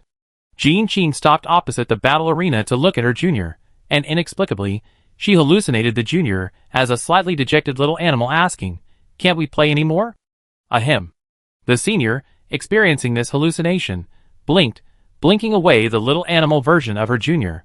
She still had a smile on her face, but it held a hint of amusement as she said, "You can also try using your special ability again, and then you gain a wonderful experience that over 80% of the students in this school haven't had yet." Jiang Yunu asked curiously, "What kind of experience?" The junior's tone seemed to carry a hint of eagerness. Jean Qing said, "Being personally lifted by the battle arena with 2 mechanical arms, being grabbed by the collar and thrown off the stage." Jiang Yunu imagined the scene, and, unusually, decided to save face, refrain from provoking the battle arena, which was already repeating the final match announcement for the 3rd time. She obediently followed her senior, descending the steps that had automatically risen to the top of the stage. Below the stage, the previously lively crowd had mostly dispersed. Golden Yuri Academy's first rule of gossip: avoid gossiping about people in person. Congratulations on finally reaching the time limit. The first person to approach Jiang Yunu was always Peiya, but the first to speak to her and senior Jean Qing wasn't her. This was a student who also looked quite adult-like, and Jiang Yunu wasn't entirely unfamiliar with his face. Before the competition started, while waiting for senior Jean Qing, she had overheard the surrounding students' discussions and knew that this person seemed to be on the Golden Yuri Academy team as well. "His name is Sorik?" "Sorik." Jean Qing quickly greeted him, as if verifying Jiang Yunu's memory. The others who had been standing with this senior earlier also followed him over. Jiang Yunu gave a special look to the Yili standing at the back. This Yili, who looked much younger than Inspector Yili, had his eyes downcast, his gaze fixed on a certain spot. He resolutely avoided Jiang Yunu's location. What a strange person, Jiang Yunu thought, realizing she couldn't recall ever offending him. Could this Yili be good friends with the previous upright brother and another 3rd-year student, the 3 of them like brothers? They didn't seem to be from the same style at all. They didn't seem like characters who would appear in the same scene. Jiang Yunu couldn't figure it out. She unconsciously stared at this Yili, who seemed to have a grudge against her, for a few more moments. Then, the other person's neck visibly stiffened. It was Jean Qing's words that saved Yili, immediately diverting Jiang Yunu's attention. "Your congratulations was used very strangely," Jean Qing said with a smile to Sorik. "I thought you two should be relieved, thinking this battle was finally over." Sorik nodded. "That's exactly what I meant by congratulating you, otherwise it looked like you two could have been fighting until dark." Jiang Yunu wasn't ignored in this conversation. Sorik was speaking to both her and Jean Qing simultaneously, and almost as soon as the last word of his previous sentence was uttered, Sorik slightly turned, more clearly turning towards Jiang Yunu. The other person introduced himself amicably. "I'm Sorik, a 4th-year student, and the previous captain of the Golden Yuri Academy's school team. Whether I be captain this year is still uncertain." Because he's still hesitating whether to participate in one last league match or focus entirely on his association internship starting this year, Jean Qing explained the reason for her former captain's pending position. An association internship seemed like a distant prospect for Jiang Yunu. She hadn't yet reached the point where she needed to consider balancing her internship and school life. After Sorik, the others, Jiang Yunu had confirmed they were all on the Golden Yuri Academy's school team. Also gave brief self-introductions. Jiang Yunu always spoke her mind. When she noticed that even during his self-introduction, Yili tried to avoid looking directly at her, his gaze fixed on a leaf above Jiang Yunu's head, Jiang Yunu finally couldn't hold back anymore. "Excuse me." Jiang Yunu looked directly at the other person. "Excuse me, did we have a falling out without my knowledge?" The other person seemed surprised that Jiang Yunu would be so blunt, and his body stiffened slightly. But strangely, after the initial shock, he seemed to quickly accept the fact, his expression revealing a "It's not surprising that things turned out this way." With his companions watching without any intention of helping, the person could only manage a strained reply. "No, please don't misunderstand. Before today, we never spoken at school." Jiang Yunu tried taking 2 steps to the side, circling around to face the person directly. Unfortunately, she wasn't tall enough. Even standing in front of him, she couldn't face him directly. Jiang Yunu adopted a retreating tactic, trying to get herself into his field of vision. "Excuse me, let me rephrase. Is it that my appearance doesn't figure aesthetic standards? In your eyes, is my appearance terrifying?" Even Peiya, quietly hiding in the crowd, could see that this senior Yi Li's gaze had subtly risen. That rising gaze, avoiding Jiang Yunu's direct eye contact. You look perfectly normal, he continued with difficulty. For some reason, it seemed he needed immense courage to even speak to Jiang Yunu. Jiang Yunu genuinely didn't understand. Then why? She pressed, trying to understand the reason for his strange attitude. At this moment, Senior Jean Qing cleared her throat beside her. Would you like to review and discuss today's battle with me? Jean Qing asked, her intention to save her teammate's life so obvious. Sora coughed lightly, feigning nonchalance. Please believe me, I swear on my future internship grades at the association, there are reasons he might have that he can't quite explain, but he certainly doesn't harbor any hostility towards you. Sora not only chimed in with an explanation, his voice laced with laughter, but also swore on his future internship performance. Jiang Yunu was far from needing to consider an association internship, but she knew that internship grades at the Ability User Association were crucial for every college student. Since her senior had spoken, and her senior had sworn such an oath, she had no choice but to nod. All right then, Jiang Yunu said. She chose not to press the matter further, at least not today. The much younger Yi Li visibly breathed a sigh of relief. Jiang Yunu's gaze shifted to Peiya. Peiya slightly raised her head, a glint of light flashing across her thick glasses. Although Jiang Yunu wouldn't press the matter today, she couldn't guarantee she wouldn't investigate herself. Besides, she had such a capable intelligence officer as Peiya. Peiya's rapport with the white-haired girl had improved significantly recently. They didn't need verbal communication, or even a nod. Peiya already understood Jiang Yunu's request, and gave her a received response. As dusk fell, the remaining crowd around the battle arena gradually dispersed. Jean Qing's offer to review the battle with Jiang Yunu wasn't entirely a pretense. The senior genuinely wanted to analyze the battle details with her junior. After dinner, in the study cubicle that Jean Qing had reserved in advance, Jiang Yunu and Jean Qing had a post-match discussion. Your fighting style was too risky, Jean Qing said. Today was just an inter-school match. If the opponent's invisibility technique was actually a powerful energy attack, a stealthy piercing strike, then going head-to-head with that attack could have resulted in you being pierced straight through from the side. Jiang Yunu hummed in agreement, then smiled and said, well, thank you for not piercing me, senior. Stop joking. Jean Qing wasn't actually very familiar with Jiang Yunu. They had only met a handful of people. But strangely enough, she felt a strong connection with her junior, and they could already get along quite easily. I have another question, Jean Qing said. Actually, after you took the attack today, and were so close to me, continuing to attack me under those circumstances might have made it difficult for my ability to withdraw in time, leaving me defenseless. The senior looked at the white-haired junior. Why didn't you take the opportunity to keep attacking? I already given you a minor injury. Why didn't you just injure me too and knock me off the stage? Jiang Yunu blinked. My reason is the same as your reason for not actually inflicting a penetrating wound. Jean Qing then realized they were indeed on the same wavelength. Jean Qing wanted to play a teaching match, but Jiang Yunu sensed her senior's restraint, so she wouldn't pursue it. By holding back and exploring each other's tactics, they could wear each other down to the time limit on the stage. Fortunately, this draw didn't affect their joint advancement. Jean Qing, of course, had already secured 2 wins. She gained a well-behaved and agile junior by trading a draw. It was definitely worth it. Chapter 179. At the very end of the post-match debriefing, Senior Jean Qing told Jiang Yunu, if this were a real competitive elimination tournament, or on the battlefield of the University League, you must be careful. Because concealing one's ability is practically an essential ability skill for every school team scout. In fact, at the beginning of this match, Jean Qing proactively released her ability, then let Jiang Yunu witness her turquoise ability light disappear. For someone possessing a concealment ability, this was already a very clear gesture of goodwill. In school-based competitions, the opposing team scouts will be hidden from the very beginning, Jean Qing said. The Vanguard scout position is all about stealth. The scout will never easily let the opposing team know when they start using their abilities.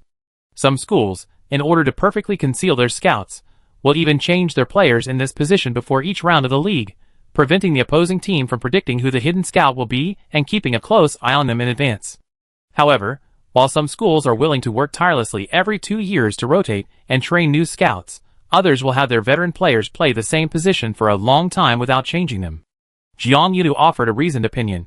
After all, people with concealment abilities aren't like cabbages grown in a school's own garden. Jean Qing smiled slightly. You could say that's one of the reasons. But there are also schools that don't change their players, those who are very confident in their players' abilities. Even if others know who the Vanguard Scout is, they believe their players can perform well and successfully complete the mission. Jiang Yunu immediately flattered his senior. Then you must be someone everyone trusts. Someone who doesn't need to be rotated based on her abilities. Jin Qing blinked and said, actually, I don't want to switch positions, because our school team really doesn't have that many people. Jiang Yunu readily agreed. That just proves your position is indispensable. Without you, the school team would be like being lost on a deserted planet map. How terrible. Jin Qing is only a sophomore this year, but she has already participated in one round of the Intercollegiate League, demonstrating her exceptional talent. She happened to be in the inter-school competition during her freshman year, and the Golden Uriel Academy team was indeed short-handed. Discovering her hidden talent, Sorik immediately recruited her into the official team. But Jiang Yunu was still too good at praising her. Jin Qing carefully observed the white-haired girl, noticing her sincere expression and focused gaze. When Jin Qing met her gaze, the girl's eyes remained open and unwavering, and she even smiled generously at her, her sincerity seemingly genuine, as if her words weren't deliberate flattery. Jiang Yunu possessed a unique social skill. She could utter beautiful words effortlessly, yet give the impression of sincerity. Jin Qing internally confirmed this.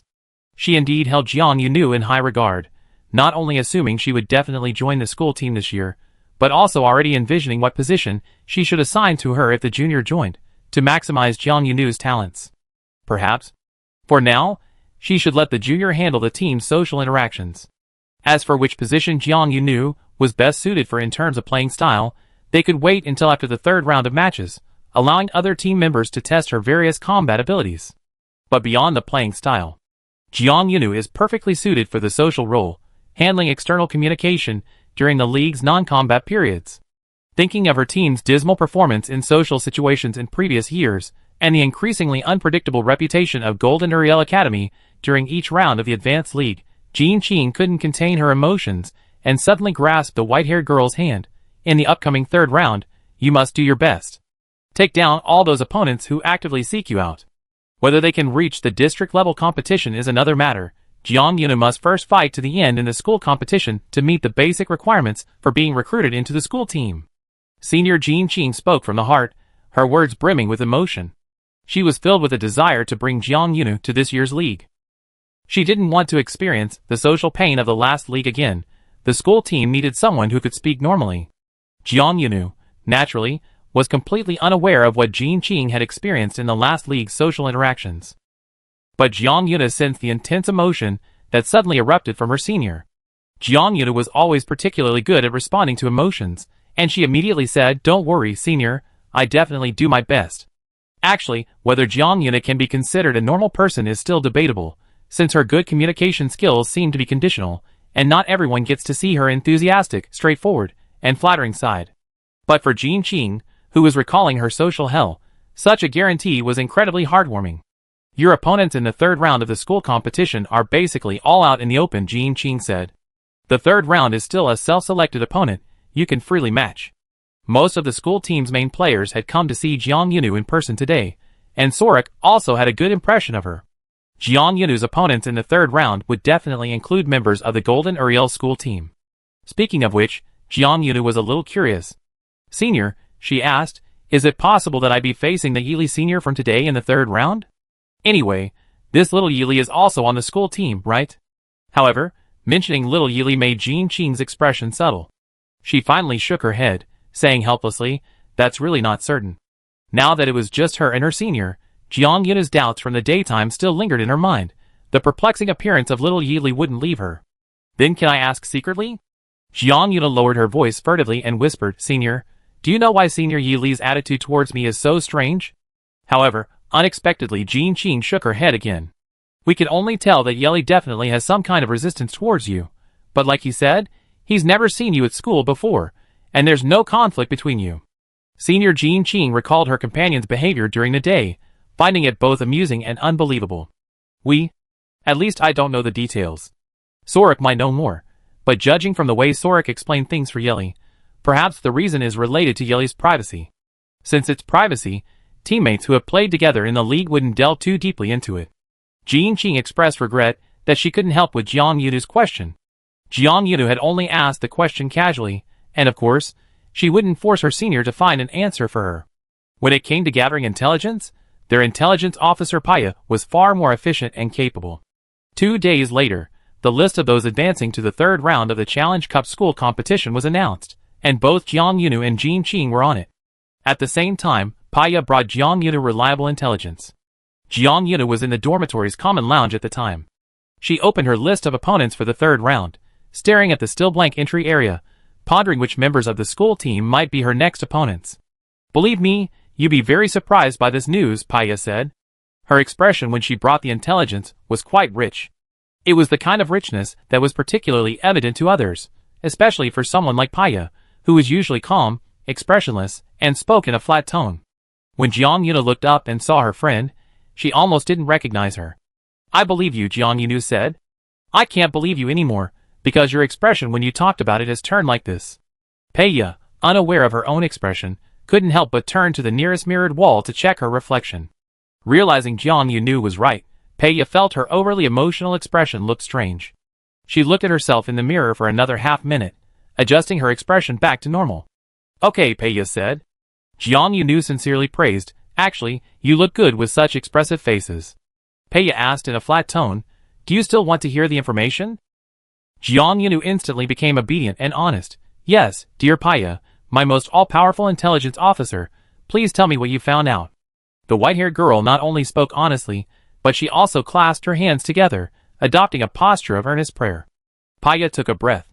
"Senior Yili from the school team doesn't dare look you in the eye, can't have a normal, direct interaction with you, because—" Paya paused, not only to pique his curiosity, but also because she needed to prepare herself.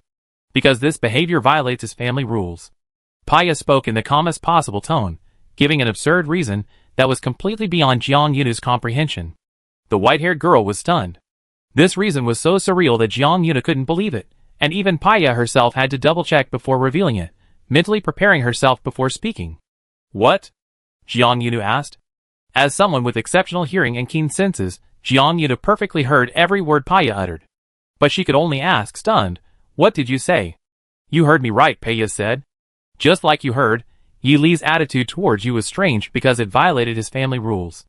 "Jiang Yunu, do you know that the reason you're telling me is even stranger than his attitude towards me?" Paya wasn't wearing her thick-rimmed glasses, so it was clear she closed her eyes briefly. "I know," Paya said. "Before I came to tell you, I checked the accuracy of the information 7 times. 7 times. What a resounding number. It was enough to show that even Paya, the intelligence officer, was incredibly shocked when she saw this news. Jiang Yunu could only say, "Why?" She couldn't understand. Is it that talking to girls violates their family rules? But he seemed normal talking to Jin Qing and the other female students. Or is it that talking to female students violates his family rules? Paya's gaze fell on Jiang Yunu's face. The excellent intelligence officer, Miss O'Reilly, seemed to ponder for a few seconds before slowly saying, "Do you know someone named Su Xiuquan?" Instructor Su? Chapter 180. Since Jiang Yunu arrived at the Golden Uriel Academy in the 2nd District, she and Su Xiuquan of the 7th District branch of the Spirit Deer Ability User Association hadn't had much contact. Of course, this doesn't mean they used to be in frequent contact. When the Golden Uriel Academy's admission notice was issued, Su Xiuquan did manage to steal a moment from her busy schedule to send Jiang Yunu a congratulatory message, her words implying that she truly had a keen eye for talent, and that recommending Jiang Yunu for the advanced exam was the wisest move of the year. Jiang Yunu was incredibly clever, a competent flatterer, especially towards other women. So, upon receiving Su's private message, Jiang Yunu immediately replied with a lengthy, albeit somewhat verbose, essay, thanking her sincerely for the opportunity. Perhaps seeing that the girl was getting along with it, and Su Xiuquan unfortunately becoming busy again, and not having time to carefully review the essay, she simply gave Jiang Yunu a thumbs-up emoji. The kind that comes with the system. From then until today, when Paya suddenly asked her if she knew Su Xiuquan, Jiang Yunu and Su Xiuquan had no further private contact. Yes, Jiang Yunu frankly admitted. Knowing Instructor Su wasn't some secret, especially since Su Xiuquan had been instrumental in her being able to study at Golden Uriel Academy. Su Xiuquan was her mentor. But what did this have to do with Yi Li's family motto? Jiang Yunu looked at Paya with an "I don't understand" expression. Paya first looked around, as if to confirm that there weren't many people in the common lounge, and that there was no one within a 5 or 6 meter radius of her and Jiang Yunu who could just happen to overhear their conversation. The Yi Li family's precepts are said to be closely related to the Su Xiuquan, Paya said, sitting down next to Jiang Yunu. The version of information I heard is, the current head of the Yili family has repeatedly instructed all Yili family members, especially those still in school or young members, who have just joined the Superpowered Individuals Association. The Yili family head demanded that these young members absolutely, unconditionally, and absolutely stay away from everyone and everything associated with Su Xiuquan. Jiang Yunu, Jiang Yunu, wow. This was the first time Jiang Yunu had ever heard such targeted denial. Given all this, what grudge did Su Xiuquan have against the Yili family? Paya knew how clueless Jiang Yunu was about the distribution of powerful families in the upper 3 districts. And she also knew that the young girl beside her probably didn't even know which families were the top bosses and local bullies in each of the 3 districts. So Paya casually told Jiang Yunu that Yili was a common surname in the upper 3 districts. Because the Yili family has many members, mainly distributed in the 1st and 2nd regions. The Yili family headquarters are in the 1st region, but only a small number of members can reach that region. Most family members live in the 2nd region. Of course, the younger member studies and association training are primarily focused on the 2nd region. Those who could enter the headquarters of the 3 major associations in the 1st region are considered extremely rare. As Jiang Yunu listened, a guess suddenly surfaced in his mind. This guess might not be correct, and it sounded somewhat bizarre, but it just suddenly appeared. Paya. The white-haired girl lowered her voice, mimicking her friend's, and whispered in her friend's ear, the Yili family head is so resistant to his family members getting close to Su Xiuquan and everything related to him. Could it be that their family finally had someone capable of entering the 1st Regional Association headquarters, but then, because of Instructor Su, they left the headquarters? Paya paused. Paya said, how do you know? How did Jiang Yunu know? Because Jiang Yunu had just met a big Yili. Paya didn't know how deep Jiang Yunu's relationship with Su Xiuquan was. She simply recounted everything she had found out. About 8 years ago, the Yili family produced a rare genius, far surpassing his peers in talent. Before even graduating, he received offers from the 3 major associations. To persuade him to join their association, 2 of them promised to keep him at the headquarters of the 1st region. He became the first person of the Yili family's generation to enter the 1st region. And for the next 3 years, he was also the only one among the younger generation of the Yili family to remain rooted in the 1st region headquarters. Then, 3 years later, he ran off with Su Xiuquan. What do you mean by ran off? Jiang Yunu asked. The Yili family's exact words were that he was lured away by Su Xiuquan, Paya said calmly. But I think, judging from the gossip and the job change announcements, it was his own initiative. It's said that to keep up with Su Xiuquan's pace, this once-in-a-century genius of the Yili family would proactively run away whenever Su Xiuquan's position changed, precisely placing himself next to Su Xiuquan the moment he was promoted or demoted. Like a magnet relentlessly pursuing its other half. To put it bluntly, it's like a super persistent leech. The Yili family probably couldn't accept that such a rare genius member had gone mad. They made Su Xiuquan a taboo word in the family, and in recent years, during the training of their younger members, they constantly warned them to stay away from Su Xiuquan in order to ensure a smooth and successful life. Jiang Yunu just wanted to figure out why Yi Li's attitude towards her was so strange, but unexpectedly, she overheard an old gossip. And the people involved in the gossip were all acquaintances of hers. The feeling of unexpectedly hearing gossip about acquaintances is truly strange and exciting. In this gossip story, Inspector Yili sounds like that kind of rich young master, while Instructor Su sounds like that equally talented, but less privileged, and mischievous wild lady who makes rich young masters elope for love. Anyway, that's roughly the gist of it. Paya concluded, the Yili family is extremely sensitive to anything or anyone associated with Su Xiuquan, let alone someone like you, a girl, and a commoner genius from the 7th district. Paya didn't finish her sentence, but Jiang Yunu immediately understood what Paya meant. Well, she didn't even know who the current younger generation of the Yili family were. She had only spoken to little Yili from her school a few days ago. And yet, that person had already gathered her information, and her family was treating her like a yellow-haired reserve. Jiang Yunu was truly shocked. It was hard for her not to be shocked. Excuse me. The white-haired girl spoke with a complex tone, and an even more complex expression. How dare they assume that among their younger family members there will definitely be someone I'm interested in? Paya shrugged. I don't know. Maybe it's just a kind of self-superiority complex stemming from the 3 upper-class families. Jiang Yunu tried to understand. Perhaps it's an excessive case of once bitten, twice shy. After a moment, she realized that understanding was still too difficult. I don't understand, The white-haired girl shook her head repeatedly. I completely don't understand. I hope there won't be a day when I have to stand in front of the Yili family head, pointing at Yili, and shouting that I have absolutely no interest in him. Paya tried to imagine that scene. Then she shuddered. That's terrifying, Paya said. It's a hellish scenario. For Yili himself, it was probably an equally hellish situation. Jiang Yuna finally understood the reason for the strange attitude of little Yili towards her at school, resolving a knot in her heart. Next, her attention naturally turned to the contestant registration for the third round of the school competition. Previously, when discussing the third round self-selection opponents with senior Jean Qin, Jiang Yunu and her senior had both focused on the Golden Uriel Academy's school team. However, when she checked the player information panel again, which still had 3 empty spots, Jiang Yunu realized she had overlooked an important figure. Lynette Nagu. Jiang Yunu had assumed that Miss Nagu would approach her during the second round self-selection opponent stage, but she hadn't seen her at all during that stage. At that time, she wondered if Miss Nagu would only consider her worthy of fighting the Nagu heir after she made it to the third round, but now, the list of those advancing to the third round has been announced, yet Lynette Nagu remains silent. Where is the young lady? Since the Challenge Cup school competition resumed this semester, more than a month has passed since the start of the semester and the competition itself. Jiang Yunu recalled when she last saw Lynette Nagu outside of class, realizing it was probably back to the day she returned to school after winter break. She had brushed past the young lady on the school path. The two hadn't even exchanged a New Year's greeting. Jiang Yunu didn't care whether Lynette Nagu greeted her or not, but she cared about the challenge that was still with her. She can't possibly be waiting for me to make the first move, can she? Jiang Yunu muttered uncertainly. The third round is the last round where participants can choose their opponents. If Lynette Nagu still doesn't choose both of them in this round, then in the fourth round, they will have to accept the automatic matching by the intelligence system. It's not even certain whether the two of them will be matched up. Jiang Yunu was a woman of action. She immediately remembered the young lady who had been quiet for a long time and decided to take the initiative. Before going to find Lynette Nagu, she was very cautious.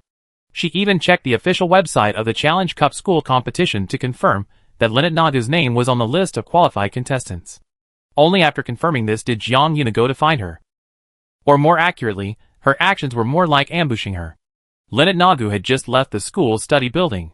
She had rented a private practice room there for long-term use, equipped with a specially reinforced energy overflow prevention screen and various human ability value monitoring facilities. She was practicing her abilities there. A long staircase led from the building's lobby to the outer campus path. Dragging her body, which was visibly tired after practice, Lynette Nagu had to maintain her composure and walk down the stairs with an upright posture. From the side area below the steps, in the shadows of the adjacent wall, someone suddenly called out to her, "Good evening, Mississippi. When are you planning to have another match with me?" Chapter 181. Caught off guard by the greeting, Lynette Nagu slipped and nearly tumbled down the last 3 steps. Her heeled sheepskin boots wobbled on the steps, her post-training, exhausted yet forced elegance suddenly crumbling, revealing a hint of dishevelment. Regaining her footing, the young lady looked in the direction of the voice and angrily said, "Were you deliberately hiding here, trying to scare me with some kind of ghost story?" Since the start of the Challenge Cup school competition, Jiang Yuna had heard many times that she was playing tricks. And all from different people. She felt a little wronged. "I'm just standing here openly saying hello. Do you need to stand in such a hidden spot to say hello?" Lynette Nagu said warily. "And how did you know I'd be coming out of the study building at this time? Did you specifically find out and then wait for me here?" Jiang Yuna got up from the corner wall of the stairs she was leaning against and was already standing in front of Lynette Nagu. She was wearing a simple, loose sweatshirt and casual trousers. The second round of the school competition had ended, and the festive atmosphere had long since dissipated. The school's temperature control system was fully operational.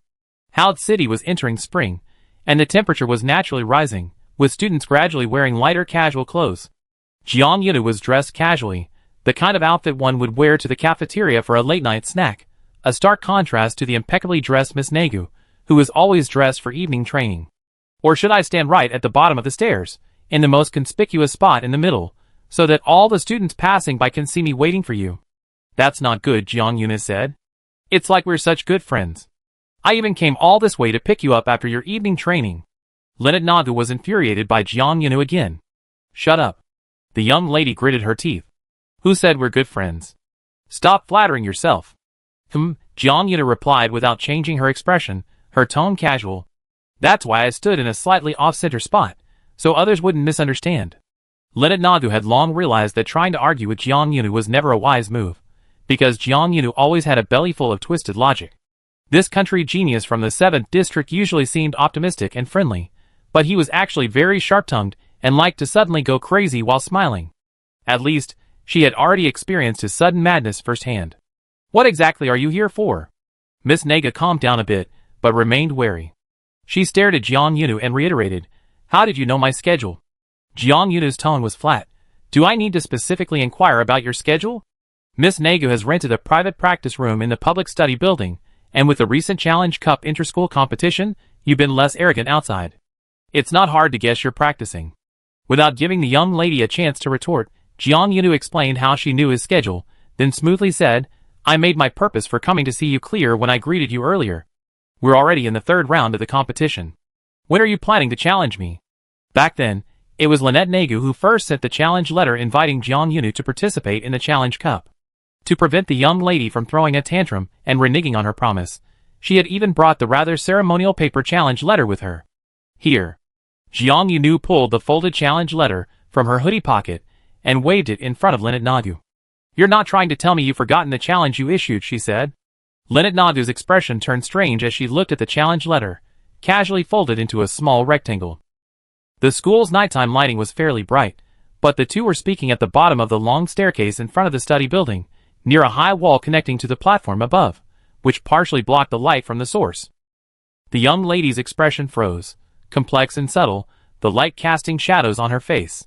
"Of course I haven't forgotten," the young lady said. Jiang Yunu revealed her personal terminal. "Shall we do the double selection now?" She had come specifically for the 3rd round of self-selection of opponents, so naturally, efficiency was key. Lynette Nagu hesitated for a moment before revealing her personal terminal screen. The young lady slowly entered the match information page, and as soon as it finished loading, she received a match invitation from Jiang Yunu. "You really can't wait," Lynette Nagu said softly. "Huh?" Jiang Yunu looked at the match completed message on the screen, and upon hearing the young lady's words, casually asked, "Don't you want to fight me anymore? Do you regret issuing me the challenge?" Lynette Nagu's previously inexplicable expression became more complex, but these words spurred her on, and her expression hardened with a resolute ruthlessness. "Regret? Impossible. I never regret what I do." Miss Nagu quickly composed herself, reverting to her familiar arrogant and domineering demeanor.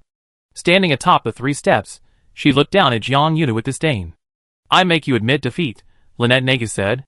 "I show you that the heir of the Naga family is never to be underestimated, and will not tolerate being offended."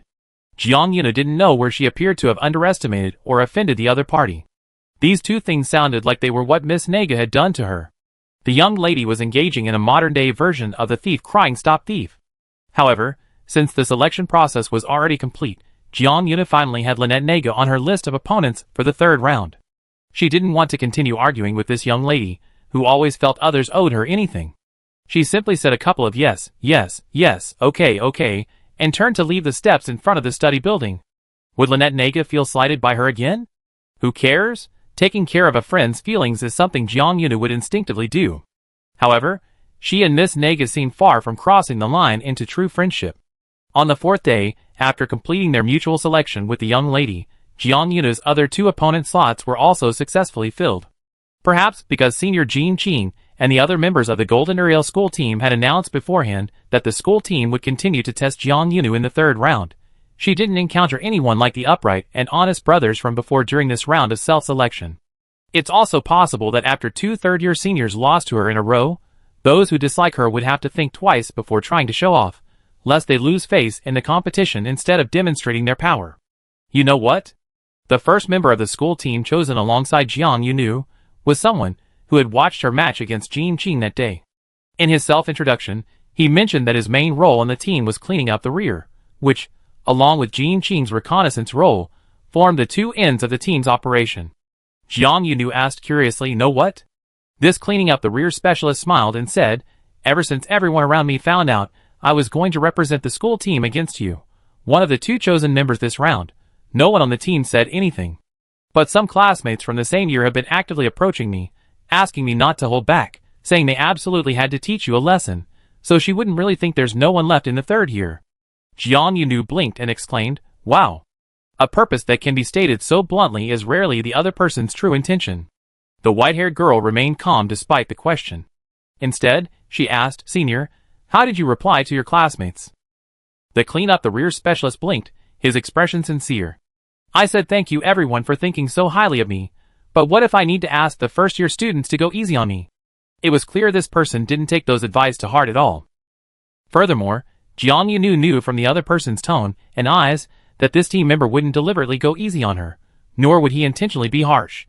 Like Senior Jean Qing, he treated her as both a formidable opponent to test and a newcomer to guide. "Thank you, Senior." Jiang Yunu maintained her politeness even towards a senior, who didn't belittle her. The clean-up-the-rearguard specialist joked, "What did I do to earn the respect of that arrogant freshman?" When the senior said that, "It sounded to me like he really thinks highly of me," Jiang Yunu replied. After the clean-up-the-rearguard specialist, another member of the school team came knocking. She was a senior student, not among the spectators below the arena that day. Apparently, she had her own match to play. However, this senior was very warm and cheerful. Upon meeting her, she patted Jiang Yunu's shoulder without any hesitation. "I guess you have one more spot here, you could fill it in?" the senior said enthusiastically. Jiang Yunu immediately showed her personal terminal's registration interface. She noticed that the senior was wearing leather fingerless gloves, and there was a faint smell on her fingertips, like some kind of machine oil. "I'm responsible for technical equipment support and maintenance in the school team," the senior student said crisply, while filling out the information. "If you're still unfamiliar with this role, don't worry, you naturally understand what I do on the day of the match. Technical equipment support and maintenance." Jiang Yunu last saw this term when she was preparing for her exam to advance from beginner to advanced level in the differentiation module. Since enrolling at Golden Yuri Academy, none of the courses Jiang Yunu had studied had anything to do with technical equipment. She had heard that this was a technical course that wouldn't be available for students until their second year. After completing the selection process, Jiang Yunu was filled with anticipation for the match. "What you said, Senior, makes me look forward to standing on the battle stage with you right now." The hand wearing a half-finger gloved hand patted Jiang Yunu's back again. "Who is your first opponent in the third round?" the senior student asked. Jiang Yunu said, "It's a senior from the school team." "Huh?" The senior looked puzzled. "What about the one from the Negu family?" Everyone on the school team already knew that Jiang Yunu had a rival from the same year. That day, Jiang Yunu went to ambush Lynette Negu near the study building. Although they were talking in a corner, their conversation lasted a little longer, and others nearby noticed and guessed that they had already completed their double selection.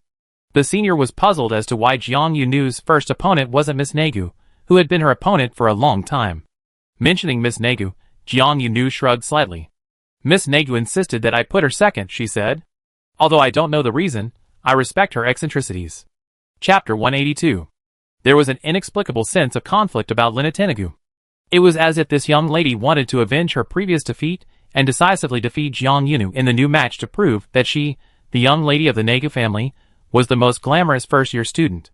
On the other hand, she hesitated, as if some factor was troubling or influencing her, preventing her from being as arrogant and decisive as last semester when she directly stopped Jiang Yunu on campus and demanded a match. Perhaps something had happened to Lynette Negu. Perhaps during the winter break, the young lady had developed some new psychological pressure that she couldn't share with outsiders. But just like Jiang Yunu's thoughts when she and Lynette Negu completed their opponent selection. Anyway, she and the young lady were far from being friends, and she had no obligation to even investigate and care for her opponent's psychological state. Jiang Yunu proceeded methodically, doing her own thing. The senior on the school team, who supposedly played the backline clearing position, was her first opponent in the third round. He had a name that was both easy to remember and incredibly difficult to pronounce correctly. His surname was Ao, and his given name was Ao Liang. Jiang Yunu's first reaction was, "Ao Liang?" Ao Liang said good-naturedly, "Junior, why do you have such a strange accent when you call my name?" Jiang Yunu then realized that the senior's name was Ao Liang. "I'm so sorry." Jiang Yunu immediately apologized. "When I see those two characters together, I can't help but want to add air in the middle." Senior Ao Liang didn't understand, but he maintained his good temper. He smiled, puzzled but still optimistic. "It's okay. It seems that a food called Ao Liang chicken wings is completely out of fashion these days." Jiang Yunu sighed inwardly, reflecting on the disappearance of a delicious snack. The name evokes images of a friendly and easygoing senior who loves good food. However, a week later, the competition system announced the start of the third round. Jiang Yunu and Aoliang both stepped onto the battle stage, and Jiang Yunu immediately realized a truth. The more approachable and friendly someone seems, the more likely their fighting style is the opposite. Aoliang, true to his role as a rear guard, possessed an ability perfectly suited for sweeping, area of effect attacks.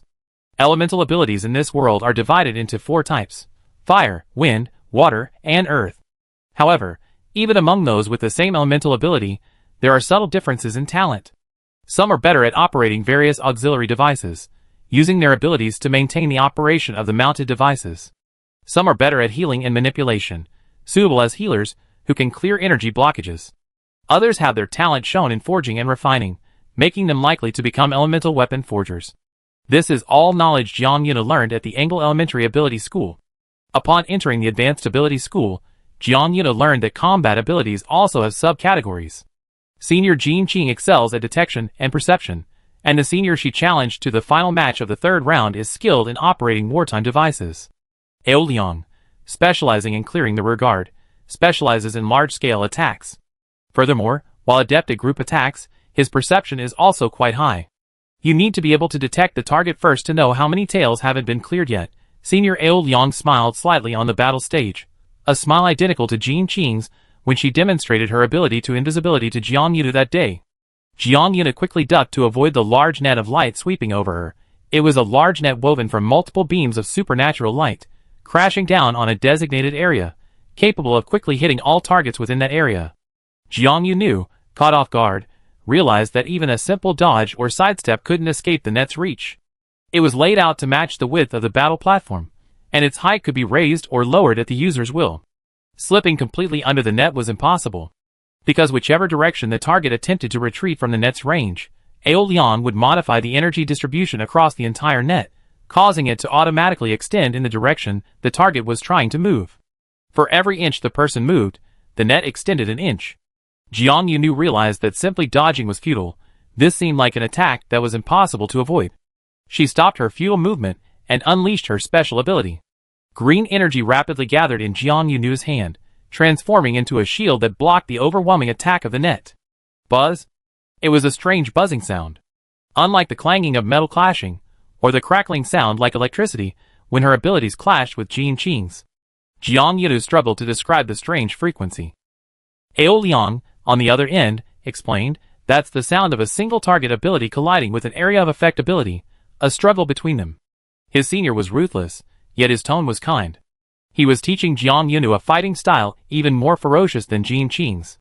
Aoliang approved of Jiang Yunu's counterattack. Area of effect attacks are hard to escape directly. If you realize you can't dodge in time, a head-on confrontation is a good strategy, Aoliang said.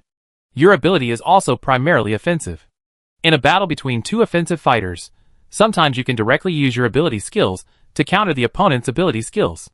The surface of the power shield in Jiang Yunu's hand rapidly shrank, shrinking from a surface to a point, then sharpening from the tip of that point. A temporary, conjured spear appeared out of thin air in her hand. This spear aimed directly at the power net that Orion had laid above her, and she pierced it. A hole quickly opened in Orion's power net, its edges marked by the relentless erosion of Jiang Yunu's green power. Jiang Yunu's shorter stature than her peers became a strength at this moment, allowing her to quickly pass through the hole.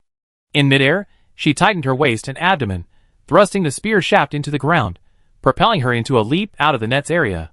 Beautiful, Orion praised at the opportune moment. Because his area of effect ability covered a vast area, almost encompassing half of the battle arena from the center line to where Jiang Yunu had originally been. When Jiang Yunu leaped out of the attack's range, it meant the white-haired girl was almost upon Aoliang, very close to him. But like Senior Jin Qing before him, Senior Aoliang remained calm. You found a way to counter area of effect attacks with offensive ones. But if the opponent's ability is significantly stronger than yours, your defense and escape might not be effective. Aoliang looked at Jiang Yunu, who was close at hand, her energy spear, radiating a luminous green light, sweeping towards him with a powerful gust of wind, its tip resting on the side of his cheek. Jiang Yunu understood that today was also a teaching session, and she wasn't in a hurry to pursue victory. She asked, Senior, is there anything else you want to teach me? Yes. Aoliang smiled. Suddenly, Aoliang's blue energy surged from behind Jiang Yunu. This time, The powered net had changed form. It stood upright on the battle platform, advancing directly from one end to the other. Jiang Yunu looked at this vertically moving powered net, and recalled the firewall Song Yang had used in the second round. If the opponent launches a more powerful area of effect attack, and your escape tool is disarmed, what would you do? Ao Liang's power was surprisingly surging. The vertical powered net moving from the front wasn't even his full power. Jiang Yunu suddenly felt a burning sensation. She didn't immediately let go. Instead, she gripped the weapon, transformed from her own power, and looked down to examine it. A blue power had already entangled the base of her spear. The blue power was like a thin film of water, rapidly spreading from the base to the entire spear. The mysterious water film blocked Jiang Yunu's fingers and hand from her weapon. At first, Jiang Yunu thought it was just a simple disarming. Was Oren trying to steal her weapon without her noticing? No, that's not right. Jiang Yunu's thoughts only veered off course for a second before she suddenly realized that this wasn't simply about taking the weapon. The water membrane not only enveloped the spear but also controlled a portion of Jiang Yunu's outward emitting power, severing the link between her energy and herself, temporarily preventing her from freely using it. Oren's move essentially applied a continuous weakening debuff to his target. Oren awaited Jiang Yunu's reaction upon realizing the truth, his gaze never leaving the white-haired girl's face. For those young freshmen, and for those superhuman warriors whose abilities were confiscated for the first time on the battlefield, the feeling of being suppressed for the first time was terrifying, like suddenly losing a finger or even an arm from a once flexible limb. However, Jiang Yunu simply blinked. "Ah," the white-haired girl said, "so that's how it is." Then, under Ao Liang's astonished gaze, the portion of her ability temporarily enveloped by the water membrane seemed to have been completely abandoned by Jiang Yunu. An ability that could be used to create artifacts and condense physical weapons should, in theory, consume a considerable amount of energy within the energy core. Not to mention that Jiang Yunu was a well-known meticulous individual. Ao Liang had followed her second round of competition, and knew that this junior used delicate threads of ability to counter the opponent's wide-ranging ability usage. Such a meticulous little miser, not even bothered by wasting such a large amount of ability. Something was definitely amiss. But Ao Liang could only sense that something was wrong. The battlefield is ever-changing. There was no time for him to reassess and adjust his tactics. Jiang Yunu didn't even glance at the portion of her ability that had been taken away, finally releasing his grip on the spear. Her hands were empty, her eyes fixed on the vertically moving power net. "Senior, do you know how high a human can jump without using their abilities?" Jiang Yunu, like a nimble bird, leaped over the power net. By the time these words reached Ao Liang's ears, she was already on the other side of the power net. Ao Liang was going to use a water membrane to seal off a portion of her ability. Jiang Yunu guessed that this sealing would also deplete her opponent's energy, so she simply abandoned that portion of her ability and decided to play along. The presence of the water membrane restrained Ao Liang's ability. The vertically moving water net no longer automatically rose as she tried to jump over it. She made the right bet. Chapter 183. In a teaching match, the senior student was outmaneuvered by the junior student. Jiang Yunu not only dodged his ever-changing blocking methods, but also estimated his approximate ability threshold. However, for Ao Liang himself, whether or not the junior student had probed his abilities was no longer the point. His focus was on, "You can jump over my vertical blocking net without using your abilities?" Ao Liang's usually gentle smile vanished.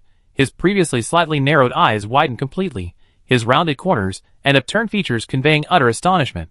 Jiang Yunu, on the other hand, found Ao Liang's attitude somewhat strange. "Senior," she said, "didn't you say you watched all my matches in the second round?" In Jiang Yunu's view, her jumping over Ao Liang's vertical blocking net was similar in nature to her jumping over Song Yang's firewall in the second round. If I had to say, she probably jumped a little lower over Song Yang's firewall back then. And back then, she also first made a hole in the firewall before jumping over it. "That's not the same thing," Oren said after 3 seconds. The incredulous senior even raised his arm, gesturing in midair to indicate a height, his palm above his own head. "You jumped more than twice your own height," Oren said. If the red-haired boy, Joy-sun, were here, this proud older brother would probably immediately announce to everyone around, "Actually, Jiang Yunu's jumping ability is far beyond this. Her highest height might be 3 times her own height." Since arriving at Golden Uriel Academy, Jiang Yunu hadn't yet demonstrated her potential to leap and bound across the world without any special abilities or attachments. Oh wait, perhaps the unlucky guy she struck up a conversation with in the culvert of the connecting bridge in the Nightlight Water Park in the Emerald Dome area, or the nameless young master whose ankle she grabbed like a water ghost ashore, knew about her superhuman mobility. But unfortunately, the young master was clearly not at Golden Uriel Academy, and had nowhere to proclaim the water ghost legend he witnessed. Jiang Yunu humbly told Senior Ao Liang, "I am indeed a bit more agile than the other students." Ao Liang looked at her, as if he suddenly discovered she wasn't of the same race as everyone else. A strange and unusual species. But astonishment aside, the competition didn't end there. Ao Liang, like Senior Jin Qing, was dedicated, both playing his teaching role and treating Jiang Yunu as a serious opponent, battling her to the very last moment. Jiang Yunu won. This victory seemed unbelievable to onlookers. Some spectators couldn't help but whisper to their companions, "Did Ao Liang deliberately hold back? I don't know, or is the school team intentionally trying to recruit a promising first-year student, deliberately challenging her to a match to secure a top spot in the school competition?" All sorts of guesses were circulating. Ao Liang, however, pointed out to Jiang Yunu, "You don't need to doubt me. This victory was earned fair and square." As her opponent, Jiang Yunu was more aware than anyone else of Ao Liang's condition. Towards the end of the match, Ao Liang's fighting strength noticeably waned, and the vibrant light of her supernatural abilities on the fighting stage became sparse and dim. The white-haired girl boldly guessed, "Senior, is it because your energy core is failing in the later stages?" Ao Liang glanced at her and said gently, "Junior, asking your recently defeated opponent directly if their core is failing sounds like mockery." Jiang Yunu immediately apologized, "I'm sorry, I didn't mean to mock." She was just being blunt. Ao Liang also knew that Jiang Yunu was just being blunt. A true winner who wanted to mock someone wouldn't show that kind of expression and tone. "I know." Ao Liang smiled, then he took the initiative to say, "But it's precisely because your guess is true that it sounds even more heartbreaking. Every time I use my area of effect attack, it consumes a significant amount of the energy stored in my core. Using area of effect abilities intensively in a short period of time will quickly deplete my core's energy reserves." Jiang Yunu pondered, "So, Senior lost because I depleted your energy reserves." Ao Liang, To be honest, hearing his junior say that he was depleted seemed a bit strange. Ao Liang inexplicably hallucinated that he was like a pudding in a vending machine, bought by Jiang Yunu during the battle, the cap torn open, and then scooped out spoonful by spoonful during the fight. What a bizarre association. Is it really that easy for this strange junior to make people follow her words and make bizarre associations? Ao Liang quickly shook his head, shaking this not only strange but also bizarre image out of his mind. Jiang Yunu even gave him a particularly concerned look, her eyes and expression filled with genuine concern. Ao Liang initially suspected that his junior might think that his depleted energy core was affecting his brain. Terrified that Jiang Yunu's next move would be to hurl insults like, "Senior, is your head not working too?" Ao Liang quickly preemptively struck. He also dragged Jiang Yunu away from the match area and found a shared student study cubicle for a brief post-match debriefing. This already shows that holding debriefing meetings is probably a tradition of the Golden Yuri Academy's school teams. Jin Qing had already held one, and now Ao Liang was doing his. It's likely that during their growth, the seniors had been pulled along by upperclassmen many times, attending one post-match debriefing after another like this. Ao Liang told Jiang Yunu, "Students specializing in regard and cleanup positions generally have offensive abilities, but they also consider perception. Their perception and offensive skills are roughly in a 28 to 37 ratio, making it easier to find remnants on the battlefield and finish them off in an area. However, players whose skills are mainly area of effect and perception skills also have obvious weaknesses. One is that area of effect skills consume a lot of energy, and core energy is depleted quickly. Another point is that they possess sensory abilities, but perception isn't their primary skill. Their level of perception is lower than that of true Vanguard scouts. This also means that if this were a real league match, and you encountered the enemy's rear guard on the battlefield, you could try a stealthy ambush, taking advantage of their weakened perception to launch a surprise counterattack." Ao Liang smiled, as he spoke of ambushes and counterattacks, seeming perfectly suited to forming a head-and-tail assassination team with Senior Jin Qing. Jiang Yunu tried to praise him. "Senior, you sound so experienced." Ao Liang smiled. "Yes, I have a lot of experience being ambushed." Jiang Yunu felt a mixture of respect and sympathy. It turned out Ao Liang was a unique case of becoming a master through experience. Having been ambushed so many times, she naturally learned how others would typically attack her. Then she would summarize her experiences, passing them on like a secret treasury to future rookies on the school team. Although no one had explicitly stated it yet, judging from the two practice matches between Jin Qing and Ao Liang, and the already scheduled equipment match, Jiang Yunu herself understood that her entry into the Golden Uriel school team was probably only a matter of time. Senior, Jiang Yunu sincerely assured Ao Liang, I will definitely remember the key points of the tactics, and will never let down the experience you gained in actual combat. That's great, Ao Liang said gently, my experience of being attacked has finally come in handy. Jiang Yunu was immune to all sarcastic remarks without malice. Her expression remained unchanged as she said to Oren, if I can participate in the league too, you see me playing against others. A genuine joy shone in Oren's eyes. He said, that's even better. I can't wait. Before coming to participate in the Challenge Cup, Jiang Yunu wasn't familiar with her school team's past wins and losses, nor had she paid attention to it. But sensing Oren's eagerness for her to play against others, Jiang Yunu took note. She turned to Paya, the only designated intelligence officer within Golden Uriel Academy. Paya, do you know what the situation was like when our school participated in the league in previous years? Paya, wearing thick glasses, raised her hand, pausing her half-finished holographic tower defense game, then turned to look at Jiang Yunu.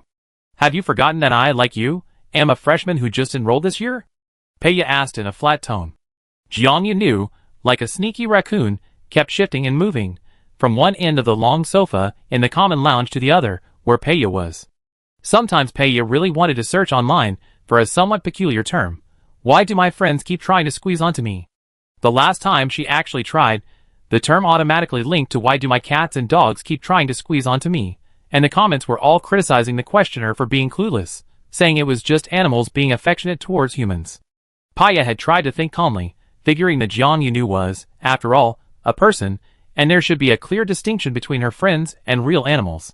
But when Jiang Yunu actually squeezed right next to her, those pictures of small animals crowding people that she'd seen online flashed through her mind, and suddenly she felt. Maybe the difference wasn't that big. Sigh. Jiang Yunu was unaware that her new friend had started animalizing her again. She just squeezed next to Peiya's arm, then pressed her hands together against Peiya's arm. I know you're no ordinary freshman, a knowledgeable intelligence officer with 1,000 times more information channels than I am, Jiang Yunu earnestly pleaded. Please, all-knowing Miss Peiya, guide me and help this clueless person. All right. Peiya couldn't resist being pleaded with by a friend who resembled a small animal. Half an hour later, Jiang Yunu successfully learned that Golden Uriel Academy hadn't won a single match in the past 6 years, across 3 rounds of the Advanced League. Isn't this kind of competition a points-based system, with rankings determined by points? Jiang Yunu couldn't help but ask. Yes, Peiya said calmly, but our school hasn't won a single round, consistently ranking at the bottom. Chapter 184. According to Peiya's intelligence, the school team's history of defeats can be traced back even to before the current nominal captain, Sorok, enrolled. When Golden Uri Academy began its losing streak in the Advanced Ability School League, Sorok was still in a junior ability school, and none of the current team members had enrolled. Jiang Yunu, wow. The white-haired girl processed this information, then couldn't help but offer a harsh comment. Does that also mean that after all the current team members enrolled, everyone just continued to win more defeats? Peiya said, I think the statement "one more defeats" is quite skillful. The kind of statement that, if spoken aloud, would likely result in Jiang Yunu being collectively attacked by the entire school team before even officially joining. Jiang Yunu clasped her hands together again, sincerely praying, I didn't mean to say anything bad about any of the senior students. But for 6 consecutive years, 3 consecutive years, they hadn't won a single match in any round of the previous league, consistently ranking at the bottom. What kind of level is that? It's the level that puts the school's reputation in jeopardy, causing enrollment to plummet year after year. Forcing the principal to resort to using his charm to solicit investment, Peiya commented sharply again. The last time Jiang Yunu heard Bai Huaishu use his charm was from the eccentric and seemingly unremarkable Tristana. Hearing this description come from Peiya's mouth made her involuntarily turn and give her friend a serious look. Because the white-haired girl was standing very close to her, their arms almost touching, Peiya could feel Jiang Yunu's body temperature and the intense scrutiny she was receiving. What's wrong? Peiya asked. How strange, Jiang Yunu said honestly. I thought you wouldn't say something like the principal sells his body, that you were some very traditional, well-mannered rich girl. It's worth mentioning that while the Olay family isn't considered a wealthy family, like the Negu or Yeli families, they are still quite wealthy.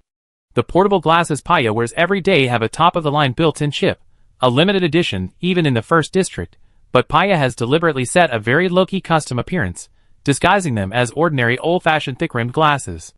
You misunderstood me, Paya said calmly.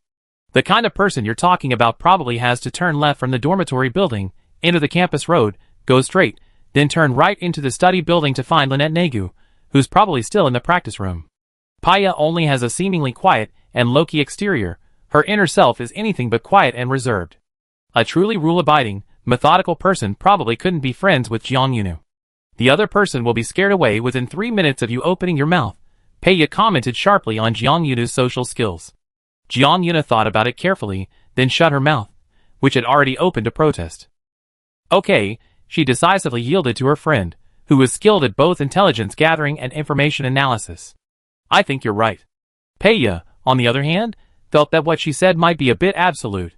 After a moment, she added a limiting condition, but there's also a situation, for those who are inherently rule-abiding and not very adaptable to your style.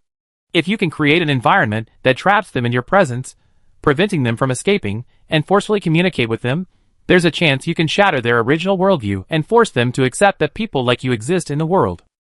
Jiang Yunu pondered Paya's words again. She felt that Paya had described her as some kind of variant of a professional force to play the role. Golden Yuri Academy's league record over the years was heartbreaking. It was said that due to 3 consecutive losses, their school had earned a rather unpleasant nickname, Golden Goalkeeper. According to Paya, this was the second most common nickname among the high schools in the upper 3 districts, after Golden Poor Ghost.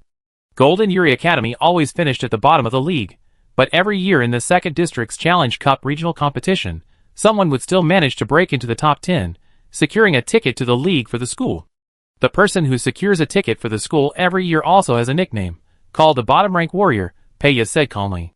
In previous years, this role was always held by the school team captain. And undeniably, Golden Yuri's previous Bottom Rank Warrior was Sorok. Before Sorok, there was a former captain of the school team who held this title.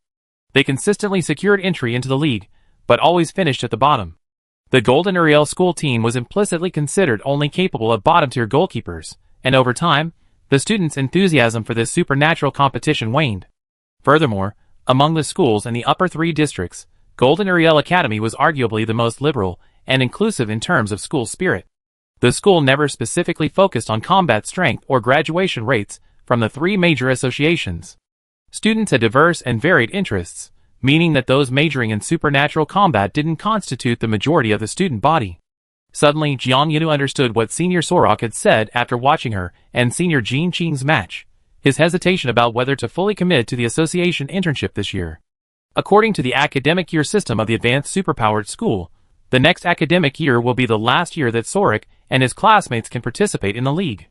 However, if they participate in the league next academic year, the situation will be no different from the previous years, meaning that 4th-year students will lose valuable association internship time. What are you thinking about? Paya noticed that Jiang Yunu hadn't spoken for a while, but the white-haired girl was still close to her, their sides pressed together. Paya had unconsciously grown accustomed to this contact. Jiang Yunu shifted slightly, and strands of white hair brushed against Paya's shoulder. I was thinking, Jiang Yunu said, even if it's just 1 round of matches, can our school's team win at least once in the next league? Just 1 win would make the seniors, who had been on the team for several years, very happy. Every victory in the league is an achievement worthy of being written into their resumes, making their previous efforts seem worthwhile. Good idea. Paya's tone was neither encouraging nor dismissive. She reached out and gently patted Jiang Yunu's forehead. But before you go to compete in the league for the school, think about your upcoming 3rd round, 2nd match. Aren't you going to face Miss Nagu again? Lynette Nagu was waiting for Jiang Yunu in the next match a few days later. Compared to Lynette Nagu, who had spent a fortune renting a private practice room and diligently practiced every night, Jiang Yunu seemed exceptionally lazy. These past few days, she only occasionally borrowed a reserved practice room in the study building, locking the door and practicing for 2 hours. She would always return to her dormitory before 9:30 p.m., chatting with Paya in the common lounge and watching Jiang Yunu play games using the video window Paya had shared with her. Paya didn't mean to put pressure on her friend, but she could sense that Jiang Yunu seemed far too relaxed compared to Lynette Nagu. It's not that I'm too relaxed, Jiang Yunu said, it's that Miss Nagu seems too tense. I don't know what kind of pressure she's carrying. Lynette Nagu was indeed living an overly stressful life. Recently, aside from large lectures during class breaks, this young lady almost never appeared in public, always saying she was practicing. Her self-practice time far exceeded the average for first-year students, even approaching the daily frequency of ability usage by upperclassmen participating in association internships. It was a Challenge Cup school competition, not even a district-level competition, and in the first 2 rounds, the young lady had performed quite well. Was she really in such a hurry to push herself further? It was as if her life would be cursed if she didn't win this next competition. She was working with a desperate, life-saving attitude. I don't think I'm powerful enough to influence the young lady's life, am I? Jiang Yunu said. Jiang Yunu didn't feel she had that kind of influence. If she really thought that, she was being incredibly self-important. Recalling the information Paya had shared before, Jiang Yunu felt even more strongly that the young lady's complicated behavior was probably more related to the other party's family. She was right. 10 o'clock at night, the study room building. In the practice room marked Naga family only by the electronic sign at the entrance, Lynette Naga knelt on the floor, her blonde hair hanging down in disarray. There was a small puddle of water in front of her, the sweat she had shed when her ability was nearing its core energy storage threshold. This panting, sweat-drenched appearance was undignified, something she absolutely couldn't let outsiders see. It would bring shame to the Nagu family's reputation. Fortunately, the practice room, she at least included a small washroom with a shower stall. She could clean herself up, change into spare clothes, and then walk out with a perfect bearing befitting the Nagu family's heir. The Nagu family's heir. As these words flooded her mind, Lynette Naga's hands clenched into fists. She couldn't accept defeat in the upcoming battle. The consequences of defeat were too terrible. Her family already knew about her previous classroom sparring match, where she used an elemental weapon, and still lost to an unknown student from the 7th district. That evening, she encountered Jiang Yunu on the school path. The white-haired country girl greeted her as if nothing had happened. She had no idea what she had done to her. Returning home that night after losing the classroom competition, Lynette Naga didn't dare raise her head as she entered the Naga family mansion's foyer. She entered the main building with her head down, the atmosphere at the dinner table stiff and strange. The Naga family patriarch said, "Including the time we specially convened the elemental weapon acceptance meeting for you, and you publicly tested your compatibility with the weapon, and found it to be less than 60%, this is the second time." The second time what? Naturally, the second time she had embarrassed the Nagu family, making her parents ashamed of her. Lynette, I don't want to see a third time, the Nagu family patriarch said calmly. This kind of restrained anger was more frightening than an outright outburst of emotion. What would happen if it happened a third time? Would either the title of young lady of the Nagu family or heir of the Nagu family leave her? Would she still receive the family's resources and support? Lynette Naga dared not think about it. Even more terrifying was that this topic was brought up again during the winter break. The current head of the Naga family even chose to casually mention her poor performance last semester during a family high-level meeting. What did this mean? The blonde young lady knelt on the practice room floor, her teeth grinding together. After a moment, she realized that she wasn't grinding her teeth, she was trembling slightly. After trembling for a while, Lynette Nagu suddenly calmed down. She raised her face and looked at the bag placed in the corner of the practice room. There lay her secret weapon. Chapter 185. The second match of the third round took place on a foggy, overcast day. Jiang Yunu wasn't a professional detective, but she possessed a keen sensitivity to unusual emotions in others. From the moment she appeared, Lynette Nagu had been inexplicably excited. You're going to lose. The blonde heiress stopped Jiang Yunu at the dueling platform. She was still taller than him, able to hold her chin high and look at him with a gaze that seemed to flow from the corners of her eyes. She said this to Jiang Yunu with absolute certainty. Jiang Yunu habitually retorted to the heiress, "Are you sure?" The heiress Naga said, "I couldn't be more sure." A strange light flickered in Lynette Naga's eyes, and her reply was even higher than usual, sounding somewhat out of character for her so-called upper-class manner. Jiang Yunu should have continued arguing with the other girl. She generally disliked indulging this young lady's self-satisfaction. However, quite subtly she didn't. She simply glanced at Lynette Nagu again. Jiang Yunu inexplicably felt that Lynette Nagu seemed a bit strange today. The blonde young lady noticed her gaze, and a sharp smirk appeared on her face as she provoked her. What are you looking at? Looking at the person you're destined to submit to later? Jiang Yunu said, I'm wondering if I should make an appointment for the school's medical services beforehand. But does our school's medical services treat mental illnesses? Jiang Yunu couldn't help but give her a slight retort. Lynette Nagu abruptly dropped her already unfriendly smile. She gave Jiang Yunu another cold, sweeping look, then tossed her long blonde hair and walked away from her. Lynette Nagu stepped onto the fighting platform first. The audience for today's match was unusually large. Earlier, Jiang Yunu and the Negu family's young lady had a falling out, and the crowd was mainly composed of first-year students from the same grade. They had all witnessed how the young lady and Jiang Yunu had clashed, making them first-hand witnesses to this feud. Naturally, they were happy to watch the show, eager to see what kind of friction would occur between the two in this next round of competition. However, since both Jiang Yunu and Lynette Negu had already advanced to the third round, and Jiang Yunu had even managed to stir up hatred among some of the older students in a unique way, those simply there to watch Jiang Yunu, and those hoping that he would be defeated by the young lady Negu this time, had also gathered here, merging into a large group with the first-year students. Jiang Yunu took 2 steps slower than Lynette Negu before stepping onto the platform. Lynette Negu stood tall and proud on the platform, her posture dignified, like a delicate peacock born of the wrong gender, yet brimming with fighting spirit. Jiang Yunu felt an inexplicable sense of unease, but after glancing back and forth at Lynette Negu, she couldn't quite put her finger on it, so she suppressed the feeling. As she stepped onto the stage, someone in the large audience shouted, "Go Jiang Yunu." The person, seemingly oblivious to the stares of those around him, had a loud voice and was tall. It was Song Yang. Paya somehow found herself standing next to Song Yang. Song Yang also remembered the girl with thick glasses next to him, and knew she was Jiang Yunu's friend. Seeing Paya's quiet demeanor, only looking up at Jiang Yunu on the stage, when Jiang Yunu looked in their direction, the girl with thick glasses nodded slightly, gesturing to her friend, silently offering encouragement. "Are you a bit introverted?" Song Yang suddenly asked, his attitude incredibly familiar. Paya replied, "Huh?" She only managed a single syllable. Because Song Yang was not only familiar, but also very helpful, he turned and shouted towards the stage, "Jiang Yunu, your good friend is also saying you should do your best." Jiang Yunu on stage chuckled, pointing to where Song Yang and Paya were. "Okay, I heard you." Song Yang was satisfied. Jiang Yunu was also satisfied. Only Paya in the audience looked like she was about to run away from the crowd. Unfortunately, there were people everywhere, and Song Yang had led her to the very front row, making escape impossible.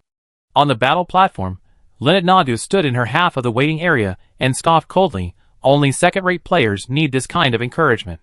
Jiang Yunu said, "It sounds like you never been encouraged before." It was just a casual retort, and Jiang Yunu considered her response to be at a primary school level, without even a sharp or biting word. But somehow, it unexpectedly enraged Lynette Negu, whose composed expression almost contorted instantly. Just then, the battle platform bell rang. Lynette Negu's voice mingled with the bells. "I will make you pay." Amidst the bells ringing, Jiang Yunu vaguely sensed that Lynette Negu's voice was also distorted. How strange. Jiang Yunu thought again. Ahead, an overwhelming wave of blue water-based supernatural power roared and swept towards them. Having not sparred for some time, Miss Negu's diligent training seemed to have yielded considerable results. The energy in her opening move was surging and powerful, carrying an aura of raging waves as it swept across the fighting platform, even eliciting gasps from the audience. Jiang Yunu didn't use a traditional energy shield for defense. Instead, she employed a surprise tactic, using this powerful burst of energy to test her newly developed skill. It was a green raincoat, rapidly formed by her energy. As soon as it appeared, it naturally draped over her, enveloping her entirely in this glowing green raincoat. It also resembled wrapping a person in a thin green plastic film. "What is that?" Song Yang asked. Paya, standing beside her, immediately recognized it. It looked like the water membrane Jiang Yunu had experienced against her senior, Ao Liang, from the school team in the previous round. Jiang Yunu had personally experienced and learned from Ao Liang's skill, modifying the film originally used to block others' abilities into a protective membrane more suitable for defense. Wrapped in the membrane formed by her own special ability, Jiang Yunu became like a traveler in a storm with a raincoat. She neither dodged nor evaded the water-based energy that had instantly appeared before her. The membrane bulged forward slightly, forming a small, pointed arc. When the torrent from Lynette Negu crashed towards her, it was split at this pointed arc. The unified water-based energy was divided into 2 streams, flowing rapidly along the streamlined membrane raincoat on Jiang Yunu's side. The only thing to be particularly careful about was that while maintaining this protective membrane, the user also needed a stable stance and excellent physical abilities. The membrane could defend against elemental energy, but Jiang Yunu hadn't yet developed a strong absorption function on top of the membrane. She had to rely on herself to withstand the remaining impact energy of the torrent. Fortunately, her physical abilities were also truly astonishing. Jiang Yunu wasn't knocked down by the torrent. Her newly developed defensive skill was perfect, flawlessly protecting her as the torrent passed by. "It's a cloudy day," Jiang Yunu said after the torrent receded, "but it hasn't rained yet, and Miss Nagu is already going to make it rain on the battle stage." Lynette Nagu ignored her half-sarcastic, half-mocking joke. Her opponent's face was gloomy, one attack missed, and another followed immediately. Jiang Yunu countered each move. In the past few rounds of battle, Jiang Yunu constantly fought and learned. She didn't seem as diligent as Miss Nagu, nor did she train with extreme dedication, but through continuous battles and reviewing past matches, Jiang Yunu was also developing and researching, constantly updating her combat strategies and techniques. She also liked to ponder new skills, making herself more flexible and adaptable in battle, and her skills more versatile. If Jiang Yunu was an innovative talent in combat, then Lynette Nagu was a meticulously cultivated traditional academic. Whether innovative or traditional, in Jiang Yunu's eyes, any fighting style was a good style. However, as she fought Lynette Nagu today, she gradually sensed something was amiss. That strange feeling that had vaguely arisen during their off-stage exchange resurfaced during their actual combat, making her begin to have doubts. Was Miss Nagu's innate ability really this abundant? Jiang Yunu's last encounter with her was during a group practice session in class last semester. At that time, it was within an energy ceiling zone specially set up by Teacher Trista, and Teacher Little Bird had even set an upper limit threshold within the area to ensure that no student would get carried away during a class exercise and actually injure a classmate. There are limits to the output of supernatural abilities, so classroom exercises aren't considered serious, except for Miss Nagu, who brought out her elemental weapon. Because elemental weapons possess inherent supernatural abilities, when not activated by the user, their abilities exist as independent entities in a dormant state, making them difficult for devices targeting students to detect.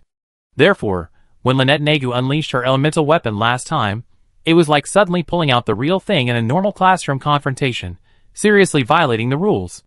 Lynette Nagu learned her lesson for that violation, and was even informed of her misbehavior by Teacher Tristana to the Nagu family. However, whether out of disdain for Jiang Yunu or because Jiang Yunu seemed unharmed, the Nagu family showed no intention of compensating on behalf of their daughter, nor did they demand an apology from Miss Nagu. Jiang Yunu had never encountered the unlimited Lynette Nagu before. But as her opponent today, she knew that Lynette Nagu had already used 4 high-output, large-scale attack skills consecutively since the start of the match.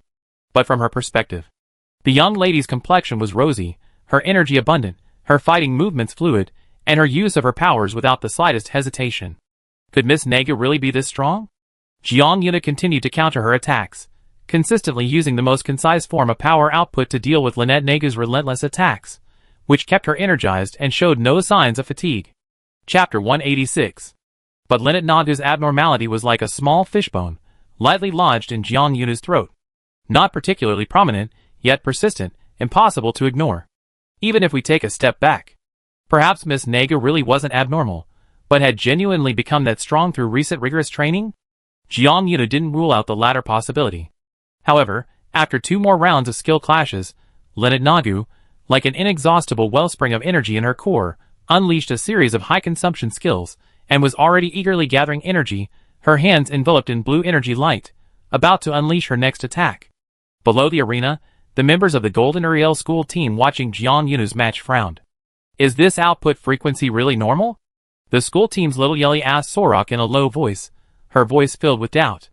Although dealing with Jiang Yunu seemed like a violation of family rules, Senior Yuli still loved his school team, and would consciously participate in their activities. Sorok, currently considered a half-team member, also watched the stage, observing the surge of blue water-based power energy that bathed a small area of the air above the arena in blue light. Jiang Yunu's earth-based power, on the other hand, could only be seen as occasional green lines flashing beneath the blue, like a long, green-tailed snake swimming in water. Sorok said, unless the Nagu family heir has been concealing her extraordinary talent since entering the school, at this rate, she should be close to exhaustion after unleashing her third ultimate skill. Their conversation was low, barely audible to the few team members standing together. Not to mention the immense commotion Miss Nagu created on stage. When her power surged, they even collided with the surrounding energy containment screens. The blocked energy crashed against the heavy alloy like waves, producing a deafening roar. But Sorok quickly sensed something was amiss. He looked down and noticed an extra person beside him, not part of the school team. A first-year student wearing thick glasses. Peya had somehow crept up to the side of the team, keeping a distance from the friendly but overly enthusiastic Song Yang, quietly listening to the conversation. Sorik paused, recognizing her as Jiang Yuna's friend, the somewhat quiet and reserved first-year girl who always acted alongside him. Since she was Jiang Yuna's friend, she should be on Jiang Yuna's side. Discussing Miss Nega's strangeness in front of her wasn't unusual. Sorik quickly assessed Paya, then relaxed. Are you worried about Jiang Yuna? Sorik, a mild-mannered man, had noticed Paya's subtle approach and glanced down at her. Not wanting to ignore her, he greeted her and asked gently. Paya was slightly surprised by Sorik's greeting. She turned her head slightly to look at her senior, but her attention remained mostly on the fighting platform. Worried, Paya said. Jiang Yunu is a bit adventurous. If you put something new in front of her, she acts like a cat seeing fire for the first time, insisting on reaching out and letting the flames burn her paws before she's satisfied. Sorik wasn't very familiar with Jiang Yunu, and a hint of worry appeared on his face after hearing this. If that's really the case, said the gentle former captain of the school team, then she really needs to be careful today. A cat that plays with fire. Jiang Yunu was on the battle stage. She had just performed a rapid change of direction and a sideways retreat, some strands of her white hair still floating in midair, not settling back onto her shoulder with her movement. Because Jiang Yunu was still moving. The rapid change of direction and sideways retreat was to dodge a water bullet formed from water-based magical abilities. She dodged one water bullet, but a new barrage of attacks followed immediately. Jiang Yunu moved nimbly across the stage. The battle time was already halfway through, and Miss Nega still showed no intention of holding back, unleashing high-energy consuming skills one after another. Even though the water bullet missed Jiang Yunu and struck the surrounding energy overflow prevention screen, the energy drawn from her core was automatically absorbed by the screen as excessive energy before it could be reclaimed. Jiang Yunu carefully observed Lieutenant Nagu's expression and found that the blonde young lady showed no sign of distress. It seemed she didn't care at all how much energy she had consumed, or whether she had wasted a lot of her core's energy reserves. Her indifference made it seem as if her superpowers didn't originate from her own body, as if she wasn't endlessly squandering her own energy core. But how could that be? Jiang Yunu didn't consider herself a friend of the young lady, but they weren't strangers either. She knew that Lieutenant Nagu was at least academically outstanding, and her achievements in elementary school were likely genuine. Would a carefully trained traditional academic superpowered warrior use such a reckless fighting style? Could her core withstand it? Lieutenant Nagu was completely unaware of Jiang Yuna's thoughts. She only watched Jiang Yuna dodging and weaving on the fighting stage, a scene that almost made her eyes blaze with fire. Not the kind of resentment she felt after narrowly losing to Jiang Yunu and wanting to suppress this country bumpkin from the 7th district, only to be humiliated in return. It was a completely new kind of fire, one that thrilled her, every nerve screaming with joyful excitement. Has she won? Not yet. But she had already seen Jiang Yunu, unusually disheveled, forced to flee around the fighting stage by her constant barrage of water bullets. So much for a commoner genius from the 7th district. So much for the country bumpkin who beat her in class practice last semester. Ha! Nothing special. Lieutenant Naga felt an unprecedented sense of exhilaration, even feeling that all the anxiety and frustration she had accumulated recently had vanished under Jiang Yunu's disarray. She couldn't be more relaxed or happier. Her physical condition was also excellent. That secret treasure truly lived up to its name, allowing her to use her powers without restriction since her debut, without feeling any strain on her core energy supply. Miss Nega was even a little smug. She felt that as long as her family continued to provide her with this secret treasure, she could advance to the 4th round of the Challenge Cup, then the district-level competition, and then shine in that competition, advancing even higher as a genius first-year student. Finally, she could become famous not only in the entire 2nd district, but perhaps even compete with her peers in the 1st district and gain recognition there. If she could achieve district-wide fame and a reputation in the 1st district, her family would no longer be disappointed in her, and wouldn't easily let her heir status and resources be shaken, right? Lieutenant Nagu was lost in her own blissful reverie, while simultaneously channeling her supernatural powers into her hands. Without a second thought, she unleashed water bullets at maximum energy, her movements non-stop as she haphazardly hurled them onto the battle stage. This almost mindless attack style had nearly become muscle memory, allowing her to execute it effortlessly without conscious effort. Just then, a scream erupted from below the battle stage. Aya! The scream was piercing and shrill, as if she had witnessed something terrifying. What's going on? What's that scream from below? Lieutenant Naga thought absent-mindedly, a hint of anger at having her beautiful fantasy shattered by the scream. But then a small surge of smugness washed over her as she continued to ponder. Had she finally knocked Jiang Yuna off the stage? However, to her dismay, When Lynette Naga looked ahead, she found Jiang Yuna still on the stage. Not only was her opponent still on the stage, but for some reason, he had stopped his large-scale movements in front of her attacks. Jiang Yuna didn't retreat, instead, she walked towards her. Lynette Naga reacted alertly, her gaze sweeping over Jiang Yuna's hands, arms, sides, and even back, trying to find traces of a powerful attack hidden somewhere on her body. "What are you doing?" Lynette Naga demanded, new blue energy gathering in her hand, ready to be launched as a new water bullet. Jiang Yuna looked at her, but her expression was strange. It wasn't the expression one would expect when looking at an opponent, it seemed to carry a hint of worry. "Stop," Jiang Yuna said. "Huh? Are you kidding me?" Lynette was only stunned for a second, then a smile suddenly bloomed on her face. She felt the corners of her mouth involuntarily turn upwards, higher than she had ever smiled in her life. Her mouth stretched wide, the angle of her lips seemingly greater than usual. "Are you scared? Finally giving up?" Lynette Naga said gleefully, but she herself was a little confused. Whose voice was that just now? Did someone speak for her? But the voice sounded a bit like her, yet a bit unlike her, strange, with a rustling quality, like a human voice slightly distorted by a poor signal connection. Jiang Yuna was silent for a moment, perhaps only 2 seconds, perhaps longer. Lynette Naga couldn't quite tell at that moment. Jiang Yuna seemed to realize that Lynette Naga had gone mad, and was difficult to communicate with normally. Green supernatural power gathered in her hand. The white-haired girl abandoned her evasive maneuver, her supernatural power launching a surprise attack on Lynette Naga, forcing the young lady to divert some of her energy to form an energy shield in front of her. When the water-based blue power condenses into a shield, it looks very much like the surface of a lake, a mirror made of water. Lynette Naga merely glanced casually at this temporary mirror, and she froze. She saw a blonde monster. The monster's face looked strange, some parts resembled delicate human skin, while others looked like armored scales. The monster's beak was also pointed, like a water bird perched on a shore. Lynette Naga abruptly took a step back, and the monster also took a step back in the mirror. She opened her mouth, wanting to tell someone about the strange sight she had seen, but the monster also opened its mouth. Chapter 187. Lynette Naga opened her mouth wide, and screamed in a completely undignified manner. But what came out was not the scream of a 16-year-old girl, but a hiss with a higher frequency and stronger penetration. The second battle of the third round of the Challenge Cup school competition ended in a way that Jiang Yuna had never imagined. It certainly couldn't be a natural end. There was no winner, and the time didn't reach the limit set by Principal Bai.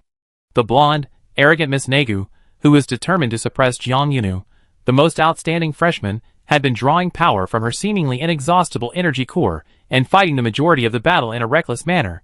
Then, in front of everyone on and off the stage, she underwent a transformation. At first, Lynette Naga's features only became somewhat distorted and ferocious, as if she was losing control of her facial expressions after repeatedly using high-energy consuming skills.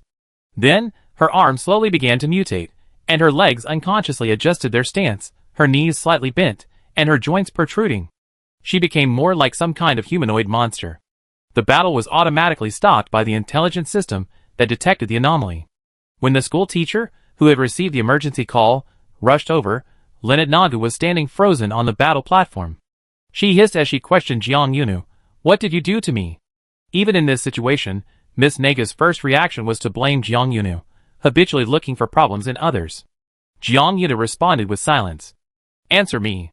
Speak. Are you feeling guilty?" Miss Naga was hysterical. She seemed to think that Jiang Yuna's silence was a sign of guilt, and it seemed that in Jiang Yuna's silence, she herself gradually felt a mixture of guilt and panic. Then, the hysterical Miss Naga was taken away by Teacher Trista. Teacher Little Bird usually liked Jiang Yuna and enjoyed giving the white-haired girl extra attention, but this time, unusually, the moment Trista appeared, her golden eyes were fixed on the mutated Lynette Naga. She didn't show a single extra expression from beginning to end, her face was cold and hard. She didn't say a word to Jiang Yuna, but decisively and expressionlessly took Lynette Naga away, ignoring any other students still present. Jiang Yuna walked off the dueling platform alone. The large crowd of spectators below the platform, some had heard Lynette Naga's hoarse questioning after the mutation, and weren't sure if the young lady's mutation was truly related to the commoner genius, so when Jiang Yuna approached the crowd, some instinctively backed away. But while some backed away, others resolutely stepped forward. "Are you alright?" Paya was the first to rush over. She rarely made such a dramatic movement, and she didn't care if the crowd would notice her rushing towards Jiang Yuna. Paya even took off her thick glasses, scrutinizing Jiang Yunu from left to right, as if afraid that Lynette Nagu's mutation might be contagious through the battle. I'm fine, Jiang Yunu replied after a slight pause. The strange appearance of Lynette Nagu from earlier was still swirling in her mind. The school team members, led by Sorik, were among those who actively approached Jiang Yunu.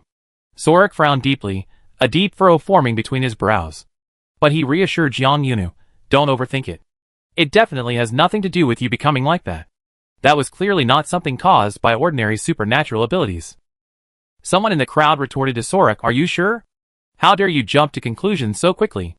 The teacher just took Miss Nagu away, there aren't even any test results yet.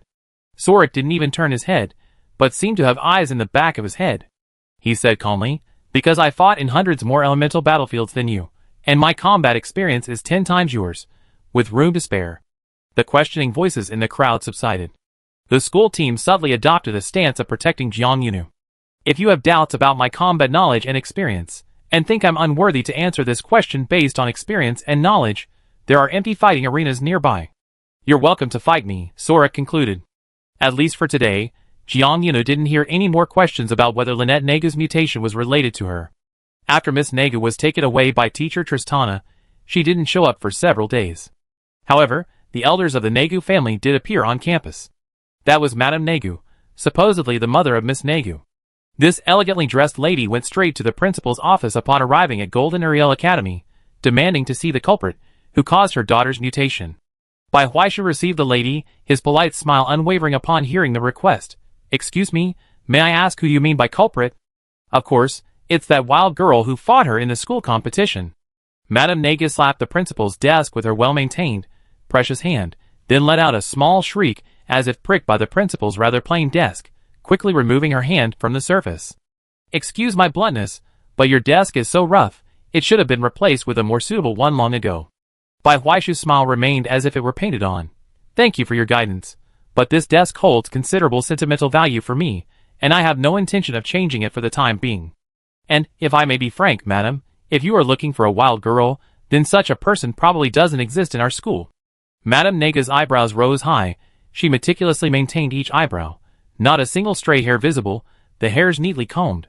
Bai Huaishu didn't give her a chance to object, he continued, that day, the student who fought against Lynette Nagu was Jiang Yunu, a fellow first-year student at our school. You may have misinformed yourself, and failed to correctly know the name of your daughter's opponent. Madame Nagu's face stiffened for a moment. I don't care what her name is. The lady quickly waved her hand, her words filled with disdain for Jiang Yunu. I heard she really is a wild girl from the 7th district, a true country bumpkin.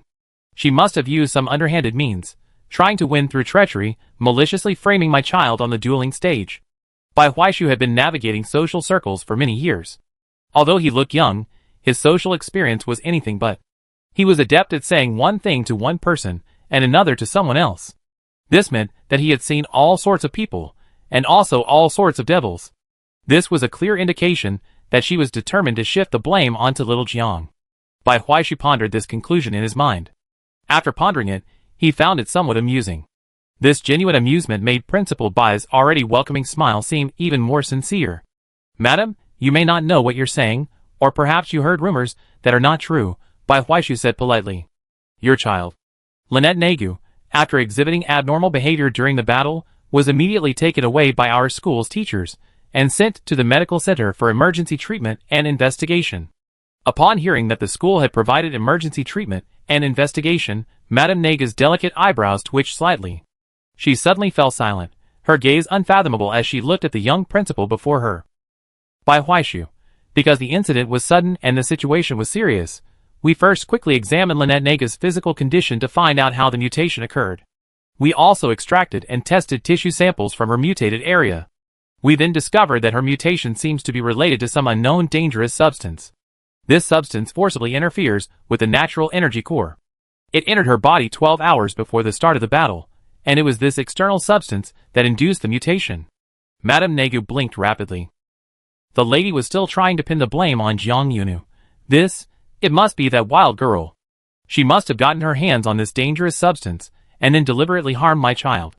I heard that this kind of thing can only be manufactured in the backward star sector, and recently there have been people who specialize in smuggling from the 7th and 8th major sectors to the upper 3 sectors. Isn't she from the 7th major sector? Maybe she's involved too. Bai Huaishu's smile remained unchanged, his gaze deep. He suddenly spoke, interrupting the lady's attempt to fabricate the story of Jiang Yunu's involvement in smuggling. Madam, Principal Bai said calmly, recently, someone has been smuggling special substances into the upper 3 sectors. This is confidential information within the major association systems. It seems your information network is quite extensive. Mrs. Nagu suddenly fell silent, her gaze darting away for a moment, avoiding eye contact with Bai Huaishu. In truth, if Mrs. Nagu wanted to continue shifting blame, she could have easily claimed she did have special access to information. After all, she was also a Nagu, so what harm was there in knowing some inside information? However, strangely, after Principal Bai's seemingly pointed remark, the lady stopped trying to deflect blame and instead seemed eager to end the topic. I see.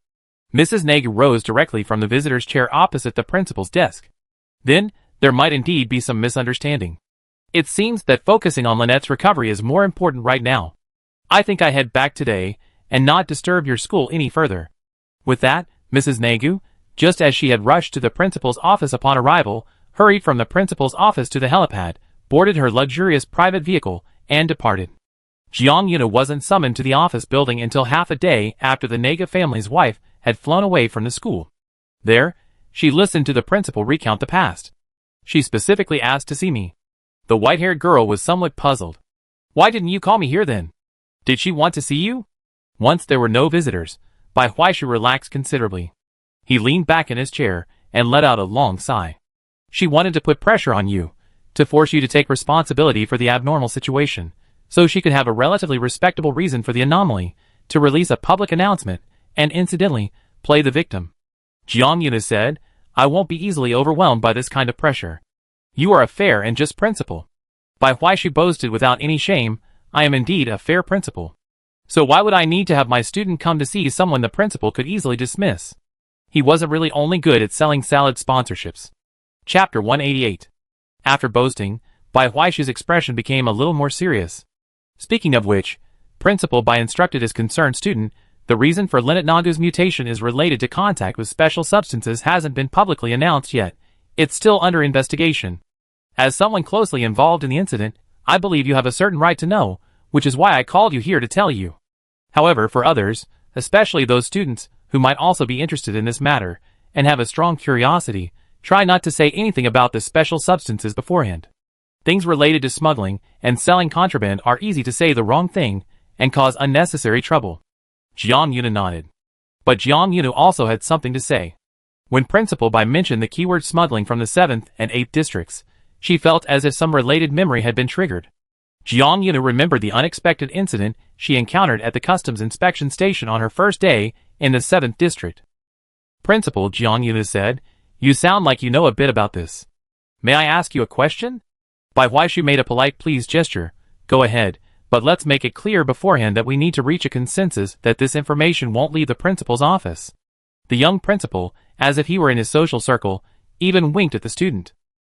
It's amazing that even though this principal was currently slumped somewhat unceremoniously in his wide-back chair, his back and lower back relaxed like a slack bow, he still looked incredibly elegant. Perhaps it was all thanks to his good looks. Jiang Yunu blurted out a bombshell. During the first few days of registration last semester, didn't the border guards in the 2nd district happen to apprehend a smuggler? Bai Huaishu choked on his own saliva. Cough, cough, cough. The rapid coughing forced him to sit up straight, the principal sitting upright, patting his chest heaving beneath his light gray shirt. After coughing twice more, Principal Bai asked, how did you know? Jiang Yunu, quite obediently, found the water dispenser in the storage room like Principal's office and got the principal a glass of water. She brought it over, saying, you just told me? Bai Huaishu, huh?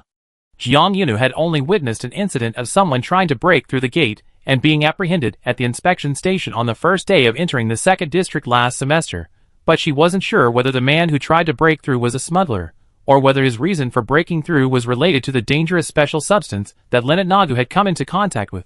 However, considering the increasingly stringent scrutiny she faced as she rose through the ranks, the guards' deliberate avoidance of key words, and the new intelligence she heard today, Jiang Yuna boldly drew a conclusion. She then presented this conclusion to Bai Huaishu through inquiry, and obtained the answer from Principal Bai's reaction. Principal Bai understood the whole story, and for a moment, he felt a mixture of amusement and exasperation, as if he'd been tricked by a student. On one hand, he felt he should feel disrespected that Jiang Yunu, a student, had tricked the principal, and that it was somewhat offensive. On the other hand, he thought the young girl was quick-witted. She had strung together these subtle clues and coincidences to immediately deduce the truth, a true talent. Not to mention he still had the water the other person had given him. This situation, a mixture of deception and thoughtfulness, made the principal's feelings even more complicated. It seems our school truly has a wealth of talent. The school's future is promising. Principal Bai was a magnanimous principal. He sighed softly at the end, then lowered his head and drank all the water the student had given him. Jiang Yunu smiled as she watched the principal drink. I knew you not only cared about your students, but were also very tolerant, and wouldn't mind my probing. Bai Huaishu was busy drinking, only able to spare a hand to flick the student lightly from a distance. It was unclear whether he wanted to flick away this troublesome yet clever little devil, or if he was just giving Jiang Yunu a symbolic flick on the forehead. That special substance. Jiang Yunu paused, but she couldn't help asking again, can it really have such a big impact on people? It even changed the appearance of the human body. No one saw the entire process of Lynette Naga's transformation on the battle stage more clearly than Jiang Yunu. She hadn't seen Miss Naga for several days, and didn't know her current situation, but she could still clearly recall how the young lady had gradually changed, including each stage of her transformation. Bai Huaishu remained silent for a moment in the face of Jiang Yunu's questioning. He gently put down his empty water glass, the ceramic bottom tapping lightly on the model desk, making a soft, crisp sound. To gain extraordinary power, one may have to pay an extraordinary price. Principal Bai only told Jiang Yunu this much. Bai Huaishu didn't elaborate further. It's possible, as the principal said, that the incident itself is still under investigation, and the matter of this special substance also needs further investigation. The entire upper 3 districts are maintaining a cautious and prudent approach to anything transmitted from a remote star region, not yet fully understanding its origin and every detail of its potential harm. It's also possible that Bai Huaishu felt it wasn't appropriate to tell Jiang Yunu other things. Anyway, Jiang Yunu's visit to the principal's office yielded considerable results. She left the faculty and staff building carrying a small basket of secret information and a promise. Even if the sky falls, the school will be there, and the principal will be there.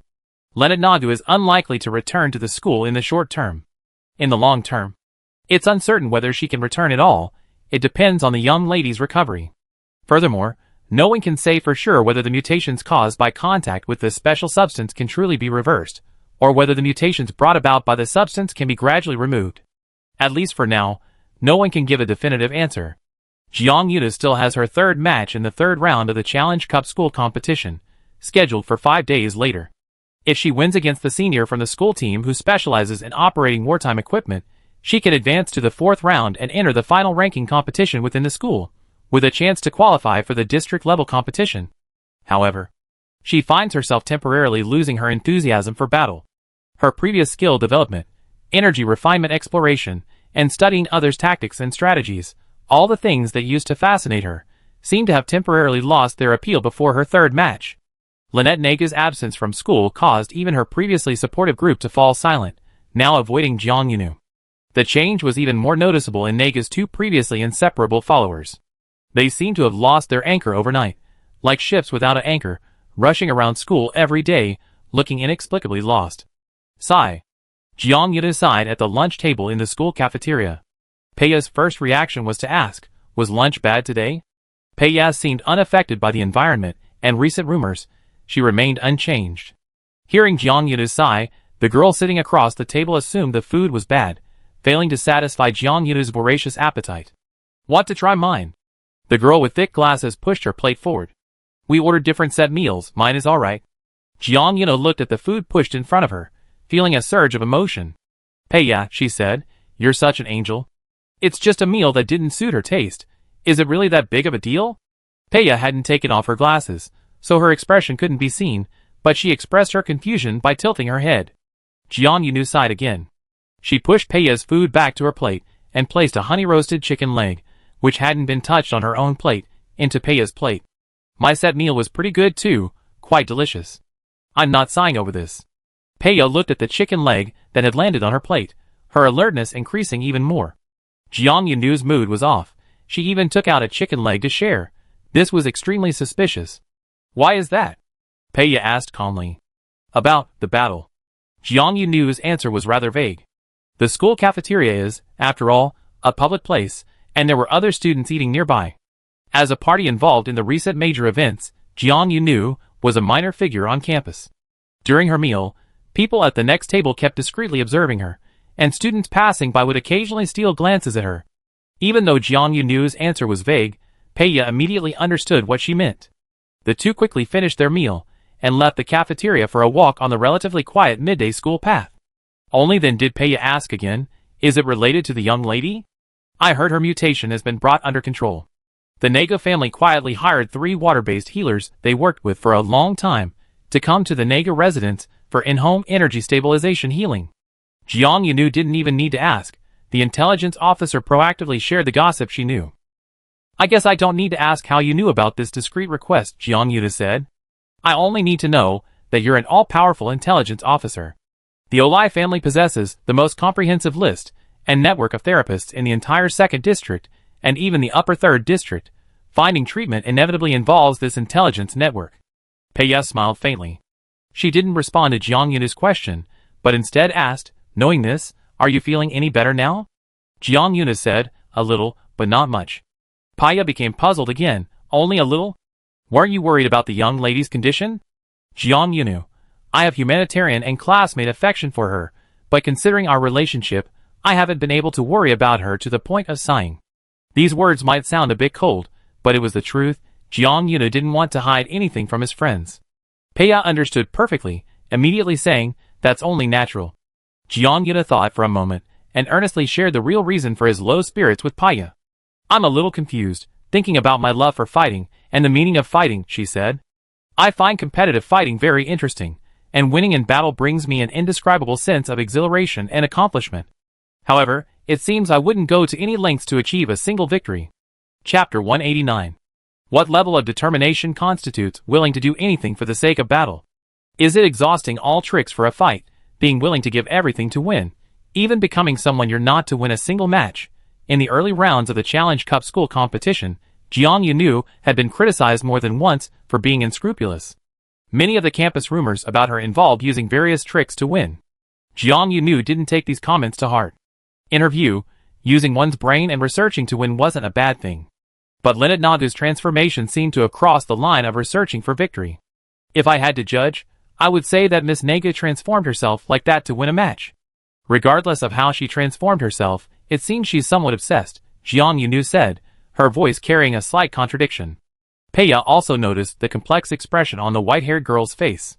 She said Lynette Naga was possessed, but her posture wasn't one of condescending judgment. Jiang Yunu was more like using Miss Naga as a mirror to examine herself. But what if there's a reason compelling her to be possessed? Jiang Yunu added. A deeper contradiction appeared on her face. As long as there's a reason to win, do you think any means to achieve that are acceptable? Peiya quietly countered when Jiang Yunu paused. Jiang Yunu honestly replied, I'm not sure. Perhaps it depends on what that reason for winning is specifically. And this was the core of her contradiction. Look, the white-haired girl said, somewhat confused, raising her hands. She gently cupped her left hand together. I think Lynette is possessed, that she's a bit reckless in her pursuit of victory. I think I just love fighting, I wouldn't be like her, willing to sacrifice everything. She cupped her right hand as well, both hands raised to the same height by Jiang Yunu, fists facing each other. But on the other hand, I consider whether she has a compelling reason to be possessed. And when she has a reason that convinces me, I also think it's only natural for her to go mad. Because I can't be sure I won't be possessed. This was Jiang Yunu's dilemma. Being certain she wouldn't sacrifice everything, and having the possibility of herself falling into possession, were clearly two contradictory arguments. She was contradicting herself. This contradiction even affected her love of fighting, making her lose interest in anything related to combat for the past few days. Peiya felt like she was being spun around by Jiang Yunu. This always fearless friend was discussing a philosophical question with her. Peiya was silent for a moment.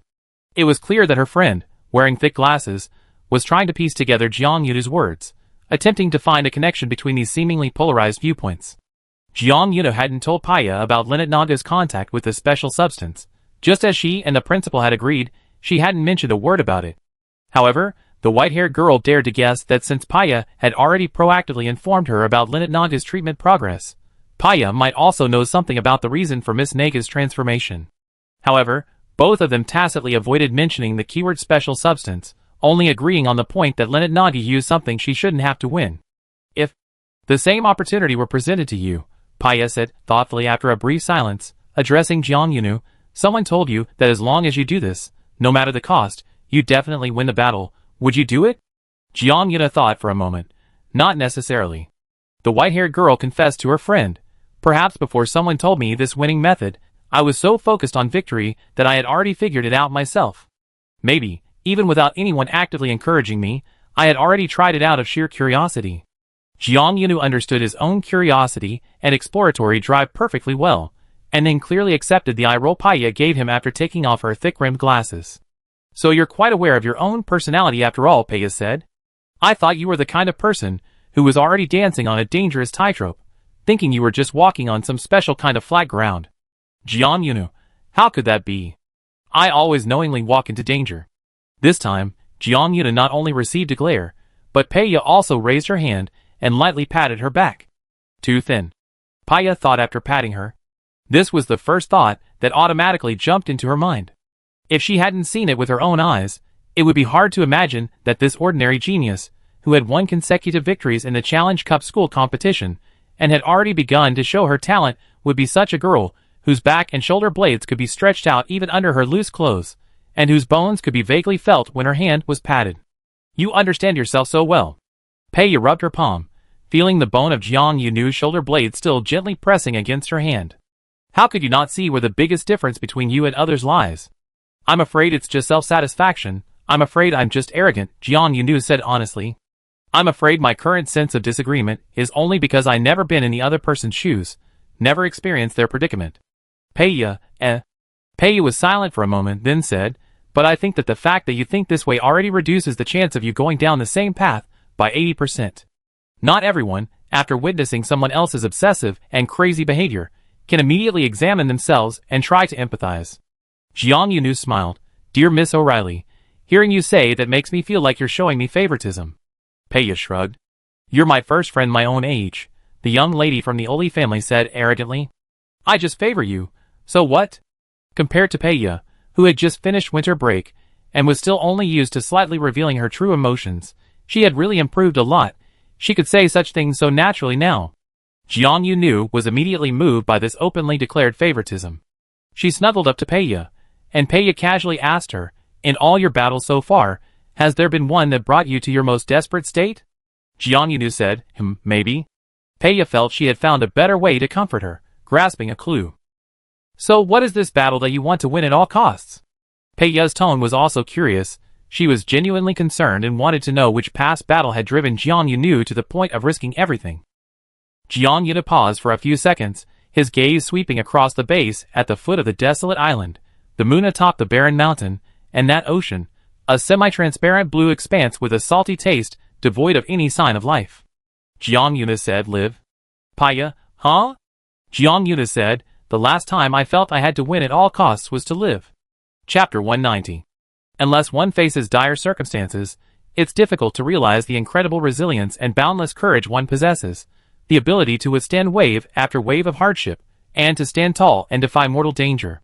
Standing under the desolate moonlight on a deserted island, in a posture of primal struggle, Jiang Yunu's greatest act of defiance was a declaration to the existential crisis, I refuse to accept my fate. And what was Lynette Naga risking everything for? Her reputation at school? The halo of being the most prominent freshman? Or the pressure from the prestigious titles bestowed upon her by her family, as vaguely mentioned by Paya and others? Without experiencing a similar predicament, Jiang Yunu dared not presume to judge her own reaction in the same situation. She didn't care much about fame, nor about the halo others arbitrarily bestowed or removed upon her. She had never experienced such pressure. She did have a family, but that small home deep in the dilapidated street never pressured her. It only brought her warmth and support.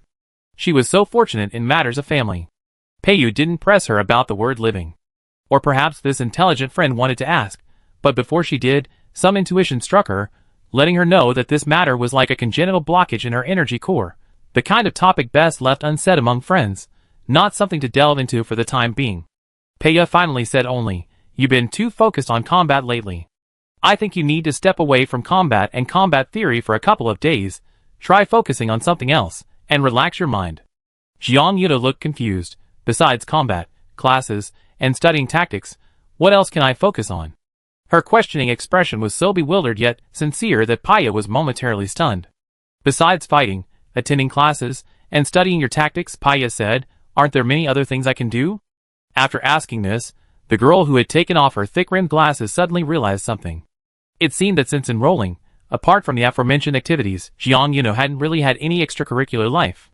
The last time Paya saw Jiang Yuno with a clear extracurricular life was during winter break, when the white-haired girl excitedly said she was going home and even shared some of her holiday activities with her remotely.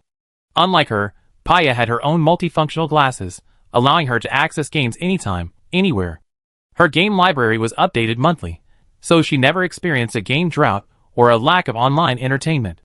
Furthermore, since the Olay family had become wealthy, their main residence was in the 2nd district, and Paya's mother also owned property in Howd City. So sometimes, Paya would leave school on weekends to stay at her mother's house for a couple of nights. Paya wasn't foolish enough to ask a commoner prodigy from the 7th district why he never went home. She knew how far it was from the 7th district to the 2nd district. Don't you ever go out of the school gates for a stroll? Paya tried to expand Jiang Yuno's entertainment options from other angles. Jiang Yuno looked even more confused. I'd taken the direct shuttle bus from the school gate several times, gone to the nearest integrated shopping center near the school, and bought daily necessities there several times, Jiang Yuno said. Does that count as going out for a stroll? In Miss O'Reilly's understanding, this clearly didn't count. Hadn't she even visited any of the nearest public attractions? Do you know how many public attractions there are in Howd City? No, just around our school. Paya asked. Jiang Yuno blinked. I don't know. Paya, then, you've been in the 2nd district for so long, have you even visited a single recreational area? Sensing her friend's increasingly unsteady tone, Paya, usually so calm, could see a clear worry in her friend. Jiang Yuno racked her brains, trying to reassure her friend and recall her past outings. At the beginning of last semester, during the 2 days of freshman registration, the principal took me to the Emerald Dome area. That was the Emerald Dome. A place Jiang Yuno, with her limited financial means, would never have gone on her own unless Bai Huaishu specifically took her. Jiang Yuno felt this must be considered legitimate entertainment. And high-end entertainment at that. After recounting this outing, she felt her back straighten a bit more, genuinely believing this answer should satisfy Paya. However, Paya took a deep breath. Miss O'Reilly said, so, from the start of last semester to the start of this semester, almost 2 months have passed, and apart from visiting the Emerald Dome area once last summer, you haven't been anywhere else in the city, is that right? Jiang Yuno, is that right? A mixture of horrible and incredulous expression appeared on Paya's face. Jiang Yuno has no extracurricular entertainment. This idea re-entered Paya's mind, and this time, it was even clearer than when it first flashed into her consciousness. What's even more frightening is that, until they discussed the issue of entertainment, neither she nor the white-haired girl in front of her had noticed its existence. Jiang Yuno seemed to not only not have considered entertainment, but she also seemed to have no need for it at all. Having come to the 2nd district to study at the Golden Ariel Academy, this was already her 2nd semester. In 2 more months, the entire first year would be over, and yet, looking at Jiang Yuno's life record, she seemed completely rooted in the Golden Ariel campus, her mind solely focused on absorbing knowledge and constantly improving her combat skills. She was like a little machine programmed with the 2 major goals of studying and combat, able to devote her mind to these 2 tasks day and night, tirelessly and enthusiastically. If it weren't for the Linnet Naga mutation incident, which slightly dampened Jiang Yuno's passion for combat, then Paya had every reason to suspect that this little battle maniac could have continued diligently dedicating himself to supernatural combat, fighting his way through the entire semester, then to the Summer's Challenge Cup district-level competition, and then seamlessly transitioning to other supernatural combat missions, fighting his way through until he completed his 2nd year. Good heavens. That won't do, Paya said decisively. Paya quickly made up her mind, and decided to take Jiang Yuno out to relax. Tomorrow's the weekend, so pack your things tonight, submit your leave application in the dormitory system, and I take you to explore Howd City at night, then to my house. This weekend, you can completely escape combat. Jiang Yuno was overwhelmed by Paya's sudden burst of fiery energy, a stark contrast to her usual calm demeanor. She felt an inexplicable urge to obey her. So she obediently nodded, accepting Paya's weekend arrangements. Paya gave Jiang Yuno 30 minutes to pack. This unassuming little rich woman told her, just bring your essentials. Don't pack any personal items, I have a complete set of brand new, unopened ones at home. So, if she didn't need to bring personal items. Jiang Yunu looked around her small dormitory and realized she didn't seem to need to pack anything. Her personal terminal was on her wrist, along with herself, and perhaps a change of clothes she might need. With less than 5 minutes left in the 30-minute time limit, Jiang Yunu messaged Peiya in the private chat channel. User 20240711523. I'm ready. Peiya looked at Jiang Yunu's ID. She was already desensitized to this spam-like username. She was used to Jiang Yunu's style. Peiya immediately called Jiang Yunu, asking with some surprise, "Are you all packed?" Jiang Yunu, carrying her light backpack, replied yes. Peiya had to speed up her packing, compressing her time to 15 minutes. A few minutes later, the two met in the dormitory's common area. Jiang Yunu had clearly arrived early, sitting on the sofa in the common area, operating her terminal screen with one hand, a noticeably deflated backpack beside her. As soon as Peiya saw Jiang Yunu touching her terminal, she quietly walked up behind her. Jiang Yunu didn't look up, but seemed to recognize Peiya's presence, asking confidently as she approached, "What are you doing?" Peiya stood behind the sofa, her gaze falling on Jiang Yunu's terminal screen. She then breathed a sigh of relief. "Checking your behavior, I was afraid you only have 15 minutes, and you'd be tempted to sit here again and look at information related to supernatural combat." Peiya spoke in a very calm tone. Calm, yet with a touch of firmness. This intelligence officer, who usually loved wearing glasses and playing games, finally realized that her best friend's daily life was far too deeply intertwined with the word combat. If she was a gaming addict, then Jiang Yunu was an absolute combat girl. The connection between her and combat was so profound that it easily led to wild speculation and contemplation of all sorts of things. This weekend was a forced separation for Jiang Yunu from combat. Jiang Yunu didn't secretly browse combat-related information. She simply and plainly looked at some introductions to Howd City. Seeing Peiya arrive, she got up, wrapped her backpack strap around her shoulder, and the two walked together towards the school gate. "Why are you suddenly looking at city profiles?" Peiya asked. Jiang Yunu said, "Well, it's just that when you said we should go for a walk outside the school, I suddenly realized that even after studying at school for so long, I don't really know much about this city." The last time Jiang Yunu actively explored a city was probably back when she first left the isolated island and entered a human settlement, the first human city she encountered, Shat City. She's been to quite a few places, and indirectly passed through the entrances of many cities while advancing through the districts, but if she counted, she only truly observed and understood one city, Shat City. "Then I'd be honored," Peiya said. "I show you Howd City properly, and try to make it the second most memorable city for you." Chapter 191. Howd City is indeed a beautiful city. It's like a large garden, with buildings serving as embellishments to different scenic areas.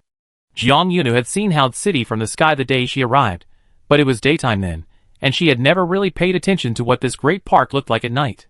Bright. I thought, given the density of the buildings here, the nighttime lighting wouldn't be very bright. She sat in Peiya's private vehicle, looking out the window. On the ground, there were streaks of city lights like flowing stars, blending with the nearby building lights, like a galaxy, and stars spread across the ground. "The city lights have been repeatedly adjusted," Peiya said with the air of a local.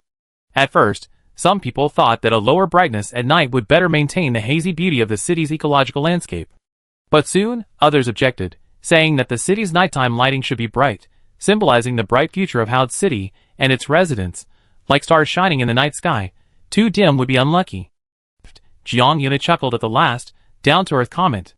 She asked, "And then?" "Then," Peiya said, "just for the sake of how bright the city's nighttime lighting should be, the entire Howd City municipal government, road administration, city public management bureau, city residents representative committee, the investors behind the major leisure and entertainment areas, and the city media, etc. All these people gathered together, from citywide meetings to regional meetings, and back to the main meeting.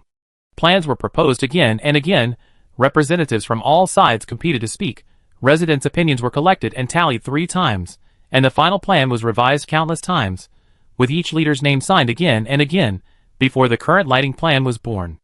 After listening, Jiang Yunu's face involuntarily showed an expression of admiration. She had never expected that such a simple adjustment of a streetlight's brightness could involve such a complicated process, requiring so many people's time and effort. Peiya cast an understanding glance at Jiang Yunu's admiring expression and said, "This is the Upper 3 district. The more a place emphasizes class and decorum, the easier it is to fall into the trap of formalism. Everyone wants to do things in a respectable, beautiful way, while also demonstrating humanitarianism and showing humanistic care, making it difficult to reach a final decision. Even among a group of elegant and tactful people, there still needs to be a relatively strong and decisive dictator. Jiang Yunu said, "Fortunately, becoming a civil servant is not in my career plan." The white-haired girl's teasing tone made Paya laugh as well. "You really can't," Paya said bluntly. "I simply can't imagine you sitting there obediently, going from one meeting to another with the crowd. What's worse, you find that each meeting barely contributes to the progress of the event. Time flies when chatting with friends, secretly gossiping about people and things you don't like. The drive even seemed shorter." "We're here," Paya said, as the vehicle began to descend. Miss O'Reilly, a local bigwig, led Jiang Yunu to yet another well-known entertainment district in the city. As soon as Jiang Yunu stepped off the vehicle, he immediately understood that this entertainment district was completely different from the Emerald Dome. Here, there were still no skyscrapers, strictly adhering to the principle that building height cannot arbitrarily exceed the average level of surrounding buildings, and must not give people a sense of being looked down upon or spied on. There were only detached buildings, no more than 3 stories high. Each small building was a shop, some were restaurants, some sold electronics, and others sold daily necessities, clothing, shoes, and bags. Perhaps because Howard City was a city connected to advanced supernatural ability schools, elemental symbols could be seen on the exterior decorations of its buildings. "That's not just decoration." Paya noticed Jiang Yunu's gaze lingering on the symbols, and explained softly, "Many of these physical shops have real supernatural abilities attached to their exterior walls for protection. The school and this commercial district have a long-term cooperative relationship. Every year, teachers from the school and members of the Supernatural Ability Association come together to check if the protection is secure, and whether the supernatural abilities hidden beneath the elemental symbols are still effective." Jiang Yunu was interested in anything related to elemental abilities, and subconsciously wanted to ask more questions. Her gaze was still drawn to the elemental symbols disguised as exterior decorations when, the next second, everything went black. Paya covered her eyes with her hand. And it wasn't just covering her eyes. An arm also wrapped around her from behind, across her shoulder, and forcefully pulled Jiang Yunu in a direction she couldn't see. "Jiang Yunu, I can't see." Paya's voice drifted from behind her head, saying, "You seen enough?" Paya forcefully extinguished Jiang Yunu's yearning for elemental abilities. She abducted the white-haired girl, who was covering her eyes, like a street kidnapper, into a small building with a green-pointed roof. The building had a retro design. Even the doors and windows were painted a warm wood color. The windows facing the street weren't large floor-to-ceiling windows, but rather square diamond-patterned windows reminiscent of those from the old days, decorated with various ornaments between the small panes of glass and the wooden frames. If Jiang Yunu truly refused, Paya certainly couldn't force her. She had cooperated somewhat in her actions. Upon entering the small building, a physical doorbell hung on the wooden door, emitting a crisp ding-dong. As soon as the door opened, a rich, fragrant aroma of food wafted out. Jiang Yunu knew without even looking that Paya had pulled her into a restaurant. The robot waiter referred to the two as Miss Olay and Miss Olay's blindfolded lady. This title immediately made it clear. Paya must be a regular customer of this restaurant. Judging that Jiang Yunu was already inside, and wouldn't run back out to continue studying the elemental symbols and defensive arrangements, Paya finally released her, restoring Jiang Yunu's sight, and had the robot lead the two to their seats. "It's my treat," Paya said. "Would you like to see the menu?" Jiang Yunu honestly replied, "I trust you more than the menu." Paya thus gained the sole authority to order. According to Paya's explanation while ordering, this commercial area with its rows of small buildings was preserved by some of the more old-fashioned residents of Howard City. In the first district, proactive shopping is no longer common, Paya said as she submitted the order to the restaurant's kitchen system. Now, it's fashionable there to report any needs directly to the family's smart home manager, and the next day someone will deliver everything needed to the mansion's door. Only in extremely rare cases will these people from the first district go to shops that don't accept delivery orders and require personal attendance for their precious in-store shopping. Following the lead of the top district, the districts below naturally followed suit. These commercial and entertainment districts, which combined shopping and dining, were almost shut down because they were once considered undignified. Upon tasting her first bite, Jiang Yunu first praised Paya's ordering skills, stating that no one in the world, besides her family, understood her taste preferences better than Paya. She then added, "Thank you to those who kept writing complaints and suggestions, demanding that Howard City preserve this shopping district. This restaurant is truly invaluable, if it weren't for it, where would I go to eat such delicious food? Her heartfelt words were recorded by a robot on standby. A moment later, the robot waiter suddenly glided over and served them a dessert not on the menu. The robot waiter enthusiastically said, "This was made by the head chef in the kitchen and is a complimentary gift. This restaurant is one of the few that still retains human chefs," Paya said. "That's why I like coming here." Like the various set meals they usually eat at school, many are prepared and served by robots in the kitchen. While the standard dishes made by AI according to recipes are not bad, compared to food prepared by a real human chef, AI-made food always seems to lack something. Jiang Yunu felt she tasted a familiar flavor. Like the warm, homey aroma that wafts from the windows of the densely packed residential buildings in Xiate City at dusk.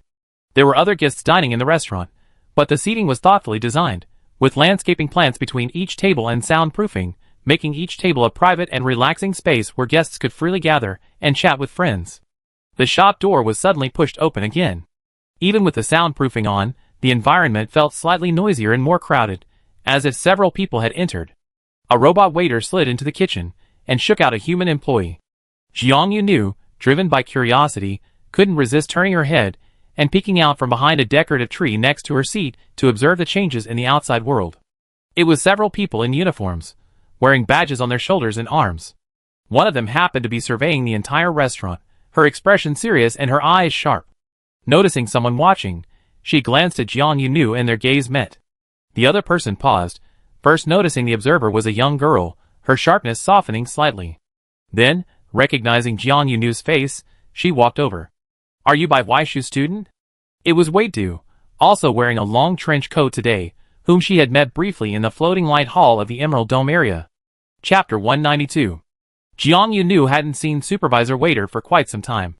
This period spanned a semester and a half, including New Year's and winter break. Strangely, she was somewhat face-blind when it came to unfamiliar male faces, having poor memories of men she only met a few times. Conversely, she was very good at remembering female facial features. Even after only one meeting, Jiang Yunu could quickly recognize the woman in the long trench coat.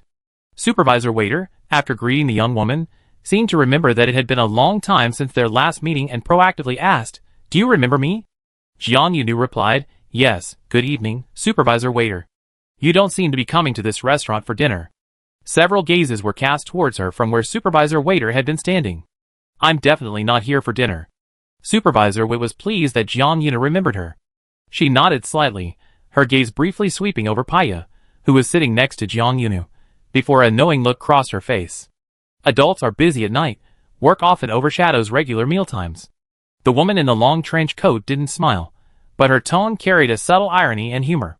Clearly, Jiang Yunu was having dinner with classmates and friends, enjoying a normal weekend evening. The white-haired girl blinked. "I don't think I need to apologize for eating?" Supervisor Wit raised an eyebrow slightly. "What reason do you need to apologize for? You're too busy with work to eat on time, but I'm eating here. It feels like comparing myself to someone who's starving." "I hope you won't feel a sense of disparity," Jiang Yunu said playfully. Actually, not many people in the Snow Wolf Ability User Association dared to joke with Supervisor Waiter. She raised an eyebrow, her slightly sharp brow arches lifting. But the young girl who met her gaze smiled sweetly, showing no sign of being intimidated by her imposing manner. Supervisor Waiter recalled their last meeting in the floating light hall of the Emerald Dome area. This same girl, wandering around the dining tables, had acted similarly, remaining calm and composed even when Jiang Yunu suddenly spoke to her, and even managing to engage in conversation. Jiang Yunu had a sweet tongue and would proactively start new topics when conversation stalled. For example, at this moment, Supervisor Waiter was focused on observing the changes in the white-haired girl compared to their last meeting. Without speaking, Jiang Yunu, receiving no response, wasn't bothered. She smiled at the woman. "Are you considering my words, or are you thinking about how I changed since our last meeting?" Supervisor Waiter snapped out of her reverie and said, "I'm thinking, you truly deserve to be Bai Huaishu's student." Jiang Yunu blinked. "Because I initiate conversations?" Supervisor Waiter said, "Because you're both talkative." Jiang Yunu's expression didn't falter. She smiled and said, "The principal and I are both very talkative, but you didn't turn away when we started the conversation. You even came over to greet me. I think that's enough to show that you don't dislike talkative people like us. Isn't this Bai Huaishu's student? The same mental fortitude, the same ability to naturally engage in conversation." Supervisor Waiter finally smiled. You look like you've grown a little taller. Supervisor Waiter patted Jiang Yunu's shoulder. But your social skills have probably improved more than just a little. Jiang Yunu replied naturally, thank you for the compliment. Supervisor Waiter still had work to do and couldn't chat with the child for too long. So she quickly said, you all enjoy your meal and continue to enjoy your weekend. I have to go back to work. Jiang Yunu nodded obediently. Supervisor Waiter was already preparing to leave when she suddenly remembered something and said, by the way, recently at school, pay attention to distinguishing between different types of messages sent to your personal terminals. When you receive unknown emails or contacts from outside the district, you can mark them as spam and submit a report with one click. After giving this businesslike instruction, the lady in the long trench coat finally left Jiang Yunu's seat. Before leaving, she also gave a brief nod to Paya, who had been watching the interaction closely, as a way of greeting the other little girl present. This group came and went in a hurry. During Supervisor Wright's brief conversation with Jiang Yunu, the group that accompanied her seemed to exchange information with a restaurant employee emerging from the kitchen. As they left the retro-style, lush restaurant, one of the group opened the door for Supervisor Wright, allowing her to exit first before the others followed in single file. This brief interlude did not disrupt the restaurant's relaxed and comfortable atmosphere. Perhaps it was because each table had activated its noise-canceling function, effectively isolating observations and discussions in separate, private spaces, thus maintaining the usual, unchanged ambience. Do you know Supervisor Wade of the Snow Wolf Ability User Association? Paya asked Jiang Yunu after the soundproofing around their small table was reactivated, her tone brimming with curiosity. And then, there was her companion's question, how did you secretly get to know such an important person behind my back? Jiang Yunu said, on the first day of school last year, the principal went to a social party in the Emerald Dome district to solicit investment for the school. He took me along to play the victim, and that's how I met this lady. It seemed she had successfully played the victim in front of this lady. Paya told Jiang Yunu, Supervisor Wade is said to have a rather mysterious temperament, with the lone wolf vibe common among Snow Wolf ability users. She usually manages the cross-departmental affairs between advanced ability schools and the association, and participates in the supervision of major competitions, but rarely participates in this kind of frontline patrol duty. Jiang Yunu was always amazed by her companion's intelligence-gathering skills. Was she on the frontline duty just now? Jiang Yunu asked after expressing her praise for Paya. Yes. Paya answered confidently, you might not have noticed when you were exchanging pleasantries with her, but from what I could see, the person she brought with her spoke to the restaurant manager in a cautionary tone, and even showed him a document bearing the Snow Wolf electronic seal. Jiang Yunu, Paya, so you have the ability to hear everything? Otherwise, how would you know that the conversation over there was cautionary? Meeting the white-haired girl's expression, whether genuine or feigned admiration, Paya rolled her eyes. I don't have that skill, but I can read people's micro-expressions and demeanor. Besides, that document had a red electronic header, a title font size of 2, and the content was illegible, but the first line was indented 4 spaces, the beginning had a font size to distinguish it, it was an overview paragraph, and then the long text came out. This is most likely a warning document issued by the association, requiring the person who presented the document to cooperate with the Snow Wolf Ability User Association's legitimate work. Regardless of whether Jiang Yunu's previous expression of admiration was genuine, after hearing Paya's analysis, even his less than genuine admiration became completely real. In such a short time, and at such a distance, she could determine the direction of the conversation simply by observing the layout and general format of the screen displayed on her personal terminal, combined with changes in her expression. Jiang Yunu felt that Paya shouldn't be wasting her talents on just an intelligence officer. You're very suitable to be a super interstellar spy, Jiang Yunu said sincerely. Thank you, Paya said. My career path has gained a new subcategory within the same broad category. That's wonderful. This little incident didn't disrupt the continuation of dinner. However, a question lingered in Jiang Yunu's mind. What was the implication behind Supervisor White's final, deliberate reminder? Instructing students at the Advanced Supernatural Abilities School to carefully discern and flag recent messages as spam. This seemingly ordinary instruction, coming from a woman with considerable power, sounded anything but. After dinner, Paya took Jiang Yunu for a stroll through the shopping district, showing her the beautiful nighttime scenery of Howd City, and the long-lost pleasure of leisurely browsing through physical stores. Back at the Ally family's property in Howd City, the attentive electronic butler had already prepared a guest room for Jiang Yunu. Just as the seemingly wealthy Paya had said, even a full set of toiletries was provided, including a brand new, unopened set of pajamas and slippers that fit Jiang Yuna perfectly. Last year, Jiang Yuna used someone's restroom at a temporary service point in the Emerald Dome area and thought it was already very high class. Today, when she walked into Peiya's house, she understood why such a luxurious restroom could be used as a public restroom. Because the truly wealthy people in the upper 3 districts have bathrooms that are twice as luxurious. Excuse me. Jiang Yunu stood at the door of Peiya's guest room. Looking at this guest room with its ensuite bathroom, balcony with a view, walk-in closet, and a small temporary seating area, she had to stop Peiya, who had just brought her here and was about to turn around to change in the walk-in closet next door. Excuse me, do you need any indoor transportation here? Huh? Peiya gave Jiang Yunu a confused look. This low-key, hidden little rich girl at school seemed oblivious to how luxurious her home was, and how impactful it was to a poor student. I feel like we walked a whole subway stop from your front door to this lounge area, Jiang Yunu said. A subway stop is the distance from one public transport stop to the next at the school gate. You understand what a subway stop means, right? Thank you. I'm your friend, not a fool who needs your guidance, Peiya said. The wealthy woman thought Jiang Yunu was exaggerating, and she also felt Jiang Yunu was questioning her intelligence. How could she not know how far one stop was? Her house was just a bit big.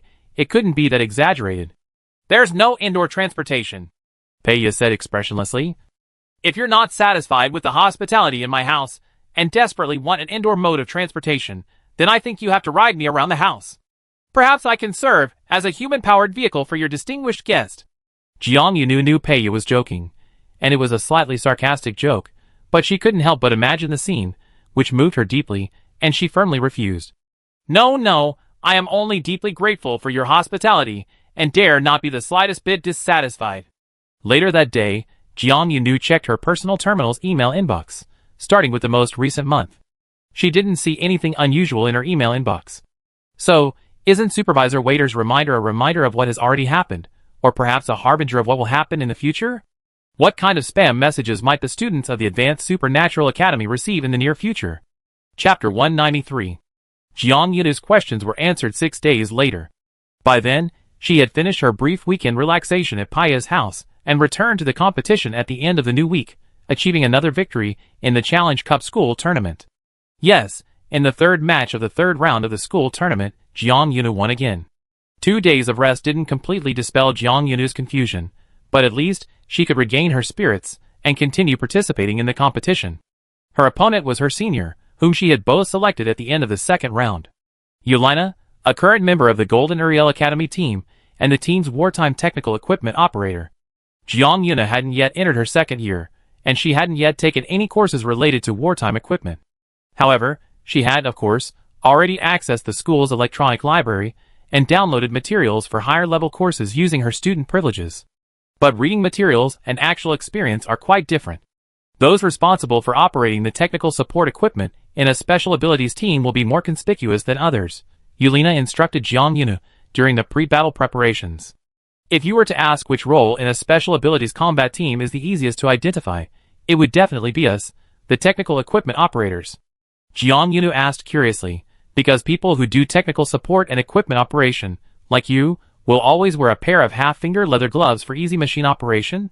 Yulina smiled at her. Very good, you grasp the key point of observing personal equipment, but it's not enough, because the equipment element you focused on isn't the most conspicuous one.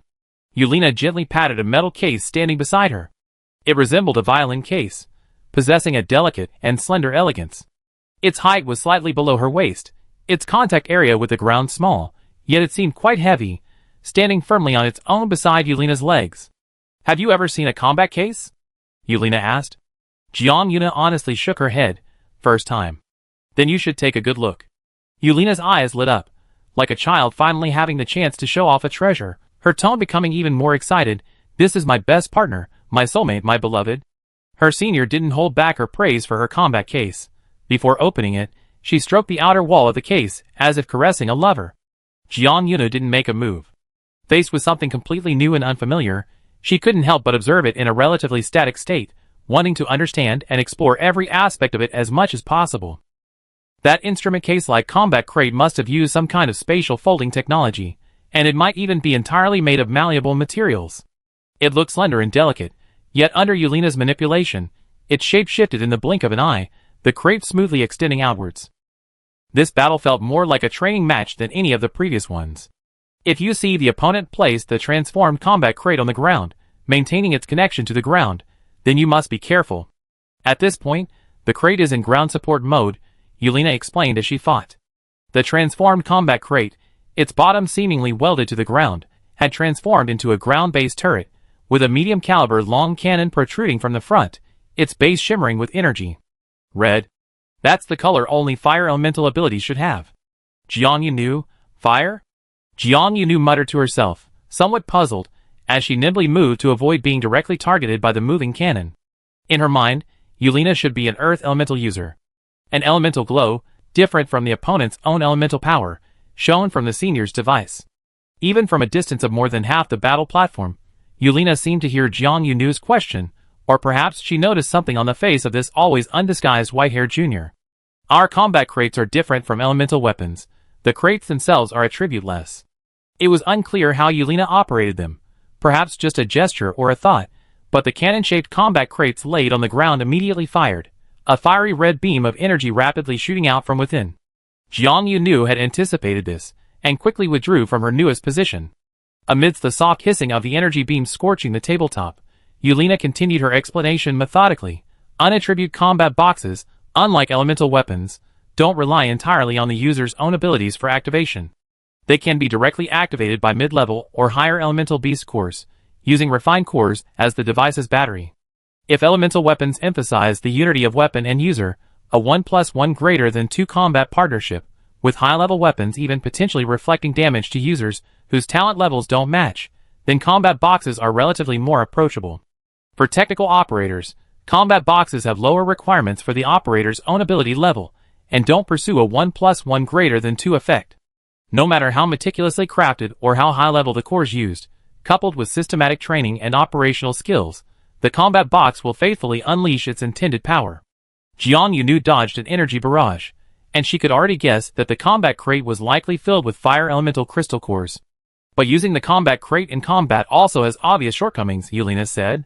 The senior didn't directly explain the specific shortcomings of using the combat crate, only leaving Jiang Yunu with a question to ponder, for her to figure out on her own in subsequent battles. Jiang Yunu successfully discovered the answer on her own. Not enough.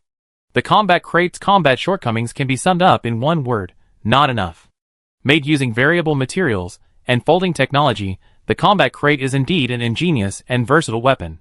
When in ground mode, it can be a mobile ground turret, a ground magnetic field disruptor, or even temporarily grip the ground to erect a defensive wall, creating a mobile fortress. It can also be unlocked into a portable mode, shrinking in size to become a handheld, shoulder-mounted railgun. Hidden under one of its transformation modules is a mini supply pack, and it can even replace its core during battle, refreshing its battery and instantly adjusting the elemental type of its output energy. However, despite its versatility, each form has a very limited potential. The ground-based turret looks impressive, but in terms of energy intensity per shot, it's less than a charged attack from a similarly leveled ability user. The defensive wall appears sturdy at first glance, but if it withstands more than 3 consecutive impacts, cracks will appear on the outermost barrier. The shoulder-mounted railgun is fast, but each energy blast is weak. If the opponent moves fast enough, it's like a human outline artist, difficult to hit even once. Did you find its weakness? Yelena asked Jiang Yunu again halfway through the battle. Jiang Yunu nimbly dodged the railgun's attack, watching as the combat box transformed again in her senior's hands. Found it, she said. It's like a jack-of-all-trades. It can do everything, but its strengths aren't particularly prominent. Sigh, you found it. The senior sighed softly, and without hesitation fired another shot at Jiang Yunu. All the technical equipment operators in a special abilities combat team are undisputed support roles. We don't have any outstanding strengths. Our role is to be flexible and provide immediate support, Yelena said after defeating Jiang Yunu. When a ground attack is needed, the combat box takes on ground form to assist in the attack, providing interference or supplementary firepower. When a mobile pursuit is needed, the combat box enters portable mode, carried on the shoulder of a technician, following the fast-attacking teammates. When supplies need to be replenished, temporary defense is required, and time needs to be built up for others to unleash powerful attacks, the combat crate enters a replenishment or defense state, dedicating all its energy to defense. Senior Yelena has always been responsible for this role. While figuring out Senior Yelena's specific positioning and tactics, Jiang Yunu also clearly realized that she might be close to winning this battle.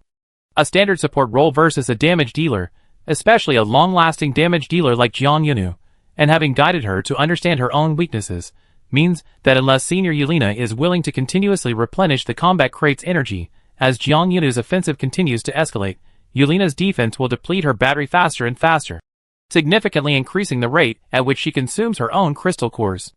Yelena finally conceded defeat. Your attack was more aggressive than I expected. Yelena conceded readily, without a trace of regret or resentment on her face. My budget limit for each battle in the school competition is 3 crystal cores, the senior said. Today, considering your opponent, I actually prepared 1 near B-grade crystal core. After the truce, Yelena hugged her combat kit, now restored to its basic state. She tapped a spot on the slender box, opening the energy slots that were filled with crystal cores, showing the empty slots to Jiang Yunu. When this near B-grade crystal core is also used up, I know I lose this battle today. Looking at the empty slots, a hint of melancholy finally appeared on the senior's face, but Jiang Yunu noticed it, and inexplicably felt that the emotion wasn't directed at her. Sure enough, the next second, the senior let out a long sigh. We technical equipment technicians are second only to the main attackers, who spend heavily on building A-grade elemental weapons. They're star coin crushers. Every ounce of Yelena's melancholy was a testament to her reluctance to part with the star coins. Their crystal cores were all paid for out of their own pockets. Jiang Yunu won her match against Yelena, bringing her total to 2 wins in the 3rd round. She had safely advanced to the 4th round of the Challenge Cup school competition. Stepping off the stage, Yelena put aside her reluctance to part with the star coins and changed the subject. By the way, the senior said, have any of you first-year students received any mass spam emails lately? Jiang Yunu said, huh? Within a second and a half, Jiang Yunu's mind automatically matched spam emails with a certain instruction. She remembered the instruction from Supervisor Waiter in the cafeteria that day. Recently, Yelena said, quite a few upperclassmen have received advertising emails with nonsensical claims, including a supposedly miraculous drug that can help people break through their talent levels and gain power beyond genetic limitations. Jiang Yunu's steps suddenly slowed. Yelena continued walking, the upperclassman clearly not taking it seriously, and shrugged. Who would believe such nonsense? Chapter 194.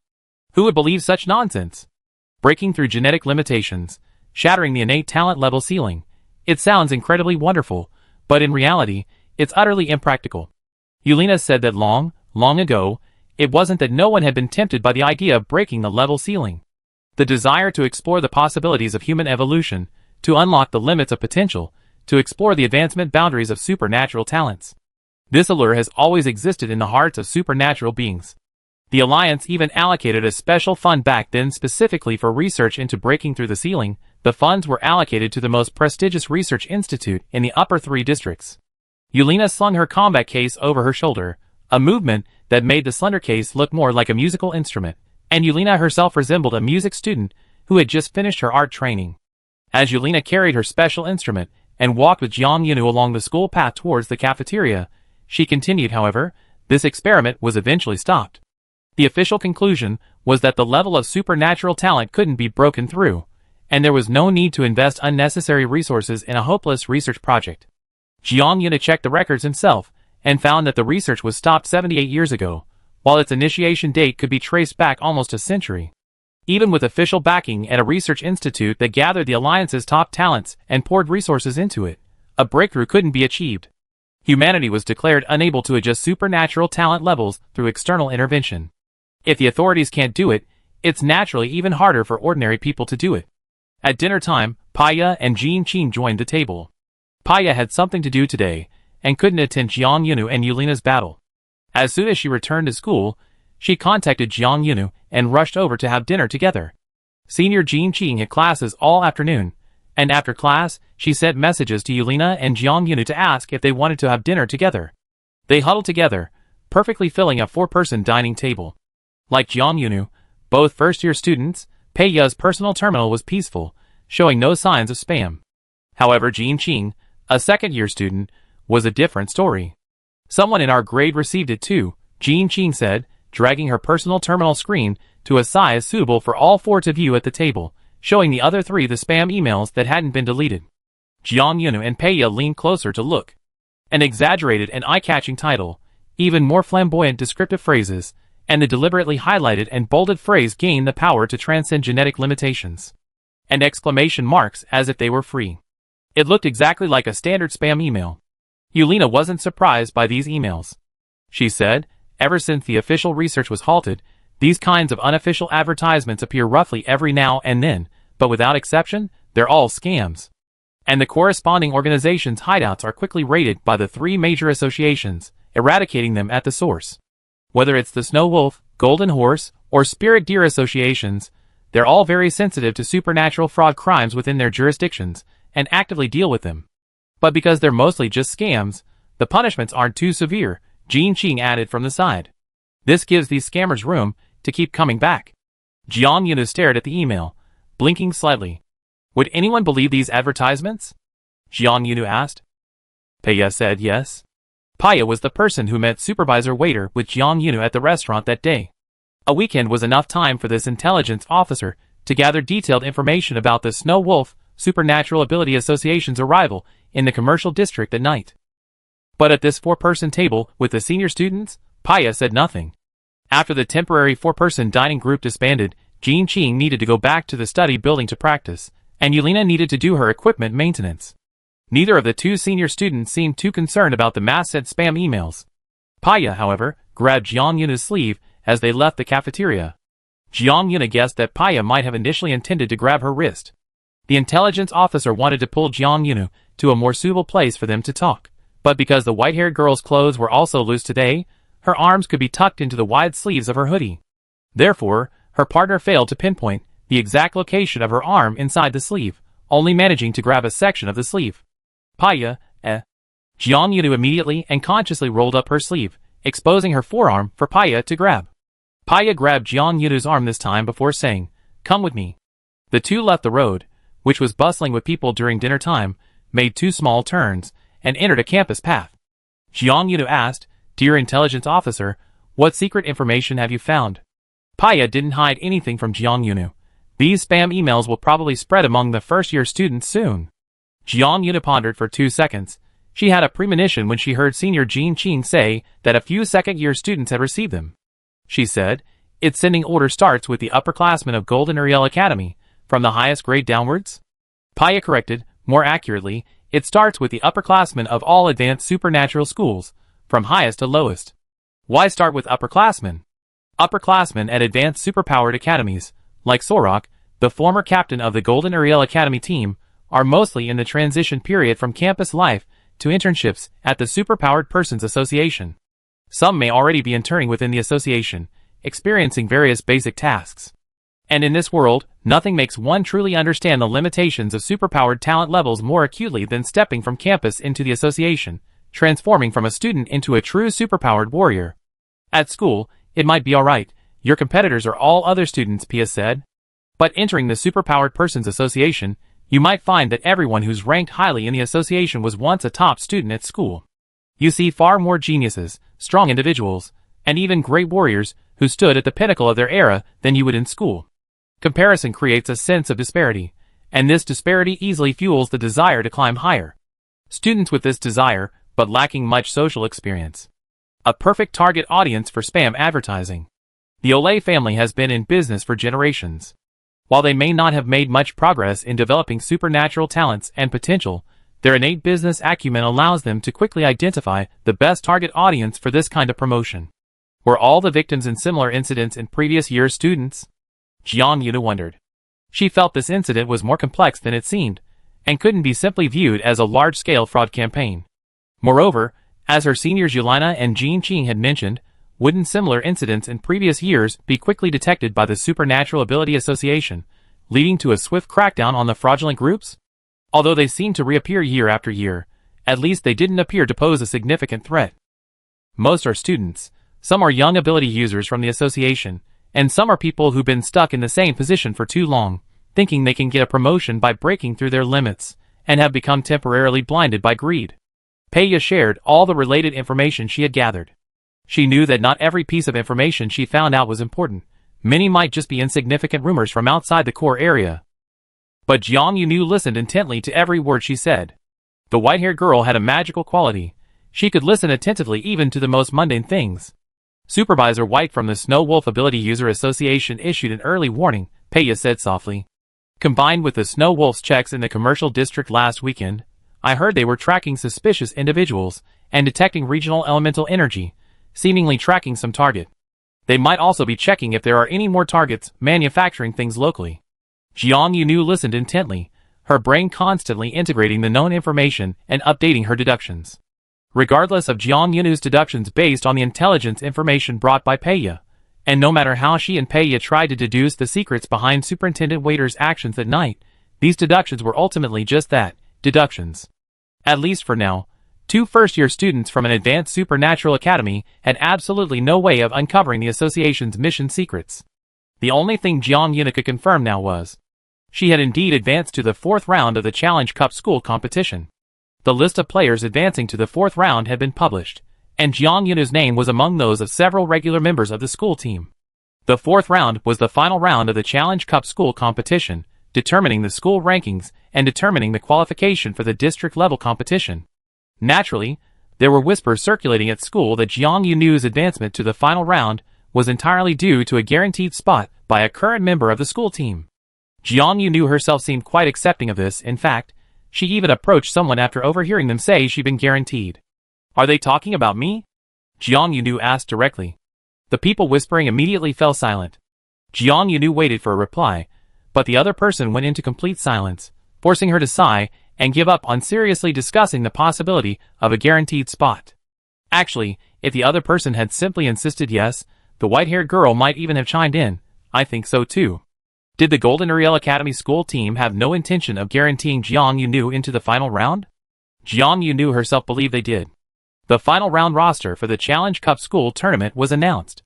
Besides her and the school team members, the rest were mostly familiar faces. Furthermore, from the 3rd round onwards, there were very few freshmen on the opposing teams. The majority of those remaining on the stage were senior students who had participated in 2 or more rounds of the Challenge Cup. The school team needed fresh blood, wanted to recruit newcomers with a positive attitude towards competition, and also wanted to test their abilities in matches. To some extent, Jiang Yuna felt she had indeed benefited from this. Chapter 195. It's not shameful to admit you receive preferential treatment. Conversely, it's strange to deny receiving such treatment, claiming all your success is solely due to your own efforts. It feels like a wanting to have it all kind of twisted behavior. Openly acknowledging that your achievements are due to the help of others actually allows for a clearer understanding of your own abilities. Jiang Yunu also told Peya, the 4th round is about to start, which is also the last round of the Challenge Cup school competition. The senior students probably won't be so accommodating to me anymore. Peya was doing her own thing at the time. It was unclear whether she was playing a game with her glasses, or browsing something on her newly upgraded retinal screen. Hearing Jiang Yunu's words, the girl with thick glasses paused. She lifted her glasses slightly, revealing her single blue eye looking at Jiang Yunu. What do you mean by taking care of me? Peya asked. What are you referring to? Jiang Yunu seemed puzzled by Peya's question, but she answered matter-of-factly, of course, it's because the senior students in the previous matches were more like instructional games, mainly to let me understand their positions within the school team and their specific fighting styles. They didn't treat me as a complete opponent, they fought me in a much more friendly and gentle way. Jiang Yunu spoke her true feelings. No deception whatsoever. Even the slowest person would have realized this after the 2nd and 3rd rounds of the school competition, from senior Jin Qin to senior Ao Liang, and most recently senior Yelena, they were all clearly carefully selected opponents. Senior Jin Qin was in charge of scouting in the school team. She not only scouted Jiang Yunu's strength and potential for the entire Golden Yuri Academy school team, but she also demonstrated to Jiang Yunu the typical functions of a scout in a special ability combat team, as well as the advantages and disadvantages of this position. The same model was followed by senior students Aoyang and Yelena. First, conceptual instruction, then guided practice. Through practical experience, Jiang Yuna deepened her understanding of the functions of each basic position in the school team and learned the basic methods for dealing with personnel in each position. Pioneer reconnaissance, sweeping and rear guard, all-around support. Based on the basic configuration of a highly mobile independent superpowered squad, as long as the above 3 functions are present, adding a powerful attacker would complete the 4-person squad, providing the configuration conditions for handling various types of missions. Jiang Yunu had already anticipated that she might have been prepositioned as a powerful attacker in the Golden Uriel school team. And she was happy to see this happen. Nothing is more satisfying than positioning someone who loves fighting in a main offensive position. Jiang Yunu also shared her speculation about the prearranged position with Paya, who readily agreed. I thought so too, Paya said approvingly. But Paya objected to another point Jiang Yunu made. Why do you think the upperclassmen on the school team didn't go all out against you? Jiang Yunu looked even more confused. They couldn't possibly have gone all out, could they? Their desire to teach you must have interfered with their moves, the white-haired girl said confidently. Paya reminded her, during the second round, Senior Ao Liang told you afterward that you won that round fairly, and he didn't deliberately let you win. Jiang Yunu said, I think that might have been him comforting me, he seems like a rather respectable person. Before Paya could say anything more, Jiang Yunu waved his hand and laughed heartily. The senior students, for the sake of teaching, always hold back at the beginning of each match. They need to allow enough time for conceptual explanations, and for me to explore their strategies on my own, Jiang Yunu said. If they had abandoned this teaching consideration and guidance, I believe they would have played even better, and I might not have made it all the way to the fourth round. The fourth round of the Challenge Cup school competition is not only the final round of this competition, but also a round to determine the school rankings, and who can continue to represent Golden Uriel Academy in the district-level competition held during the summer. Hald City had already officially announced the start of summer long before Jiang Yunu and Yulina's match. Time flies incredibly fast. Since the Challenge Cup school competition restarted after the winter break, and the second and third rounds of the competition have been successfully completed, half of the semester has already passed in the blink of an eye, and in less than a month, the new semester finals will begin. When Jiang Yunu challenged Miss Nega last time, he wore a spring/autumn sweatshirt and trousers. Recently, after changing out of his school uniform and into casual clothes, he's gradually switched to lighter spring-summer attire. If you rank well in the fourth round, you have to stay in the second region for the entire summer, Paya said realistically. She had already started researching the Challenge Cup regional tournament schedule for Jiang Yunu, confirming the specific dates and venue for this summer's competition. Regarding the topic of whether the senior students on the school team hadn't given their all, the two ultimately didn't delve deeper into it. Paya didn't force Jiang Yunu to agree with her, and Jiang Yunu also felt this small disagreement wasn't a big deal. Anyway, once the fourth round of the school competition started, the school team members, who had also advanced to the fourth round, would naturally prove their strength in this round that would determine the rankings. Wearing summer clothes, Jiang Yunu felt the temperature rising steadily in the natural breeze, and she was happily imagining buying a ticket back to Charlotte City as soon as the final exams were over. Summer vacation wasn't like winter vacation. This time, she could stay at home longer, spend more time with Aunt Daisy, and also go with Joysun to the long-missed Charlotte City Library to do some preparatory courses for her second year. She could even use her status as a student at an advanced superpowered school to get a part-time job, earning star coins during summer vacation. It sounded like such a promising future. Should I buy a segment ticket or a direct ticket this time? Jiang Yunu pulled up two screens to check tickets in advance, even pulling Paya along to help her calculate. Segment tickets are still far more cost-effective, but direct tickets get me home faster, and if I buy a direct ticket, my family can go directly to the ship's port to wait for me, and we can even play around near the port for a while, instead of constantly waiting at the starting platform of the circular rail train. The white-haired girl muttered to herself, while her friend listened, seemingly tapping on the edge of her glasses, as if checking some information on the screen. Jiang Yunu's subsidy this year was quite generous, enough to cover a direct ship ticket. However, the direct ticket still has a small drawback. The direct ships do not depart every day. There are relatively few cross-regional civilian ships that travel directly from the second region to the seventh region. Jiang Yunu must board the ship at the designated port on the specified date, otherwise, he will miss this rare direct flight. Should she buy a more flexible, time-limited ticket, or opt for a less flexible but faster direct ticket? Ugh, what a difficult choice. This is a dilemma every semester for those whose homes and schools are far apart. Suddenly, a warm light shone nearby. It was Paya, moving closer to share her personal terminal screen. Here, Paya said. Jiang Yunu uttered a single, questioning syllable. On Paya's shared screen was a 3D projection of a property, shrunk to the size of a palm-sized model. Users could automatically touch specific areas of the house to zoom in for details. A precautionary summer retreat for you, Paya said. My family's property is located in the city, where this year's district-level competition will be held, as officially announced. Jiang Yunu slowly leaned back.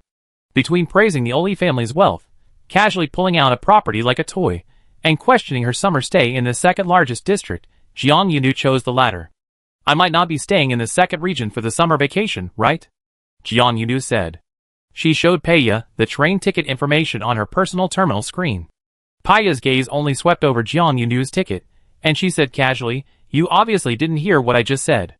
I said that if you achieve a good ranking in the fourth round of the competition, then you be staying for the summer vacation." Jiang Yunu probed again, "But I'm not sure I can achieve a good ranking?" For Jiang Yunu, this was already a rare instance of lack of confidence. But Jiang Yunu swore that she meant it sincerely when she said it. She felt that although Golden Ariel Academy didn't have many students focused solely on supernatural combat, its team members were still quite formidable. Moreover, wasn't Golden Ariel Academy supposedly the goalkeeper of the Advanced School League? This meant the team consistently secured league tickets. For example, Senior Sorok was still a participant in the Challenge Cup this year, and he had already successfully advanced to the fourth round. Jiang Yunu had great confidence in her alumni. Paya's attitude was ambiguous. "Anyway, we can prepare like this for now," Paya said decisively. "My family has vacant properties in various locations in the second district. If you stay, some facilities at the summer school will be closed for energy conservation, which might be inconvenient. You still have a place to stay when you're not competing, ensuring your basic comfort during the summer." Jiang Yunu inexplicably sensed an ominous feeling from Paya's thorough preparation. She clasped her hands together and bowed deeply to Paya. "Paya is the most soft-hearted rich girl in the universe," the white-haired girl said. "But if possible, please bless me so I can go home for summer vacation."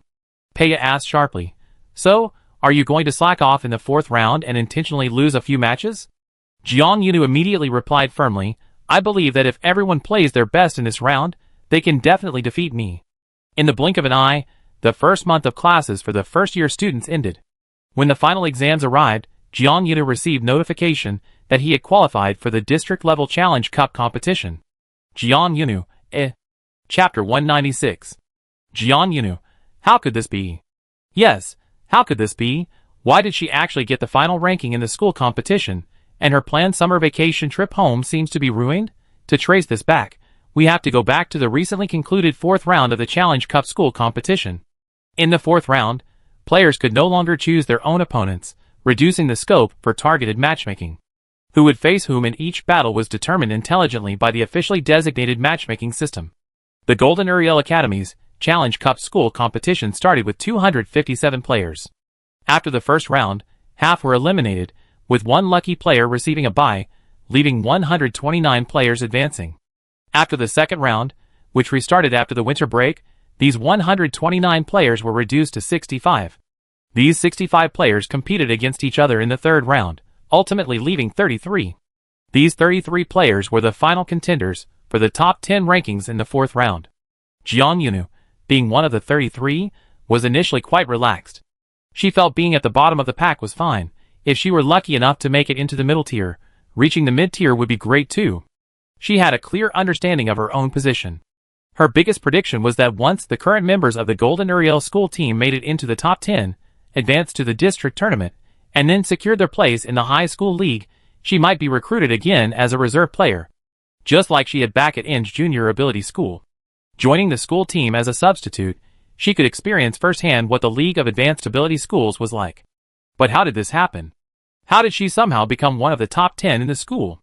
With 33 people vying for the top 10, to ensure fairness, there were no byes this round.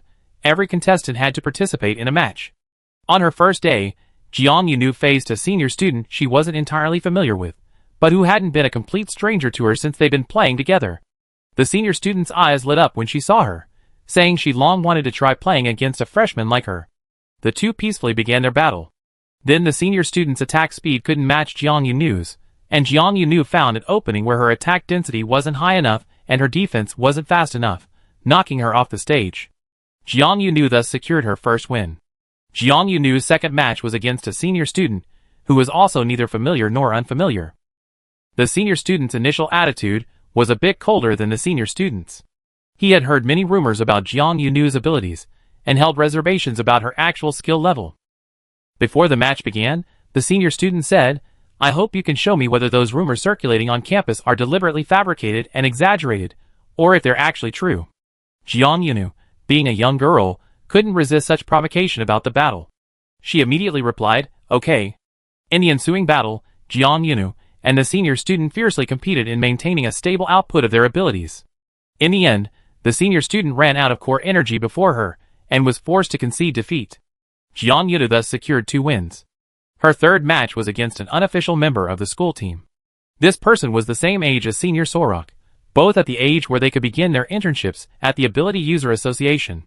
Whether they would continue to participate in the later stages of the University League next year was uncertain. The unofficial member, seeing that they had been intelligently matched with Jiang Yunu by the system, greeted her with the familiarity of a relative or child, saying, "It's you?" Jiang Yunu, ever friendly to those who were friendly to her, smiled and replied, "Yes, it's me. Are you satisfied with the match result?" The unofficial member said, "Satisfied. Hurry up and knock me off the stage, then I can use the excuse that you're not even as good as a first-year student to convince myself not to consider continuing to play in the league this year." Upon hearing this, Jiang Yunu said with a serious expression, "Senior, you have to be responsible for yourself in these things. You can't just make excuses, and I might not even win." And then Jiang Yunu, saying I might not even win, actually won. When she won this match, the white-haired girl on the battle stage couldn't hide her doubt, peeking at her senior, who had fallen off the stage. The unofficial member senior said, "Xiao Jiang, don't be like that. Put away your expression, and also put away those thoughts in your head about whether she's faking a loss to completely escape the league." Jiang Yunu paused, then calmly denied, "Huh? I didn't think that." The unofficial member senior said, "Your burst damage was higher than mine, breaking through the shield I created with my maximum single-use energy. I was definitely knocked down by you." Jiang Yunu thus achieved a 3-win streak. After securing 3 wins, Jiang Yunu looked up and realized she had entered the top 10. Her final battle was against a seeded player from last year's Challenge Cup school tournament, vying for a top-ranked spot. She was matched up against Sorok. When Sorok's name appeared on her matchmaking screen, Jiang Yunu stared blankly at the match result for 3 seconds. Then she looked up and met Sorok's gaze for 3 seconds. Clearly Sorok, the former captain of the school team, was quicker to accept the match result. "Your last opponent is me. Surprised?" Sorok asked good-naturedly.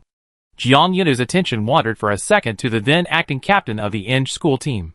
She was probably destined to encounter captains, who were good-tempered and good at considering the big picture. The white-haired girl didn't answer the question directly. She just stared at the person she might one day call captain, and asked with confusion and melancholy, "How did I get to this point?" Sorok initially didn't understand Jiang Yunu's melancholy, nor did he understand the meaning of her question. After the match ended, and a winner was decided, the white-haired girl asked softly, "Actually, whether I win or lose this match, I can't go home for summer vacation, right?" Good-natured Sorok, considering the preceding context and the meaning of her statement, finally realized. Someone might want to go home for summer vacation more than advancing to the district tournament. Having understood the thoughts of this promising first-year student, Sorok, who was about to leave school, couldn't help but find it amusing. "Then why didn't you deliberately hold back in the previous matches to save time for summer vacation? Losing 2 matches would have allowed you to go home." "That won't do." Jiang Yunu straightened her expression, a little troubled and self-consciously conflicted, saying, "I can't get over my own conscience. I feel like I haven't respected my opponent or the fight." And so, at the end of the semester, at the beginning of exam week, Jiang Yunu received a notification of her advancement to the district-level Challenge Cup competition. Her final ranking in the school competition was 3rd. After losing to Sorok, Sorok and another person competed for the top spot. The difference between upperclassmen at advanced ability schools and upperclassmen at junior ability schools is truly incomparable. In her first year at a junior school, Jiang Yunu might have been able to quickly catch up with, or even surpass, the upperclassmen in theory and basic practice, thanks to her perception of combat talent and strong learning ability. However, at an advanced school, upperclassmen are no longer just about taking more courses and having richer theoretical knowledge. Their advantage lies in experience. Especially experience accumulated through extensive combat, which has been integrated into daily combat tactics and cultivated into combat intuition and instinct. This battle between Jiang Yunu and Sorok is somewhat like a clash between the talented intuition of the new generation and the experienced intuition cultivated through practice. Jiang Yunu is still very young and lacks practical experience. She lost to Sorok, but Sorok admires her more. The former captain of the Golden Uriel Academy's team said, "Once you accumulate more experience, you might experience a leap in your career." But what would Jiang Yunu, already a potential newcomer and most outstanding freshman, be like after such a leap? The thought is both exciting and somewhat shrouded in mystery. And everyone on the Golden Uriel Academy team, led by Sorok, undoubtedly eagerly anticipates witnessing this advancement. Jiang Yuna will be staying in the 2nd District during the summer vacation. Her return to the 7th District is now a certainty. The day after receiving the news, after finishing her first 2 exams of the final week, she immediately took some time that evening to make the call to report her whereabouts. The signal crossed several star systems, first penetrating the dilapidated building at number 78, Xiaote City. I don't have summer vacation anymore. Jiang Yunu cried out in a sorrowful voice the moment the call connected. It was the first time Peiya had ever heard her speak like that, startling the usually composed Peiya. Jiang Yunu was in the dormitory common area when she made the call. She and Peiya had just returned from the cafeteria, walking towards their respective dorm rooms. Peiya couldn't help but look at her sorrowful best friend with a very fresh perspective. She even felt that when Jiang Yunu made that call, her best friend's demeanor subtly changed. Like she had transformed from a tough girl, who could rank among the top 3 in the entire school, as a freshman into a little dog barking verver on the phone with her family. Because she needed to make a phone call, Jiang Yunu could only wave goodbye to Peiya manually. Their dorm rooms were on different paths. After turning a corner, Peiya went left, while Jiang Yunu had to go right. Through her independent earpiece, she heard Joycine shouting even louder, "What? Why? Zhou Xuejia, Xie Xiaoyi, and I had already discussed it, and were planning to pick you up at the port when you came back." Jiang Yunu felt even sadder thinking about how she was supposed to see these familiar faces soon, but now she wouldn't be able to for the time being. Verver said, "The plans changed. I accidentally ranked high in the Challenge Cup school competition, and now I advanced to the district competition." There was a noticeable silence on the other end of the line. After a long pause, Joycine's voice, filled with complicated emotions, rang out, "Wait, isn't this a good thing? Shouldn't we congratulate you?" Chapter 197. From Jiang Yunu's growth and personal achievements, this is undoubtedly a good thing. However, the little girl Verver's sorrowful cries were so infectious that those who heard it were immediately drawn into her emotions, their minds momentarily blank, subconsciously thinking, "Oh no! How could this happen?" Then, after regaining their senses, the listeners would realize. No, usually, people seem to deliberately hope for this to happen. Being able to advance to the Challenge Cup district-level competition, a high school student competition held in the 2nd District, means that regardless of the final results in the district-level competition, being a qualified participant means being a strong player in a high-level supernatural school in the 2nd District, a prominent figure on campus. Joseon, however, felt it was unreal. Even though he had known Jiang Yunu was participating in the Challenge Cup since last semester. For the past semester, Jiang Yunu had consistently reported only good news to the Chiao family, never bad. She didn't utter a word to the Chiao family, mother and son, back in Charlotte City, about the minor targeting she was receiving at school, or the flu-like waves of gossip. Whenever she spoke with Aunt Daisy and Joyce on the phone, Jiang Yunu talked about daily life and the various new discoveries of the new semester. She also talked about their Golden Poor Ghost Academy. Despite its nickname of Poor Ghost, to her, a poor student from the 7th District, she felt that this poor ghost was truly made of gold. Any piece of equipment in the school that was outdated and couldn't keep up with the latest trends in the upper 3 districts would be treasured and cherished at Ingalls Elementary Ability School. She kept talking about fresh, interesting, and vibrant things. It had even ignited Joyce's ambition to apply to the upper 3 district in a few years, hoping to follow in Jiang Yunu's footsteps and enroll in Golden Uriel. But then, out of the blue, Jiang Yunu had become a prominent figure on campus. Joysun didn't let that strange sense of unreality breed suspicion or jealousy. He simply asked with concern, "Are you really doing well in the 2nd district this semester?" Jiang Yunu said, "I'm doing great. Why do you ask?" The red-haired boy, across electronic signals spanning several star districts, let out a long, unsurprising sigh. "Just thinking about your experience studying in Engel," Joysun said, "it seems like every time you became famous, it wasn't accompanied by gossip and controversy." Aunt Daisy and Joysun were answering the inter-district call together. The other end was probably playing it on speakerphone. Aunt Daisy said, "Achieving such outstanding results must have been very hard work, right?" Jiang Yunu stopped calling out and remained silent for a few seconds. To be honest, she rarely felt tired. She seemed to be the typical high-energy person, with inexhaustible energy from morning till night. Sometimes she even found sleeping and resting too troublesome, as if this forced rest time due to her body's physiology was delaying the time she could spend doing more important things. But strangely enough, someone as known for her high energy levels upon hearing a simple inquiry from home over a communication signal, actually began to reflect. Perhaps during the period of constantly exploring combat skills and absorbing a large amount of new knowledge, she really was a little bit tired. Just a little bit, not much. It was the kind of amount you wouldn't normally notice, but would suddenly surface if your family asked. Maybe. A little bit, Jiang Yuna said after a moment of silence. Joy-sun immediately became even more worried. That won't do. Without seeing you in person, Mom, and I can't be at ease about your true situation. Aunt Daisy, as the head of the household and in charge of the finances, chimed in at the opportune moment. Once summer vacation officially starts, during the break when you don't need to stay at the competition base, Joy-sun and I will come to see you in the 2nd district. In this family, Joe Daisy's words were practically a decree. Once spoken, they had to be implemented. As for the transportation and accommodation costs for the two of them traveling from the 7th district to the 2nd district, Aunt Daisy made it clear that this wasn't something Jiang Yunu, as a student, should worry about. She was, after all, an adult, capable of raising Joy-sun, and even taking in Jiang Yunu along the way. She wouldn't be so financially strapped that she couldn't afford a trip to the 2nd district to see her child. Jiang Yunu felt that if she continued to discuss the financial aspect, she might touch Aunt Daisy's sore spot and get a random criticism from afar. Knowing better than to argue, she kept quiet and decided to check her savings to see how much of her semester stipend was left. She could also ask Peiya for recommendations on affordable and high-value entertainment and leisure destinations in the 2nd district. After thoroughly explaining to her family the details of why she couldn't go home for the summer vacation, Jiang Yunu made several more phone calls. She called Zhou Jinxue, Teacher Lei, and Xiesher, whom Qiao Yisan had mentioned was supposed to come and welcome her. Even after arriving at Golden Uriel Academy, Jiang Yunu had met many new senior students, but to her, Zhou Jinxue would always be the most special one. As soon as Zhou Jinxue answered the phone, she received a barrage of greetings from Jiang Yunu. Her warmth seemed to travel through the network, reaching her ears, and then her heart. Having not seen each other for almost half a year, Zhou Jinxue glanced at Jiang Yunu in the video window, and her first words were, "You've grown taller this semester." That's right. Jiang Yunu always warmly welcomed the topic of growing taller.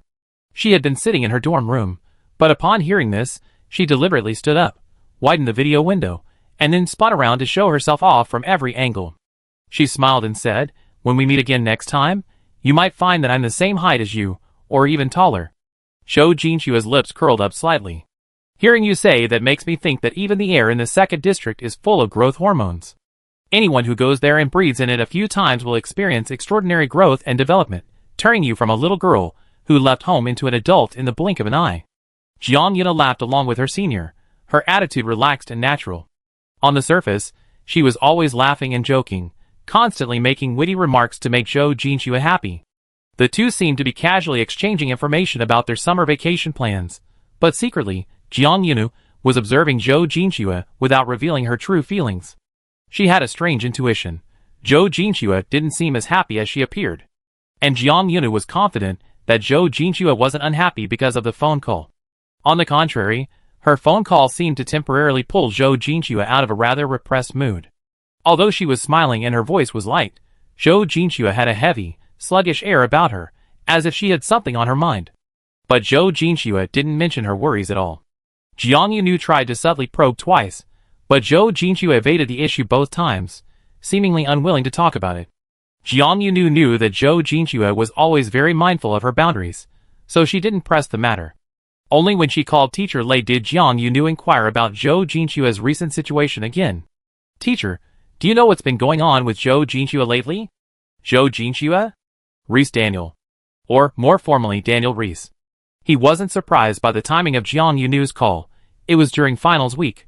First hearing the bad news that the girl couldn't return to the 7th district for summer vacation, and then learning the good news that Jiang Yunu had made it into the 2nd district's Challenge Cup regional competition. He was still processing his fluctuating emotions, and wanted to praise the girl for her excellent grades, but the topic changed abruptly. Teacher Lei was clearly unaware of Zhou Jinxue's current situation. This school year, Zhou Jinxue was already a 4th-year student, while Teacher Lei was still teaching 1st and 2nd-year classes. His daily interactions with the 4th-year students were minimal, only occasionally helping Lu Cece, and doing some post-gene teacher work for Inja's school team. She seems to have consistently performed very well, and her grades are still outstanding within the school, Teacher Lei said fairly. And as you probably already know, in this year's Junior League, Inge came in first place. This year's captain of the Engel school team, Zhou Jinxue, was undoubtedly the chosen one, and she achieved excellent results. When this news reached Jiang Yunu, who was in the 4th round of the Challenge Cup competition, she immediately went to her seniors chat window to exchange virtual greetings, jokingly saying, "Let me bask in her good fortune." Senior Zhou replied with a very standard pat on the head emoji. Jiang Yunu didn't notice anything unusual in that exchange. Teacher Lei also failed to glean any useful information. Instead, Jiang Yunu herself was caught off guard. The young teacher, whom she hadn't seen in a long time, pestered her, asking about everything from her recent activities to the details of the Challenge Cup competition. Jiang Yunu downplayed the controversial parts, focusing instead on her outstanding performance to reassure the teacher. Teacher Lei was both proud and worried. "You're climbing too fast," the perceptive teacher said. "In the 7th district, such rapid advancement only makes you a rare little genius from a small place. Those higher-ups won't pay attention to someone like you. But the 2nd district is different. In the 2nd district, if Jiang Yunu continues to advance so quickly, the level of those who pay attention to her will rise accordingly as she gains more attention. In short, be careful," Teacher Lei earnestly advised. Not everyone wants to see a student without connections advance so quickly. As Jiang Yunu hung up the phone, she thought of Lynette Negu again, a thought she hadn't had in a long time. Miss Nega hadn't come to school this semester. She was reportedly undergoing steady treatment. The Nega family's official statement was that their heir's sudden strange illness was being cured, but only those within the Nega family knew the true progress. It seemed only a small circle of people knew it was an anomaly. The Nega family spread a series of misleading rumors. One said it was a sudden, strange illness, perhaps caused by the Nega young lady's extraordinary talent and her desire to further improve, resulting in overtraining and damage to her core, leading to a rare core disease. Another said it was an internal power struggle within the Nega family, with someone secretly harming Lynette Nega to threaten her position as heir, causing the young lady to fall ill in public and even suffer physical damage. These miscellaneous rumors, a mix of truth and falsehood, made it increasingly difficult for people to discern the truth, with different people hearing different versions of the story. Jiang Yuna thought about the young lady for a few minutes, then she called the last person on her contact list. A young master. Too slow. These were Xiesher's first words. Chapter 198. Jiang Yuna knew perfectly well why Xiesher would suddenly say she was slow. It must have been before she sent the communication request that someone had already informed this young master that she was going around reporting to everyone that she wouldn't be returning to the 7th district for summer vacation. As for this tip-off, the white-haired girl felt the target wasn't hard to guess. It must be her own brother, Qiao Yisun. During the winter break, Qiao Yisun had already shown signs of growing closer to Xiesher. In the new semester after the winter break, no one knew exactly what kind of daily entanglements had occurred between the two and Inge, but in short, Qiao Yisun and Xiesher's friendship had progressed rapidly, and the frequency of their communication had increased dramatically. Not to mention that not long ago, in a phone call between Jiang Yunu and the Qiao family, Qiao Yisun had proactively mentioned that the original plan to pick someone up at the port was discussed with Zhou Jinxue and Xiesher. Given that, Qiao Yisun and Xiesher's relationship was definitely not bad. "At least I called," Jiang Yunu said.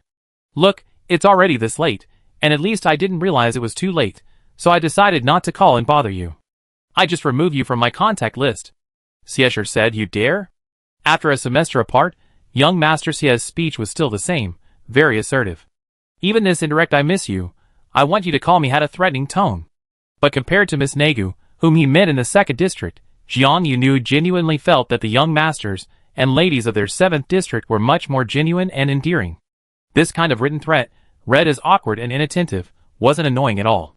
"I wouldn't dare," Jiang Yunu said with a smile. "I'm afraid some young master might turn into a vengeful spirit and send me a message in the middle of the night to hunt me down, causing a new age midnight horror story. So I just stick to the list and call." Young Master Xie didn't know the midnight horror story reference, but instinctively knew it wasn't a compliment. He snorted on the other end of the phone, but after that, his sharp tongue didn't utter another veiled insult to Jiang Yunu. "Why don't you come back?" Xiesher only asked. Jiang Yunu said, "Zhou-san should have already told you why I'm not coming back, right?" Xiesher said, "Shouldn't you tell your friend the same thing yourself to show you care?" The white-haired girl then completely realized Zhou-san had indeed given her advance notice. While smilingly adding a note to her brother's name in her mind, she still fulfilled Xiesher's expectations, explaining her reasons for not being able to return to the 7th district, and not forgetting to tell the more easily overthinking young Master Xie, Actually, I really want to go home for summer vacation.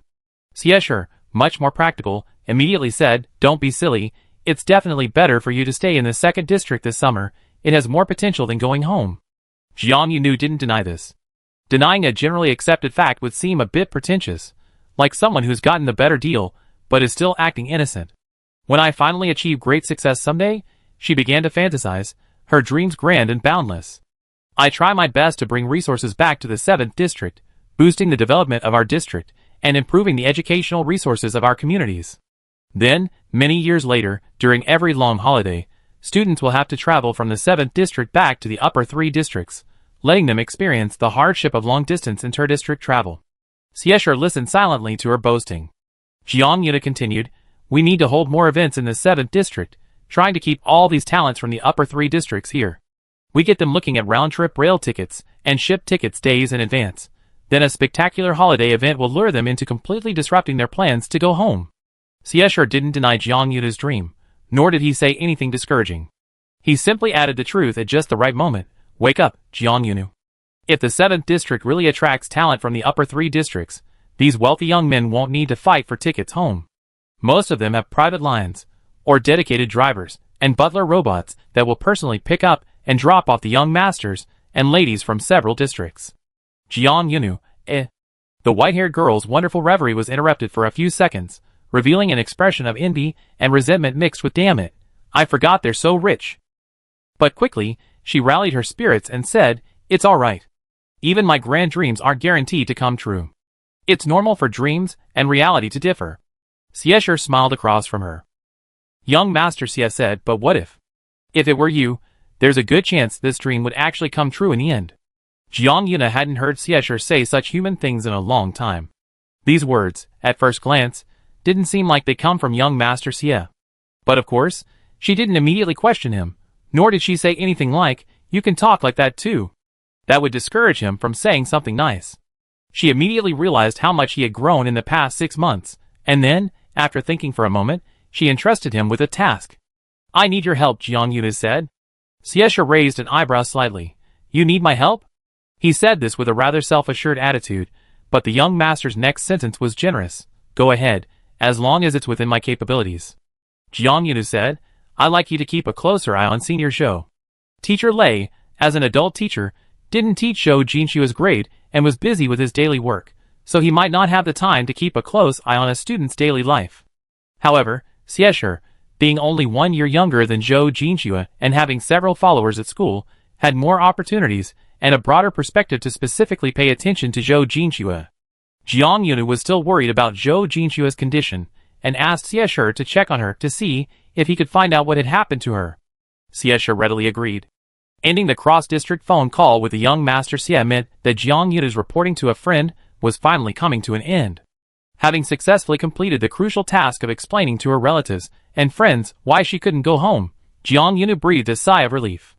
The final week at Golden Ariel Academy was completely unimportant to her.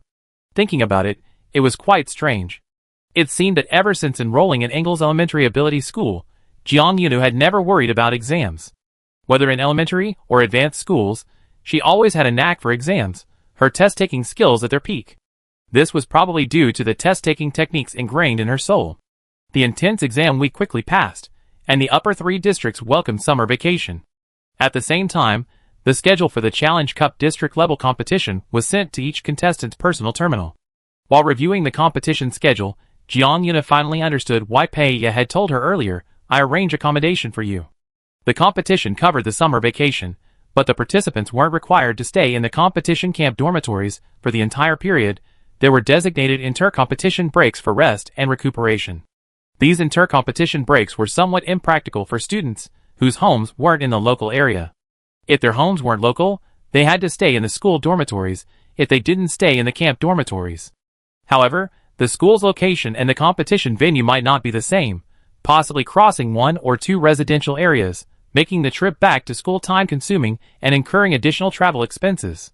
If they didn't return to school during the break, they would naturally have to stay at the camp, enduring the various inconveniences of off-campus accommodation. Staying at the camp during the break seemed almost no different from not having a break at all. On the afternoon of the day the final exams completely ended, Pei Ye found Jiang Yunu, secretly standing next to the white-haired girl who was reviewing the competition schedule. "Now," the bespectacled, wealthy woman said discreetly, "would you like to accept the luxurious dormitory I arranged for you in advance?" Jiang Yunu, her floating screen lit up, turned and grasped Peiya's hand. "You're so good to me," she said sincerely. "I definitely repay you." Peiya tried to pull her wrist away twice but couldn't, silently accepting Jiang Yunu's advance verbal repayment. The holiday officially began. Before heading to the Challenge Cup district competition venue to report and also to see the temporary luxury dormitory Peiya had prepared for her summer vacation, Jiang Yunu received another text message on her personal terminal. It was from teacher Trista. Little bird teacher hadn't seen Jiang Yunu for some time. It seemed that ever since Miss Naga's battle out of control incident, this green-haired woman, whose voice sounded like singing, had been incredibly busy. Even her classes had been substituted several times by male teachers carrying their bonsai thrones. Teacher Trista sent a text message asking if Jiang Yunu was preparing to leave school for the holidays, and said that if she had time, he could come to her office.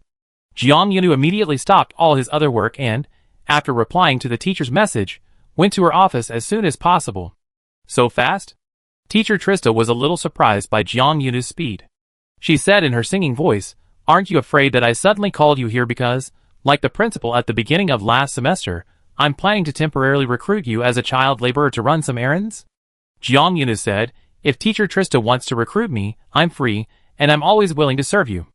Little bird teacher poked Jiang Yunu's forehead with her sharp fingertip. After poking her ever-sweet student so hard she nearly fell over, Trista's expression turned serious. She clearly had something important to tell Jiang Yunu. "Stop being so cheeky," Trista said. "I called you here to tell you about a new development in Linnet Nandu's condition." Jiang Yunu paused. Trista said, "We extracted tissue samples from her the very day she showed signs of mutation, but the most complete analysis report only came out these last 2 days. We can preliminarily conclude that she has shown signs of genetic fusion with a water elemental beast." Jiang Yunu, a water elemental beast? "Yes," teacher Trista said, "the day she appeared to have a longer mouth and some feathered scales on her face, which are actually characteristics of some kind of water elemental beast." Chapter 199. Jiang Yunu, atavism? This was the first word that popped into Jiang Yunu's mind. However, Trista looked at her with the eyes of someone looking at a cute little fool. "Our ancestors' genes didn't carry elemental beast genes," teacher Trista said. "What kind of atavism are you talking about?" Jiang Yunu gave a shy smile, revealing that her knowledge in this area was far from sufficient. Teacher Trista poked her again with her fingertip. "You weren't just assuming that water-type ability users might have ancestors related to water-type elemental beasts, were you? As an Earth-type ability user, do you think your ancestors were related to Earth-type elemental beasts?" Jiang Yunu honestly replied, "Teacher, I don't know my ancestors either." Trista, The little bird teacher was momentarily speechless, but too embarrassed to poke her forehead a third time. She simply raised her delicate eyebrows and rolled her eyes in a very unprofessional manner. "Anyway, just remember that the detail of Linnet Nandu's mutation is the appearance of elemental beast characteristics." After rolling her eyes, Trista straightened her expression again. The special substance she came into contact with might have been disguised as a powerful, short-term energy-boosting drug, which she used out of a desire to win the competition. However, it not only disrupted the energy core and prematurely depleted its reserves, but also mutated her into a monster. Professor Trista had specifically called Jiang Yunu to her office and revealed all this to her. As Jiang Yunu's student, it seemed she already had enough information. Unlike Bai Huaishu, Trista didn't give the young girl any further instructions, telling her not to spread this latest information. However, this could also be a sign of little bird's exceptional trust in Jiang Yunu. Perhaps in her mind, Jiang Yunu is someone who doesn't blabber, someone who knows when to speak and when to keep her mouth shut. As the slightly humid summer breeze of Howd City brushed against her face, Jiang Yunu, dressed in casual summer clothes, thought of Linnet Nandu. To be fair, she and the young lady were merely rivals, far from being enemies. Linnet Naga may have her twisted upbringing and personal hardships, but her hardships and anxieties shouldn't be borne by Jiang Yunu, nor by anyone who might surpass her in academics and combat abilities. But from another perspective, Jiang Yunu felt that the young lady's hardships had brought her such bitter consequences, and this punishment seemed a bit too harsh. Professor Tristana didn't explicitly state it, and neither did the information previously relayed by Paya. However, everyone seemed to tacitly agree on the same point. The improvement in her condition was merely an illusion. The irreversible physical mutation was the true reality. Lenitnagda might have to pay the price for her arrogance, but having been deceived by the guise of becoming stronger in victory, becoming a part of a more secretive and dark organization testing special substances, Jiang Yunu would never casually say, the young lady has only herself to blame. On the second day of summer vacation, Jiang Yunu packed her personal belongings, and along with her luggage, was transported to the Olay family's vacant property. Paya, unusually, stayed at school for 2 extra days this time. In all previous semesters, Miss Olay would leave school and return home as quickly as possible after finishing her last exam, leaving her personal belongings to her robot butler for disposal. Paya deliberately stayed 2 extra days to help Jiang Yunu with the necessary procedures for participating in the Challenge Cup district-level competition. She also joined the other Golden Yuri students who had qualified for the district-level competition, attending a pre-competition meeting as an observer. Although you made it to the district-level competition, you'd be competing against student players from the second-largest district, Paya said in the flying car on the way to the Olay family's vacant property. But if you think about it carefully, the Challenge Cup district-level competition is still an individual battle. You and everyone else will fight individually to compete for a place in the top 10 of your district. Jiang Yuna said, is that so? Jiang Yuna seemed rather unmotivated to compete for a district-level ranking. At first, Paya thought her reaction was a bit strange. The white-haired girl didn't seem very enthusiastic. But then she quickly understood. She had originally hoped to just get a mid-range ranking in the final round of the school competition, and then happily return to the 7th district for summer vacation.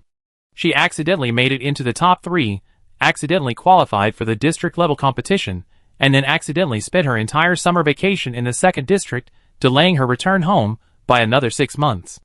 If we manage to qualify for the district-level competition again without any major incidents, then next semester, you most likely be participating in the Advanced Ability School League, Paya suddenly said. She mentioned the University League that would be held right after the Challenge Cup next academic year. Jiang Yunu also felt that this was almost a certainty. Just looking at the friendly attitude of the school team members towards her, and the warm greetings and well wishes from other qualified players before and after the Challenge Cup district-level competition, she felt certain that she would contribute to the school team in the next University League. Jiang Yuna replied confidently, definitely, otherwise it would be too unfair to the hard work of the seniors. Paya's lips suddenly curled up. She pulled her thick glasses up a bit, and with a rare, almost wicked expression, she said with a similarly wicked smile, then if you continue to participate in the Advanced League, you might have to spend your winter break at the league camp next semester. Jiang Yunu, Wow. Oh right, I completely forgot that the Advanced League would take up almost the entire school year. I feel like playing in the competition is like you the Great controlling the floods, Jiang Yunu said wistfully. But at least you the Great could pass by his house 3 times, while I can't even pass by my own house. Thankfully, the legend of you the Great controlling the flood still existed in this era, preventing Jiang Yunu from receiving only blank stares from his friends after his complaint. Paya patted Jiang Yunu's shoulder with a mixture of sympathy and a hint of schadenfreude. Getting from the upper 3 districts to the 7th district is indeed quite difficult. Jiang Yunu instantly tilted her head towards the shoulder that had been patted, trapping Paya's hand firmly between her shoulder and head. Paya, childish. Jiang Yunu said, People who can't go home for vacation are childish. Paya's hand was mercilessly trapped in Jiang Yunu's bee's trap for 3 minutes, until the flying vehicle began to noticeably slow down and was about to stop in an open space in front of a detached house, at which point Jiang Yunu released her. Paya, shaking off her hand, asked with a wry smile, even if you can't go home, tell me, have I treated you badly by keeping you in the 2nd district? Jiang Yunu had already spotted the scenery outside the car window with her sharp eyes. She deftly pulled Paya's hand back, cupped it in her palms, and solemnly massaged the back of her hand, which hadn't even left any marks. No, absolutely not. It was truly, without a doubt, absolutely not. The vacant property owned by the Olay family was located in a city called Liaohao City, less than a 40-minute drive from the venue of the 2nd District's Challenge Cup regional competition via an indoor ring rail system. As a nouveau riche family among the upper 3 districts, the Olay family certainly didn't lack money. Their vacant property in Liaohao City was in an expensive location, possessing a private green space surrounding the building, and featuring 3 ground vehicle parking spaces and a helipad. The building had 3 floors with a basement, front and back gardens, and 2 swimming pools, 1 indoor and 1 outdoor. Jiang Yuna once again experienced the feeling of walking what felt like a subway stop from the front door to the guest rooms. Who could say Paya treated her badly? If Jiang Yuna said that herself, she'd be tempted to punish herself by fighting 100 more elemental beasts. The real kind. Although she didn't know if she could even beat real elemental beasts now. But she still punished herself by fighting 100. The district-level challenge cup officially opened on the 6th day of summer vacation. During this time, Jiang Yuna stayed at this vacant property owned by the Olay family. On the 6th day, when the competition officially started, Jiang Yuna packed her few personal belongings and was transported to the competition camp by the Olay family's intelligent vehicle.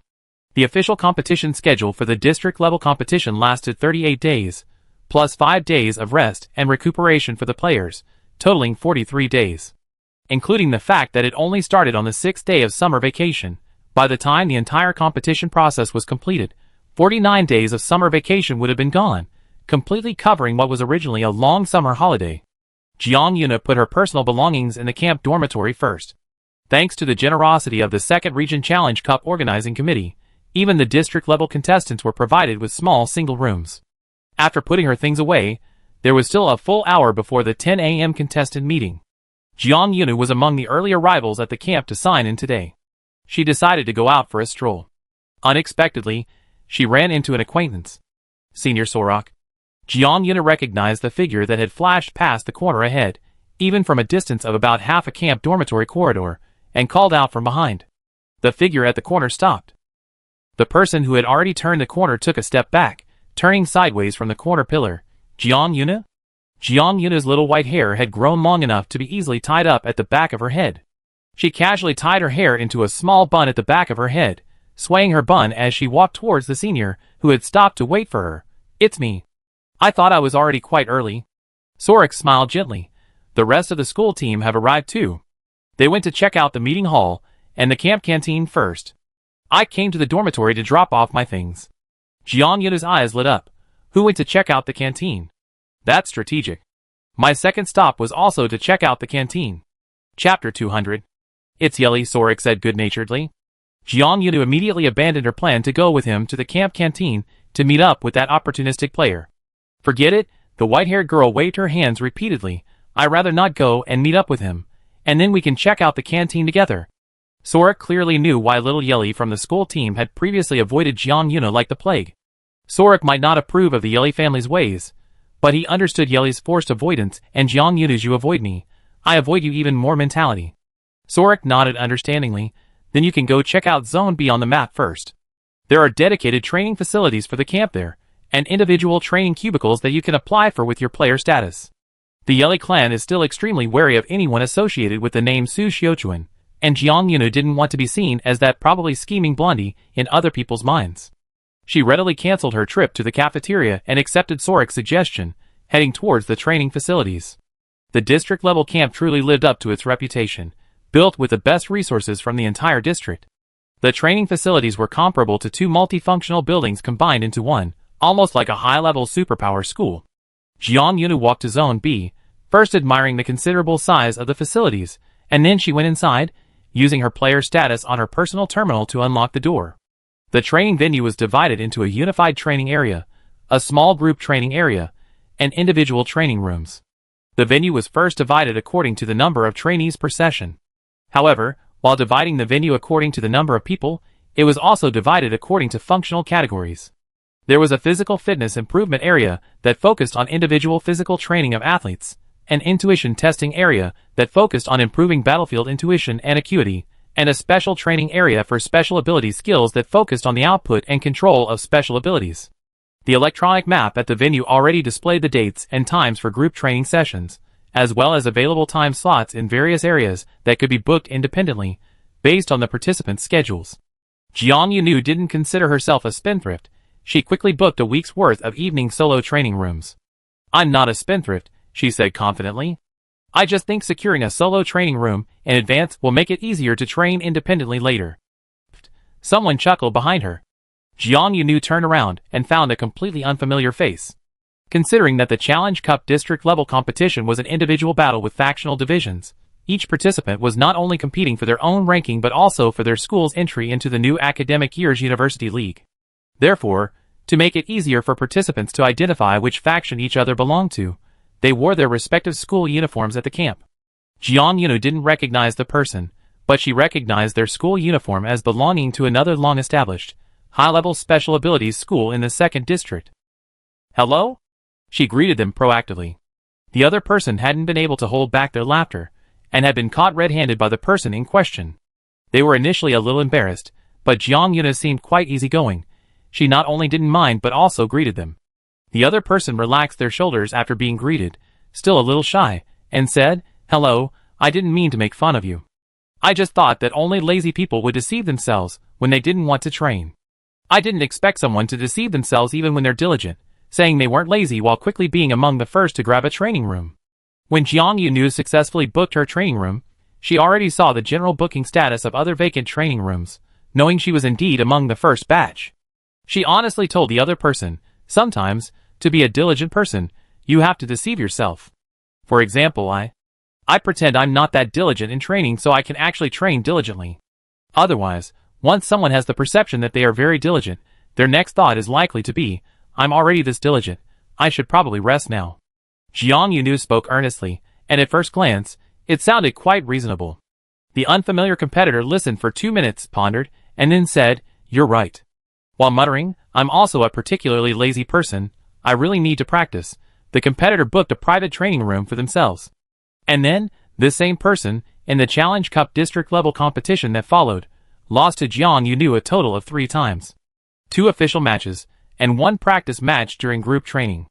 After losing to Jiang Yunu's attack for the 3rd time, the man's eyes glazed over, his gaze unfocused. After being declared utterly defeated by the battle system, he collapsed onto the battlefield, forcing Jiang Yunu to approach and cautiously poke him with one of his supernatural tentacles. The weak and listless contestant said, "I already lost, and I sincerely admit defeat. According to the rules, you can't continue to beat a loser who has already been declared defeated." Jiang Yunu's green supernatural tentacle dangled beside his opponent's head. "I didn't beat you. I just wanted to make sure you were still breathing, still alive." The contestant earnestly asked, "Do I look a little bit dead?" Jiang Yunu, always honest where honesty was needed, replied, "You are a little bit." The contestant, seemingly a little bit dead, stammered, "Eh." This was already his 3rd loss to Jiang Yunu, meaning the entire Challenge Cup district-level competition was more than halfway through. Unless there was truly bad luck, it was unlikely that the same opponent would be encountered so frequently in such a short period. Of the 43-day competition, nearly 20 days had already passed in this contestant's repeated battles and defeats against Jiang Yunu, and the 5-day break for player rest was just around the corner. "You know what?" When the a little bit dead opponent finally got up from the battlefield, barely breathing, he insisted on looking Jiang Yunu in the eye and said, "The only thing I'm thankful for, and the most important factor that kept my mentality from completely collapsing, is I'm not the only one who's suffered this badly." This important factor must be further emphasized with a key phrase. At Jiang Yunu's hands. 3 defeats in 3 battles were certainly heartbreaking, but the thought that he wasn't alone in this misery, looking back at the past 20 days of competition, that he wasn't the only one suffering consecutive losses at Jiang Yunu's hands, offered some solace to his grieving heart. In those 20 days, Jiang Yunu had transformed from a student who had only made a name for herself at Golden Uriel Academy, gaining some local renown, into a warrior whose reputation was beginning to take shape throughout the entire 2nd District's advanced supernatural academies. She was almost undefeated. Those few single-digit defeats were all against experienced opponents like Senior Sorok. However, losing only to experienced players is also proof of their strength. This means that you won't lose against opponents of similar age, with only slightly more combat experience.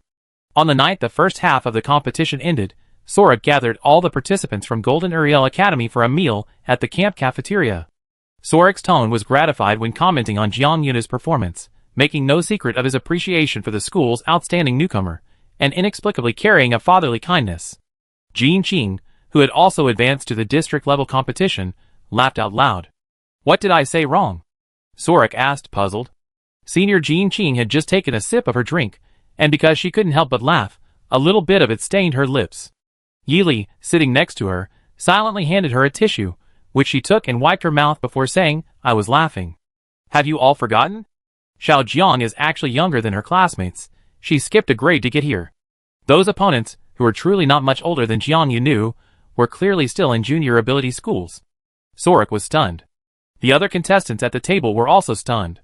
Several gazes turned to Jiang Yunu, scrutinizing the first-year student with her white hair simply tied back. She was no longer the stature that would suddenly sag in a crowd when she first entered school last year. Perhaps, she was still slightly shorter than most of her classmates, but that difference was rapidly shrinking, and had reached a point where it wouldn't appear visually jarring, nor would it make one think that a young relative of any student had infiltrated the group. Jiang Yunu still possesses a vibrant, untamed spirit, brimming with energy and a thirst for exploration. But the more matches she plays, the more consistent her performance becomes. While her fighting style is versatile, she doesn't come across as frivolous or flashy. Instead, she exudes a grounded and reliable quality, inspiring confidence to let her win. This trustworthiness is a key reason why people subconsciously overlook her actual age. Jiang Yunu has gradually matured from a young girl, just starting out, into a reliable warrior. Everyone discussed Jiang Yunu's transformation. The upperclassmen jokingly remarked on things like the younger generation surpasses the older, and then someone asked about her plans for the upcoming holiday. Jiang Yunu replied enthusiastically, "I'm going to take my family out for a few days." Joyce and Aunt Daisy had already checked the dates and bought their ship tickets. They would arrive at the entrance checkpoint of the 2nd District tomorrow evening, then transfer to the rail train to enter Liao City and meet Jiang Yunu in the city hosting the district-level competition.